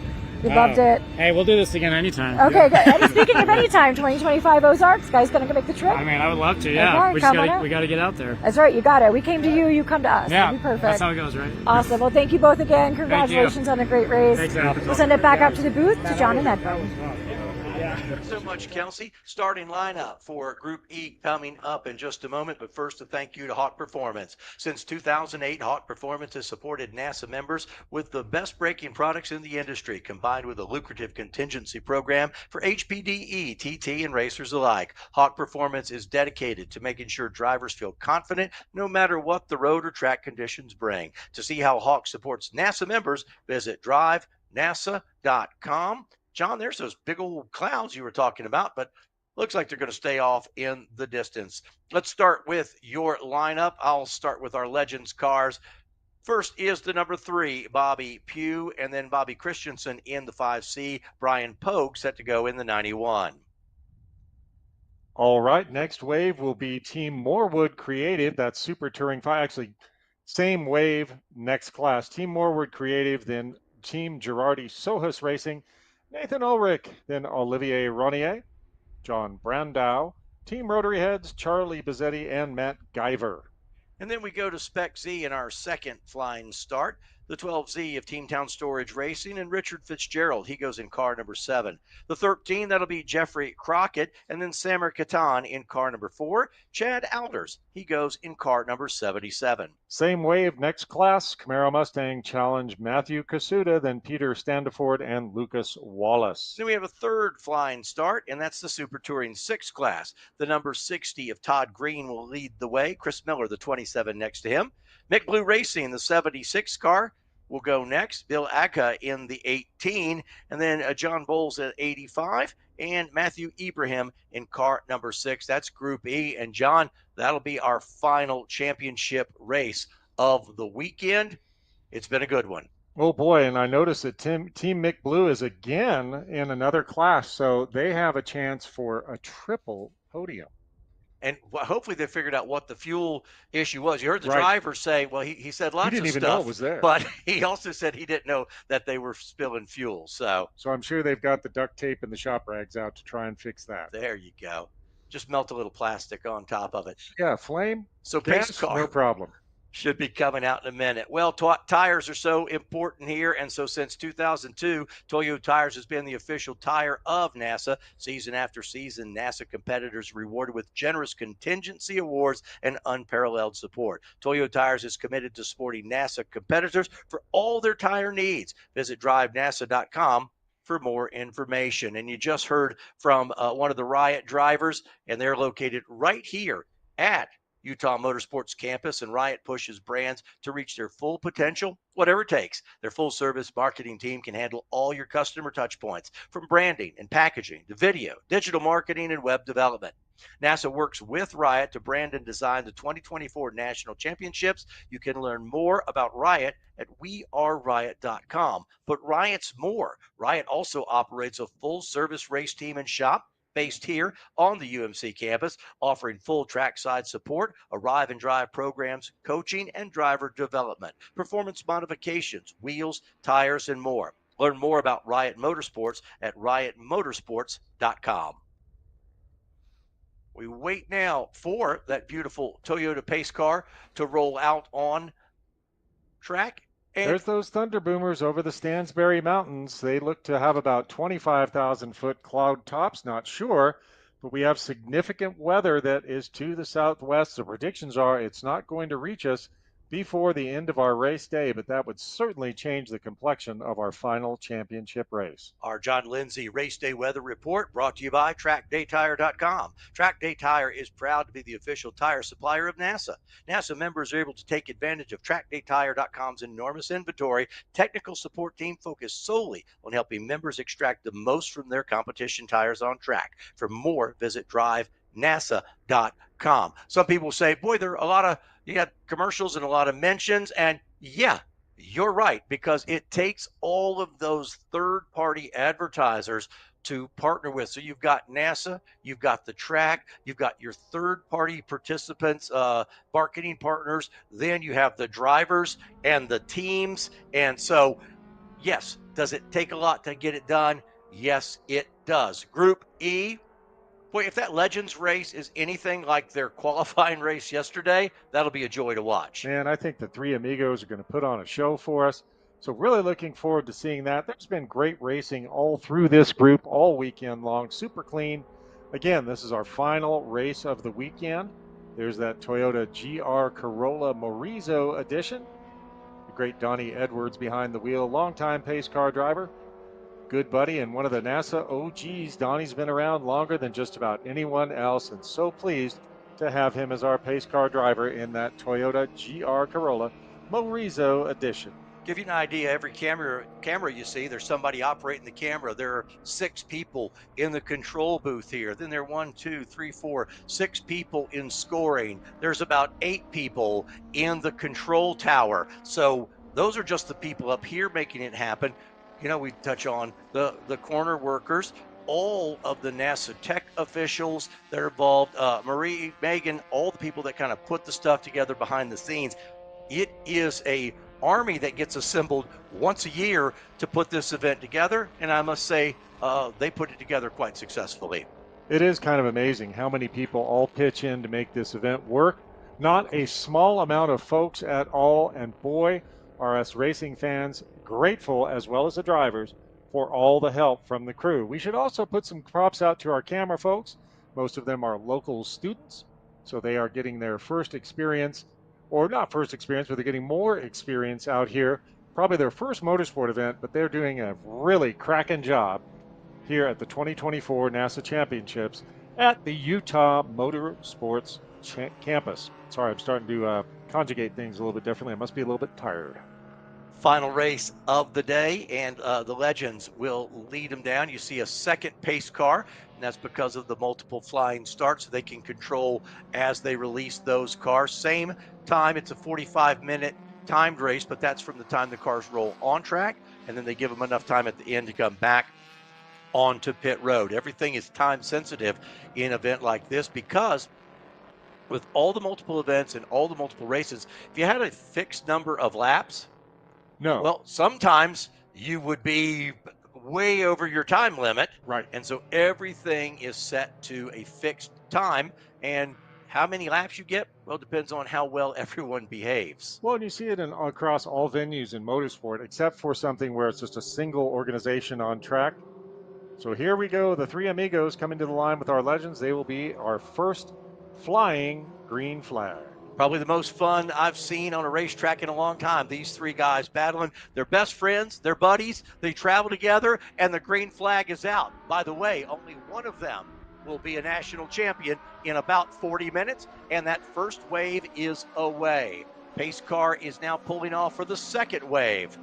And we'll see the second wave coming. John, here comes the Spec Z and the CMC cars next. There they go, our legends down into the first corner. Full-on drag race. Next wave is green, so the Spec Zs and the CMCs are now away. Great drone shot going right over the field, doing a little 180 there. Full-on Maverick turn and coming back to check out that last wave, Super Touring 6.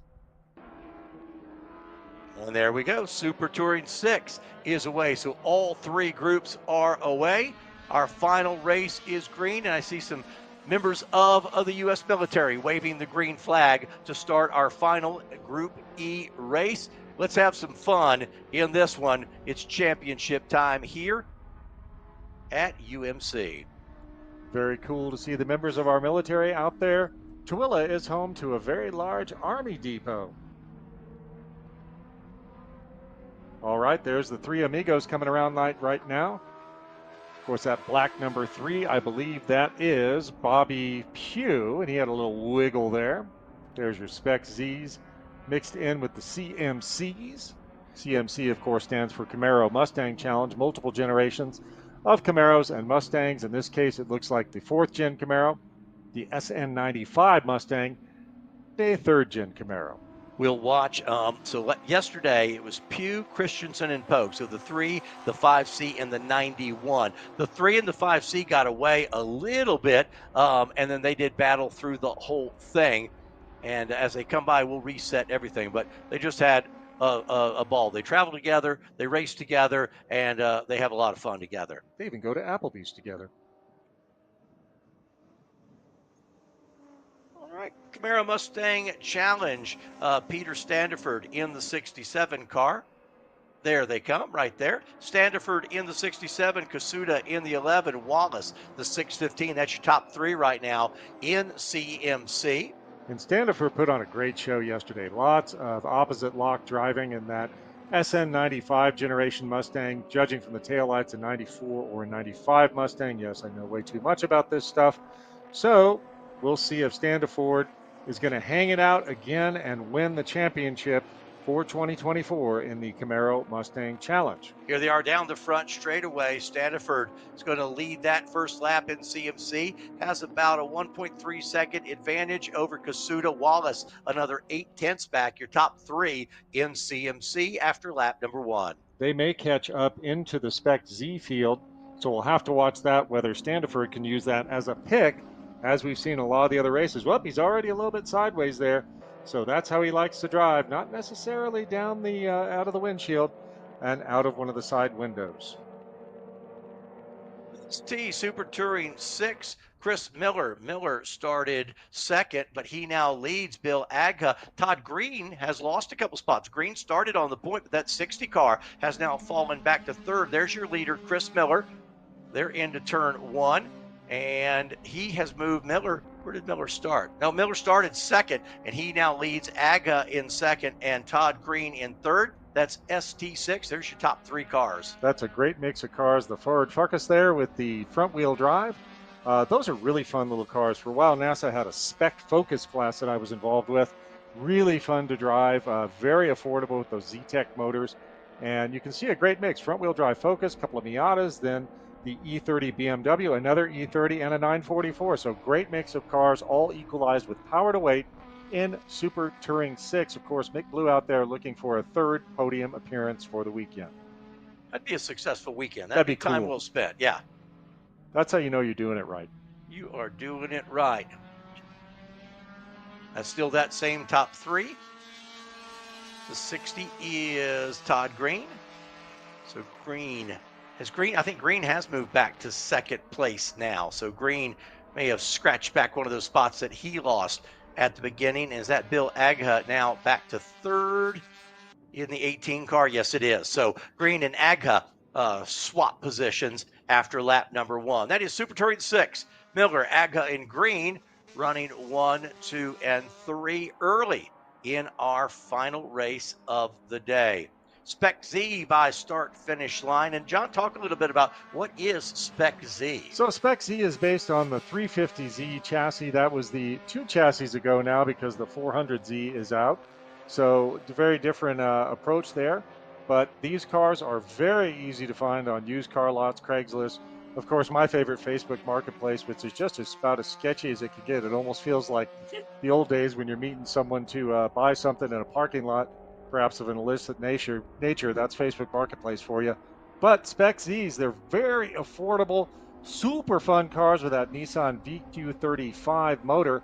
And Utah region is a real base of strength for Spec Z. Lots of them here in Utah, and they are having a great race, all evenly matched. There's your top 4, all right together. Top 4 of the 12Z of Team Town Storage, Jeffrey Crockett in the 13, Chad Alders in the 77, Richard Fitzgerald, car number 7. Yeah, all 4 of them, John, right there Just in right the picture together. That's a great race. And that's cool. They're all identically prepared. Very affordable to run one of these. Very affordable to build one. Again, if I had to do it over again, I would never start with a street car. I'd get one that was already built, just because of the amount of pain involved to get all the street car junk out of there. One of the things you really have to watch when you're getting it out of there is the sound deadening, because that stuff is heavy. Oh, little dust cloud there. May have someone with a little bit of an off. We'll see. But what we used to do is we took dry ice and we put that on that sound deadening, leave it there for about 20, 25 minutes, and you hit it with a hammer and it shatters. Way better than using a torch. You're watching the Battle Spec Z. We're about 7 minutes into this race. Let's go through the field for an update in CMC. Peter Staniford is the leader in the 67. Bobby Pugh, the 3-car, leads Legends. The Spec Z leader is Team Town Storage Racing. And then we go to ST5. Team Morewood Creative leads the way in ST5. Chris Miller, the 27 car, leads in Super Touring 6. That's how we run a snapshot here at the 7-minute mark. And let's go, I believe now this is ST5 we're looking at, John. ST5, that is the Team Morewood Creative right out in front with Girardi Soas racing just behind. Nathan Ulrich and then Matt Guyver, they are all right together. ST5, still a great battle. Right now, 3 laps complete, working lap number 4, about 7.5 minutes down. They head for turn number 5. You see the Legends cars just in front of them. Making a move. That's a battle for second right there. Can't get it done. Through the corner.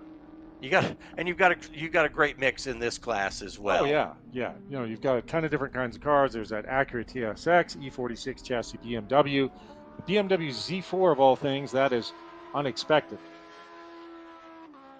So Super Touring 5, Team Morewood Creative leads the way. There they are right there on your screen. Car number 72. A good look at that car. He's opened up a little bit of a gap back to the 39X. The Girardi Soas Racing, there they are. And then I believe that's still Nathan Ulrich in third place. Here come the Legends. There's the 3 amigos, and they are all still right together. Looks like that is indeed Bobby Pugh out front in that black number 3. Tip of the cap, of course, to the black number 3 Heritage. Raise Hail and Praise Dale. Love to see that out there. These guys touring the country like a bunch of happy racing banditos. And here they are racing together, having a great time at the 2024 NASA Championships at the Utah Motorsports Campus. That indeed is still Nathan Ulrich in the 192 who runs third, but right there is first, second, and third right in there. ST5. They're all together. Throw a blanket over them. Get a little peek of what's going on the podium from our last race. Legends lead down the front straight away.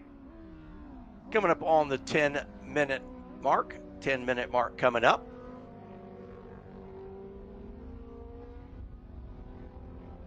And the three guys, like I say, they're real close buddies, but they race each other hard. I mean, it's not, there's no quarter it's not a given. funny game. Yeah, they're racing hard out there.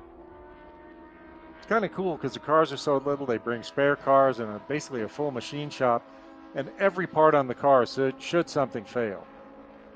Here's a good look at the 39X. Team Girardi Sohus Racing sitting there solidly in second place. They work through a lap traffic.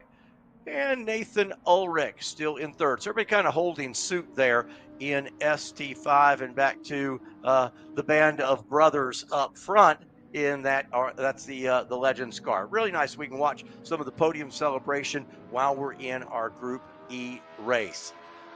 Morewood Creative continues to lead in ST5. 10 minutes into this event. John, you probably see we saw 21 in that last Super Unlimited. Wow. Here you're probably going to see, 15 or 16 laps? Probably right in there. We have 10 minutes down, 4 laps completed, working lap number 5, so we still have a long way to go.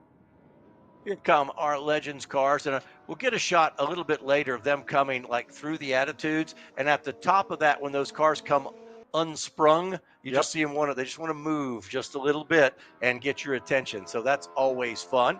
Pugh, Christensen, and Pogue, they currently run 1, 2, and 3 in the Legends class. Pogue, a little bit behind those guys right now. The Bobbies. Bobby, and Brian. Triple B. Maybe they should go run Triple T. Bobby Pugh on the last lap ran a 2:10.910. So fast lap of anybody in the field right now is Bobby Pugh's 2:10.910. And John, we got a pretty good race still going on in Spec Z. Yep, Team Town Storage out in front with Chad Alders in the second position, then Richard Fitzgerald, Jeffrey Crockett, and Samer Katan. That's your running order right now. This is the battle for first between Team Town Storage and Chad Alders. Down the front straightaway, will Alders take a peek? Maybe 2-3 car lengths behind, so he may not be close enough this time by to get in, but he just follows in his tire tracks. And there's a car there they'll go by, so it kind of limits his options as they go into the corner. He'll look to the right, but going on the outside. And then he goes to the inside. He took a peek outside, and then the old switcheroo and jumped back to the inside. New leader. That was a sneaky little move. Dang, that was some serious 3-card body right there. Well done. I thought they were coming up on a lap car. I thought that would sort of limit their opportunities there. And so Alders looked to one side and then jumped right back down. Like I said, you can only make so many moves. Yeah. That was really cool. I mean, Chad just timed that perfectly. Now, lap traffic coming up. Will they be able to reshuffle? This is going to be significant. The whole Spec Z field, well, most of the Spec Z field is now coming up on lap traffic. So we'll see what happens there. There's your front two, Spec Z, Alders, and the Team Town Storage Racing team. Oh, Alders a little bit wide, but the ST5 car is moving over. Good sportsmanship to give them a little bit of room there. Yeah, I think that might have surprised the leader a little bit. He saw him kind of feign one way, and then all of a sudden he was on the other side. Oh, Alders really hung the back end out right there. Oh yeah, he's given it everything he has. This is a great race up front for Spec Z. Well, and he knows that 27 machine is going to make a run when they get down here on the front straightaway. So he wants to try to give himself a little bit of gap, a little bit of breathing room, because the further he is off that corner, the more he's going to have to make up all the way down the straightaway. Here they are, down in 13, 14, 15. Now they'll set them up for turn 15. We'll watch these guys. Again, the battle for the lead in Spec Z. Oh, in the 27, just a little bit wide in the corner there. That's going to give Alders a good run. Off 15. He gets a good start too, though. The Team Town Z. Yeah, he got a good bite, John. Yeah, no, he may do the same thing. Go in, look inside, go outside. Let's see what happens into turn 1.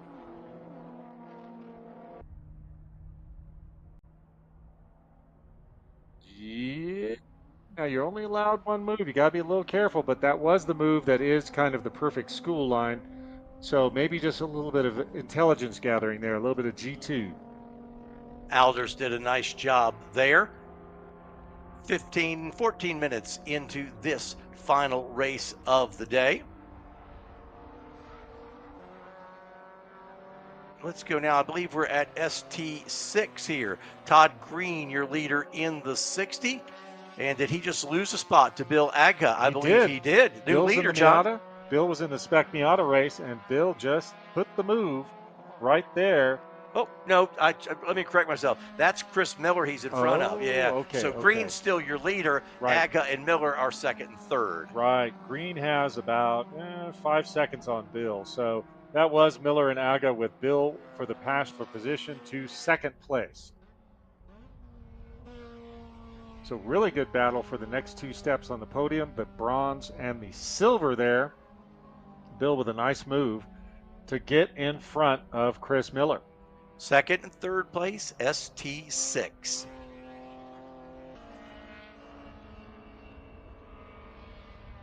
They just use every bit that they can here. And, you know, these momentum cars we keep talking about, the lower horsepower guys are just getting the quarter right is so important, because if you wiggle and you lose a little bit of momentum, you're done. Yeah, you're half a track to get it back. Well, and what radically different cars, a Ford Focus and a Mazda Miata. Front wheel drive, kind of, designed as an economy car.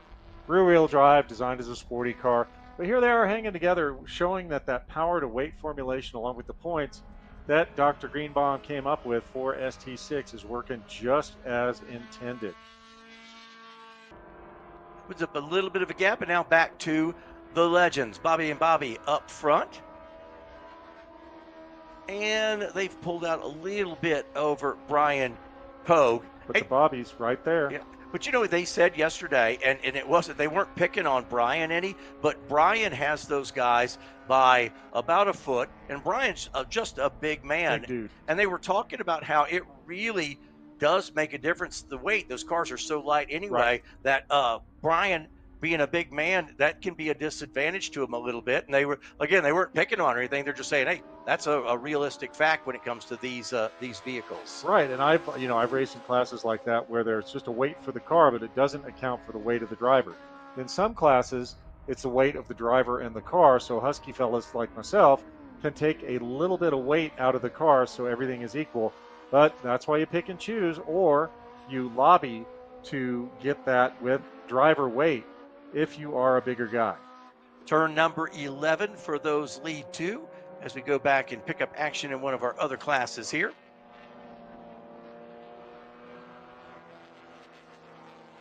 This is again in ST6, I believe.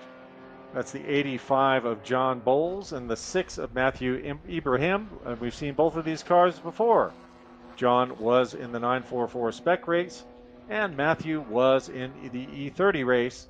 So they are right now, I believe this is for 5th and 6th in Super Touring 6.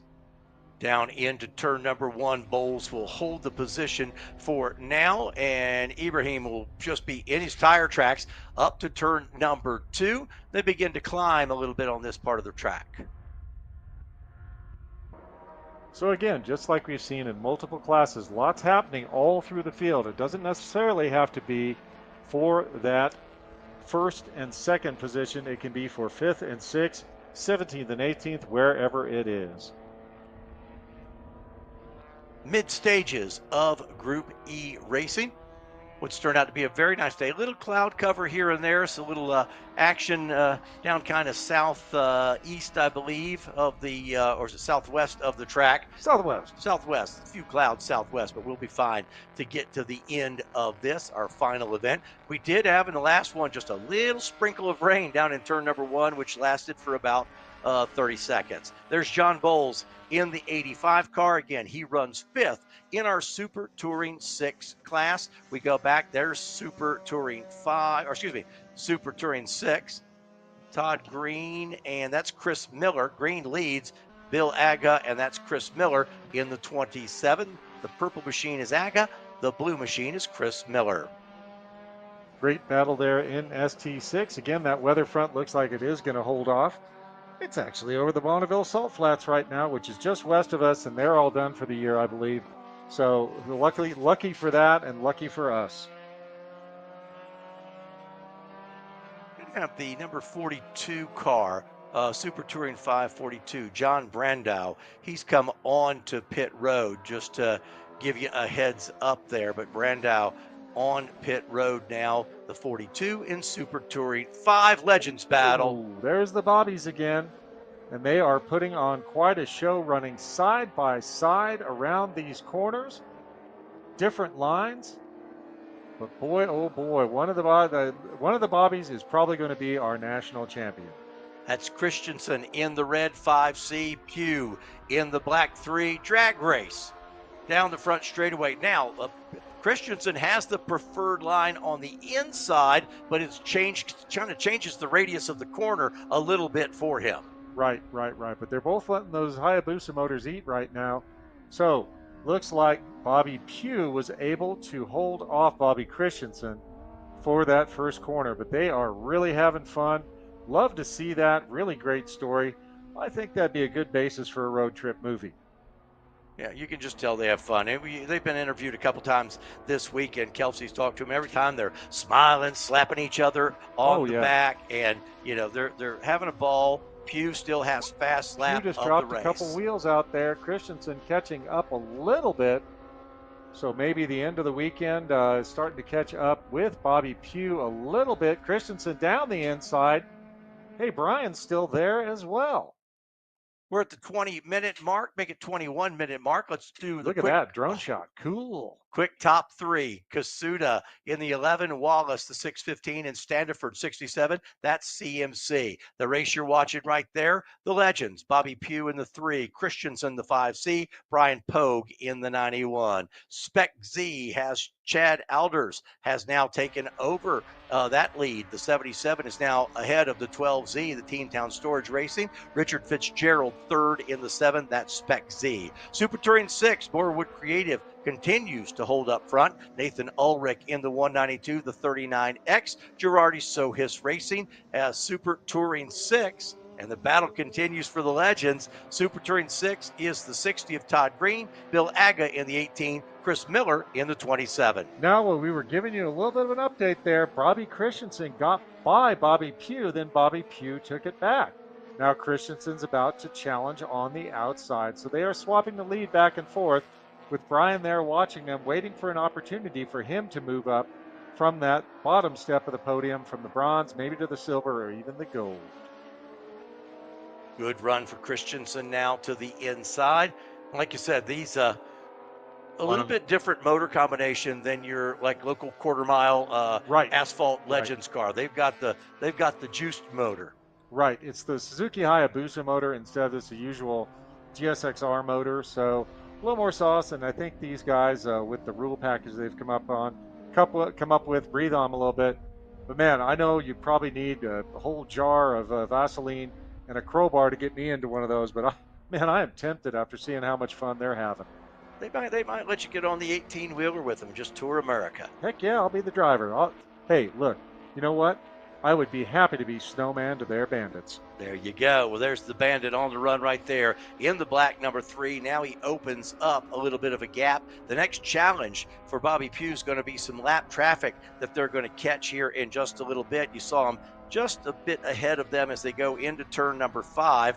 And actually, the third place car has gotten back into this thing a little bit in the Legends. Pogue's car reeled him in just a little bit. All right, 23 minutes down, 10 laps complete. Working lap number 11. Those guys will have nothing but smiles on their faces when they are done this afternoon. And you see they're going to get into a little bit of traffic here, and just be patient. ST6. Yeah.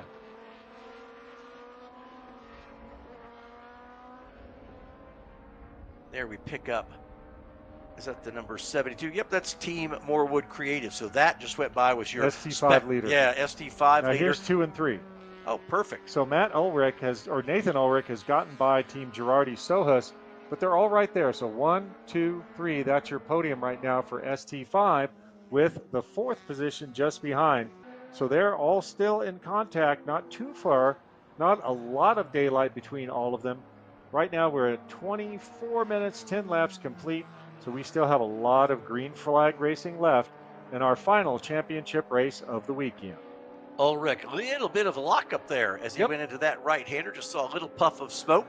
And then there you see the Girardi Suhas Racing team in third. He's actually, that driver backs it into the corner a little bit. Little opposite lock, had to grab a handful.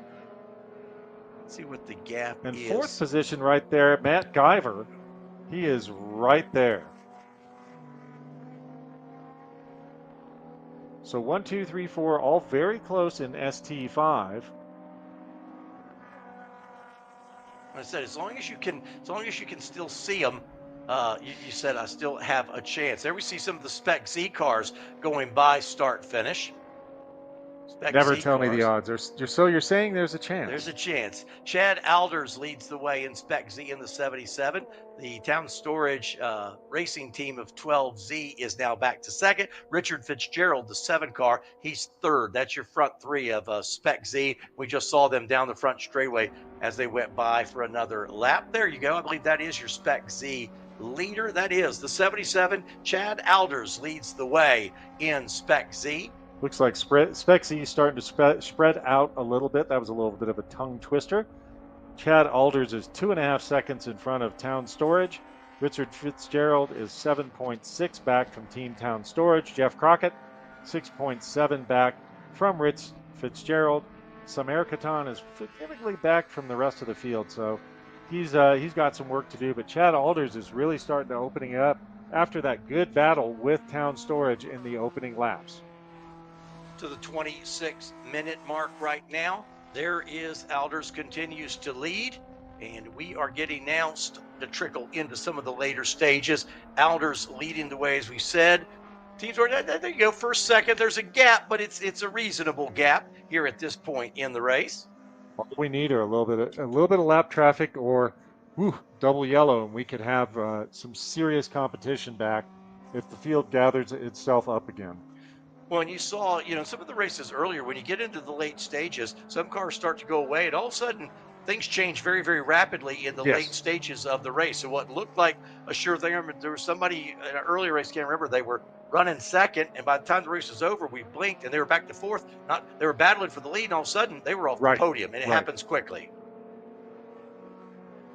So there is Chad Alders, car number 77. He leads the way in Spec Z. And back to the front of the field. There's the Bobbies.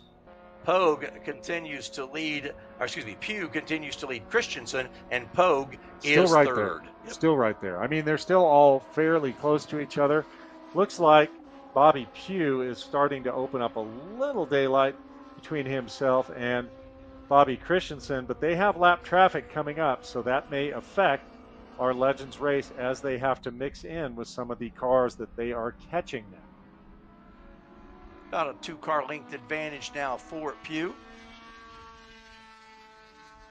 27, almost 28 minutes down, 12 laps complete, working lap number 13.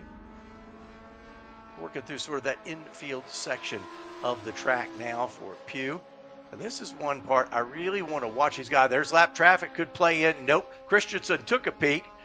But right here, watch them come up this hill, the attitudes, and right at the top, they want to get just right there. They just want to get a little light. Got to get a little floaty. So, Edwin, one thing I've been thinking about is usually the Legends aren't able to run a full 45-minute race because of fuel capacity issues. So we'll see if they have their own checker, if they've negotiated something with the race director of, hey, this is how many minutes we can run, and they may have their own checker. Haven't heard anything about it, but they do have kind of a limited fuel capacity. And we've done that in the past. They're working through the traffic. Let's go. I believe they're going to ST6. Yeah, there is. That's Chris Miller we can see right there. The Bobbies are starting to mix in with Chris, with Bill Aga right there. So they are starting to mix into that second and third place battle in ST6. Christensen taking a look downside, trying to drag race Bobby Pugh down into turn 1. Will he get it done? Looks this about is his best equivalent. chance, yeah. This is pretty good. Looks like he's going to make that work. I might have to eat my hat in a minute, but nope, didn't get it done. Took a good look. I thought he did too. Now, that long shot, it's hard to tell. Yeah. Absolutely. Because it looked like he'd pulled just even with him side by side and just once they got in the corner, you could tell that Pugh still had a little bit of an advantage. So making it interesting, to say the least. No doubt, Edwin, this has been great racing from the three amigos. Really looking forward to seeing them and if they can bring some friends along for the Ozarks International 2025 NASA Championships. And you've got a pretty good contingent of Legends cars, I at least know back over on the East Coast. Right. And I know that the folks, Mid-America and everything, were talking a lot about, what can they do to And maybe increase the program. convert some of them from oval track and dirt track racers into road racers. And maybe if they discover how much fun that the three amigos are having, they'll join into that rolling carnival, and we'll start seeing Legends everywhere around the country on road courses. Well, if they continue to put on shows like this, people want to be a part of it because it's just fun to be involved. I see a little smoke there off the 3, or it might have just been, he might have been slightly offline, just kicked up a little dust. Could be, or there could be some schmutz that he ran through that someone else had kicked up, but we'll keep an eye on that. 30 minutes now, past the 30-minute mark. We'll give you a quick mid-race update, give you the leaders in each class. Let's see, Matthew Kasuda leads in CMC. Bobby Pugh, you see him right there, Legends leader. Chad Alders in Spec Z is the leader. Team Morewood, the 72, leads in Super Touring 5. Todd Green, ST6 leader. He's in car number 60. And back to our overall leader and Legends leaders, who are nose to tail. All right, looks like Peter Standerford has dropped out of the CMC race, so that's a shame because I was looking forward to seeing him driving that SN95 sideways. They're side by side again. You see Hogue there kind of lurking in third spot into turn number 1, but he's close, but just can't quite do it. And I would imagine horsepower-wise, since these all work together, they're probably pretty evenly matched with what's under the hood. 14 laps complete, working lap 15, 31 minutes down right now, almost 32 minutes. So we are probably getting into the later stages of this race. Usually at this pace, probably about 16 to 17 laps. So we could be in the final 3 or so laps of this championship race. Again, Christensen just got, Bobby Pugh, something broke. Remember I told you I saw a little bit of smoke, I thought, on that 3 car, and whatever it was, it is terminal for the 3. That stinks. Not cool, not cool. I hope it's nothing too bad, but gosh. Now let's hope he's able, hopefully he's got enough to get back into the paddock area. Back to Spec Z here, that's Alders leading the way, that silver machine, but let's hope that our leader, or former leader, Look at that, Pugh, Big Blue is challenging down the inside of John Bowles in ST6. So even though we were looking at the Z, we had some great ST6 racing happening right behind. Here are the Legends. Of course, it looks like Bobby Pugh has had something break and is really dropping out, so he may be into the pits this time by, which makes Bobby Christensen a little bit of schadenfreude. He's oh, wow. Oh, no, that's just dust. That is just dust. So I thought that was happening. But, boy, Bobby Christensen seems to have taken the lead away. And Brian Pogue is right there now. So wouldn't it be something special if Brian Pogue was able to put a move on Bobby Christensen after running third all week, and now he may be able to take away the crown from Bobby Christensen. We'll have to watch these Legends. Pugh is still under power, but way down, and he does not come on to pit road. And now but he's still going. He's still going, and he's at speed. So whatever, hard to say. Maybe heat. Maybe he started overheating and had to back off. Maybe that puff you saw was a little bit of steam or something else. But Bobby Pugh has backed way off from Bobby Christensen and Brian Pogue right there. They are running away from him where he had been really, really all the way out front all weekend. So sad to see that, but really happy to see that the remaining 2 Legends still really putting on a good show for us. Brian Pogue, the yellow 91 car, now about 4 car lengths behind his buddy for a national championship here. It is the 5C Christensen who leads the way. 34 minutes into this event, the final championship race on what's been a stellar weekend here at the Utah Motorsports Campus. NASA Championships 2024, and blink your eyes, we will be in the Ozarks in 2025. All right. So one thing we would like to highlight a little bit is, of course, in the ST system, ST1 is the most powerful in terms of power to weight. Then you go 1, 2, 3, 4, 5. So ST5 is going to have a lower power to weight ratio than ST6. What that means is there's a certain amount of power, a certain amount of weight. ST5 is going to have more power and less weight than ST6. So that's why you see the striations and a little bit of change in lap times. If you've done it right, there should be about a 2 to 3 second gap between 1, 2, 3, 4, and 5. 2 seconds between each one of those classes. That means you've done it right. Clock is ticking. White flag is in the starter's hand, and we may see it next time by when Bobby Christensen comes by. There is Christensen. There is Pogue. And they are headed through 14-15 combination here, and they will look for the white flag. Leader is off turn number 4. He's looking for a NASA National Championship in the Legends Division. White flag is waving. I don't know if Pogue can catch him.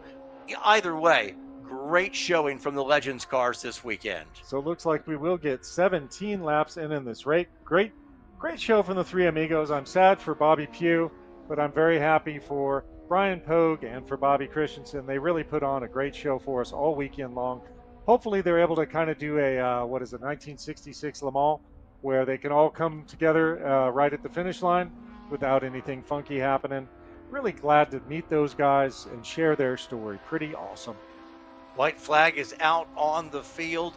Well, it's been an incredibly busy, for the NASA setup crew, they've been here for a week. Yeah. You know, you don't put this thing together the night before, but there have been on-track activities for 4 straight days.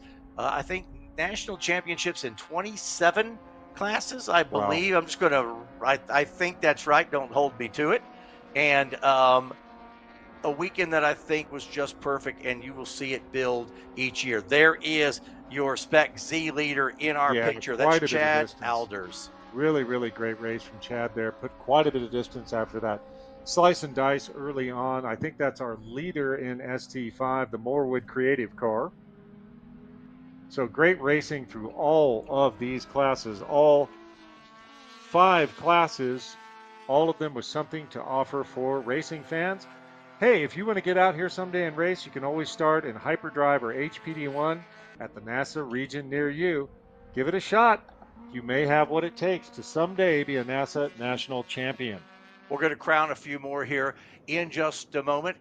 Last of the field getting the white flag, and we will then look for Bobby Christensen to come off of turn number 15 and receive the checkered flag. Starter has the flag in her hand. That lead pack coming. Christensen about to be crowned a NASA champion. His buddy Brian Pogue right behind him. Checker flag waves, and there is Christensen. And all 3 in the same picture. Christensen, Pogue, Pugh with a thumbs up to the starter as he goes by. There's so your cool. Legends cars. 3 amigos, all 3 of them taking home hardware. All 3 earned our respect and our gratitude for great sportsmanship, great driving, and a great show all weekend. Now we have the checker waving. So we are going to crown a number of national champions here. Team Morewood Creative does take the checker flag at ST5. And we'll wait for everybody to cycle through and give everybody a rundown of this final race of the day. John, brilliant weekend. Very, very cool.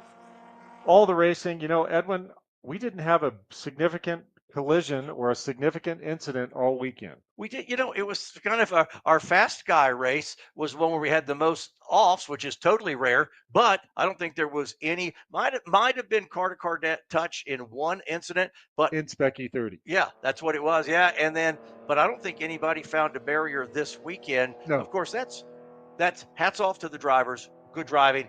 Hats off also for the design of this facility, right, which helps in that a whole lot. Ton of runoff, but I can't remember a championship race where we didn't have a big incident that resulted in a full course yellow or a car getting smashed up or perhaps medical transport of some sort. So hats off to the drivers here, all of them driving heads up, nobody driving like a absolute hooligan. So very proud of our drivers here, very proud of our staff. There's the crazy drone shot. You can see we're way back there. I'm in there somewhere. Hi, people. Yeah, trust us, we're waving. We're not wearing shirts either, so lucky you can't see that. A little bit hot in here. Edwin and I are doing the announcing equivalent of hot yoga. Everybody's come through now. There goes the CMC cars. Let's give you an unofficial rundown. I'll start with the CMC cars. It was Matthew Kasuda in car number 11, Lucas Wallace in the 615, and Peter Standiford in the 67 car in CMC. Legends, Bobby Christensen with the win, then Brian Pogue and Bobby Pugh. Spec Z, the national championship goes to Chad Alders in the 77, Team Town Storage in the 12Z, Richard Fitzgerald, he'll be on the podium in the 7. Jeffrey Crockett's 13 car was followed by the 4 of Samar Katan. All right, looking at Super Touring 5, Team Morwood Creative with the win, then Nathan Ulrich. Team Girardi Sohus Racing, Matt Guyver. Charlie Bazzetti, Team Rotary Heads, and John Brandau. Real quick, before we go, there is Standiford. He was leading for a large part of this, and that's why he ended up being going from leading down to. He done blowed up. Yeah, he only got 6 laps completed in this race, so he's been sitting there a long time. Let's blowed up real good. Yeah, let's do ST6, and that is John, do ST6 for me because my computer just reset. All right, Todd Green with the win in ST6, followed by Bill Aga, Chris Miller, John Bowles, Team Mick Blue Racing, Matthew Ibrahim, and Eric Telestu was your final finisher in ST6. Bobby Christensen was so excited he almost missed pit lane coming back. Had to drive through the dirt. Yeah, so good for Bobby. I love it. Hey, I would be excited too. I mean, come on. That was a tremendous drive all weekend from all 3 Legends drivers. So proud of them. So happy to call Bobby Christensen our Legends champion. Please go to NASA Championships. But there is so much content. Go to the NASA social media channels. Go to drivenasa.com/championships. You can go to the other sources. You can watch replays of the whole weekend. It's just been brilliant, but a lot of people on hand to make it all happen. Great racing all through every class, Edwin. So proud of everyone here. And man, we beat the weather. You can see the shot there with the Thunder Boomers. Those are probably 25 to 30,000 foot tops because those mountains you see are at about the 9,000 foot range. So significant moisture and perhaps even some electrical activity there. But it all held off. The Stansbury Mountains held that off, so it's all much farther west of us. And we successfully completed the weekend with no weather events. Probably the best weather I've ever seen here. A little warm. Probably high 80s, but not ridiculous.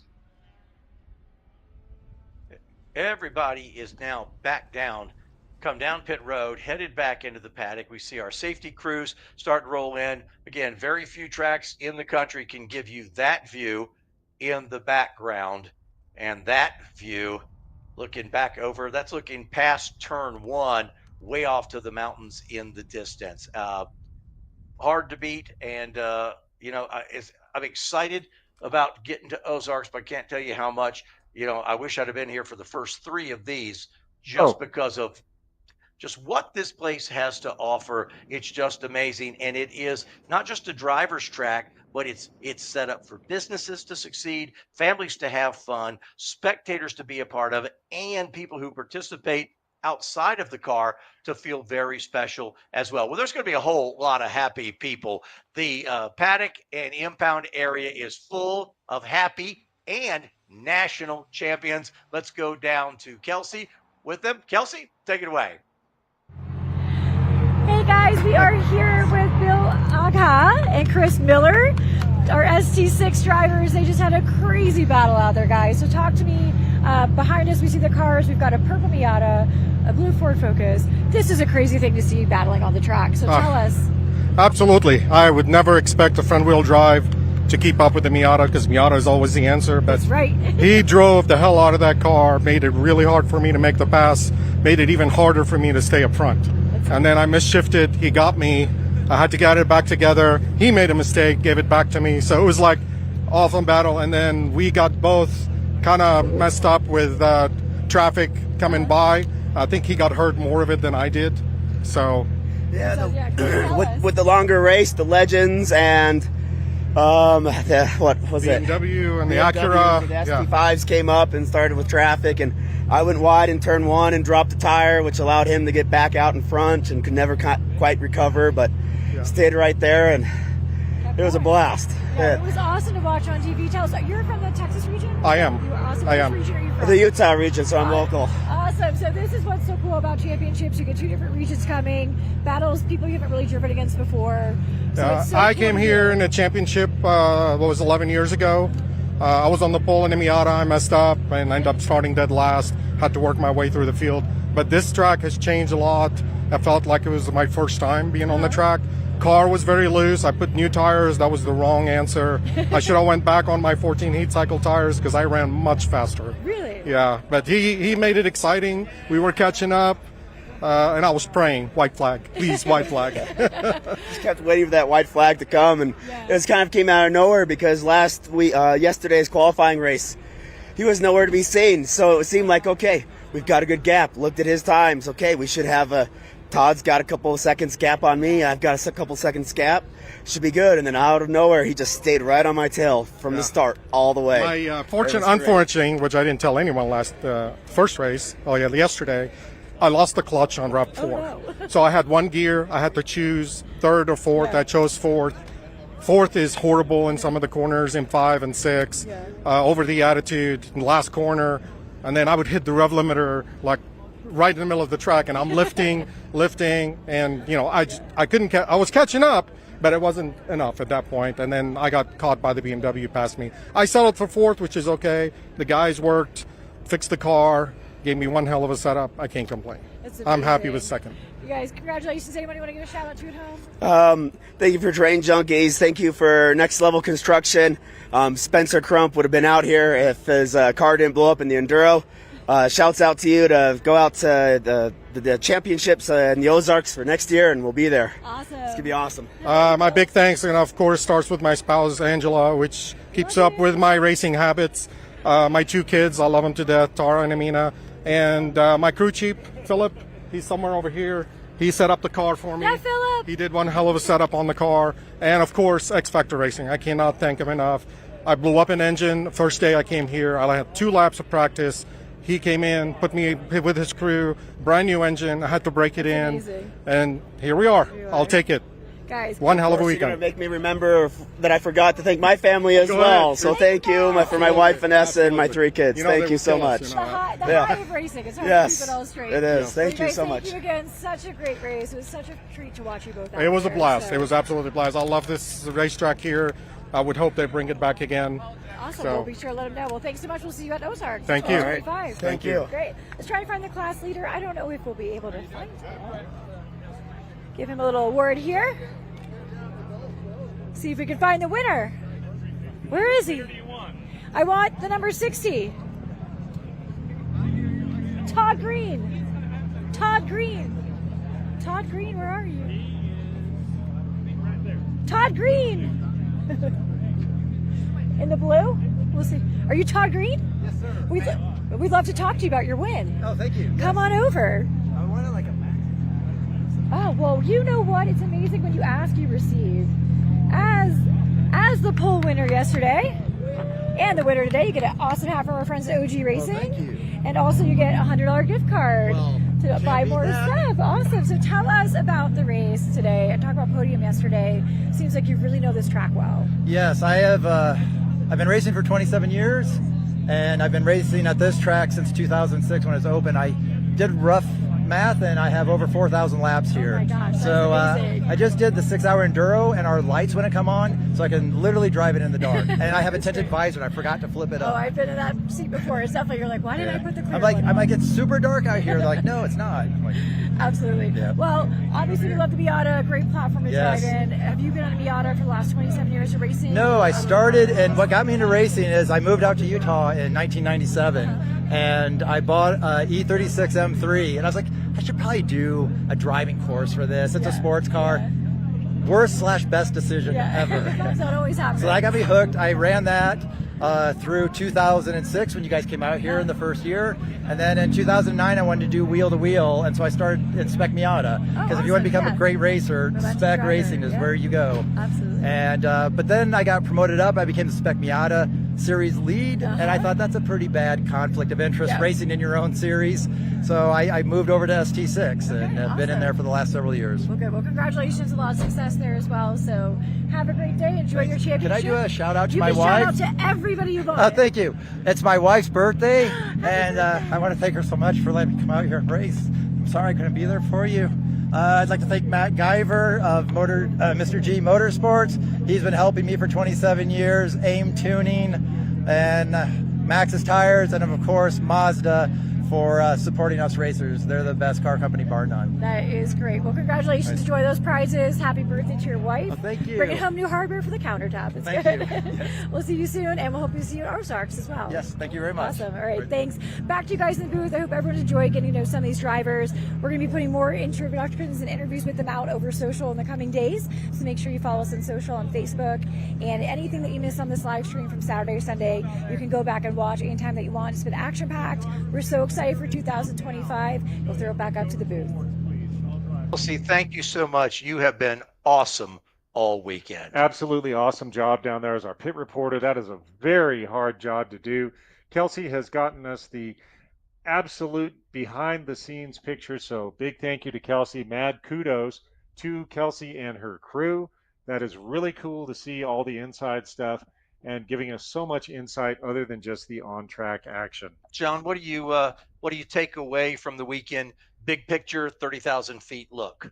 Well, I tell you what, the big picture for me is that this was so good, and meeting the Pesics, I think everybody's going to be really excited for Ozarks International Raceway next year. Now, the other picture I have, this is the cleanest national championship race I have ever seen. I have never seen such clean, respectful racing. So something has clicked where all the drivers were working together. And I think it really is showing that NASA concept of family and just all of them working together. I want to encourage each and every one of you out there, if you have any interest in driving on a track, find your local NASA region and get on out there. We are here to build drivers, not necessarily racing drivers. You can stay in HPD the whole time. You can go to TT. You can go to the races. You can do whatever you want. If you're into motorsports, we got something for you, even if you're just a car enthusiast. Can we, John, pull you back east to do the event next year? Oh, I'd be honored. There we go. Well, I got to see if I'm invited back first. Kelsey, thank you. You're still down and impound. You can't hear us. John Lindsay, thank you so much. It's been absolutely wonderful. I'm Edwin Pardue. It's been my pleasure and honor to be here, and you have been watching the 2024 National Autosport Association Championships. We brought it to you live from the Utah Motorsports Campus. Our NASA marketing partners include Hawk Performance, TrackDayTire.com, Action Sports Canopies, Haggerty Motorsports, Livery, Toyo Tires, OG Racing, Lifeline Fire, Riot Motorsports, and Toyota. For the entire team here at the Utah Motorsports Campus, we're going to leave you with all the fun that's happening right now down for those guys who made the podium. You can watch it live. Have a great night, everybody. We'll see you at the Ozarks in 2025.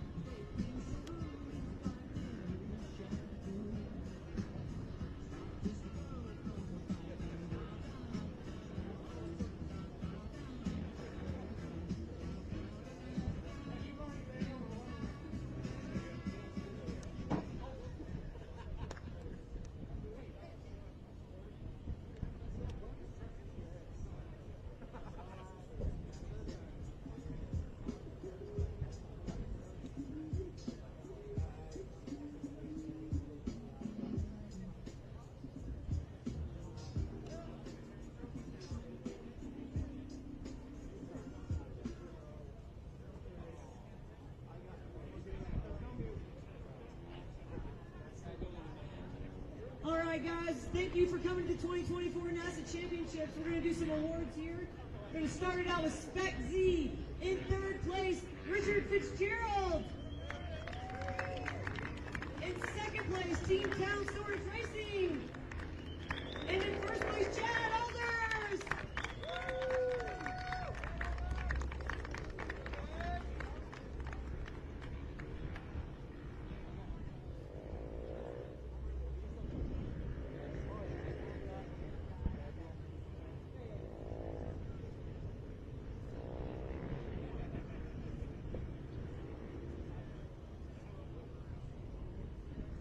Great, X marks the spot. First place, stand right in the middle.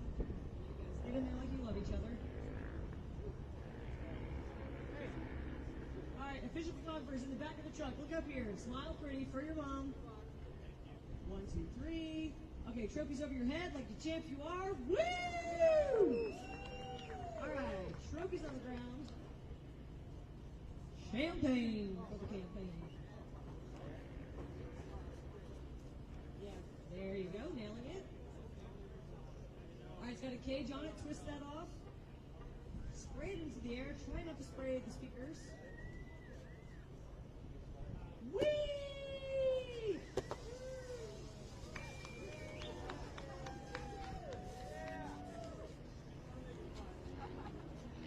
Great job. Congratulations, guys. Thanks for being here.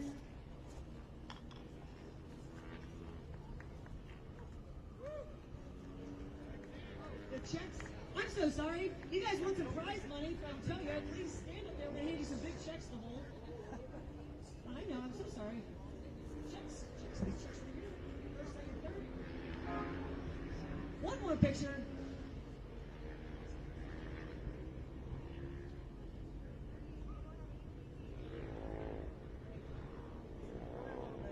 All right, smile for the camera. We love money.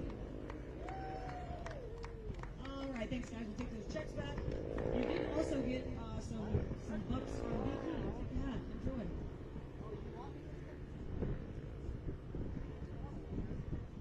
All right, bring your personal hats home and your trophies. Great, thank you.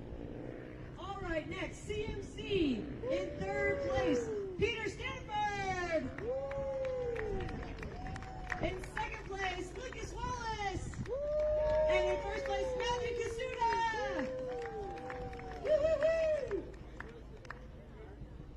Are you guys, you're all Rocky Mountain, right? Yeah, Rocky Mountain, hold it down. Woo!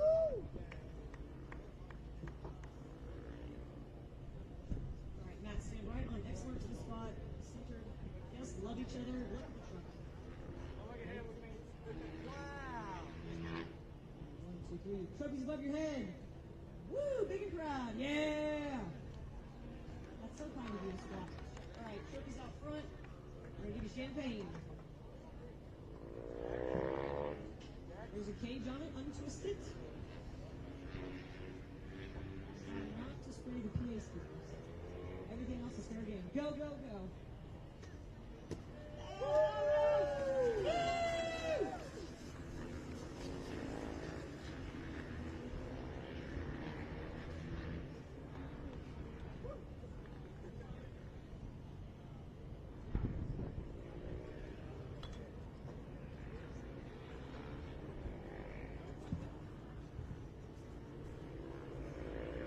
ST5 in third place, Team Girardi Seuss Racing.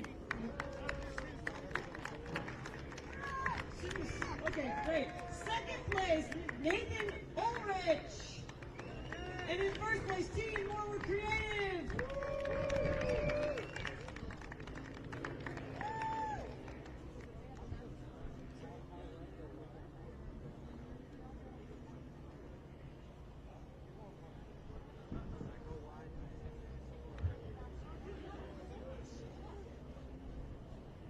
Counts. It's been a very long day on the podium. All right, smile at the truck. Scooch. Oh, no. Second place. Yep. Everyone go a little left. There we go. Great. All right, hold them above your head. Yeah. All right, trophies on the ground. We're going to switch your hats. We're going to give second place gets one free tire. Yeah! Say I love Hoosiers.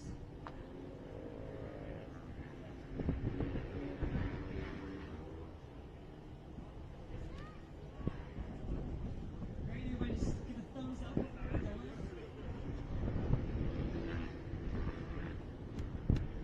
We're smiling, we're excited about the free tire. All right, we'll take the check back. We'll give you some champagne. Unscrew the cage first.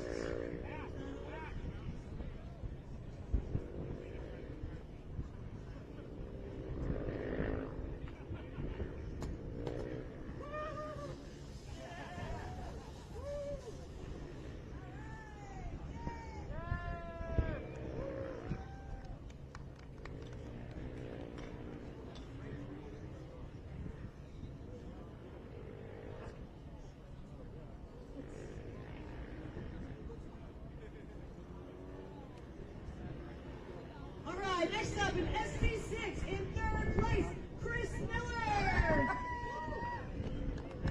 In second place, holding down for Texas, Bill August. And in first place, locally holding down in Utah, Todd Green.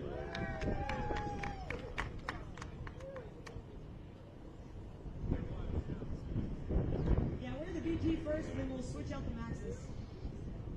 Yeah. Two on that side. You were right.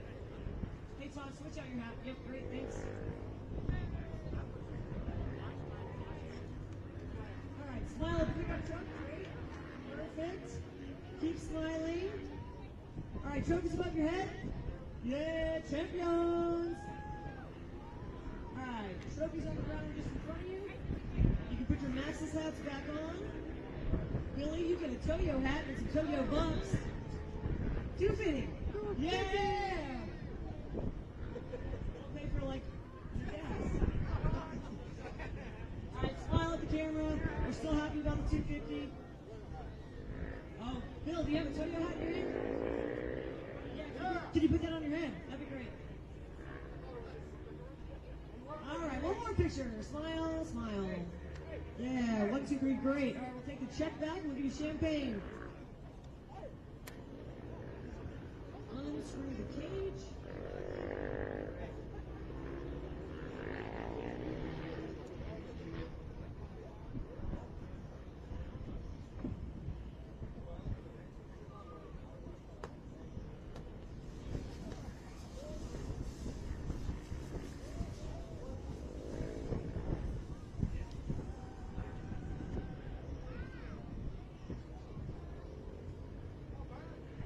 Not bad.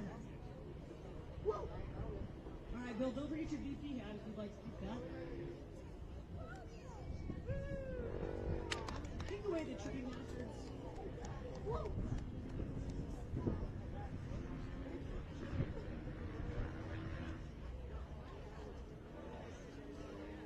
I don't want you guys to trip and fall. All right, last but definitely not least, my homies from Oklahoma, but I consider them my Texas people, the legends. In third place, Bobby Pugh. What? Whoa, what did I miss? In second place, Brian Pogue. And in first place, Bobby Christensen. Woohoo! Great job, guys.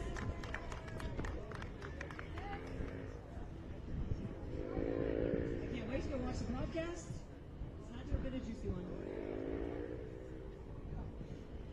No, you two switch. There you go. All right, Christensen on that X. Great. Perfect. Tuck in, look at the truck and smile pretty. All right, truck is above your head. Woo, we're champions of the world. Great. All right, truck is down to your feet. Are you guys gonna spray champagne? We got you guys some special Heineken beers instead.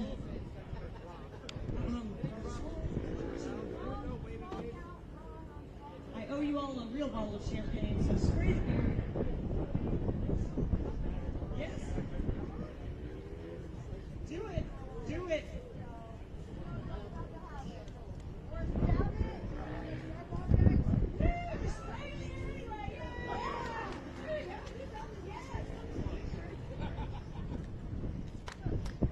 cheers. Great job, guys.